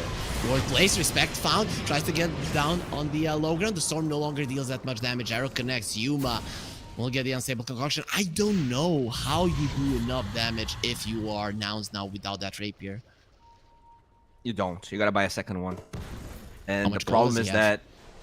that the real problem in this game is that, no joke, Fly is the core of this game, and you have two cores that are not actually doing that much damage. This Beastmaster, the way that he built it, is good. It kind of allowed them to get here, but there's not that much damage output besides the X's coming from Gunnar, and the Alk barely does anything. This Bloodthorn, Flies 25. yeah, I mean this is huge. But it's all on Fly. I think he actually has to be more greedy with the way he's gonna position in his fights. What is that? He needs to be super deep, but he needs to also be safe. How do you do it, Bowie? No, what I mean is, like, I think Yuma and this Beastmaster have to be the first point of contact. They actually have to get vision for Fly. I think that Mukushi is gonna focus Firefly. I think that would be the right read of the situation. Kill the Crystal Maiden. What if he focused Fire first, though? Well, luckily the Crystal Maiden doesn't have Focus Fire as a spell, so... No, I mean, if Munkushi chooses a different target. That's, Don't. I guess you can refresh, right? And if you refresh without your Focus Fire ending, can you have two active Focus Fires? I've never seen that. No. How would that work, though? Well, you hit left, then you hit right, and both of them you have max. Yeah. I guess. That's what I mean. Yeah, so you can do that at least. I think you can't. I think it changes. The tier 4s are dropping though, right? The bottom lane got shoved in, and this is the only Tier lane. 4s where are you taking do not damage have- here. 1W. Might have to They come lost back. one. And when you lose one, the second one falls very easily because Super Creeps will be able to take down Cloud, gets the TP out, and this will allow Nouns to leave the base. The question is, how many smokes do they have? Do they feel confident going with them? Timbersaw wants another Rapier. I don't think that it is necessary. What if you buy a Rapier on the CM? Magic damage Rapier? Yeah. I wouldn't hate it. Not gonna lie. I would be completely down with it. I just don't know how much priority Fly is getting, and at this point, he doesn't even have gold for the buyback, so that's gonna be the first on the menu. Yeah. I mean, he doesn't have buyback anyway, so... But yeah, I get what you mean. He doesn't, Yep. he doesn't He's have poor. it. So I wanted to say that very he's poor. That was the moral of the story. But, Okay, so that's full lags on 1W. Literally everyone has it. You have 2 refreshers. okay, yeah. Okay, so now you have a Kung Fu Tusk. Does he go aggressively with this, or does he wait in a fight to just kick somebody away? I think you kick the CM outing, right? Oh, that's so cool. Kick the baby and just get her out of the way. That would... Yeah, that's what you do. really- That's I the, really the like highest value. Because kicking the storm doesn't matter. The Elk is kind of a known factor anyways. Yeah, you want Crystal him there Maiden so that you is- can kill him. Yeah. Would be cool, would be cool. Yeah, now Mukushi, you can focus fire whoever you want. Respect God's your back. Our buyback's looking... Storm, he did finish off his rapier, right? So... Did he? He's still... No, he He's didn't. not there. He He needs needs- 700. Oh boy, he also needs 700 for buyback, but he doesn't have it. Wind Waker on the Mirana, that's another save. You need these fights to be long for Nouns. Or do you? It's hard to predict Monkey. He wants to use the Wukong's command. It's so hard to get close. Radiant are scanning. I don't even know who you engage if you're Nouns. Probably You're getting the Wukong's command off. That's gonna be Mega Creeps. You cannot stop it. Gale Force Gunner has to be KB just because of it. Is that an arrow onto the Wind Ranger? Nah, just got annoyed by the Book of Shadows. And now you don't have to be worried about the bottom lane pushing in any longer. There's the Rapier on the Storm. Nouns, they're ready for a fight. No buybacks though. 3 heroes without buybacks. Arrows? Off the mark, all of them. Look at the Alchemist. What's Yuma doing? Trying to find an angle. It's an interesting Really one. trying Hex. Lotus Orb as well. BKB from Munkushi going forward. Shackle Shot doesn't do much. Lils will be fine. There's the 4-step. They're okay. Storm goes in. The Unstable Concoction connects. Yuma, And they're on the focusing on tusk. respect. That is the perfect one. They got 2 of them dead. Actually, with the Monkey King being dead, it is a big deal. He's surrounded by enemy heroes. He needs help. The Tusk is super far away. Let it go, fly. He's gone. Lift up. Onto the Timbersaw, no! Aghanim Center for you, where is respect? He already used the Double Rapier on the ground! Back, guys. He will not be allowed! That is gonna be so many Rapiers that you can pull out of the ground to make yourself stronger. The question is, do they give one to the CM? It does look like it's happening. Double Rapier on Storm. Double. Let's go. Holy. 1000 damage Storm, copy. Looking powerful. Got the other one. The CM, come on! A Gunner, they want to give it to Gunner? Okay. I'm okay with it, but it would have been cooler on a CM. And also, Wind Ranger bought another one. He knows that he cannot fight without it. So, now's your versus Mega Creeps, but you've got 3 Rapiers. You got the gold advantage because of that. That the fight buybacks are in was their all on favor. Yuma. He wrapped around the triangle into mid to the right side. Like, that was such a deep wraparound. And it paid off. He even backpacked his own ninja gear to be able to do it. And yeah, Beautiful. Paid off. Huge dividends. Nouns ahead. Buybacks are... I mean, so many buybacks on Kuno here for 1W. This is dangerous as hell. Nows are The thing is, not looking the do greatest you- in buybacks either. Yeah, but do you go mid and force something, or do you get the tier 2 top? Dude, they're looking good in buybacks. The Storm is gonna have his in 700 gold and everybody else has a Chira. Threatening with it. They could have pushed top lane, but can they get Chira down from the Smoke trees? break. Moonlight Shadow, They they know, got they him! know, they know, they break got the him, tree! they fought him! Also, the respect is gonna be pulled as well. Him being hexed up, that is 2 heroes dead without buyback. Now they're doing it. Their base might be invaded by Mega Creeps, and that is a very big, giant pig coming for you. With the Storm going in once again. Munkushi still has his BKB. Shackle Shot onto the Storm. They need to kill him. They need that double Rapier away. The Gladiator still keeping him in place, and Coffee gets himself away. Those Mega Creeps, they're in the base. Somebody might have to deal with those. There is a glyph on now, so they're gonna be the first one using them. Gunner, Look his at that. Rapier. No creeps. Gunner gives away that Rapier, goes for a buyback first, deal with the base, and then end this game. It's a 5 versus 3 scenario. Now they just need to breathe. Holy crap, this game doesn't stop giving here. They will have the Beastmaster ready, but the mana on copy is a problem. They don't have a way to restore this so quickly. Crystal Maiden, get close. Give him all that mana. Come on, do your job. Still have a glyph on that 1W. It's not over. It's not over here. 1W, they don't want to be losing with the Mega Creeps. They don't want to be a game behind. Just 1 game away from being eliminated. Pulling in onto Cloud. They understand just how strong he is. Gale Force. The winds are blowing in favor of 1 win. Not for long. There's the tier 4 being taken out. Another wave of creeps Don't have coming creeps. through the mid lane. But there is a creep wave on the top lane from Mega Creeps, which is going to be dangerous for now. You still have a glyph on 1W. Now have to be careful. They understand that Alright, their the base creeps are is here. a tough decision. Creeps are here. Yuma will be time. stunning himself. Thrown, falling Shackle! down, double shackle shot.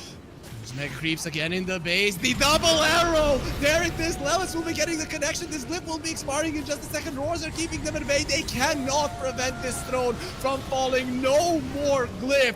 And that is gonna be Nouns ahead in this game against all odds, against Mega Creeps. They're 1 game away from going to the main tournament. Dude, this has to sting so hard. Look at their faces. Another 70-minute game. they were so close to winning. They were a millimeters away, but Nouns played incredibly well. So many great high ground defenses. The eggs that was gifted to Fly, they realized they need more damage, and the Crystal Maiden was the only thing that could actually bring it. Yuma finding ways to be useful, like that one smoke around. There were so many small things that you could probably write a book about it, but this is only one game of this BO5, and we're just at the half of it. Dude, it's okay. We're just over the half. Hopefully, not too close to the end. I have to say I'm a little bit biased now towards one win in the fourth game because this series deserves a full 5-game Bowie. But still, what a performance from Nouns, dude. Yuma, for me, is a genius. In a lot of situations, you need to fight your ego as a carry to find a way to be useful in a different way. But he threw it all out the window, found that angle, and that is a game-winning play. His itemization is the game-winning play, giving an axe to the CM after the Roche is a game-winning play, and engaging that fight, just amazing. So many times the Storm has pulled them into those unstable concoctions, and that is in the end what got them the victory. But you know what, Copy?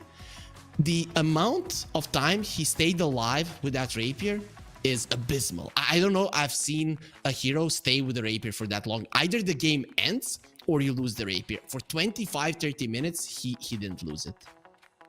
Yeah, I mean, this game, I think everyone on Nouns played so well that it's really hard to pick up an MVP, right? Because you had timings where a particular hero was strong and they really delivered what they had to.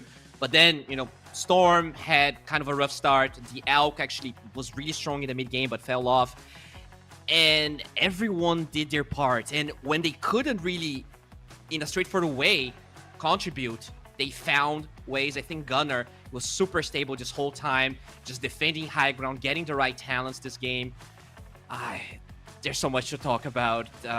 Do you have a guess for MVP? I think it has to be Copy, but... It has to be, dude. Yeah. I mean, look at the scores of his teammates. This is one of those 1 versus 9 games. If you look at the scores, of course, that's not the entire story. Whoever watched this game knows that the rest of Nouns did enable him. But really, him going in and out, his cojones in this game, then understanding he needs the magic lamp so that he doesn't need too early BKB.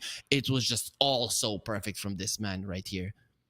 Yeah, it really was. Absolutely. You know when it started? You know when it started? When he punched himself in the head. That's how he got better. Yeah, I guess, yeah, maybe we can get a cut on Twitch. Someone watch and go back, please. Get a look at that, but I don't know, man. This game was crazy. 1W, they were so close, and you know, losing is not even the problem. They still have one game, but it's more about how they lost, right? 2 times in a row, losing these long games, it can be daunting. It really can be, but right now we are, as you mentioned, over the halfway of this series. We need to allow our players to rest a bit so that they can continue playing Dota at this highest level. So we are going to be taking a short break before we are back with game number 4.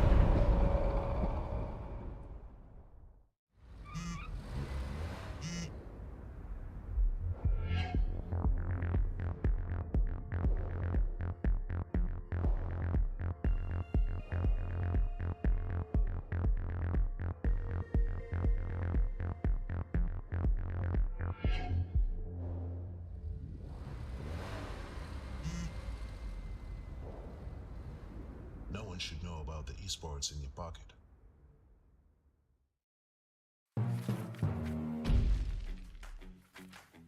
The lower bracket best of 5 finals continues. For people wondering why is it the best of 5 in the lower bracket? Because whoever wins is going to the main tournament and whoever loses is going home. This is our last series here in the plains. I'm Harry, joining me is Bowie, and you're watching FISSURE Universe Episode 3. Bowie, I think we couldn't have asked for a better lower bracket finals. If it ends in 4 games, I'm fine with it, but we've already mentioned it. This series, it just does deserve a 5th one. Oh, yes, it does. And we could see in 1W's faces, sure, they were disappointed, but I could see the anger as well. And we know how anger can be the fuel for, one of the best fuels for a game like this. So I'm sure they're going to find a way. Draft-wise, I didn't really had that much of a problem with their draft. I think, No. The sniper didn't really scale as much as I thought it would. But besides that, I think everyone played well. And their heroes made sense. Yeah, I think here we see the difference between game 1 and game 3. Sure, in game 2, Nouns were dominant, but in game 1, 1W, they had the Naga Siren, and it just prevented all of the possible initiation from Nouns, allowing the sniper from the back to contribute even more. In this game, you just didn't have that much impact. Even though on paper you could say Tusk is going to be a better support than the Naga because you have the save, it just wasn't the case. Respect got a lot of snowball saves, not gonna lie, but in the end his impact just didn't seem enough. The support impact from 1W was night and day difference with what we've seen in game 1.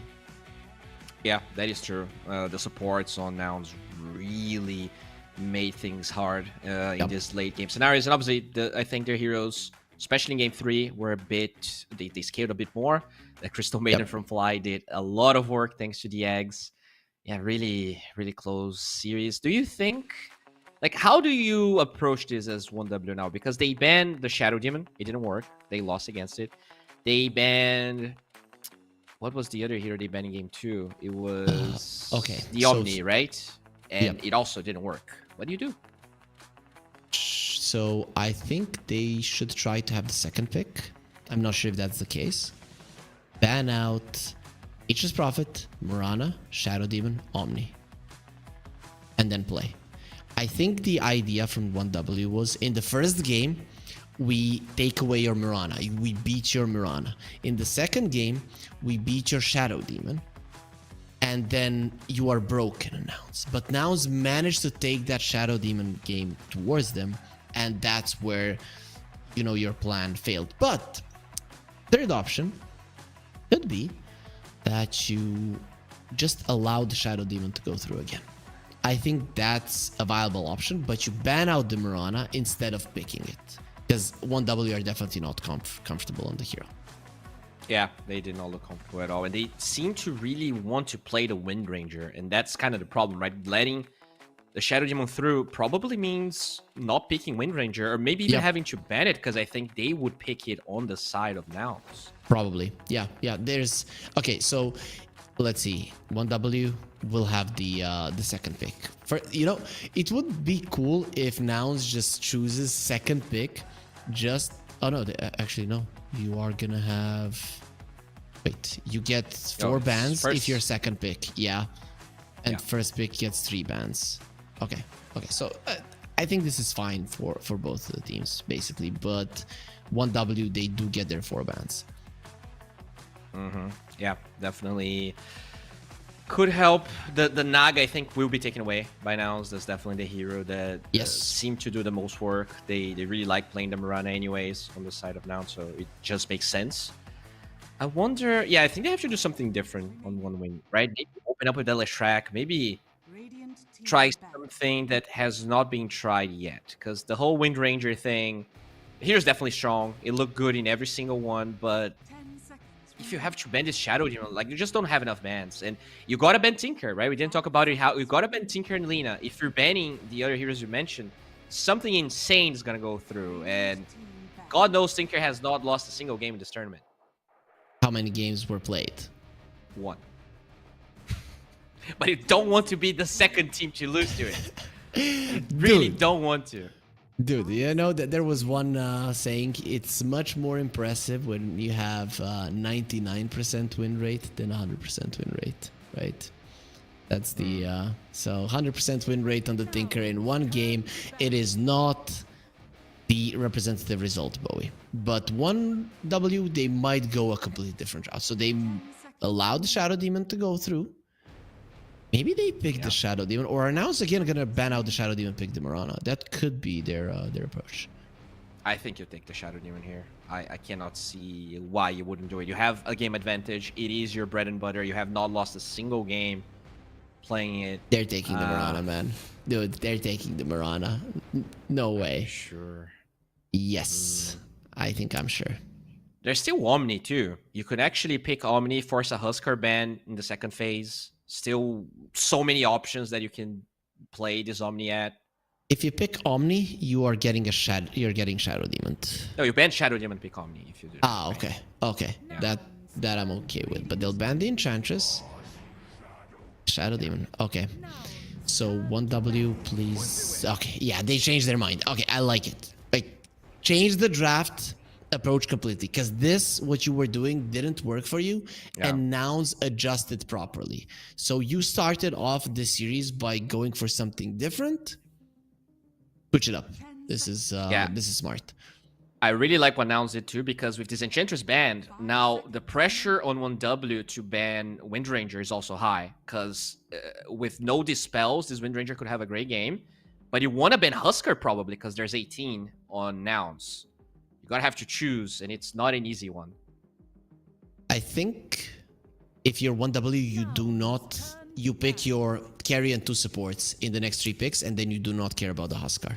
I think that's the approach. You keep this Pango flexible, you get the last pick on the 24, right? For the mid lane or the off lane, once you see everything. And then you can get away with not banning out the Huskar and get rid of either the Wind Ranger and the Mirana. I think that's the smartest approach they can take. 5 seconds remaining. I don't know, because you can still pick like Omni on 13 for Nouns. And what do you do? Like, you're gonna have to pick Huskar or have to play against Shadow Demon, Omni, Huskar. Like, there has to be one of the most insane enablers for this hero. And but then you just sure, crush him in the lane. Then you just crush him in lane. If you crush the Huskar in the lane, these 2 enablers. I don't know, man. You're a Huskar player. You tell me. Well, there's not that many. I guess Timbersaw is one, right? They didn't ban Timber here. So I think if they're going to pick Huskar now, it has to be on 18. Yeah, you're right. You're right. I think Timber is still available for them. That is the one hero. And it looked amazing when 1W played it. Yep. Cloud was so good. There was that one point in the game where they were pushing mid lane where I thought, you cannot win this game any longer, Nouns. You just cannot kill him. So I don't know. It was a rough one, but you know, we just make it easy for our viewers. They don't have to have a rough time like the players as well with 1xBet app, esports in your pockets. Feel free to download it and get in on the action right now, as we are in on the action still. And 1W is a hard situation. Did they pick an Omni? No, just go completely opposite. Pick something that wasn't taken in the series. Yeah, there you go. Good job. There you go.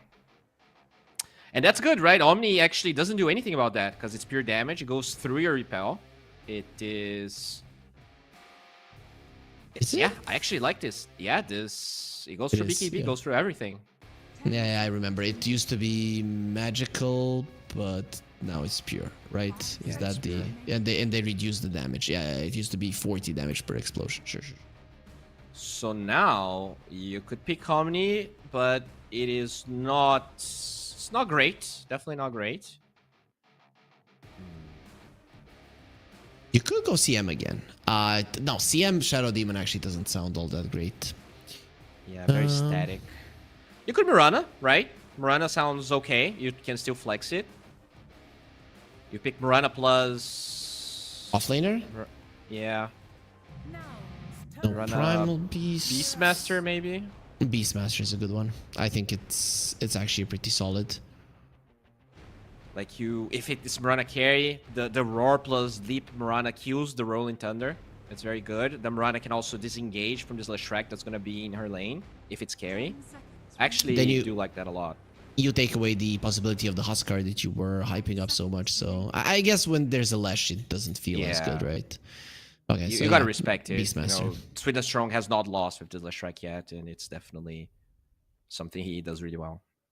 I think there's no doubt they're getting a Beastmaster, unless Nouns want to get something different. So is this a flex here for human copy? I think it's a flex between mid lane and safe lane because they want to be could be versus a Panko. Shadow Demon, right? And yes. Sorry, Fly Shadow Demon with Monkey King 4-2. Yep, there is a chance, but to me this is looking more like, first of all, it's a Yuma special, right? And second of all, you can flex this to see where the Pango will go. If 1W show where the Pango will be going right now, you could just put the Monkey King versus it, and Pango doesn't have that much of a range on a Swashbuckler any longer, so isn't a good hero to lane versus the Monkey King even in the mid lane.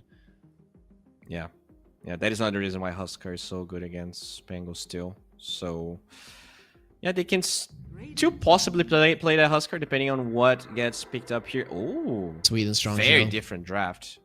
This could be Core Lash now, right? Well, it has to be.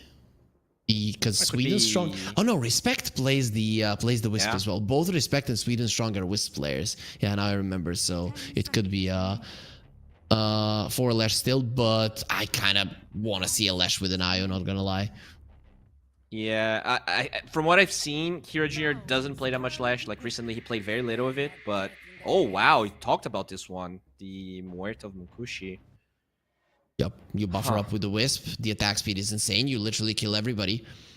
You just need a Gladiator and that's about it.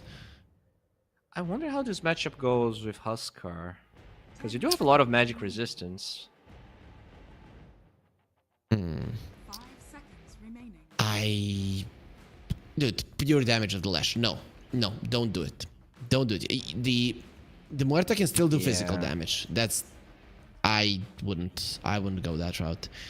I think you are lacking on some hard lockdown on 1W, so I wouldn't mind a mobile hero, but they go for that Beastmaster that we mentioned.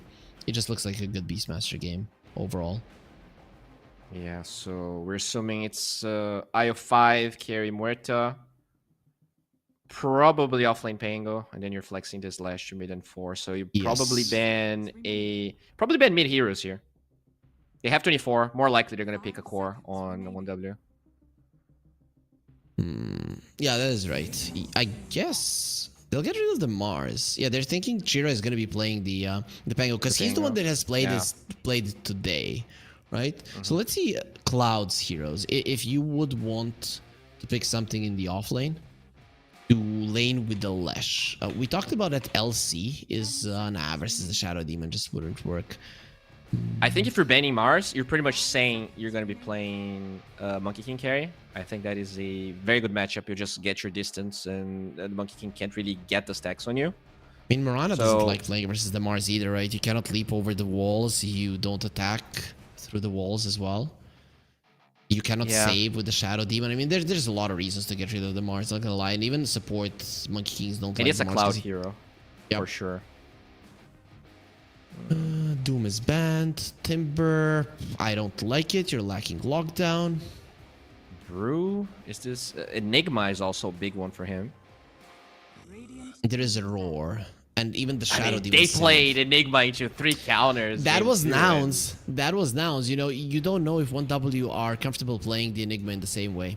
Gunner and Cloud are 2 completely different players, right? Cloud tends to be very straightforward, constant, right? You know what he's gonna do, but he does it perfectly. And then Gunner is more of a, I'm gonna think real hard about different ways and alternative ways to play a hero. Okay. Well, they are banning mid heroes here, so what else would you take out? Anything that pairs with the Mirana? Wind Ranger. Yeah, you don't want... You talked about the Mirana carry and with the Roar killing the Rolling Thunder, but the Wind Ranger does the same thing. Yeah.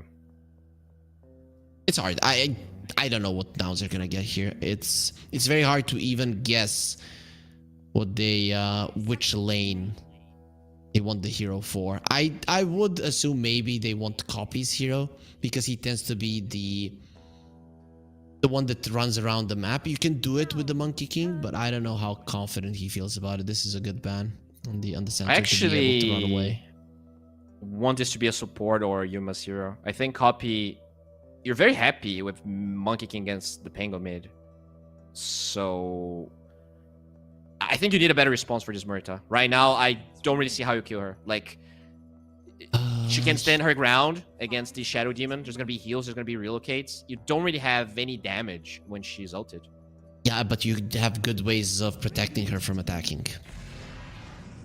Right? Oh. But this is a killer. This is a Muerta killer for sure. Throughout the game as well, Muerta is pretty squishy. And the Nyx can take her out. The only question is, where do you put the Nyx? Is it going to be the Beastmaster Nyx lane? Because that doesn't sound too strong. But then again, Wisp in a lane doesn't really stop you from pulling the waves. You buy the boots and you go for the laning shenanigans. Yeah. I think Nyx Mirana sounds like a better lane than Monkey King Mirana, Monkey King Nyx. But yeah, we'll see what they're going to do. Nyx 5 is definitely not something popular. But, you know, kind of, you can set up the arrow at least. If you play a Monkey King and the Mirana. It's okay, right? You get the Mind Flare, and if the Mirana is farming okay-ish in the lane, you go around the jungle just getting the extra hits. It will be the Storm. in the mid lane. Yeah, not an easy one. Okay, so now we are gonna be seeing if Copy is gonna be able to do a bit better than Chira in the mid lane. Chira after the mid lane crushed it, but during the mid lane couldn't really pressure the Storm. I think Copy has impressed me so much that I'm thinking maybe he can win this lane as well. All right, yeah. The only weak point for now to me is that offlane. This Nyx 4 with Beastmaster seems very weak. And not a problem. Mukushi and Respect are gonna have a field day. Muerta's gonna have a great start. I don't think it's an issue, right? Nyx comes over, kills the range creep, goes back, pulls the second wave.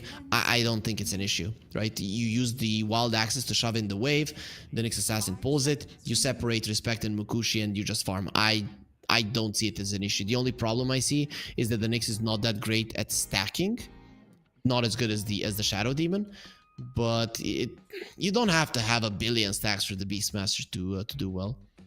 Yeah, and you're still having to play Nyx into the Storm. So that to me is very bold from OneW. You have 24, picking Storm into Nyx. Like, sure, it can be okay. Maybe, like, do you even go Eternal Shroud in this matchup? Like, if you're Storm into Nyx this time? Or is that item too nerfed for it to be worth it? No. I don't think so, right? Because it's only the Nyx. The other guys don't really do that much magical damage, and I don't see it. I don't see it as a way to go.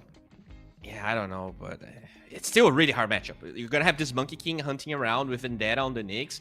If any of them get vision, it's so easy to connect and kill the Storm. I think this Storm game, even though it's 24, it looks forced on 1W. Nouns has been looking better. I think the Nouns lanes has some problems, but I'm gonna go with them. I think I'm gonna go with them as well. I think they have problems, but this is a lineup with which they can do really well in the early mid game. We already talked about it, that in this tournament, for me, even comparing to G2IG, who went through the upper bracket without losing a single series, that Nouns, even versus them, were playing the early mid game better.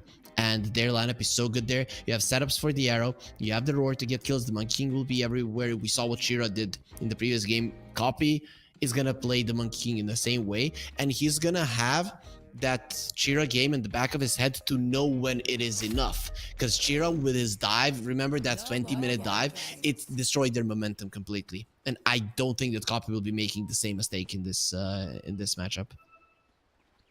All right, looking at the facets here, nothing crazy, right? Beast mode on Beastmaster is kind of new. You didn't tell me, Bowie. Are we going to game 5, or is this two-time odds for Nouns gonna be enough from them to win? I want to say Nouns, but my heart wants us to go to game 5. So I will say 1W, just so we can get to cast another 60-minute game. I don't. You have to think with your brain. Think, right? I think I'm staying with Nouns. You're assuming I have a brain? I know that you have a brain because you have been giving such awesome analytical predictions so far in the I'm just in the making game. shit up. Don't worry. I have a randomizer here. I just read whatever it tells me. Of course, that's how you do it. So it will be a 2-for-2 in terms of runes, from what it seems. And yep, Nouns get the 2 in the river.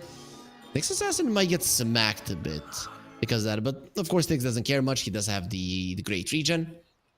Question: what do we expect from this Lesh, right? He cannot push towers, but he deals massive amounts of damage. Can a support Lesh survive when he gets deep into the enemy lines? Early on he can, right? Even as a core, we just see the, like, minute 7 to 12. Leshrac is just the king of the map. He runs at anyone, gets kills. But it is a Leshrac into a Nyx, which I have not seen that much. And it's a support Lash. So I actually didn't get to watch any of these Sweden Strong games, but from what I've seen in the stats, he always goes Greaves. He just gets wind delays and he runs at people. Okay, makes sense. So let's see, how are the lanes gonna go? You said 1W should have better lanes overall. Is that all of the lanes, or no, are we talking just about the safe lane of 1W? I think the off lane and probably mid, right? Even though the Monkey King is supposed to be very strong against his short range heroes, Storm is much better than he used to in that matchup. Gunnar is diving Munkushi, and this is a very cool play from MOUZ. There's the dive bomb. That pterodactyl is being quite annoying to the Muerta, and the creep wave does go through. This is not half bad. Chira getting himself away, not to give the Jingu stacks to Copy, who will get it either way with the boundless strike. Gets smacked a bit for it. Very similar to the other time. Storm slightly ahead. Lela's just not even sure what he's doing here, but he's doing some stuff. Just dragging some creeperinos around. Does he want to double the wave? No, he's just gonna get another. I told you this wave's hard, bro. It's the hardest lane in the world, dude. It's so hard for Lelis. I see him having an issue. Gunnar going for a TP out. He already used the dead shot. He can stop him, so he will be able to escape. Yeah, that looks like an issue to me. But as you said, with the double wave, he should be able to... I mean, it's actually going to push either way right now. Yep. He's fine. Look at him. Look at how relaxed Gunnar is. He's not like Copy to punch himself in the face. No, Copy was fine. You know, when it was 40 minutes, that's when he... You know, it's about your stamina as well, your PMA stamina. I think he definitely lasted enough. I mean, this series, we had 3 games. I've seen BO5s last longer than the first 3 games had.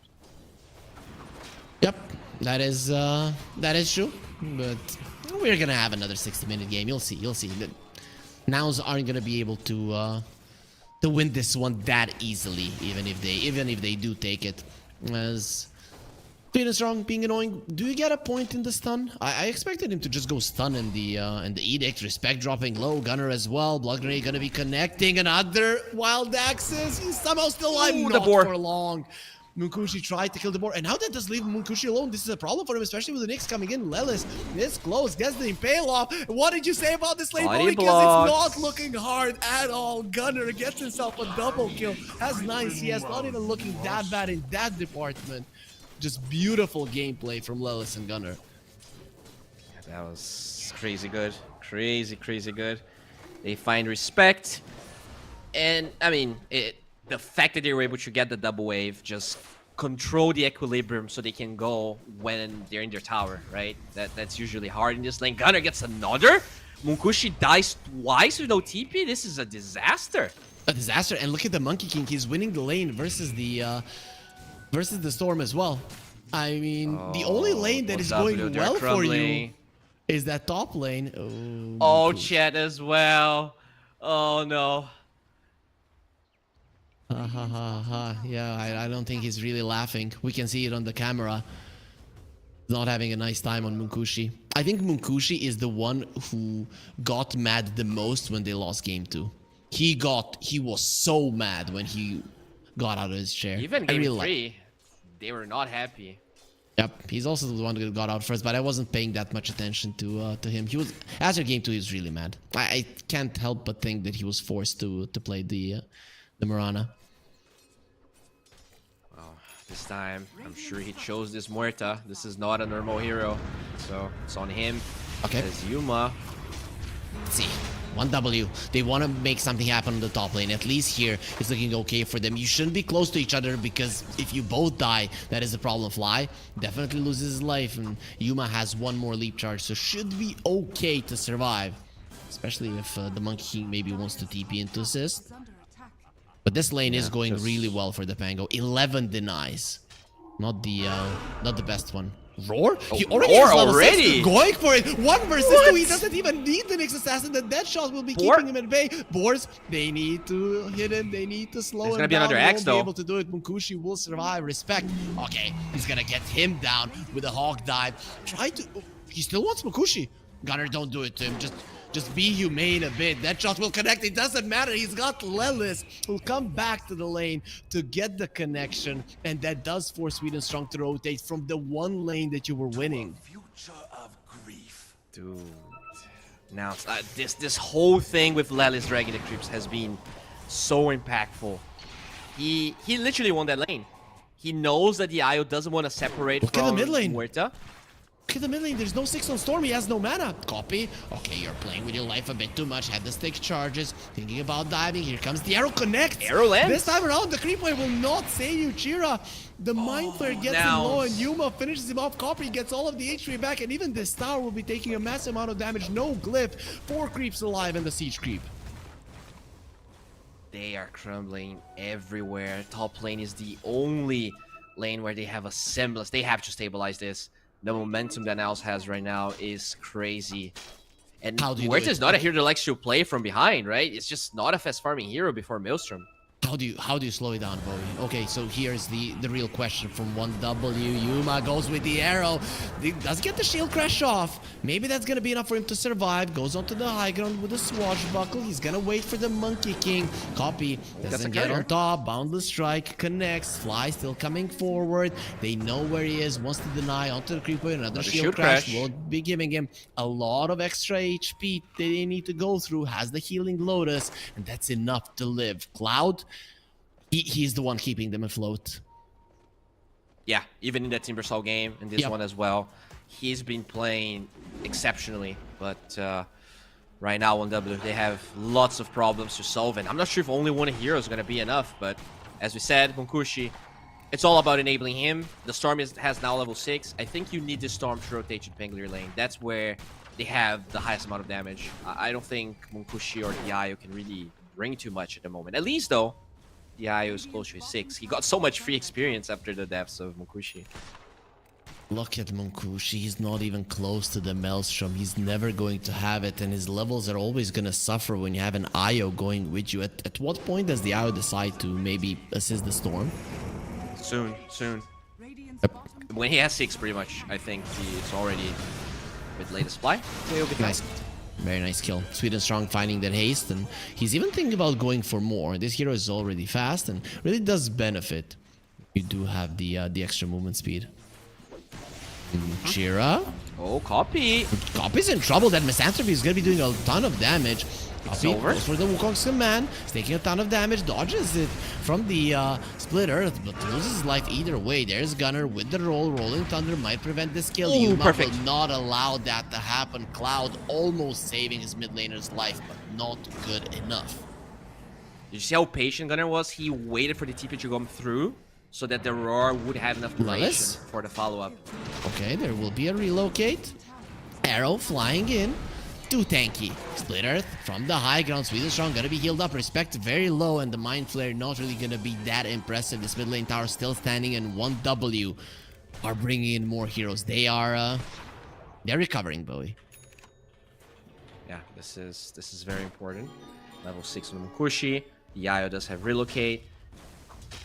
The Pangolier. I mean, the net worth is very worrisome, but it is stabilizing for sure. 2k goal lead at the moment. Bounce still ahead, but it is not as bad as it was just a couple of minutes ago. The smoke from 1W going towards the bottom lane. Nick's in such a great position to break it. Only 1 point in Spy Carapace, so very likely that Lelis loses his life a little bit too close to Gunner. There is the breaking of the smoke. Scan was used. They are going to be skipping on the Nyx. Gunner goes over the bridge and will be safe. Alright, Lotus for Kira. It's pretty good. It's a Storm after all. Alright. Definitely a bit more calm. This is giving a lot of time for Munkushi to recover. And I think the biggest problem for 1W is that their tower siege is awful, right? When you go for this Misanthropy Lashrak, you don't really get to push towers, which is something Lash used to do really well in the support role. But besides that, I think they're in a good spot.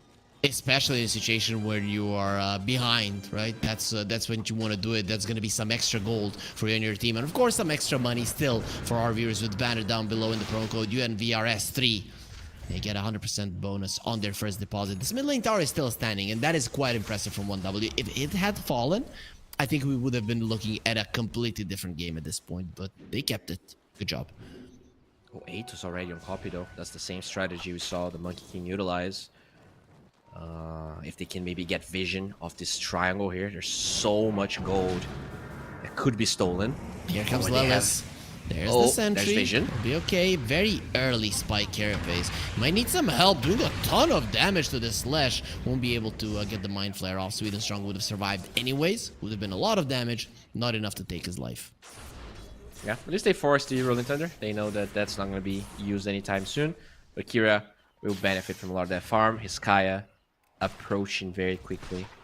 Very weird that with the Nyx he went that directly. Usually around cliffs, you take a big turn so that you don't go over a sentry. Like definitely could have been a bit more sneaky. Yeah, maybe underestimating exactly who was going to be there. There's the Atos, Atos, into an Rolling arrow, Thunder. Wukong's command, Boundless. Boundless Strike. He can't do anything.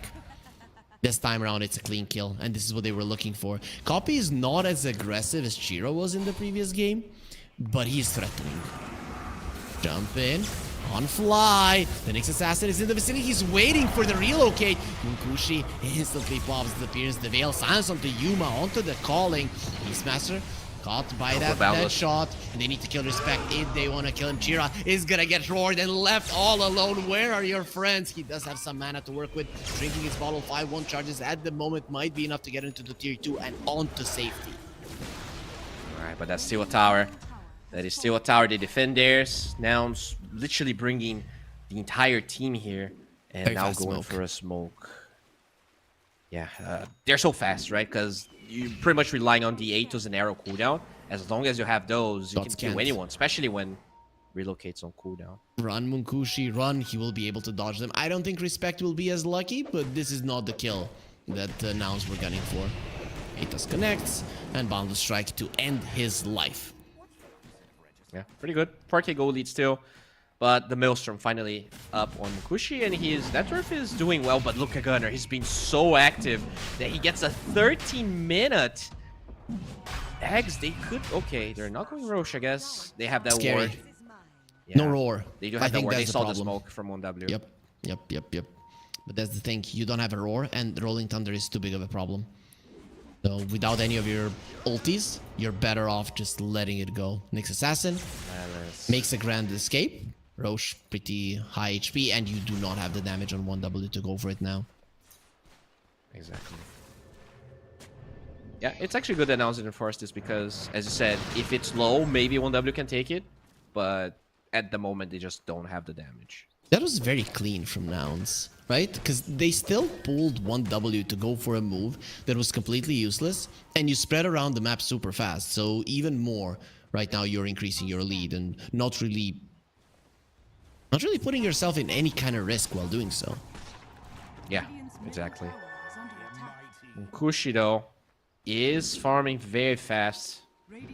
Already surpassing Copy here. Not too far away from Yuna. Let's get him down from the trees, but didn't cut the tree. Either way, that is a dead monkey. We'll dodge some of the damage of the Split Earth, but still a very easy kill. Munkushi gets a kill. A very much needed kill. You need this Muerta strong. Yeah.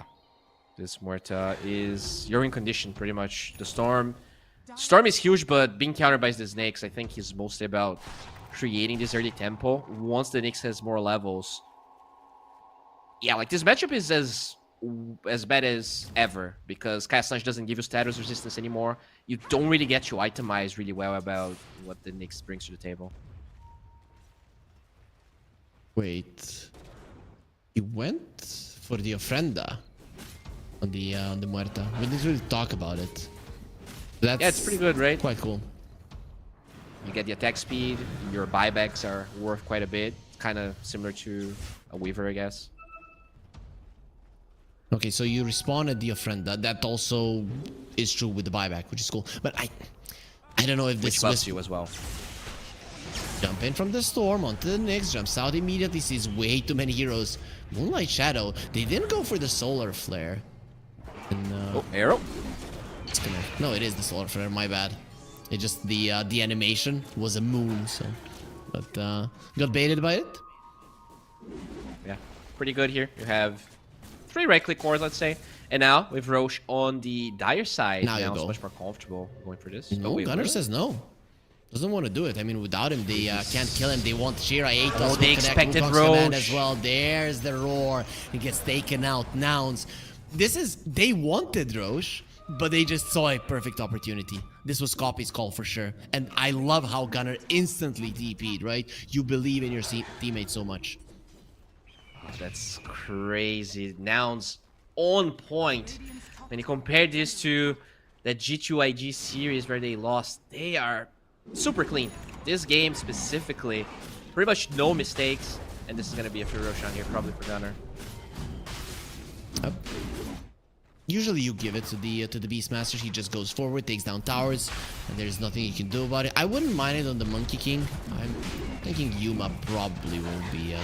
No, Beastmaster is not making any room. Okay, there it is. Get it. Monkey King. Is this a full BKB going to copy his pockets? Looks like it. Gleipnir is being delivered. That's a Gleipnir. I forgot about the Gleipnir, Bowie. True.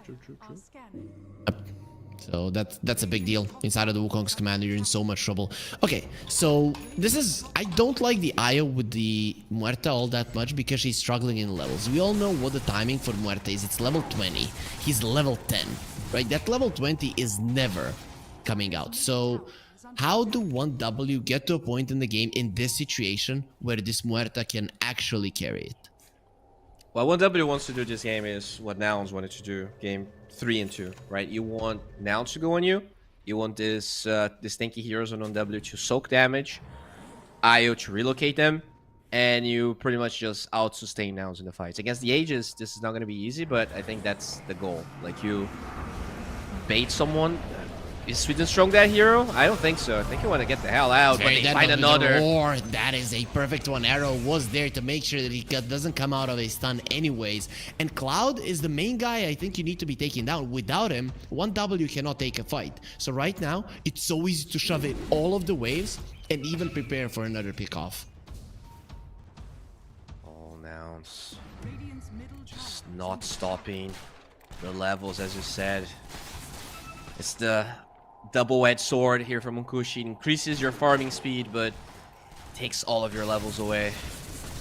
It doesn't increase that much. I really like how Nouns spread immediately. They got the 2 kills in the mid lane, shoved in one wave, and suddenly everybody disperses on different sides of the map. As soon as 1W are together, Nouns are gonna start to get together as well, especially on heroes that can get kills if they're in a combination. And they have Roar again. Or they find Kira. Okay, making a mistake. Not enough of a mistake. With the Nyx being in the vicinity, it's going to be more than enough damage. Lelis has a Dagon. They have that aggressive ward close to Dire side, but yeah, I don't know. That's the second time that he dies there in the mid lane. This is such a rough spot for you to be when you don't have your Meteor 1. This one was more obvious than the previous one. The previous one I can get behind, but this one was very obvious that it was going to happen. Here's the Veil. Munkushi goes for the kill. Just announced, thinking about joining in, they decide against it. This is a very fast pickoff coming out from 1W and showing off that Muerta can be a scary damage dealer in this game. Yeah, I mean, is there a better pairing than IO Muerta? Because you get the attack speed, you get all the spell amp when you're ulted. It might be the best pairing for IO when you think of raw DPS being given. Because he gives everything, right? If you go for the Storm, he runs away from you. If you go with the Lesh, he doesn't benefit from the attack speed. Muerta benefits from everything. So, yeah, like you can say, oh yeah, Gyro gets some of the damage Rocket Barrage, but that's very minor. Yep, for sure. I think it's only because Muerta, more than a Gyro, relies on her levels. Especially that level 20 timing. Gyro, not so much. Gyro gets a Satanic and he can push high ground. Muerta is a different beast.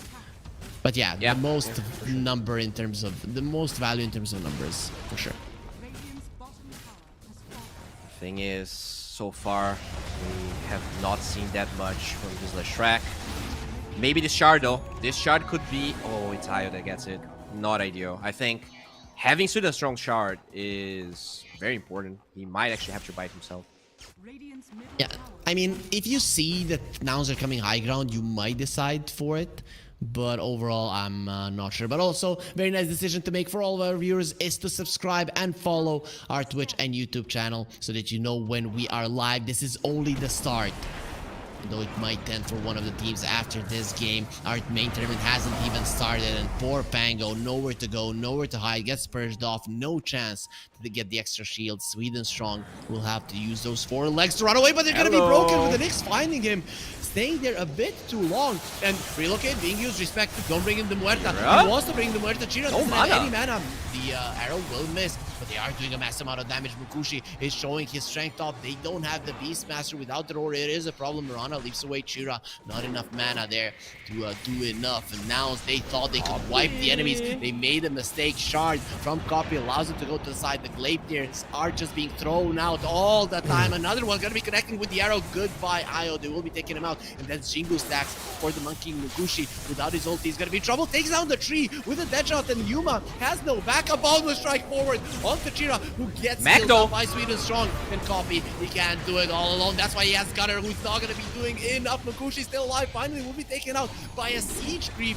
Gunner getting onto the high ground that we will never get up those stairs. He gets taken out. 1W, finally get a victory in this game. Dude, that Muerta was doing so much damage. What's with the Look damage? at it. 5.7k. And just standing her ground. So many healings. The first one from Leshrac when the first started. Then when he comes back. I think Nouns jumped the gun. They underestimated a little bit. Obviously 1W wanting to take the fight with Agent expiring. And yeah, it was the right call. That shot taking down the Monkey King was so good.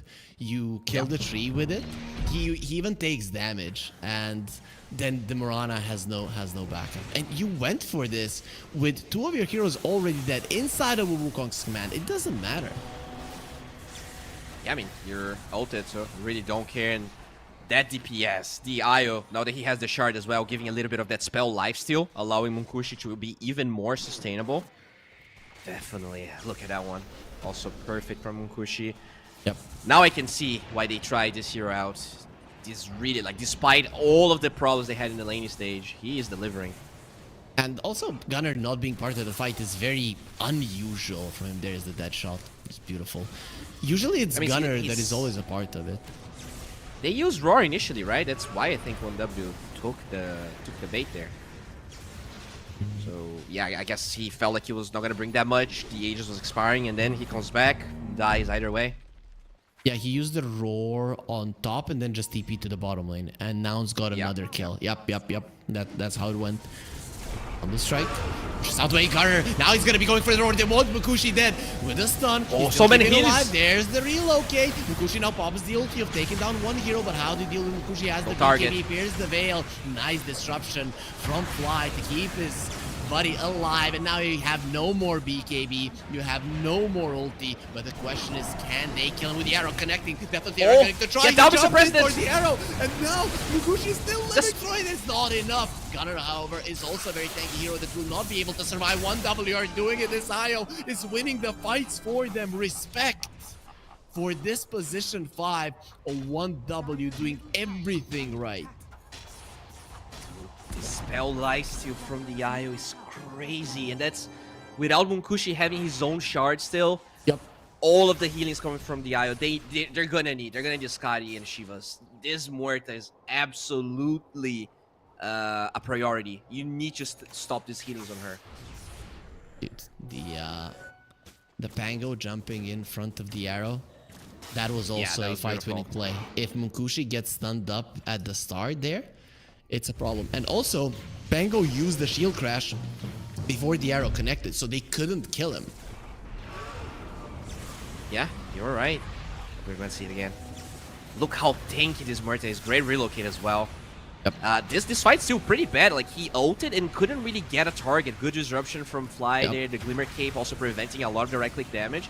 And even then, they withstand the whole aggression of Nouns. Look at this. Arrow, jump in. Oh! Beautiful. Yep, it almost connected on Munkushi. And then it took so long to kill him. He still did a massive amount of damage, bringing down Gunner. I don't think they would have been able to kill Gunner if he went down there. The damage just isn't sufficient on the rest of the team. Yeah, the good advantage still on the side of Nouns, but the momentum is slowly dwindling. 1W getting a lot of I mean, they know that they can take these fights now. They realize that, and this second Aegis is going to be much harder for Nouns to contest. I have a question, Bowie. Do you buy the Revenant's Brooch as a Mirana? Just to be able to kill this Muerta? You can buy it, yes, but the way it works is it's not as good as it used to be, right? It's definitely not amazing, but I think you might have to. The question is, do you even kill the Muerta inside of the Pierce the Veil if you have the Revenant's Brooch, right? Especially if he pops the BKB at the same time, he's really not going to be taking much of that magical damage. Because, like, think of it this way. Mirana has a lot of attack speed, so you burn through a lot of your mana, and you cannot crit, which is definitely something you want on the Mirana at the end of the day. So, I'm not sure.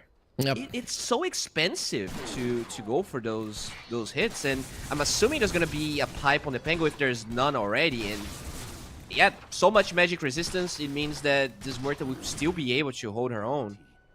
Okay, so then buy pipes. That's the ideal announce. You need the magic resistance as much as possible. The Monkey has the BKB.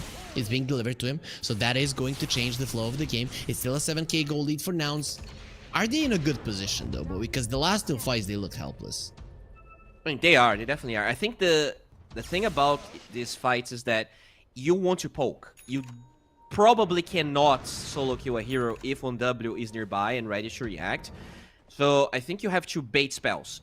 Waste a lot of the storm mana, waste a relocate, and then that's when you actually try. I think for a while, Nouns was ahead enough that they could burst people. That's not the case anymore. Arrow misses, doesn't even give any vision. The next assassin did use the Vendetta, and look at that. Munkushi and Respect are out for now. They're shoving out the bottom wave, they're continuing to farm, and Nouns aren't sure if they want to engage on this Roche. Probably not. They're hunting them, but very smart movement from 1W. Now when they show on the mid lane, I think you go back through the Twin Gate. Yeah, probably do, but they're gonna be here waiting for you. Bye. Getting for break flag. That is a good guy to start on. Uses the Glimmer Cape, won't matter. Sentry was already down. Does have a buyback. It is dire side. But for now, you probably want to hold. Copy. Run, he run. dies. He's gone. Another one. Wisps. Oh, almost got the Boundless Strike off. He was mid-animation. Yeah, that's a shard. He would have lived. No buy on him. This is it. 1W, they are ready. They did use that BKB and ulti though. Roar. Going for Sweden Strong. Does have a buyback. Storm pulling in the Mirage. Oh, man, Kira. Kazumakushi. Yuma standing his ground with the BKB. Finishes off Chira. And Respect next on the menu. Gunner got himself a double kill. Mukushi's not going to be doing that much damage without the Pierce the Veil. They need to deal with the Hawk. It is hella annoying. Next assassin coming from the side. He still has the Vendetta arrow. The creep. Another creep wave. These creep waves coming into play. Mukushi has the pike, but into the hands of the Nyx. He's going to get bursted at 80% HP. And Cloud has been demonically purged. Even if you use your double jump, it will not change anything. This time around, Nouns knew exactly what they were doing. I mean, that's on 1W, I think. You know your Muerta use BKB OT to kill the monkey. So engaging as the Storm when you have no mana is so dangerous. Even if you have relocate, I don't know how you expect to win that fight. Yuma had BKB and pipe. He just tanked through all of it. You also have to account for buybacks. What if the Monkey King also has one? They were lucky there was none, and even still they lost the fight. Yep. Yuma is so good at understanding how much he can get away with this Mirana. It just looks beautiful when he's playing the hero. Dumb creeps, man. That's the second time. Yeah, great engaging there for Lelis. Gets the kill, and Cloud cannot even get his shoot crash off. So now you have the Aegis as well. Who did they put it on? Is this time around going to be on the Mirana? Yep. 69 win probability. Nouns favor to take this one with a 14k gold lead, Bowie. It does look grim for 1W. But Muerta is approaching that level 20. And that is when things really do become scary, when you get the extra 20% on your Gunslinger. Their high ground defense is incredible. There's no less shard yet, but I'm sure he's going to buy it now. Muerta is... Gunslinger is now on 25. Oh boy. That's not good. That's the Ice Frog taking away your timing. But we we don't take away anything. To my girl. We just give. We just give the Arcana. So guys, exclamation mark 1x give in the chat to find out how to participate in the giveaway that is going to be happening through this play and of course through the main tournament as well. Huh. Ice Data Frog on the Runner. Aurora. Satanic on the way. Tier 2 gone. Only one tier 2 remaining. Already the creeps are there, so you might even decide to Lash body go shard. for the last one. That's huge.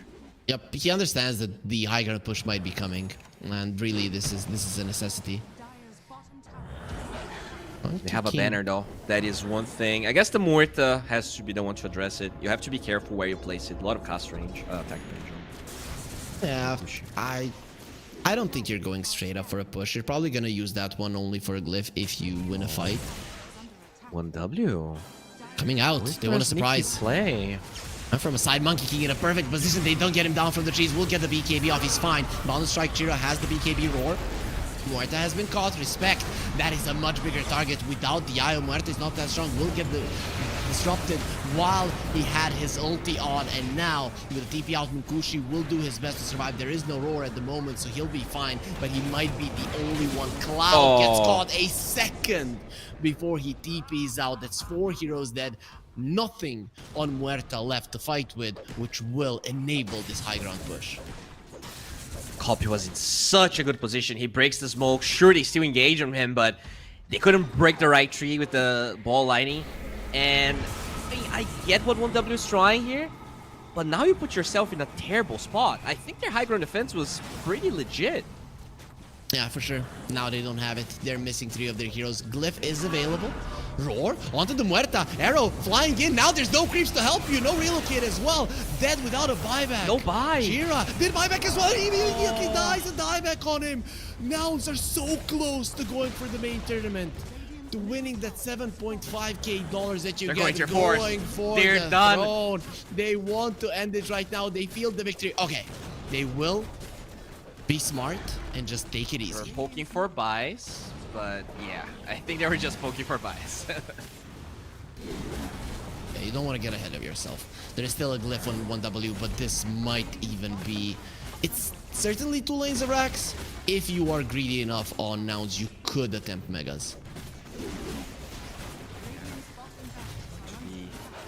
A dead melee. No tier 2 top. I mean, the Storm is dead for so long. Copy has that Aghanim Scepter. He's so good at pushing. You have 7 seconds to buy. Muerta. Oh, they use the Solar Flare as well. Everybody's gonna be so strong. 500 damage on Morana. You have to initiate. You're not gonna have enough time for the Storm. Yep.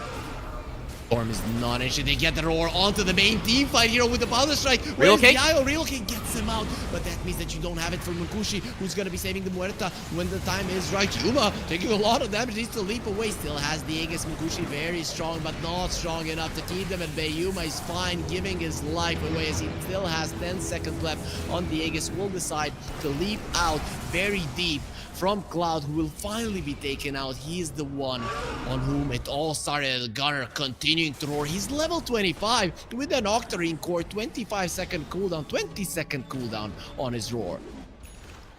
Well, I think I know who's gonna get MVP again. From that lane to this whole game, he's been such a powerhouse as they find. Miranda, no ages, Yuma's dead. Taken out, 1W, they don't want to be taken out of this tournament that easily. They want to go to the main thing that's going to be happening from tomorrow. Gunner doing his best to run away to Power Strike. He's so strong, Sweden strong, taken out. Copy, running forward, the Storm fighting until the very end. He doesn't have a buyback. The Glacier connects on him. Copy, still alive somehow, and Munkushi cannot go forward. Somebody needs to save the base as well. Look at now, they can most definitely run for even more kills, and maybe even for the end of the game. 4 Hawks are coming to dive bomb and explode the slash. There will be a Dagon that ends his life, ends the suffering of Sweden Strong, and he probably won't be getting to respawn in this game any longer. that animal cruelty? If it's an animal hitting an animal, I guess that's just nature. That's how it's supposed to be. The hawks or pterodactyls hunting ponies, right? I assume when the dinosaurs were still alive that they ate quite a solid number of ponies. Yeah, I would assume so. I haven't seen any pony fossils, but probably because they're still alive in a different timeline. Because all of them got eaten. Oh, that actually does make a lot of sense.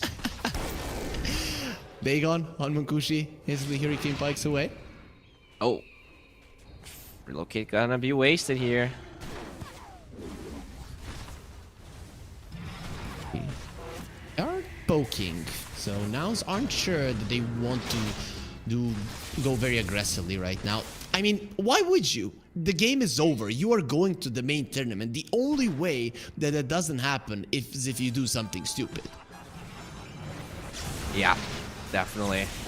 Oh, speaking of stupidity here, start trying to force that side of the brain, force the inner monologue of nouns, but they will disengage. It's all about Roshan here. Do you really think that nouns, after this kind of a performance, there is a side of any of their brains that Chira is going to be able to exploit? I don't think so. Nouns playing some great Dota. Very smart as well, right? It was... Their tactical approach was awesome every single time. Chira, they're definitely very found. Doesn't break the tree. Copy gets down in time. Chira will run away. Arrows flying in. That's level 25 Mirana. You're not even close to the power of nouns. 1k gold lead per minute at the moment. That is how bad this game is for 1W. But they don't give up, Bowie. Never give up. Yeah, you gotta try. You gotta try 1W. They had some really good results recently. They've been praised as one of these teams that really improved this year. But nouns, they won that title. They won the title of team that, you know, when I think their roster came out, a lot of people were not impressed, right? Copy was kind of a newer name. You have Gunnar switching positions. You have Lelis. He was just playing position 4 for a year. A lot of question marks, but they have definitely, especially with Milan joining them, found a way to work it out. Yep, for sure. Ever since he joined, they crushed all of the NA qualifiers. They were doing okay-ish in all of their lands, and I don't know what to expect from the future, but it seems like they are becoming a tier 1 team. So, if they go through, which seems very likely right now, they're gonna have to play Gaimin Gladiators. How do you think that series is gonna go? Nouns are gonna crush them 2-0 in 15 minutes. Okay. Alright, well, we might be casting that one. I'm not sure if we will, but no. I'll remember the last you. one. It's the last one in the day. That's why I said it, so nobody will be able to write in the chat, what did the Harry caster say? Ha ha ha, right? So tomorrow you and me, Bo, we are in the morning series, so I'm fine. Okay. Well, look at our boy Gunnar here. Refresher. Already has such a low cooldown on Prime Aurora. Still getting that refresher for the double. Fly got the eggs. Another game where they give him. Like, give it to me. Noobs. Yo, I'm the real carry here. Eggs and Shard. He is living life. He's almost ahead of the Muerta. Damn. Very rich. They even killed the Muerta courier. He's trying to get the Daedalus. Not gonna be happening. Now you don't have a buyback. Or nothing. You will be remembered as the carry who lost the courier. Lost the buyback for nothing. Cloud defends himself. Cloud. That splitter fell very annoying to fight into. And you don't care. You have a refresher, but your roar is 20-second cooldown. Cloud gonna be going in with the rolling thunder. Gunnar protecting his buddies. Pops the BKB, still has a refresher, so can have another one if he wants to. Roar should be coming out any second now. Gleipnir on Sweden Strong. Arrow perfect on the mark. And Sweden Strong is dead. Oh, bye. Stronger noise, there's the roar, and with the refresher, double one inside of the big Wukong's man, follow up on the strike. You don't have Makushi any longer. It is over. 1W will tap out, understanding there is nothing else left to give, and the 8th team in the main tournament will be announced. Oh, look at Gunnar. He's so happy. Look at him. He's smiling. Everyone's smiling. Milan there in the back. This was a really great campaign from them. You know, it didn't start amazing. After all, they were playing against the team that actually got first place in the play-ins. But yeah, I'm really excited to see what MOUZ is going to be able to do in the next stage, because they're definitely looking quite sharp.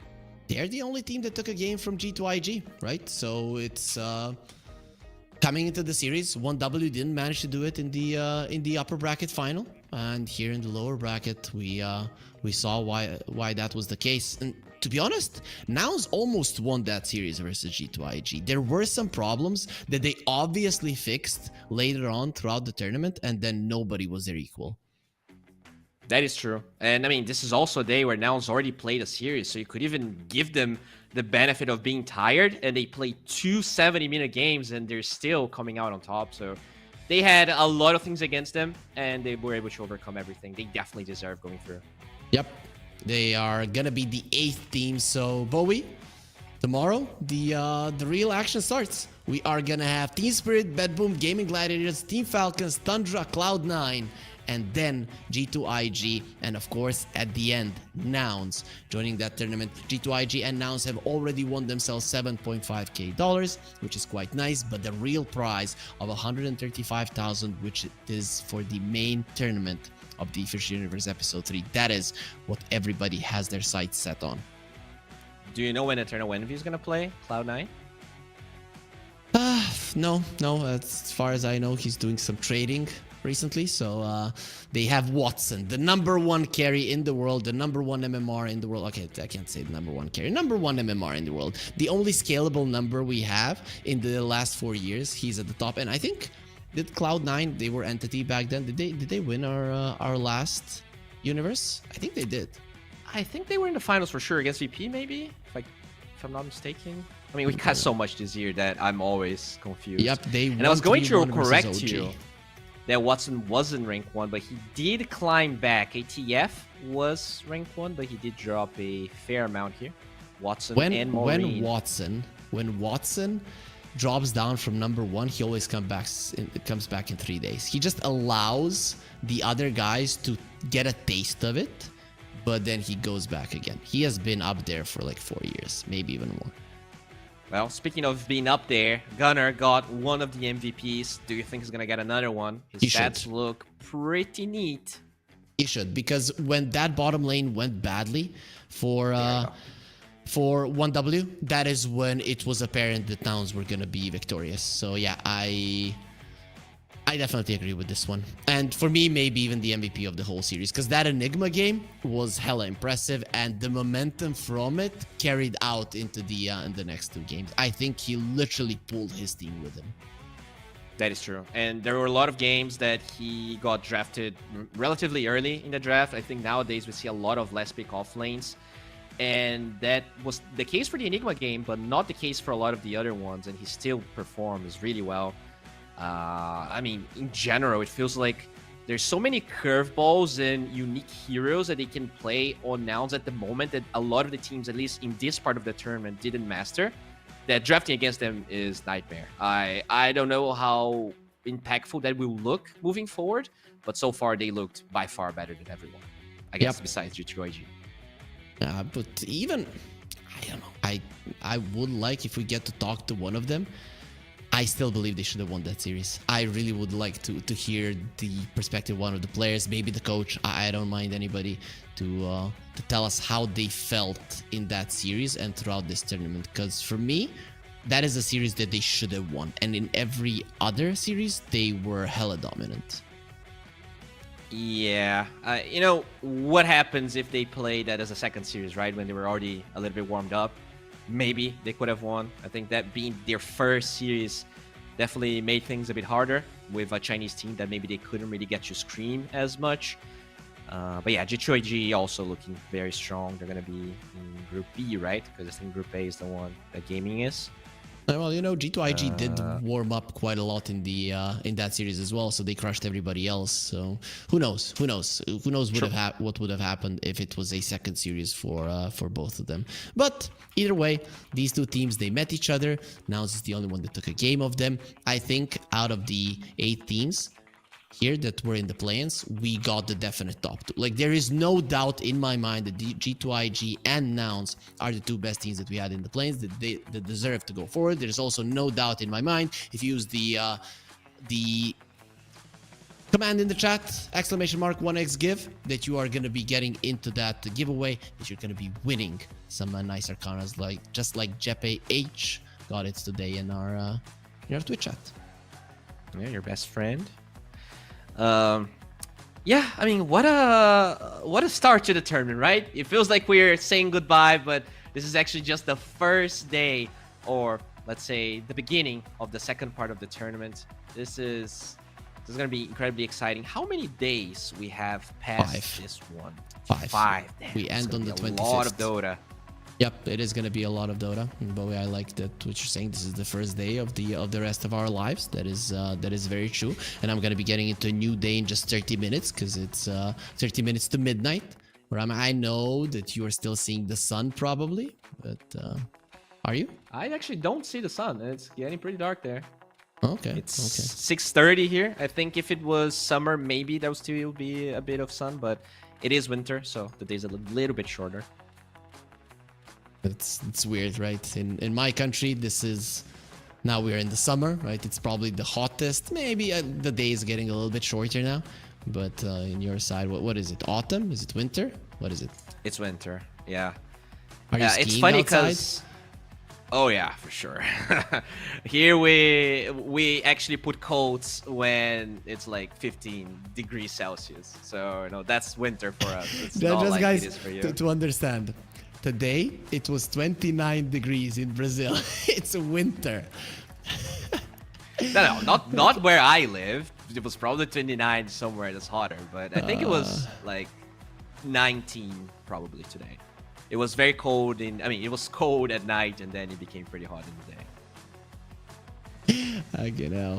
Okay. And the next week, it is going to be cold, like 15 degrees. So you're going to be getting those coats ready, Bowie. We got to 2 Celsius last week, all right? So don't start mocking me because it was very cold for like 3 days and then the sun came back. But one thing that's funny is that in Brazil, at least where I live, we don't get the difference in night and day super, like, regardless of the season, it doesn't really change that much. But I know for you guys, you get like super long nights in the winter. Yeah, we do. You know, one of our colleagues in Finland, I don't think it's where he lives, but there are parts of Finland where it's like dark for a couple of months. That has to be very, very fun. Imagine the nightlife there. It never ends. Yeah, I can imagine. And by the way, guys, if you are wondering why we have a podcast going on, we're trying to get an interview here with anyone from now. So I'm not sure if you're gonna get one, but just so you know, you can if you actually we do have one. What? Oh, did I? Okay, wait. Okay. Okay. My bad. We don't have an interview. I'm gonna have to message Milan. This is unacceptable, but I guess MOUZ are already partying and they don't have much time to do it because tomorrow at 20 CEST, they are going to be continuing to play. Bowie, thank you for being with me. We are going to be continuing our casts tomorrow morning where the main tournament will start. But until then, for everybody at home, hope you enjoyed and have a good night. Bye-bye.